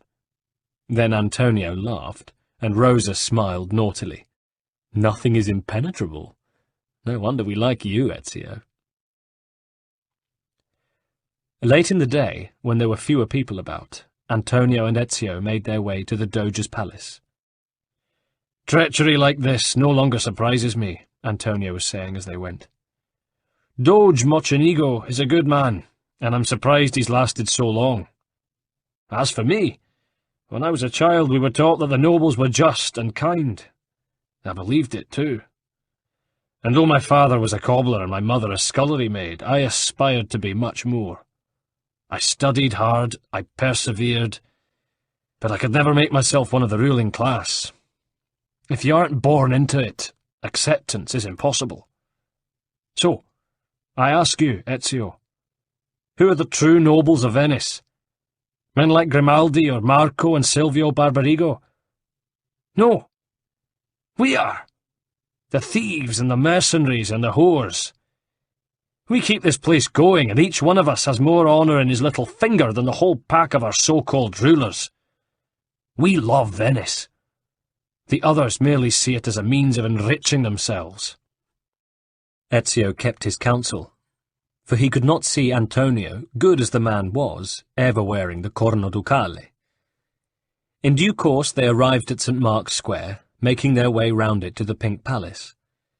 It was quite clearly heavily guarded, and although the two of them managed to clamber undetected up scaffolding which had been erected on the side wall of the cathedral which adjoined the palace, when they looked over from their vantage point, they could see that even though they could, and did, leap across onto the palace roof, access to the courtyard, even from there, was barred by a high grille whose spiked top curved outwards and downwards.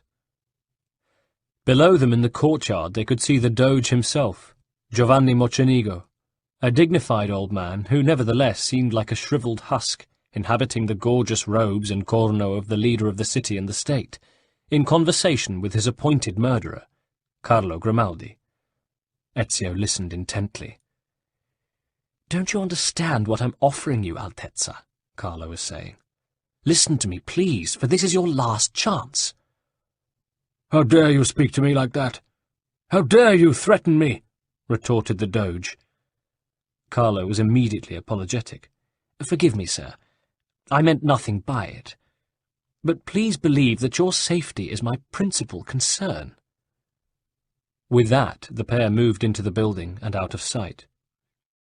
"We have very little time," said Antonio, reading Ezio's thoughts, "and there's no way through this grille.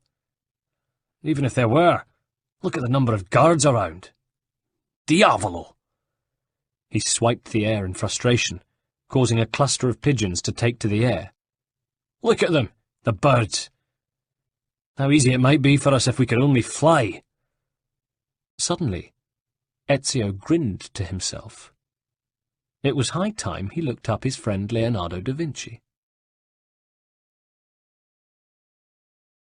Chapter 17. "Ezio, how long has it been?" Leonardo greeted him like a long-lost brother. His workshop in Venice had taken on all the look of his workshop in Florence, but dominating it was a full-scale version of the bat-like machine whose purpose, Ezio now knew, was one which he had to take seriously. But first things first for Leonardo. "Listen, Ezio, you sent me via a very nice man called Ugo another codex page, but you never followed up on it.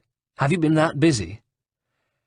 "I have rather had my hands full," replied Ezio, remembering the page he had taken from Emilio Barbarigo's effects. "Well, here it is." Leonardo rummaged in the apparent chaos of his room, but quickly came up with the neatly rolled codex page, its seal restored.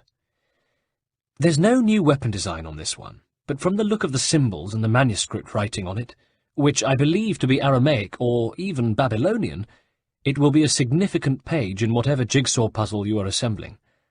I think I recognize traces of a map." He held up his hands.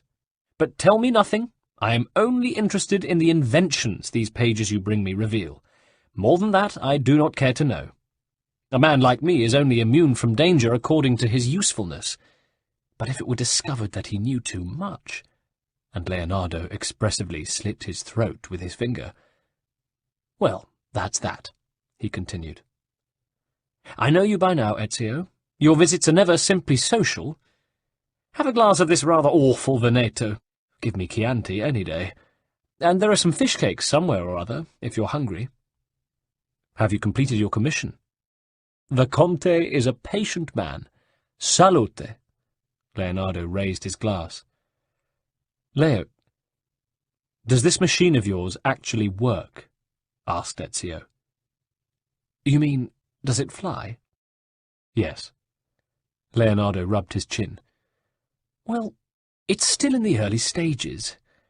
I mean, it's nowhere near ready yet, but I think, in all modesty, that, yes, of course it will work. God knows I've spent enough time on it. It's an idea that just won't let go of me." "Leo, can I try it?" Leonardo looked shocked. "Of course you can't. Are you mad? It's far too dangerous. For a start, we'd have to get it to the top of a tower to launch you."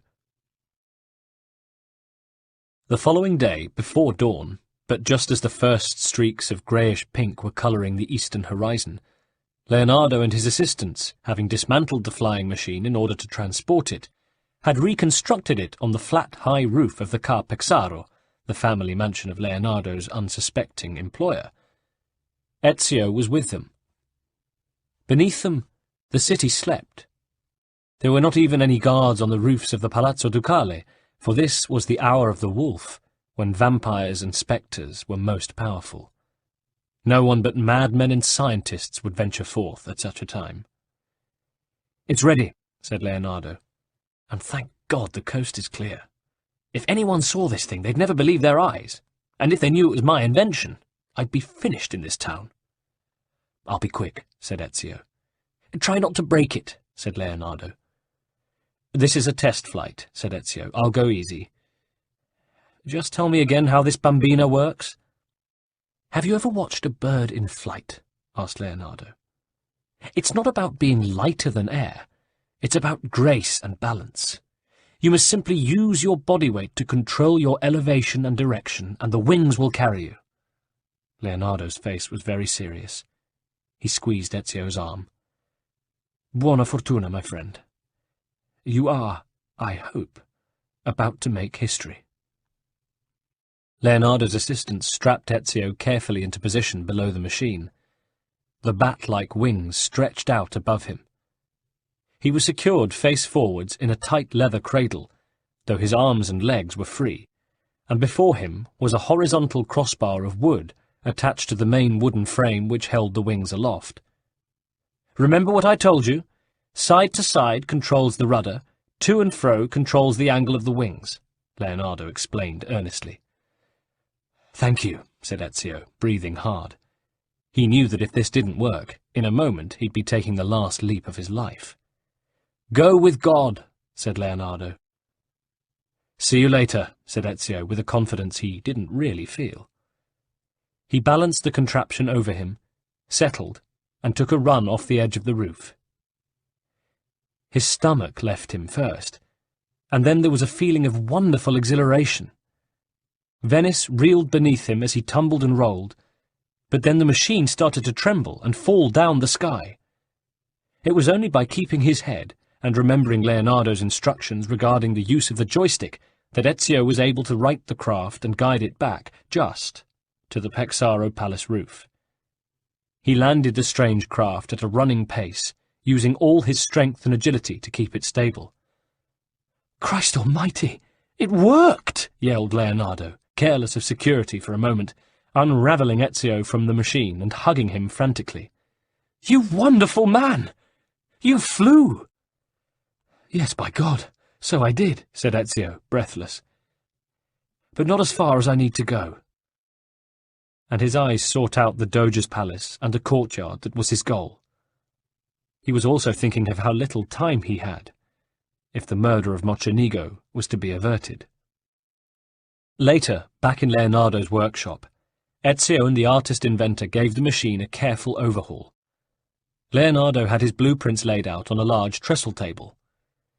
"Let me look over my plans here. Maybe I can find something, some way to extend the duration of the flight."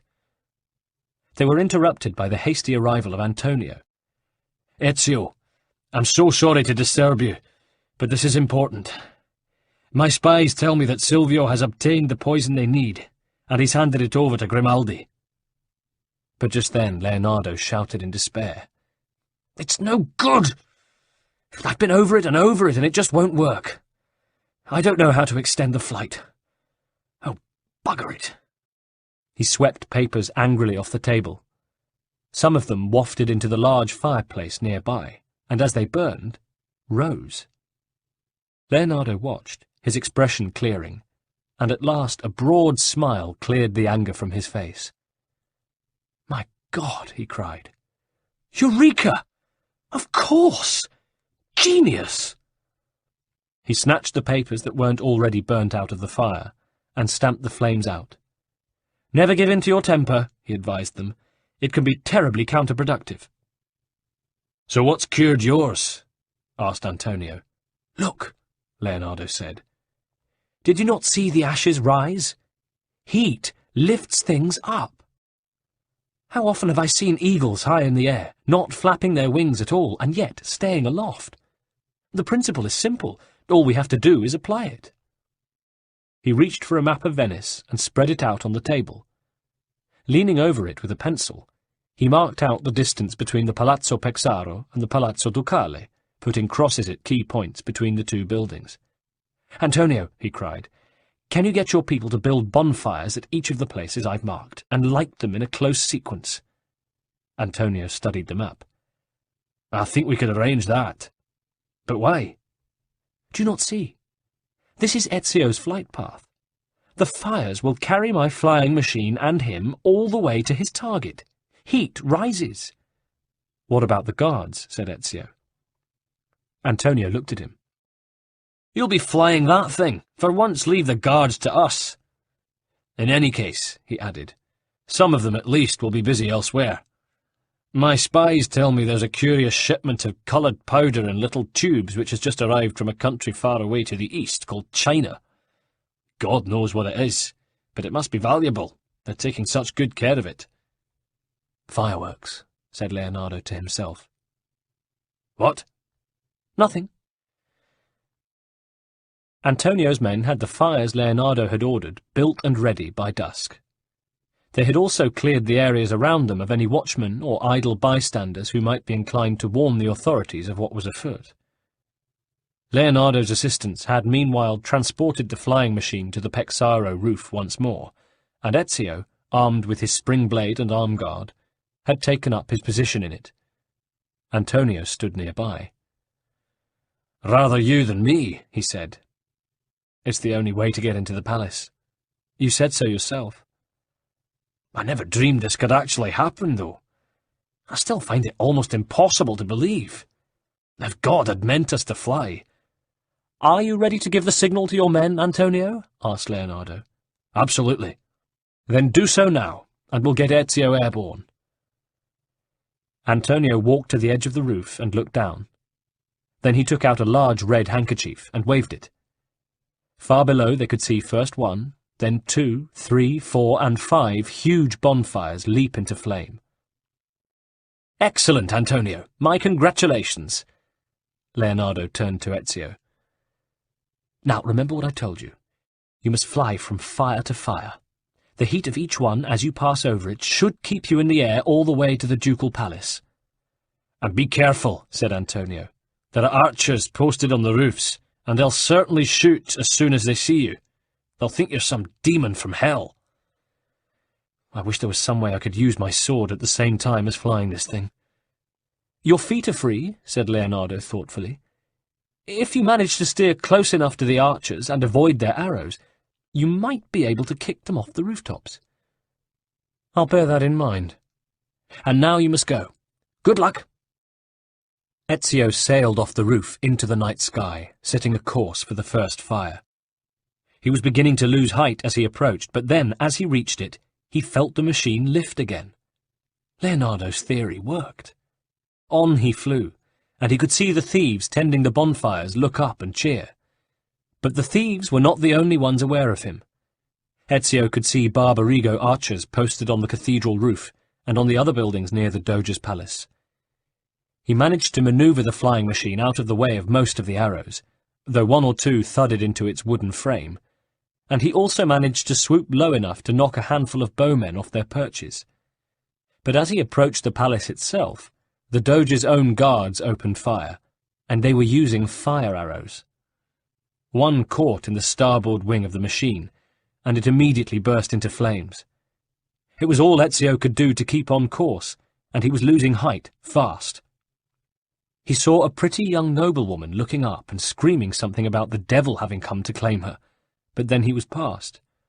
He let go of the controls and fumbled with the harness buckles which held him in. At the last moment he wrenched himself free and leapt forwards and outwards to land in a perfect crouch on an inner courtyard roof, past the grille which guarded the palace interior from all but the birds. Looking up, he saw the flying machine crash into the campanile of St. Mark's, and its wreckage fall to the square below, causing panic and pandemonium among the people there. Even the ducal archer's attention was diverted, and Ezio took advantage of that to climb swiftly down and out of sight. As he did so, he saw Doge Mocenigo appear at a second-story window. "Ma che cazzo," said the Doge. "What was that?" Carlo Grimaldi appeared at his elbow. "Probably just some youths with firecrackers. Come, finish your wine." Hearing that, Ezio made his way via roofs and walls, and taking care to keep out of sight of the archers, to a spot just outside the open window. Looking in, he saw the Doge draining a goblet.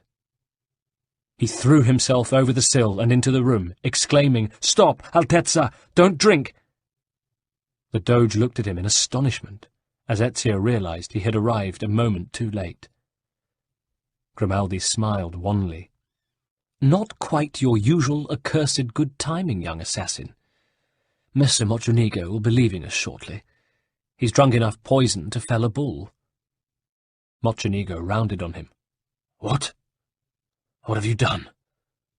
Grimaldi made a gesture of regret. "You should have listened to me." The Doge staggered and would have fallen if Ezio had not rushed forward to support him and guide him to a chair, where he sat down heavily. "I feel tired," said the Doge. "Going dark." "I'm so sorry, Altezza," said Ezio helplessly. "About time you tasted failure," snarled Grimaldi at Ezio, before flinging open the door of the room and bellowing, "Guards! Guards! The Doge has been poisoned! I have the killer here!" Ezio sprang across the room and grabbed Grimaldi by the collar, dragging him back into the room, banging the door shut and locking it. Seconds later, he heard the guards running up and hammering on it. He turned to Grimaldi. "Failure, eh? Then I'd better do something to make up for it." He released his spring blade. Grimaldi smiled. "You can kill me," he said, "but you can never defeat the Templars." Ezio plunged the dagger into Grimaldi's heart. "Peace be with you," he said, coldly. "Good," said a feeble voice behind him.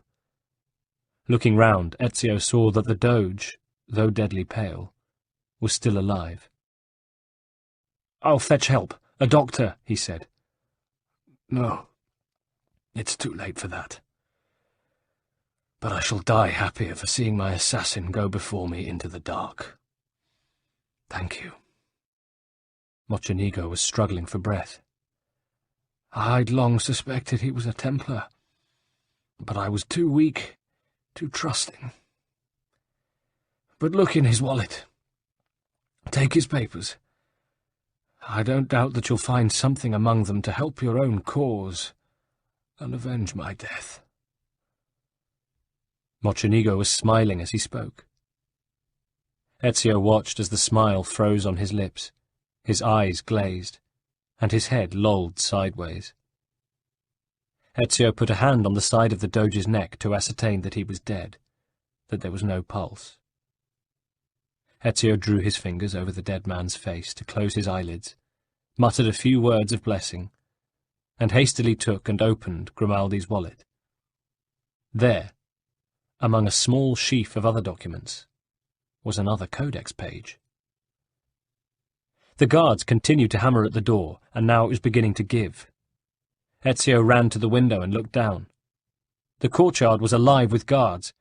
He'd have to take his chances on the roof. Climbing out of the window, he started to scale the wall above him as arrows hissed around his head, clattering against the stonework on either side of him. When he reached the roof, he had to contend with more archers, but they were off guard and he was able to use the element of surprise to dispense with them. But he was confronted with another difficulty. The grille, which had kept him out before, now trapped him within. He ran up to it and realized that it was designed only to keep people out.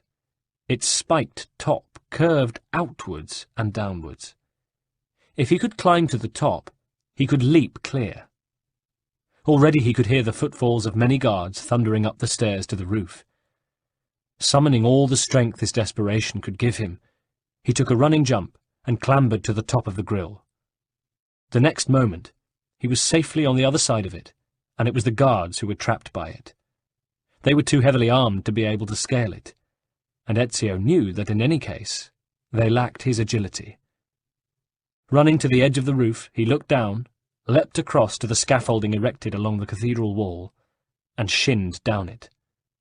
Then he sped into St. Mark's Square, and lost himself in the crowd. Chapter 18. The death of the Doge on the same night that the bizarre bird demon appeared in the sky caused a great stir in Venice, which lasted many weeks.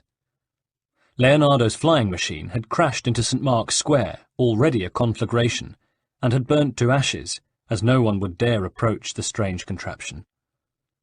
In the meantime, the new Doge, Marco Barbarigo, was duly elected and took office.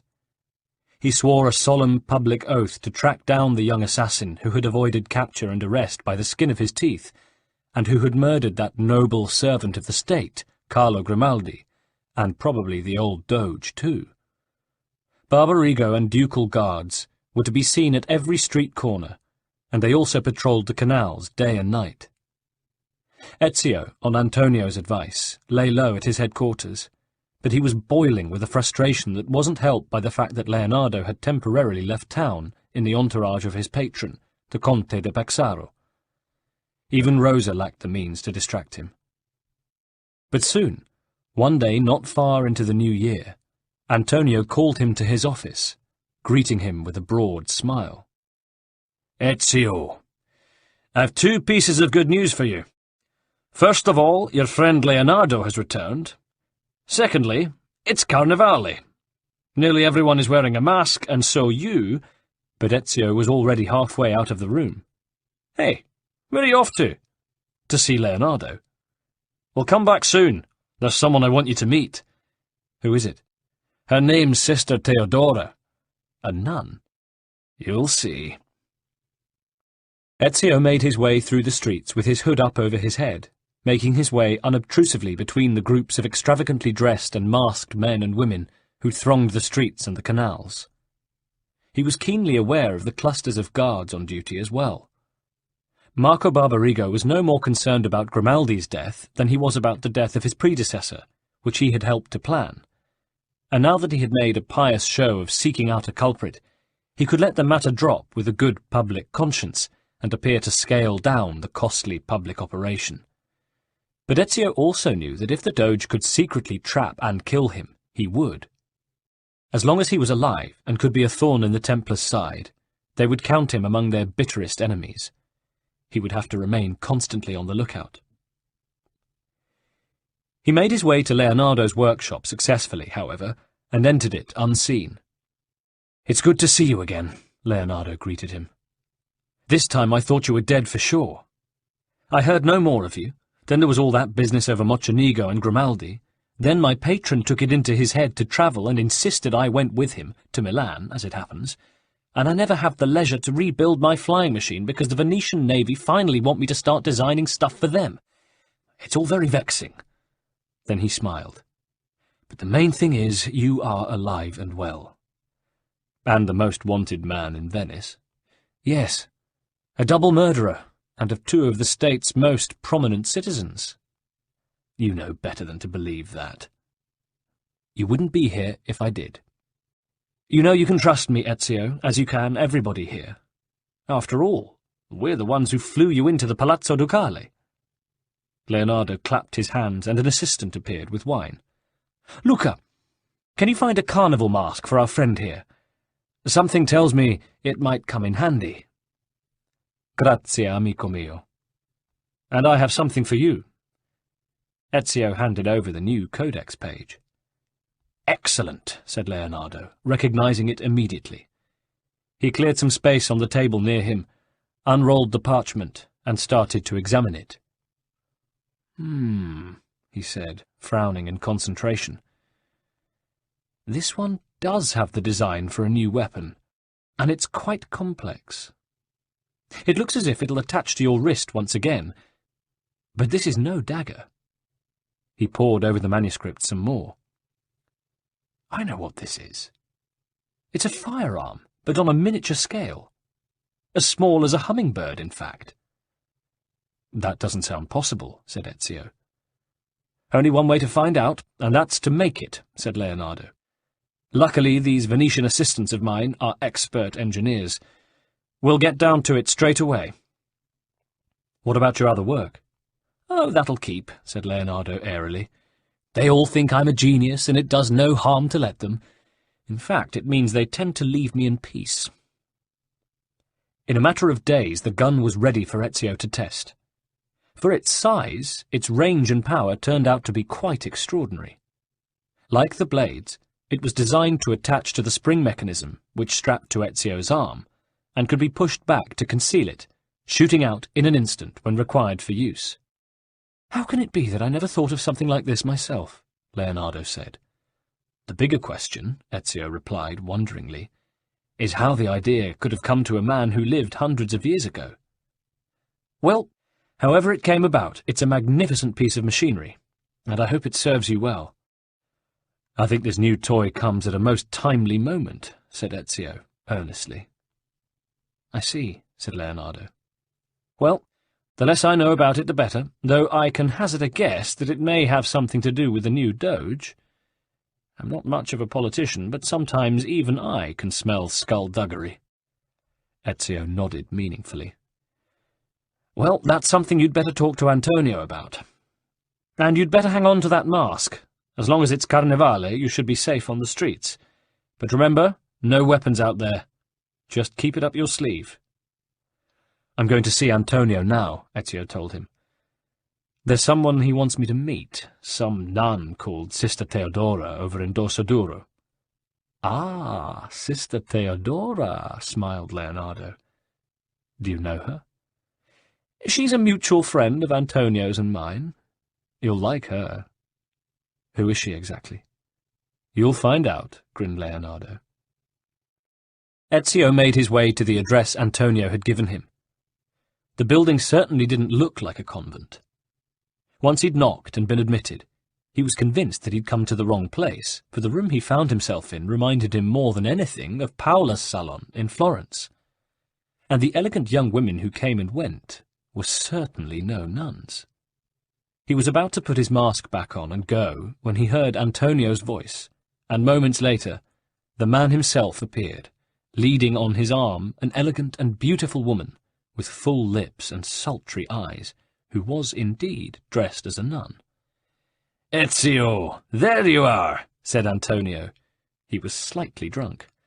"Allow me to introduce Sister Theodora. Theodora, meet the, how shall I put this, most talented man in all Venice." "Sister," said Ezio, bowing. Then he looked at Antonio.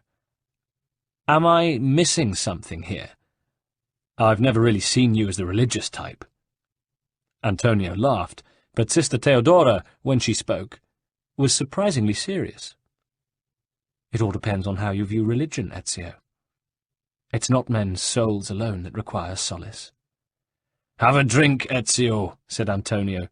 "We must talk, but first, relax. You're perfectly safe here. Have you met the girls yet? Anyone take your fancy? Don't worry, I won't tell Rosa." "And you must tell me." Antonio was interrupted by a scream from one of the rooms that surrounded the salon. The door flew open to reveal a wild-eyed man wielding a knife. Behind him on the blood-soaked bed, a girl writhed in agony. "Stop him!" she screamed. "He's cut me and he's stolen my money!" With a furious roar, the maniac grabbed another girl before she could react and held her close, his knife at her throat. "Let me out of here, or I'll carve this one up too," he bawled, pressing the tip of the knife so that a little bead of blood appeared on the girl's neck. "I mean it." Antonio, instantly sober, stared from Theodora to Ezio. Theodora herself was looking at Ezio. "Well, Ezio," she said with a coolness that took him aback, "now's the chance to impress me." The maniac was making his way across the salon to the door, where a small knot of girls was standing. As he reached it, he growled at them, "Open it!" But they seemed rooted to the spot with fear. "Open the sodding door, or she gets it!" He dug the knife a little further into the girl's throat. Blood began to flood from her neck.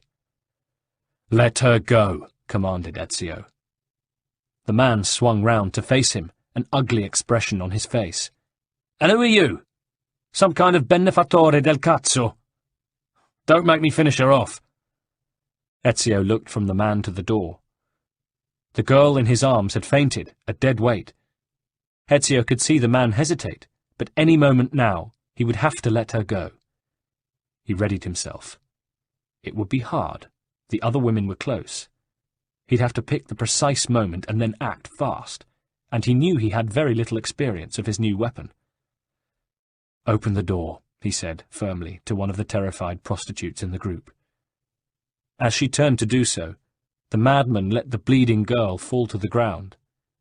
As he prepared to rush out into the street, he took his attention off Ezio for a second, and in that second Ezio released his little pistol and fired. There was a snapping report, and a burst of flame followed by a puff of smoke seemed to shoot out from between the fingers of Ezio's right hand. The maniac, a surprised expression still on his face, fell to his knees, a neat little hole in the middle of his forehead, and some of his brains spattered on the doorpost behind him. The girl screamed and moved hastily away from him as he slowly toppled forward. Theodora shouted orders, and attendants hurried to succour the two wounded girls, but they were too late for the one in the bedroom, as she had bled to death. "You have our gratitude, Ezio," said Theodora, once order had been restored. "I was too late to save her." "You saved the others. He might have slaughtered more if you hadn't been here to stop him." "What sorcery did you use to bring him down?" asked an awestruck Antonio. "No sorcery, just a secret. A grown-up cousin of the throwing knife." "Well, I can see that it's going to come in handy. Our new Doge is scared stiff. He surrounds himself with guards and he never leaves the palazzo." Antonio paused. "I imagine that Marco Barbarigo is next on your list." "He is as big an enemy as his cousin Emilio was." "We will help you," said Theodora, joining them, "and our chance presents itself soon. The Doge is throwing a massive party for Carnevale, and he will have to leave the palazzo for that. No expense has been spared, as he wants to buy the people's favour, even if he cannot earn it. According to my spies, he has even ordered fireworks from China." "This is why I asked you here today," Antonio explained to Ezio. "Sister Theodora is one of us, and she has her finger on the very pulse of Venice." "How do I get invited to this party?" Ezio asked her. "It isn't easy," she replied. "You need a golden mask to get you in." "Well, it can't be so hard to lay hands on one of those." "Not so fast. Each mask is an invitation, and each is numbered." But then Theodora smiled. "Never mind, I have an idea. I think it's possible that we might win you a mask. Come, walk with me." She led him away from the others to a quiet little courtyard at the rear of the building, where a fountain played in an ornamental pool. "They're holding some special carnival games which are open to all tomorrow. There are 4 events, and the winner will be awarded a golden mask and will be an honorary guest at the party. You must win it, Ezio, for access to the party gives you access to Marco Barbarigo." She looked at him. "When you go, I advise you to take that little Spitfire of yours with you, for you won't get close enough to knife him." "May I ask you a question?" "You can try. I cannot guarantee an answer." "I'm curious. You wear the habit of a nun, and yet, clearly, you are no such thing." "How do you know that?" "I assure you, my son, that I am married to the Lord." "But I don't understand. You are also a courtesan. Indeed, you run a bordello." Theodora smiled. "I see no contradiction. How I choose to practice my faith, what I choose to do with my body, these are my choices, and I am free to make them." She paused in thought for a moment. "Look," she continued, "like so many young women, I was drawn to the church, but gradually I became disillusioned with the so-called believers in this city. Men only hold God as an idea in their heads, and not in the depths of their hearts and their bodies. Do you see what I am getting at, Ezio? Men must know how to love in order to attain salvation. My girls and I provide that knowledge to our congregation. Of course, no imaginable sect of the church would agree with me, so I was obliged to create my own. It may not be traditional, but it works, and men's hearts grow firmer in my care." Among other things, I imagine. You are cynical, Ezio. She extended her hand to him. Come back tomorrow, and we will see about these games. Take care of yourself in the meantime, and don't forget your mask. I know you can take care of yourself, but our enemies are still out to get you. There were some small adjustments Ezio wanted on his new gun, so he returned to Leonardo's workshop on his way back to the Thieves' Guild headquarters. I'm glad to see you again, Ezio. You were right about Sister Theodora, Leonardo. Truly a free thinker. She would get into trouble with the church if she weren't so well protected, but she has some powerful admirers. I can imagine. But Ezio noticed that Leonardo was slightly abstracted, and looking at him strangely. What is it, Leo? Perhaps it would be better not to tell you, but if you found out by accident it would be worse. Look, Ezio, Cristina Calfucci is in Venice with her husband for Carnevale. Of course, she's Cristina d'Argenta now. Where is she staying? She and Manfredo are the guests of my patron. That is how I know. I must see her. Ezio, are you sure that's such a good idea? I'll collect the gun in the morning. I'll need it by then, I'm afraid. I have some urgent business to attend to. Ezio, I wouldn't go out unarmed. I still have my codex blades. Heart pumping, Ezio made his way to the Palazzo Pexaro via the office of a public scribe, whom he paid to write a short note which read, Cristina, my darling, I must meet you alone and away from our hosts this evening at the 19th hour. I will await you at the sign of the sundial in the Rio Terra degli Ognissanti.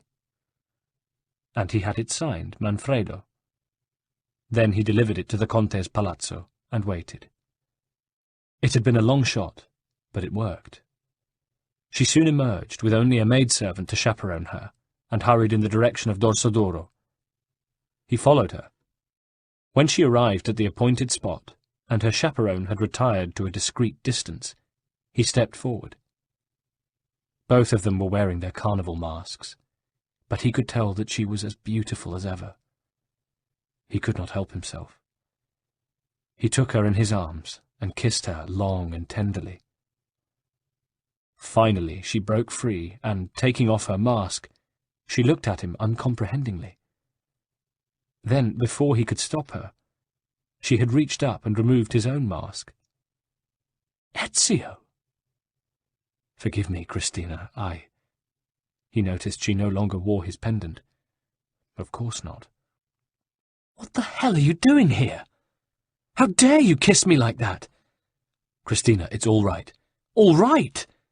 I haven't seen or heard from you in 8 years. I was just afraid you wouldn't come at all if I didn't use a little subterfuge. You're quite right. Of course I wouldn't have come. I seem to remember that the last time we met you kissed me in the street and then, as cool as a cucumber, saved my fiancé's life and left me to marry him. It was the right thing to do. He loved you, and Who cares what he wanted? I loved you. Ezio didn't know what to say. He felt as if the world had fallen away from him. Don't seek me out again, Ezio, continued Cristina, tears in her eyes. I can't bear it. And you clearly have another life now.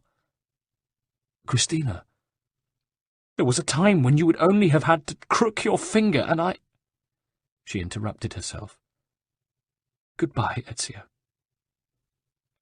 He watched helplessly as she walked away, rejoined her companion, and disappeared round a corner of the street. She had not looked back. Cursing himself and his fate, Ezio made his way back to the thieves' headquarters. The following day found him in a mood of grim determination. He collected his gun from Leonardo, thanked him, and retrieved the codex page, hoping that in time he would be able to get it and the other, taken from Emilio, back to his Uncle Mario. Then he made his way back to Teodora's house. From there she conducted him to the Campo di San Polo, where the games were to take place. In the centre of the square a rostrum had been erected, and on it 2 or 3 officials sat at a desk, taking the competitors' names. Among the people around, Ezio noticed the unhealthy, gaunt figure of Silvio Barbarigo. With him he was surprised to see the enormous bodyguard, Dante. "You'll be up against him," Theodora was saying. "Think you can take him on?" "If I have to." Finally, when all the competitors' names had been taken, Ezio gave a false one, a tall man in a bright red cloak took his place on the rostrum. He was the master of ceremonies. There were 4 games in all. The contestants would vie with one another in each, and at the end an overall winner would be decided on by a panel of judges. Luckily for Ezio, many of the competitors, in the spirit of carnival, elected to keep their masks on. The first game was a foot race, which Ezio won easily, to the intense chagrin of Silvio and Dante. The second, more complicated, involved a tactical battle of wills, in which the contestants had to vie with each other as they tried to capture from one another emblematic flags which each had been provided with. In this game, too, Ezio was pronounced the winner, but he felt uneasy as he saw the expressions on the faces of Dante and Silvio. "The third contest," announced the Master of Ceremonies, "combines elements of the first 2 and adds new ones of its own. This time you will have to use speed and skill, but also charisma and charm." He spread his arms wide to indicate a number of fashionably dressed women about the square, who giggled prettily as he did so. "A number of our ladies have volunteered to help us with this one," continued the Master of Ceremonies. "Some are here in the square. Others are walking in the streets around. You may even find some in gondolas. Now, you will recognize these ladies by the ribbons they wear in their hair. Your job, honoured competitors, is to collect as many ribbons as you can by the time my hourglass runs out. We'll ring the church bell when your time is up, but I think I can safely say that however fortune favours you, this will be the most enjoyable event of the day. The man who returns with the most ribbons will be the winner, and one step closer to gaining the golden mask. But remember, if there is no outright victor in these games, the judges will decide which lucky one of you will attend the Doge's party. And now, begin." The time passed, as the Master of Ceremonies had promised, quickly and enjoyably. The bell of San Polo rang out at a sign from him as the last sands trickled from the upper to the lower chamber of the glass, and the competitors took up their positions back in the square, handing their ribbons over to the adjudicators, some smiling, others blushing. Only Dante remained stony-faced, and though his face grew red with anger when the count had been made, and it was, once again, Ezio's arm that the Master of Ceremonies held high. "Well, my mysterious young man, you are in luck today," the Master of Ceremonies said. "Let's hope your good fortune doesn't desert you at the last hurdle." He turned to address the crowd in general, while the rostrum was cleared and ropes set up round it to convert it into a boxing ring. "The last contest, ladies and gentlemen, is a complete contrast. It concerns itself only with brute strength. The competitors will fight each other until all but the last 2 are eliminated. The last 2 will fight until one of them is knocked out. And then comes the moment you've all been waiting for. The overall winner of the Golden Mask will be announced. But be careful how you place your bets. There's plenty of time for upsets and surprises yet." It was in this last game that Dante excelled, but Ezio, using different skills and light on his feet, managed to make the final pair, confronting the giant bodyguard. The man swung at Ezio with fists like pile-drivers, but Ezio was agile enough to ensure that no seriously heavy punches landed, and he was able to get some meaningful left uppercuts and right hooks in himself. There were no breaks between rounds in this last bout, and after a time Ezio could see that Dante was tiring. But he also, out of the corner of his eye, noticed that Silvio Barbarigo was speaking urgently to the Master of Ceremonies and the panel of judges who had gathered at a table under a canopy not far from the ring.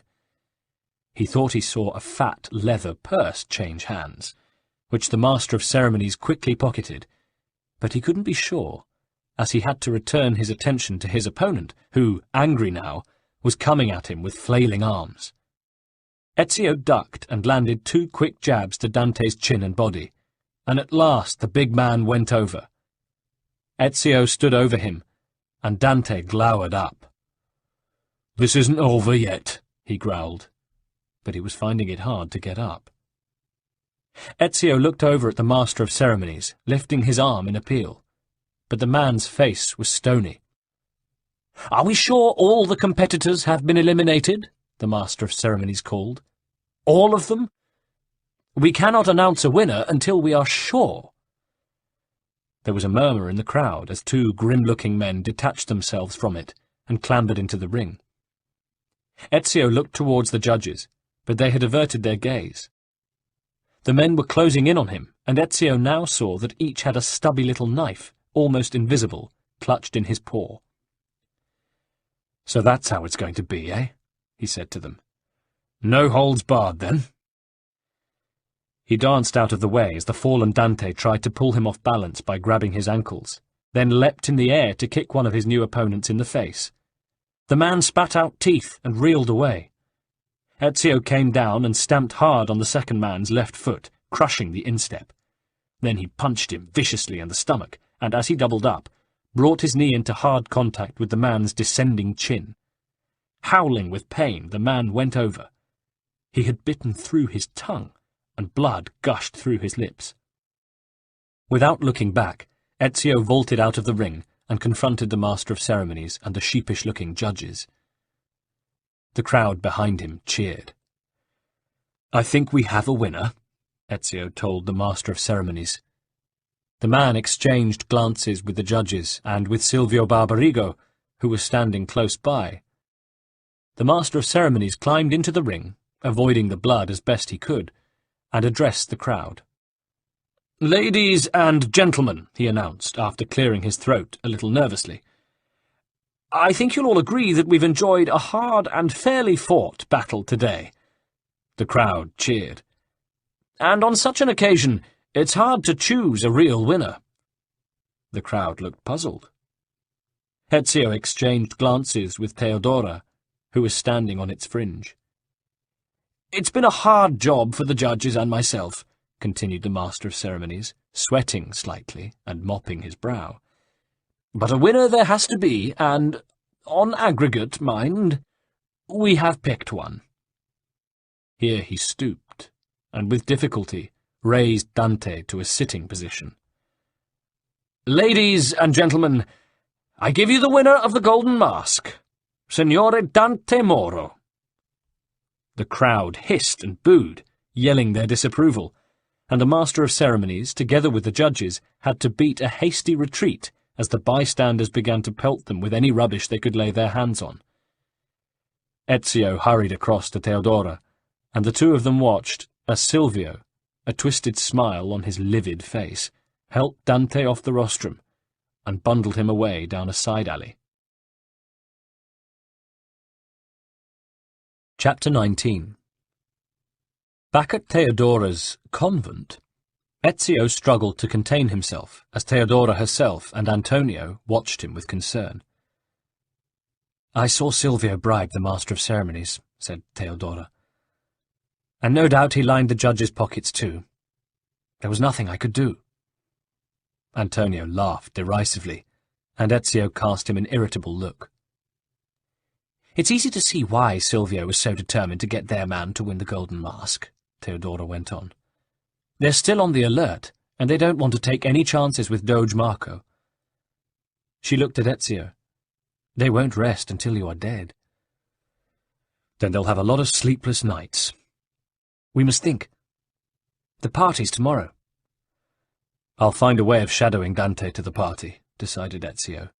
"I'll get the mask off him somehow, and—" "How?" Antonio wanted to know. "By killing the poor stronzo." Ezio turned on him angrily. "Do you have a better idea? You know what's at stake." Antonio held up his hands deprecatingly. "Look, Ezio, if you kill him, they'll cancel the party, and Marco will retreat back into the palazzo. We'll have wasted our time again. No. The thing to do is steal the mask, quietly." "My girls can help," put in Theodora. "Plenty of them will be going to the party themselves, as entertainers. They can distract Dante while you acquire the mask. And once you're there, have no fear. I will be there too."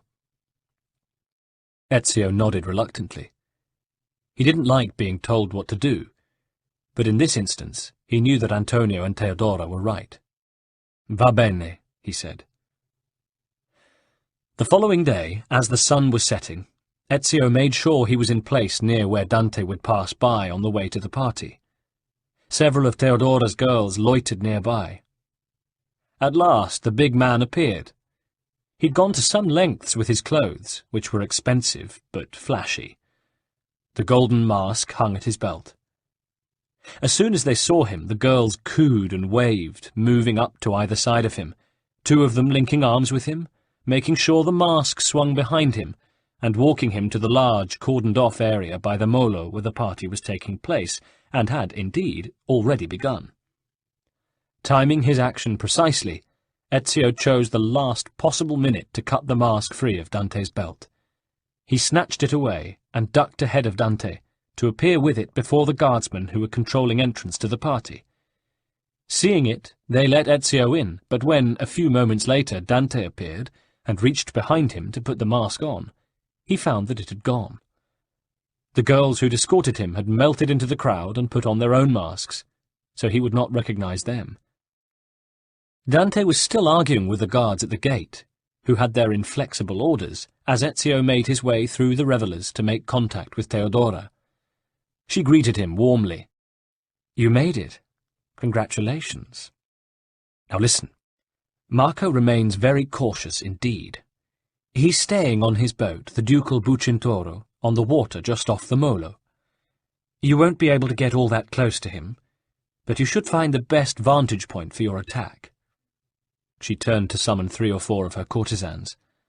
"These girls will help cover your movements as you make your way through the party." Ezio set off, but as the girls, radiant in shimmering silver and red satins and silks, moved through the sea of guests, his attention was taken by a tall, dignified man in his mid-60s, with clear, intelligent eyes and a white spade beard, who was talking to a Venetian noble of similar age.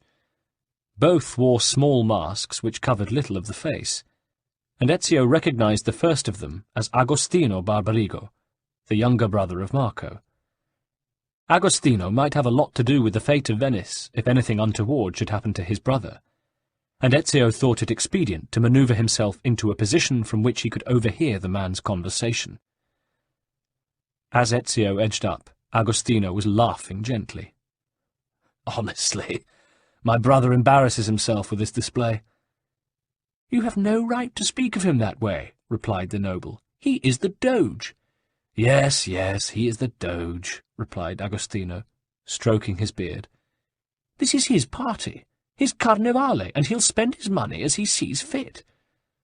"He's the Doge in name only," Agostino said, rather more sharply. "And it's Venetian money that he's spending, not his own." He lowered his voice. "There are larger things at stake, and you know it. Marco was the man chosen to lead. It's true your father may have thought that he'd never amount to much, and so transferred his political ambitions to you, but that hardly matters now, does it, given how things stand?" "I never wanted to be Doge." "Then I congratulate you on your success," said the nobleman, coldly.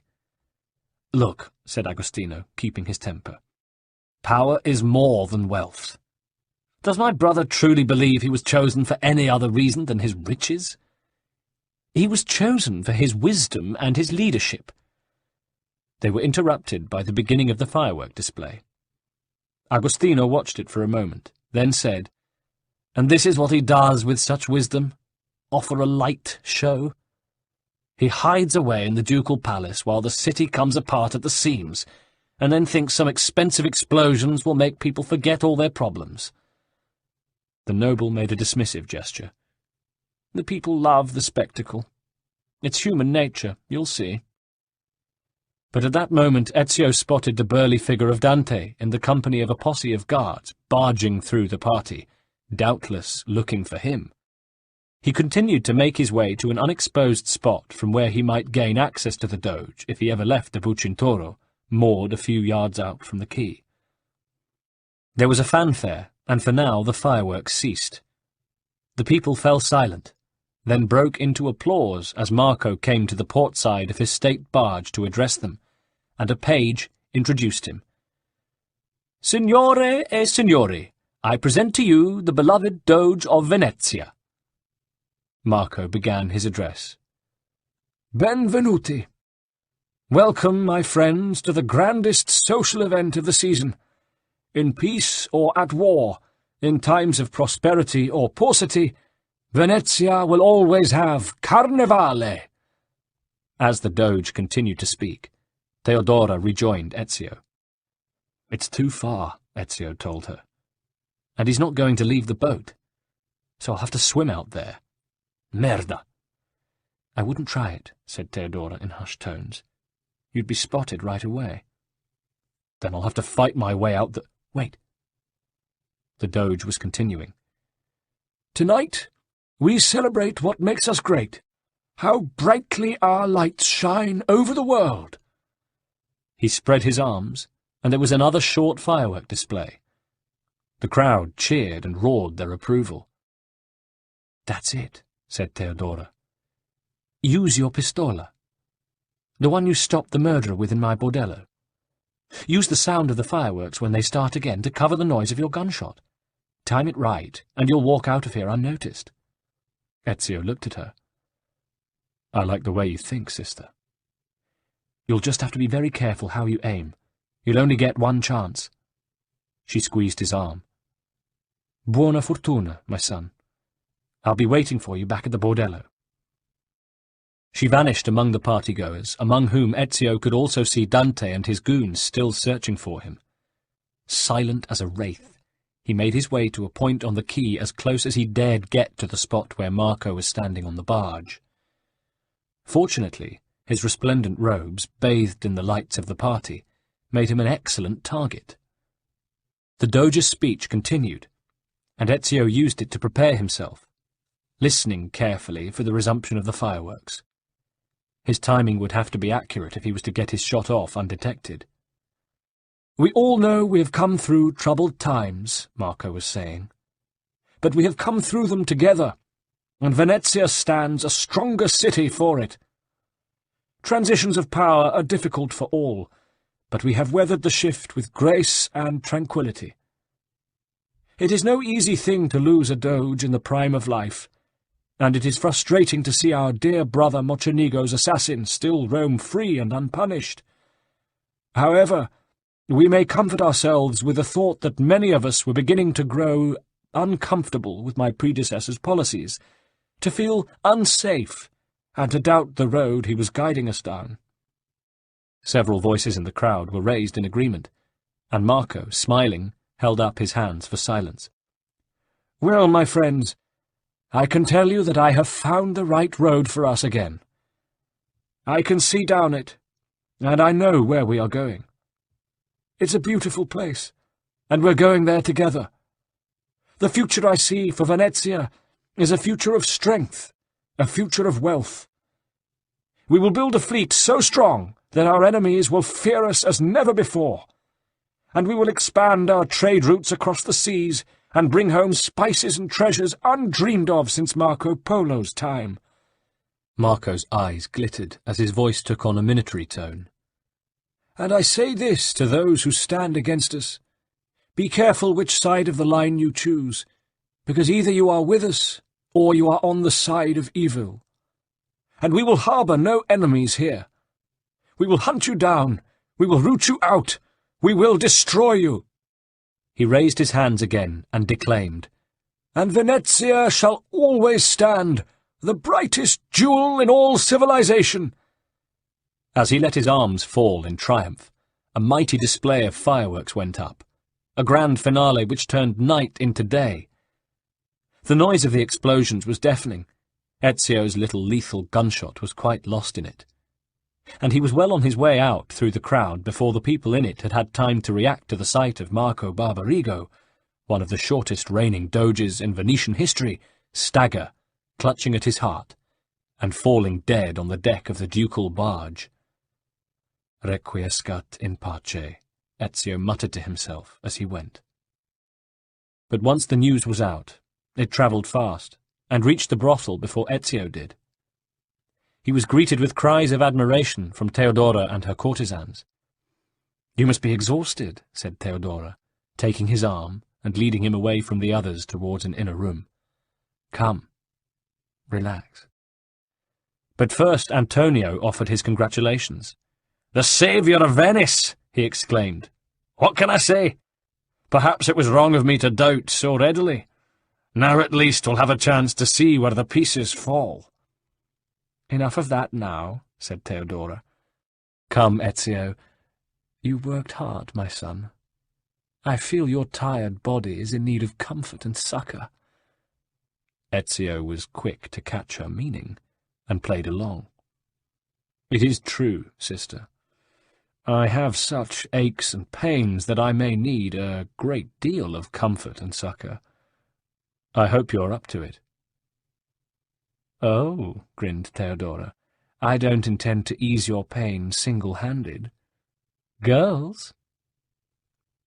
A gaggle of courtesans slipped smilingly past Ezio into the inner room, at the centre of which he could see a truly massive bed, by whose side was a singular contraption like a couch, but with pulleys and belts and chains. It reminded him of something out of Leonardo's workshop, but he couldn't imagine what possible use it might be put to. He exchanged a long look with Theodora, and followed her into the bedroom, closing the door firmly behind him. A couple of days later, Ezio was standing on the Rialto bridge, relaxed and refreshed, and watching the crowds go by. He was just considering leaving to go and drink a couple of glasses of Veneto before the ora di pranzo, when he saw a man he recognized hurrying towards him, one of Antonio's messengers. "Ezio! Ezio!" the man said as he came up. "Ser Antonio wishes to see you. It's a matter of importance." "Then we'll go immediately," said Ezio, following him off the bridge. They found Antonio in his office in the company, to Ezio's surprise, of Agostino Barbarigo. Antonio made the introductions. "It is an honour to meet you, sir. I'm sorry for the loss of your brother." Agostino waved a hand. "I appreciate your sympathy, but to be frank, my brother was a fool, and completely under the control of the Borgia faction in Rome. Something I would not wish on Venice ever. Luckily, some public-spirited person has averted that danger by assassinating him, in a curiously original way. There will be inquiries, of course, but I am at a loss, personally, to see where they will lead." "Messer Agostino is shortly to be elected Doge," put in Antonio. "It is good news for Venice." "The Council of 41 has worked fast this time," said Ezio, dryly. "I think they have learned the error of their ways," replied Agostino, with a wry smile. "But I do not wish to be Doge in name only, as my brother was. Which brings us to the business in hand. Our ghastly cousin Silvio has occupied the arsenal, the military quarter of town, and garrisoned it with 200 mercenaries." "But when you are Doge, can't you command them to stand down?" asked Ezio. "It would be nice to think so," said Agostino.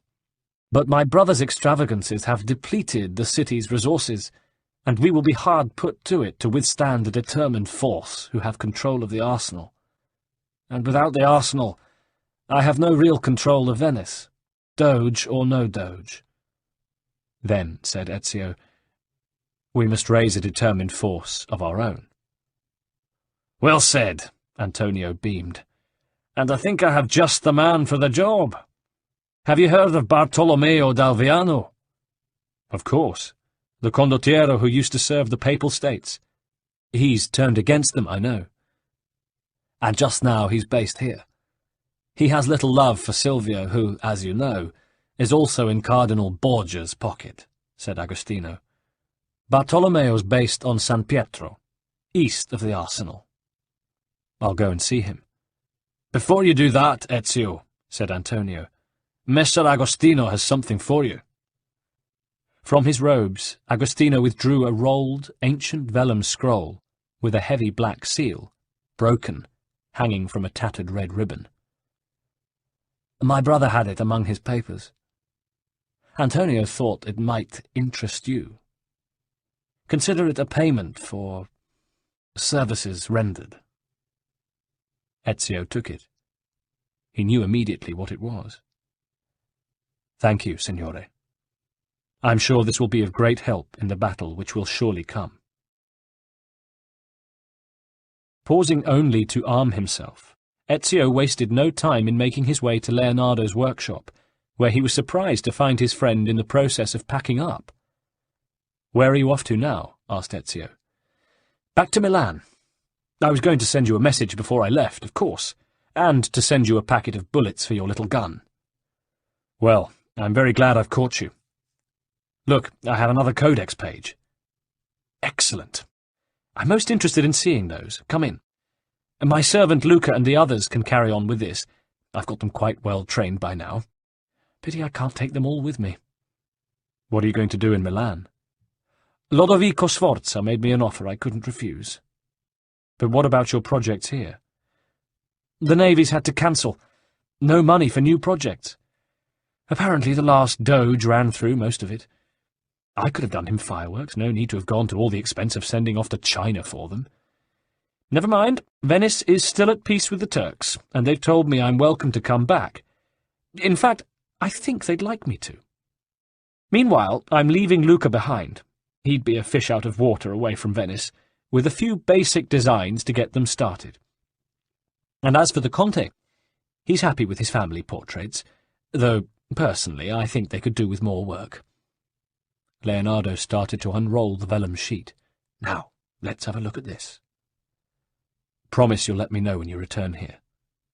"I promise, my friend. And you, keep me posted on your movements if you can." "I will." Now, Leonardo spread the codex page out and examined it. "There's something here that looks like a blueprint for the double-bladed knife that went with your metal guard bracer. But it's incomplete, and maybe an earlier draft of the design. The rest can only be significant in connection with the other pages. Look, there are more map-like markings and some kind of picture that puts me in mind of those complex knot patterns I used to doodle when I had any time to think for myself." Leonardo rolled up the page again and looked at Ezio. "I'd put this in a safe place with the other 2 pages you've shown me here in Venice. They're all clearly of great significance. Actually, Leo, if you're going to Milan, I wonder if I might ask you a favour." "Fire away." "When you get to Padua, would you please organise a trustworthy courier to take these 3 pages to my Uncle Mario in Monteriggioni? He's an antiquarian, and I know he'll find him interesting. But I need someone I can depend on to do this for me." Leonardo gave him the ghost of a smile. If Ezio hadn't been so preoccupied, he might almost have thought it knowing.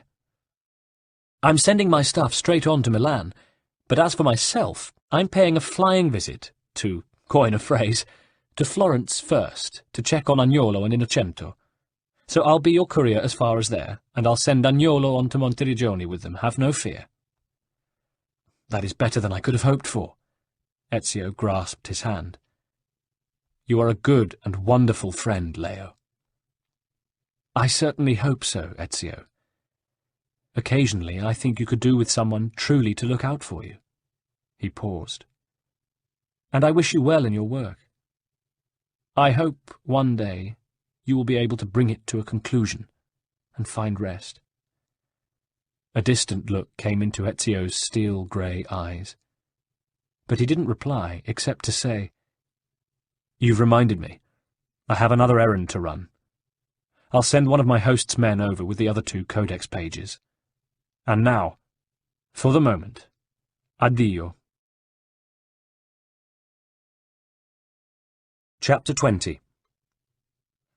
The quickest way to reach San Pietro from Leonardo's workshop was by taking the ferry or hiring a boat from the Fondamenta Nuova and sailing east from the north shores of the city.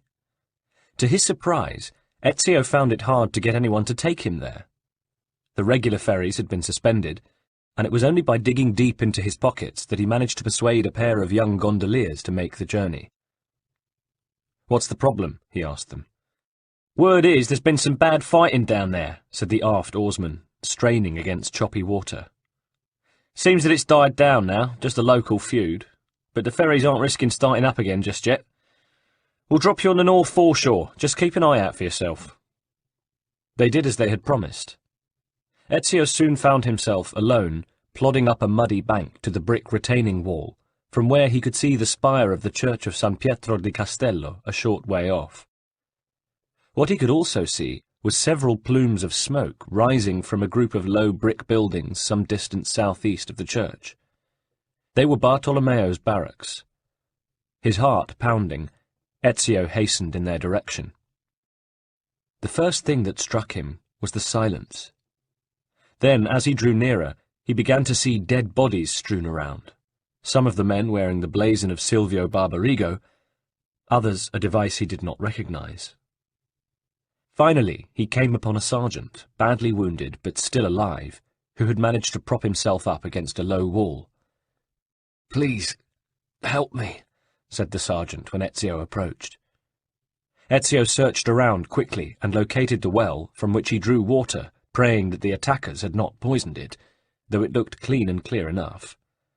He poured some into a beaker he'd found and put it gently to the man's lips, then moistened a cloth and wiped the blood from his face.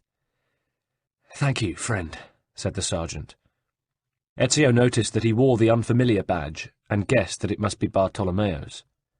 Evidently Bartolomeo's troops had been worsted by Silvio's. "It was a surprise attack," the sergeant confirmed. "Some whore of Bartolomeo's betrayed us." "Where have they gone now?" "The Inquisitor's men. Back to the arsenal. They've established a base there just before the new Doge could take control. Silvio hates his cousin Agostino because he isn't part of whatever plot the Inquisitor's involved in." The man coughed blood, but endeavoured to continue. "Took our captain prisoner. Carried him off with them. Funny, really. We were just planning to attack them. Bartolomeo was simply waiting for a messenger from the city." "Where are the rest of your men now?" The sergeant tried to look around. "Those that weren't killed or taken prisoner scattered, tried to save themselves. They'll be lying low in Venice and on the islands in the lagoon. But they'll need someone to unite behind. They'll be waiting for word of the captain." "And he's a prisoner of Silvio?"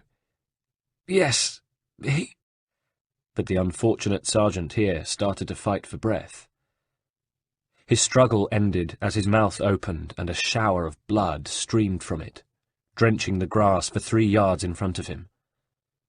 By the time the flow had stopped, the man's eyes were staring sightlessly in the direction of the lagoon. Ezio closed them for him and crossed his arms on his chest. "Requiescat in pace," he said solemnly. Then he hitched his sword belt tighter. He had also strapped the guard brace to his left forearm, but had left off the double-bladed dagger attachment. To his right forearm he had attached the poison blade, always so useful when faced with huge odds. The pistol, most useful when a single, certain target was in view, as it had to be reloaded after each firing, he kept in his belt pouch with powder and shot, and the original spring blade as backup. He pulled up his hood and headed for the wooden bridge which connected San Pietro to Castello. From there he made his way unobtrusively but quickly down the main street in the direction of the arsenal. He noticed that the people around him were subdued, though they went about their daily work as usual. It would take more than a local war to stop the business of Venice entirely, though of course few of the ordinary citizens of Castello could know just how important for their city the outcome of this conflict was. Ezio didn't know then that it would be a conflict which would drag on for many, many months, indeed, into the following year. He thought of Christina, of his mother Maria and his sister Claudia, and he felt himself to be homeless and getting older. But there was the creed to be served and upheld, and that was more important than anything else. No one, perhaps, would ever know that their world had been saved from the dominion of the Templars by the select order of assassins, which had pledged itself to opposing their evil hegemony. His first task was clearly to locate and, if possible, free Bartolomeo d'Alviano, but getting into the arsenal would be hard.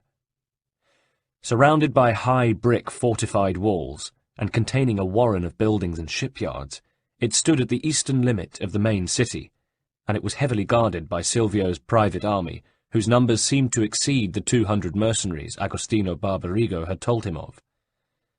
Ezio, passing the architect Gamballo's recently built main gate, wandered round the outside perimeters of the building as far as they were accessible by land, until he came to a heavy door with a wicket gate built into it, and, observing from a distance, saw that this unobtrusive entry was used by guards on the outside when they changed shift. He had to wait, unobtrusively, for 4 hours, but at the next shift change, he was ready. It was baking hot in the late afternoon sun. The atmosphere was humid, and everyone except Ezio was torpid. He watched as the relief soldiers marched out through the gate, which had only one guard, and then followed the mercenaries coming off shift, bringing up the rear and blending in as best he could. Once the last soldier was through, he cut the throat of the guard posted at the gate and slipped through it himself before anyone had noticed what was happening. As had happened years ago at San Gimignano, Silvio's force here, big as it was, wasn't sufficient to cover the entire area it guarded. It was, after all, the city's military focal point. No wonder Agostino couldn't wield any real power without control of it. Once inside, it was relatively easy to move about between the wide open spaces between the huge buildings, the cordelia, the artigliere, the shot towers, and above all, the shipyards. As long as Ezio kept to the dark late afternoon shadows and took care to avoid the patrols within the vast complex, he knew he would be all right, though naturally he remained extremely vigilant. Guided at last by the sounds of merriment and mocking laughter, he found his way to the side of one of the main dry docks, into which a massive galley was drawn. On the side of one of the dock's massive walls, an iron cage had been hung. In it was Bartolomeo, a vigorous bear of a man in his early 30s, and so just 4 or 5 years Ezio's senior. Around him was a crowd of Silvio's mercenaries, and Ezio thought how much better employed they'd have been patrolling than triumphing over an enemy they'd already rendered helpless. But he reflected that Silvio Barbarigo, Grand Inquisitor though he was not experienced in matters of handling troops. Ezio didn't know how long Bartolomeo had been chained up in his cage, certainly for many hours, but his anger and energy seemed unaffected by his ordeal. Given that he'd almost certainly been given nothing to eat or drink, this was remarkable. "Luridi codardi! Filthy cowards!" he was shouting at his tormentors, one of whom, Ezio noticed, had dipped a sponge in vinegar and was pushing it up to Bartolomeo's lips on the tip of a lance, in the hope that he'd think it was water. Bartolomeo spat it away. "I'll take you all on, at the same time! With one arm, no, both arms tied behind my back. I'll fucking eat you alive," he laughed. "You must be wondering how such a thing could be even possible, but just let me out of here and I'll gladly demonstrate. Miserabili pezzi di merda." The Inquisitor's guards howled in derision and poked at Bartolomeo with poles, making the cage swing. It had no solid bottom, and Bartolomeo had to grip hard with his feet on the bars beneath to keep his balance. "You have no honour, no valour, no virtue!" He summoned enough saliva into his mouth to spit down at them. "And people wonder why the star of Venice has begun to wane." Then his voice took on almost a pleading tone. "I'll show mercy to whomever here has the courage to release me. All the rest of you are going to die, by my hand. I swear it!" "Save your fucking breath," one of the guards called out. "No one's going to die today but you fucking turd bag." All this time, Ezio, sheltered by the shadow of a brick colonnade that skirted a basin where some of the smaller war galleys were moored, was working out a way of saving the condottiero. There were 10 guards around the cage, all with their backs to him, and there was none other in view. What was more, they were off duty and had no armour on. Ezio checked his poison dagger. Dispatching the guards should present no difficulty. He timed the passing of the on-duty patrols, and they came by every time the shadow of the dock wall lengthened by 3 inches. But there was the additional problem of releasing Bartolomeo, keeping him quiet while doing so, and making quick work of it. He thought hard. He knew there wasn't much time. "What sort of man sells his honour and dignity for a few pieces of silver?" Bartolomeo was bellowing, but his throat was getting dry and he was running out of steam, despite his iron will. "Isn't that what you do, fuckwit? Aren't you a mercenary like us?" "I have never been in the service of a traitor and a coward as you are." Bartolomeo's eyes glittered. The men standing beneath him were momentarily cowed. "Do you think I don't know why you've chained me up? Do you think I don't know who your boss Silvio's puppet master is? I've been fighting the weasel who controls him since most of you boys were puppies, suckling your mother's teats." Ezio was now listening with interest. One of the soldiers picked up a half-brick and threw it angrily. It bounced harmlessly off the bars of the cage. "That's right, you fuckers!" Bartolomeo yelled hoarsely. "You just try it on with me. I swear, once I'm free of this cage, I'm going to make it my mission to sever each and every one of your fucking heads and shove them up your fucking girly arses. And I'll mix and match the heads too, because you little tykes clearly don't know your heads from your arses anyway." The men below were getting seriously angry now. It was clear that only orders prevented them from stabbing the man to death with their pikes or shooting arrows at him as he hung defencelessly above them in his cage. But by now Ezio had seen that the padlock which secured the door of the cage was relatively small. Bartolomeo's captors relied on the fact that the cage was hung high. No doubt they intended that the harsh sun of the day and chill of the night, coupled with dehydration and starvation, would finish him off unless he broke down and agreed to talk. But from the look of him, that was something Bartolomeo would never do. Ezio knew he had to act fast. An on-duty patrol would pass by very shortly.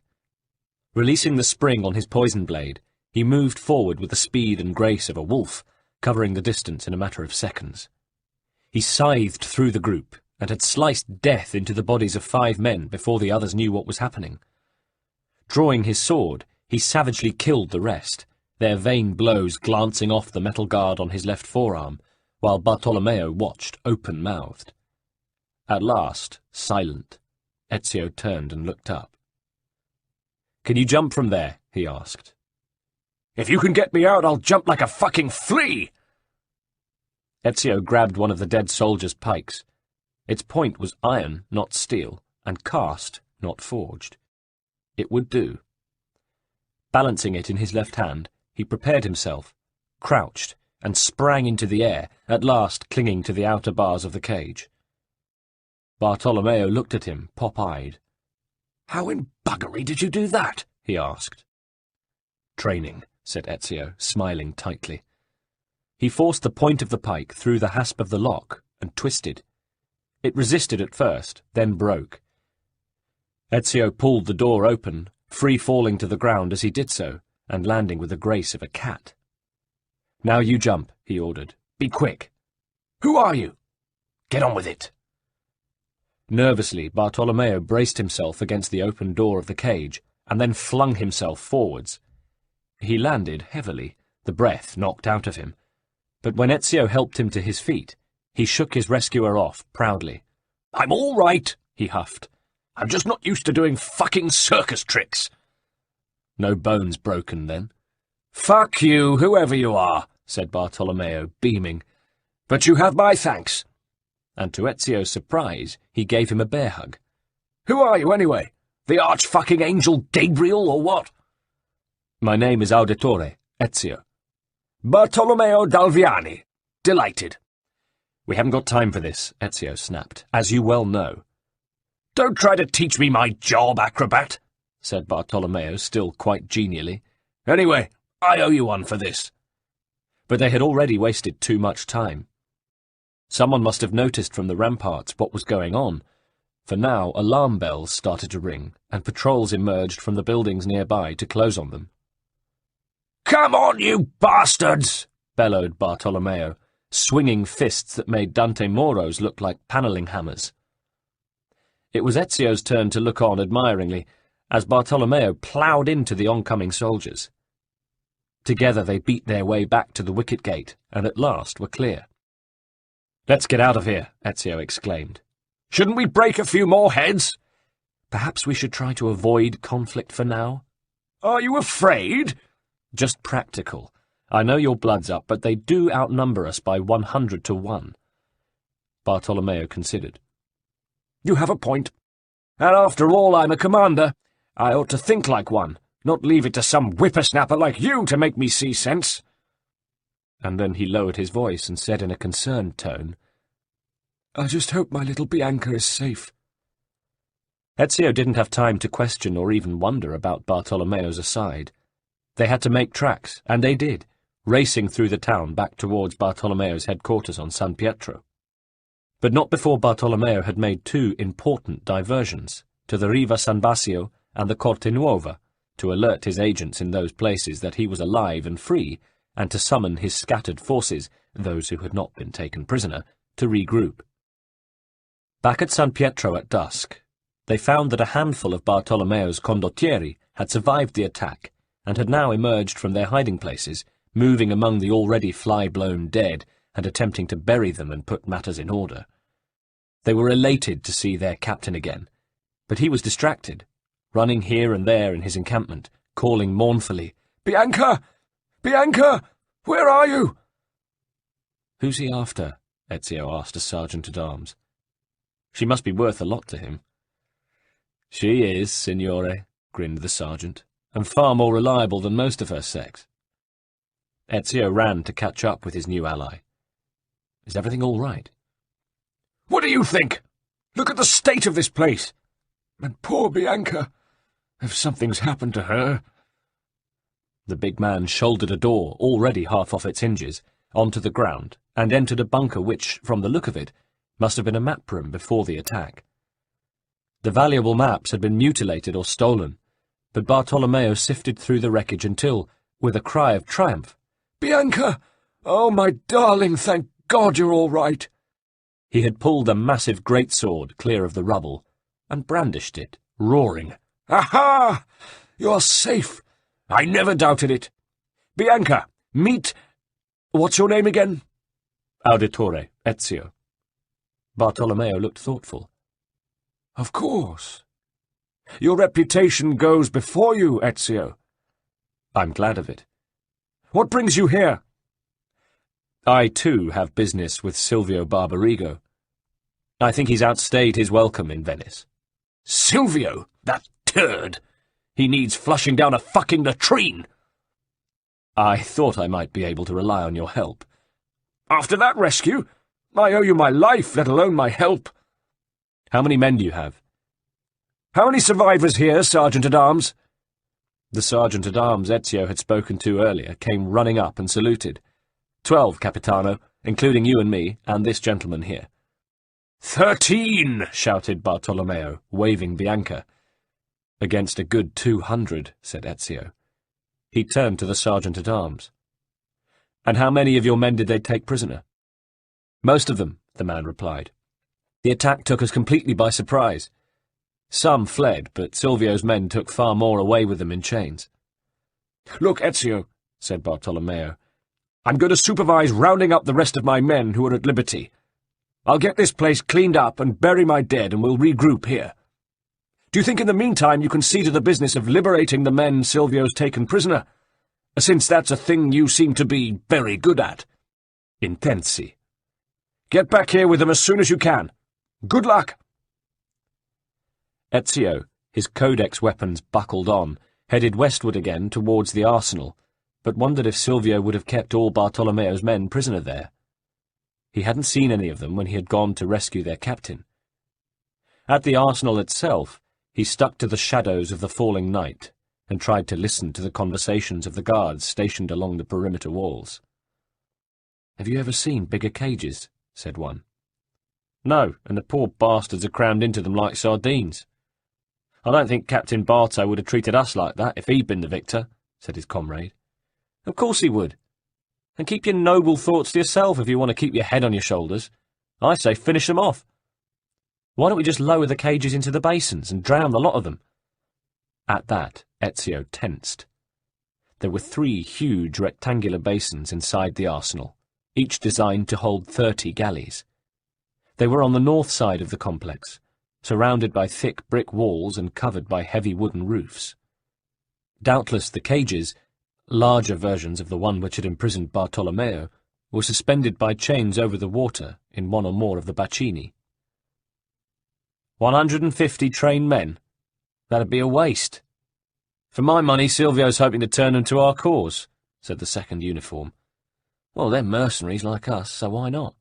Right. They just need to be softened up a little first. Show them who's boss. Spero di sì. Thank God they don't know their boss has escaped. The first guard spat. He won't last long. Ezio left them and made his way to the wicket gate he'd discovered earlier. There was no time to wait for any changing of the guard, but he could judge the time by the distance of the moon from the horizon, and he knew he had a couple of hours.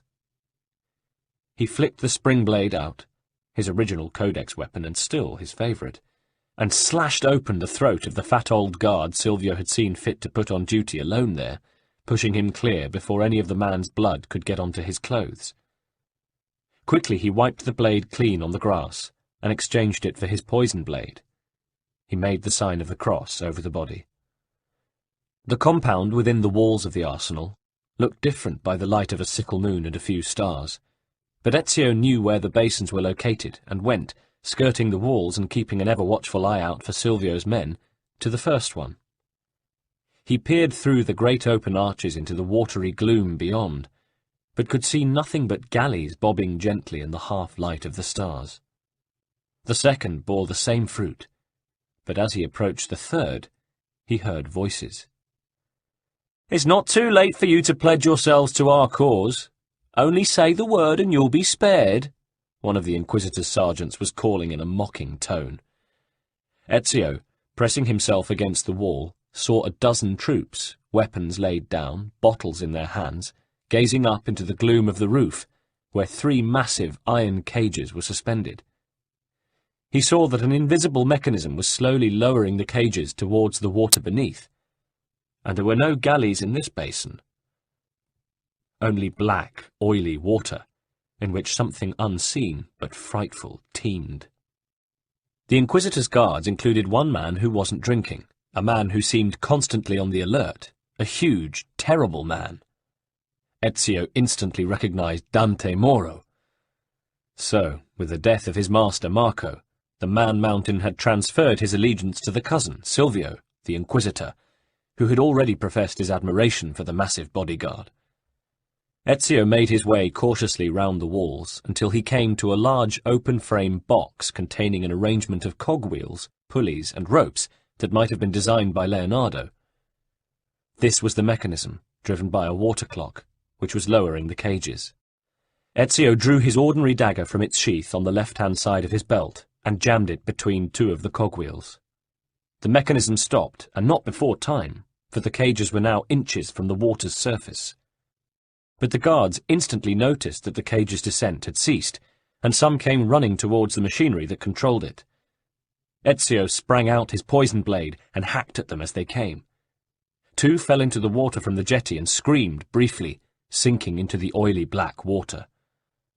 Meanwhile, Ezio raced along the perimeter of the basin towards the others, all of whom fled in alarm save Dante, who stood his ground and loomed like a tower over Ezio. "Silvio's dog now, are you?" said Ezio. "Better a live dog than a dead lion," said Dante, reaching out to cuff Ezio into the water. "Stand down," said Ezio, ducking the blow. "I have no quarrel with you." "Oh, shut your face," said Dante, picking Ezio up by the scruff of the neck and bashing him against the wall of the basin. "I have no serious quarrel with you either." He could see that Ezio was stunned. "Just stay there. I must go and warn my master, but I'll be back to feed you to the fishes if you give me any more trouble." And he was gone. Ezio shook his head to clear it and stood up, groggily. The men in the cages were shouting, and Ezio saw that one of Silvio's guards had crept back in and was about to dislodge the dagger he'd jammed in the cage-lowering mechanism. He thanked God he had not forgotten his old knife-throwing skills learned at Monteriggioni, produced a knife from his belt, and hurled it with deadly accuracy. The guard stumbled over, groaning, snatching helplessly at the blade which was buried between his eyes. Ezio snatched a gaff from a rack on the wall behind him, and, leaning over the water dangerously, deftly hauled the nearest cage towards him. Its door was closed by a simple bolt, and he shot it back, releasing the men inside, who tumbled out onto the wharf. With their help, he was able to haul in the remaining cages and release their prisoners in turn. Exhausted though they were by their ordeal, they cheered him. "Come on," he cried. "I've got to get you back to your captain." Once they had overwhelmed the men guarding the basins, they returned unopposed to San Pietro, where Bartolomeo and his men had an emotional reunion. In Ezio's absence, all the mercenaries who'd escaped Silvio's initial onslaught had returned, and the encampment was once again in perfetto ordine. "Salute, Ezio," said Bartolomeo. "Welcome back, and well done, by God! I knew I could depend on you." He took Ezio's hands between his. "You are indeed the mightiest of allies.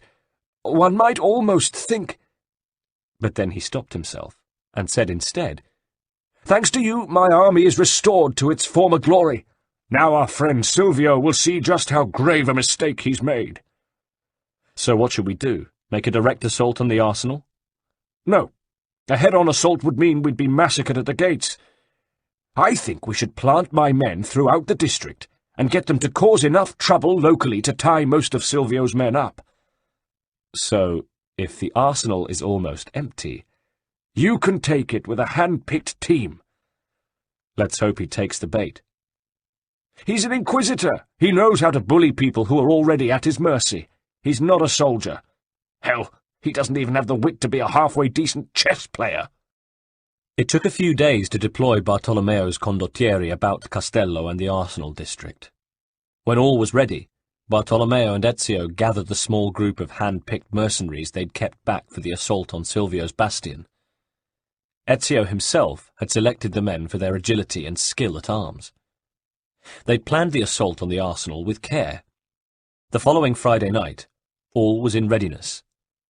A mercenary was sent to the top of the tower of San Martino, and when the moon was at its height, he set off a massive Roman candle designed and provided by Leonardo's workshop. This was the signal for the attack. Dressed in dark leather gear, the condottieri of the task force scaled the walls of the arsenal on all four sides. Once over the battlements, the men moved like spectres through the quiet and undermanned fortress and quickly contained the skeleton guard within. It wasn't long before Ezio and Bartolomeo found themselves confronting their deadliest foes, Silvio and Dante. Dante, wearing iron knuckle-dusters, was swinging a massive chain mace around, protecting his master. It was hard for either Ezio or Bartolomeo to come within range, as their own men engaged the enemy. "A fine specimen, isn't he?" crowed Silvio from the safety of the ramparts. "You should be honoured to die by his hand." "Suck my balls, you fuck!" Bartolomeo yelled back. He'd managed to snag the mace in his battle staff, and Dante, his weapon torn from his hand, retreated. "Come on, Ezio! We need to catch that grassone bastardo!" Dante turned, having reached his objective, an iron club pierced with twisted nails, and faced them again. He swung it at Bartolomeo, and one of the nails tore a furrow in his shoulder. "I'll have you for that, you pig-eyed sack of shit!"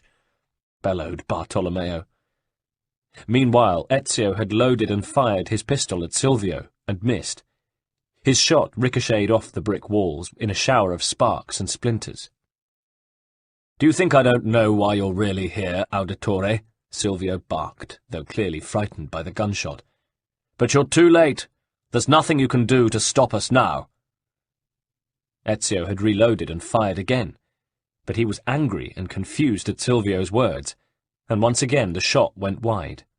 "Ha!" spat Silvio from the ramparts, as Dante and Bartolomeo slogged it out. "You pretend you don't know. Though once Dante's done with you and your muscle-bound friend, it'll hardly matter either way. You'll just follow your fool of a father." Do you know what my greatest regret is? That I couldn't have been Giovanni's hangman myself. How I would have loved to pull that lever and watch your miserable dad kick and gasp and dangle. And then, of course, there would have been plenty of time for that wine-sack of an uncle of yours, Ciccione Mario, and you're not quite past it, Mother, Droopy Doug's Maria, and that luscious little strawberry Claudia, your sister. How long it's been since I fucked anything under 25. Mind you, I'd keep the last two for the voyage. It can get quite lonely out at sea. Through the red mist of his fury, Ezio concentrated on the information the spittle-strewn lips of the Inquisitor were madly spewing forth along with the insults. By now, Silvio's guards, at superior odds, were beginning to rally against Bartolomeo's commandos. Dante dealt another swinging blow at Bartolomeo, thumping him in the ribcage with his knuckle-dusters and causing him to falter. Ezio fired a third bullet at Silvio, and this time it ripped through the Inquisitor's robes close to his neck. But though the man staggered, and Ezio saw a thin line of blood, he did not fall. He shouted a command to Dante, who fell back, swarming up to the rampart to join his master, and with him disappearing over the other side of the wall. Ezio knew there'd be a ladder on the other side to take them down to the jetty, and yelling to Bartolomeo to follow him, he dashed out of the arena of battle to cut his foes off. He saw them clambering into a large boat, but noticed the anger and despair on their faces. Following their gaze, he saw a huge black galley disappearing across the lagoon southwards. "We've been betrayed," Ezio heard Silvio say to Dante. "The ship has sailed without us. God damn them! I've been nothing but loyal, and yet this is how they repay me." "Let's use this boat to catch them up," said Dante. "It's too late for that, and we'd never get to the island in a craft this size, but at least we can use it to get away from this catastrophe." "Then let us cast off, Altezza." "Indeed." Dante turned to the trembling crew. "Cast off! Raise the sails! Look lively!" At that moment, Ezio sprang from the shadows across the wharf and onto the boat. The frightened sailors made themselves scarce, diving into the murky lagoon. "Get away from me, murderer!" shrieked Silvio. "You've delivered your last insult," said Ezio, stabbing him in the gut and drawing the blades of his double dagger slowly across his belly. "And for what you said about my kinswomen, I'd cut your balls off with this if I thought it was worth it." Dante stood rooted to the spot. Ezio fixed him with his eye. The big man looked tired. "It's over," Ezio told him. "You backed the wrong horse." "Maybe I did," said Dante. "I'm going to kill you anyway, you filthy assassin. You make me tired." Ezio snapped out his pistola and fired. The slug hit Dante full in the face. He fell. Ezio knelt by Silvio to give him absolution. He was nothing if not conscientious, and always remembered that killing should only happen if there were no alternative, and that the dying, who very soon would have no rights at all, should at least be accorded the last rites. "Where were you going, Silvio? What is that galley? I thought you sought the Doge's seat." Silvio smiled thinly. "That was just a distraction. We were meant to sail." "Where?" "Too late," smiled Silvio, and died. Ezio turned to Dante and cradled the massive leonine head in the crook of his arm. "Cyprus is their destination, Auditore," croaked Dante. "I can perhaps redeem my soul at the last by telling you the truth. They want... But choking on his own blood, the big man passed on. Ezio searched both men's wallets, but found nothing except a letter to Dante from his wife. Shamefacedly, he read it. "Amore mio. I wonder if ever the day will come when these words might make sense to you once more. I'm sorry for what I have done, for allowing Marco to take me from you, divorce you, and make me his wife. But now that he has died, I may yet find a way for us to be joined again. I wonder, though, if you will even remember me. Or were the wounds you suffered in battle too grave? Do my words stir, if not your memory, then your heart? But perhaps it doesn't matter what they say, because I know you're still in my heart, somewhere. I will find a way, my love, to remind you, to restore you. Forever yours, Gloria. There was no address. Ezio folded the letter carefully and put it in his wallet. He would ask Theodora if she knew of this strange history, and if she could return the letter to its sender with news of the death of this faithless creature's true husband. He looked at the corpses and made the sign of the cross over them. Requiescat in pace, he said, sadly. Ezio was still standing over the dead men when Bartolomeo came up, panting. "So you didn't need my help, as usual," he said. "Have you taken back the arsenal?" "Do you think I'd be here if we hadn't?" "Congratulations!" "Evviva!" But Ezio was watching the sea. "We've got Venice back, my friend," he said, "and Agostino can rule it without further fear of the Templars. But I think there'll be little rest for me. Do you see that galley on the horizon?" "Yes." Dante told me with his dying breath that it is bound for Cyprus. "To what end?" That, amico, is what I need to find out.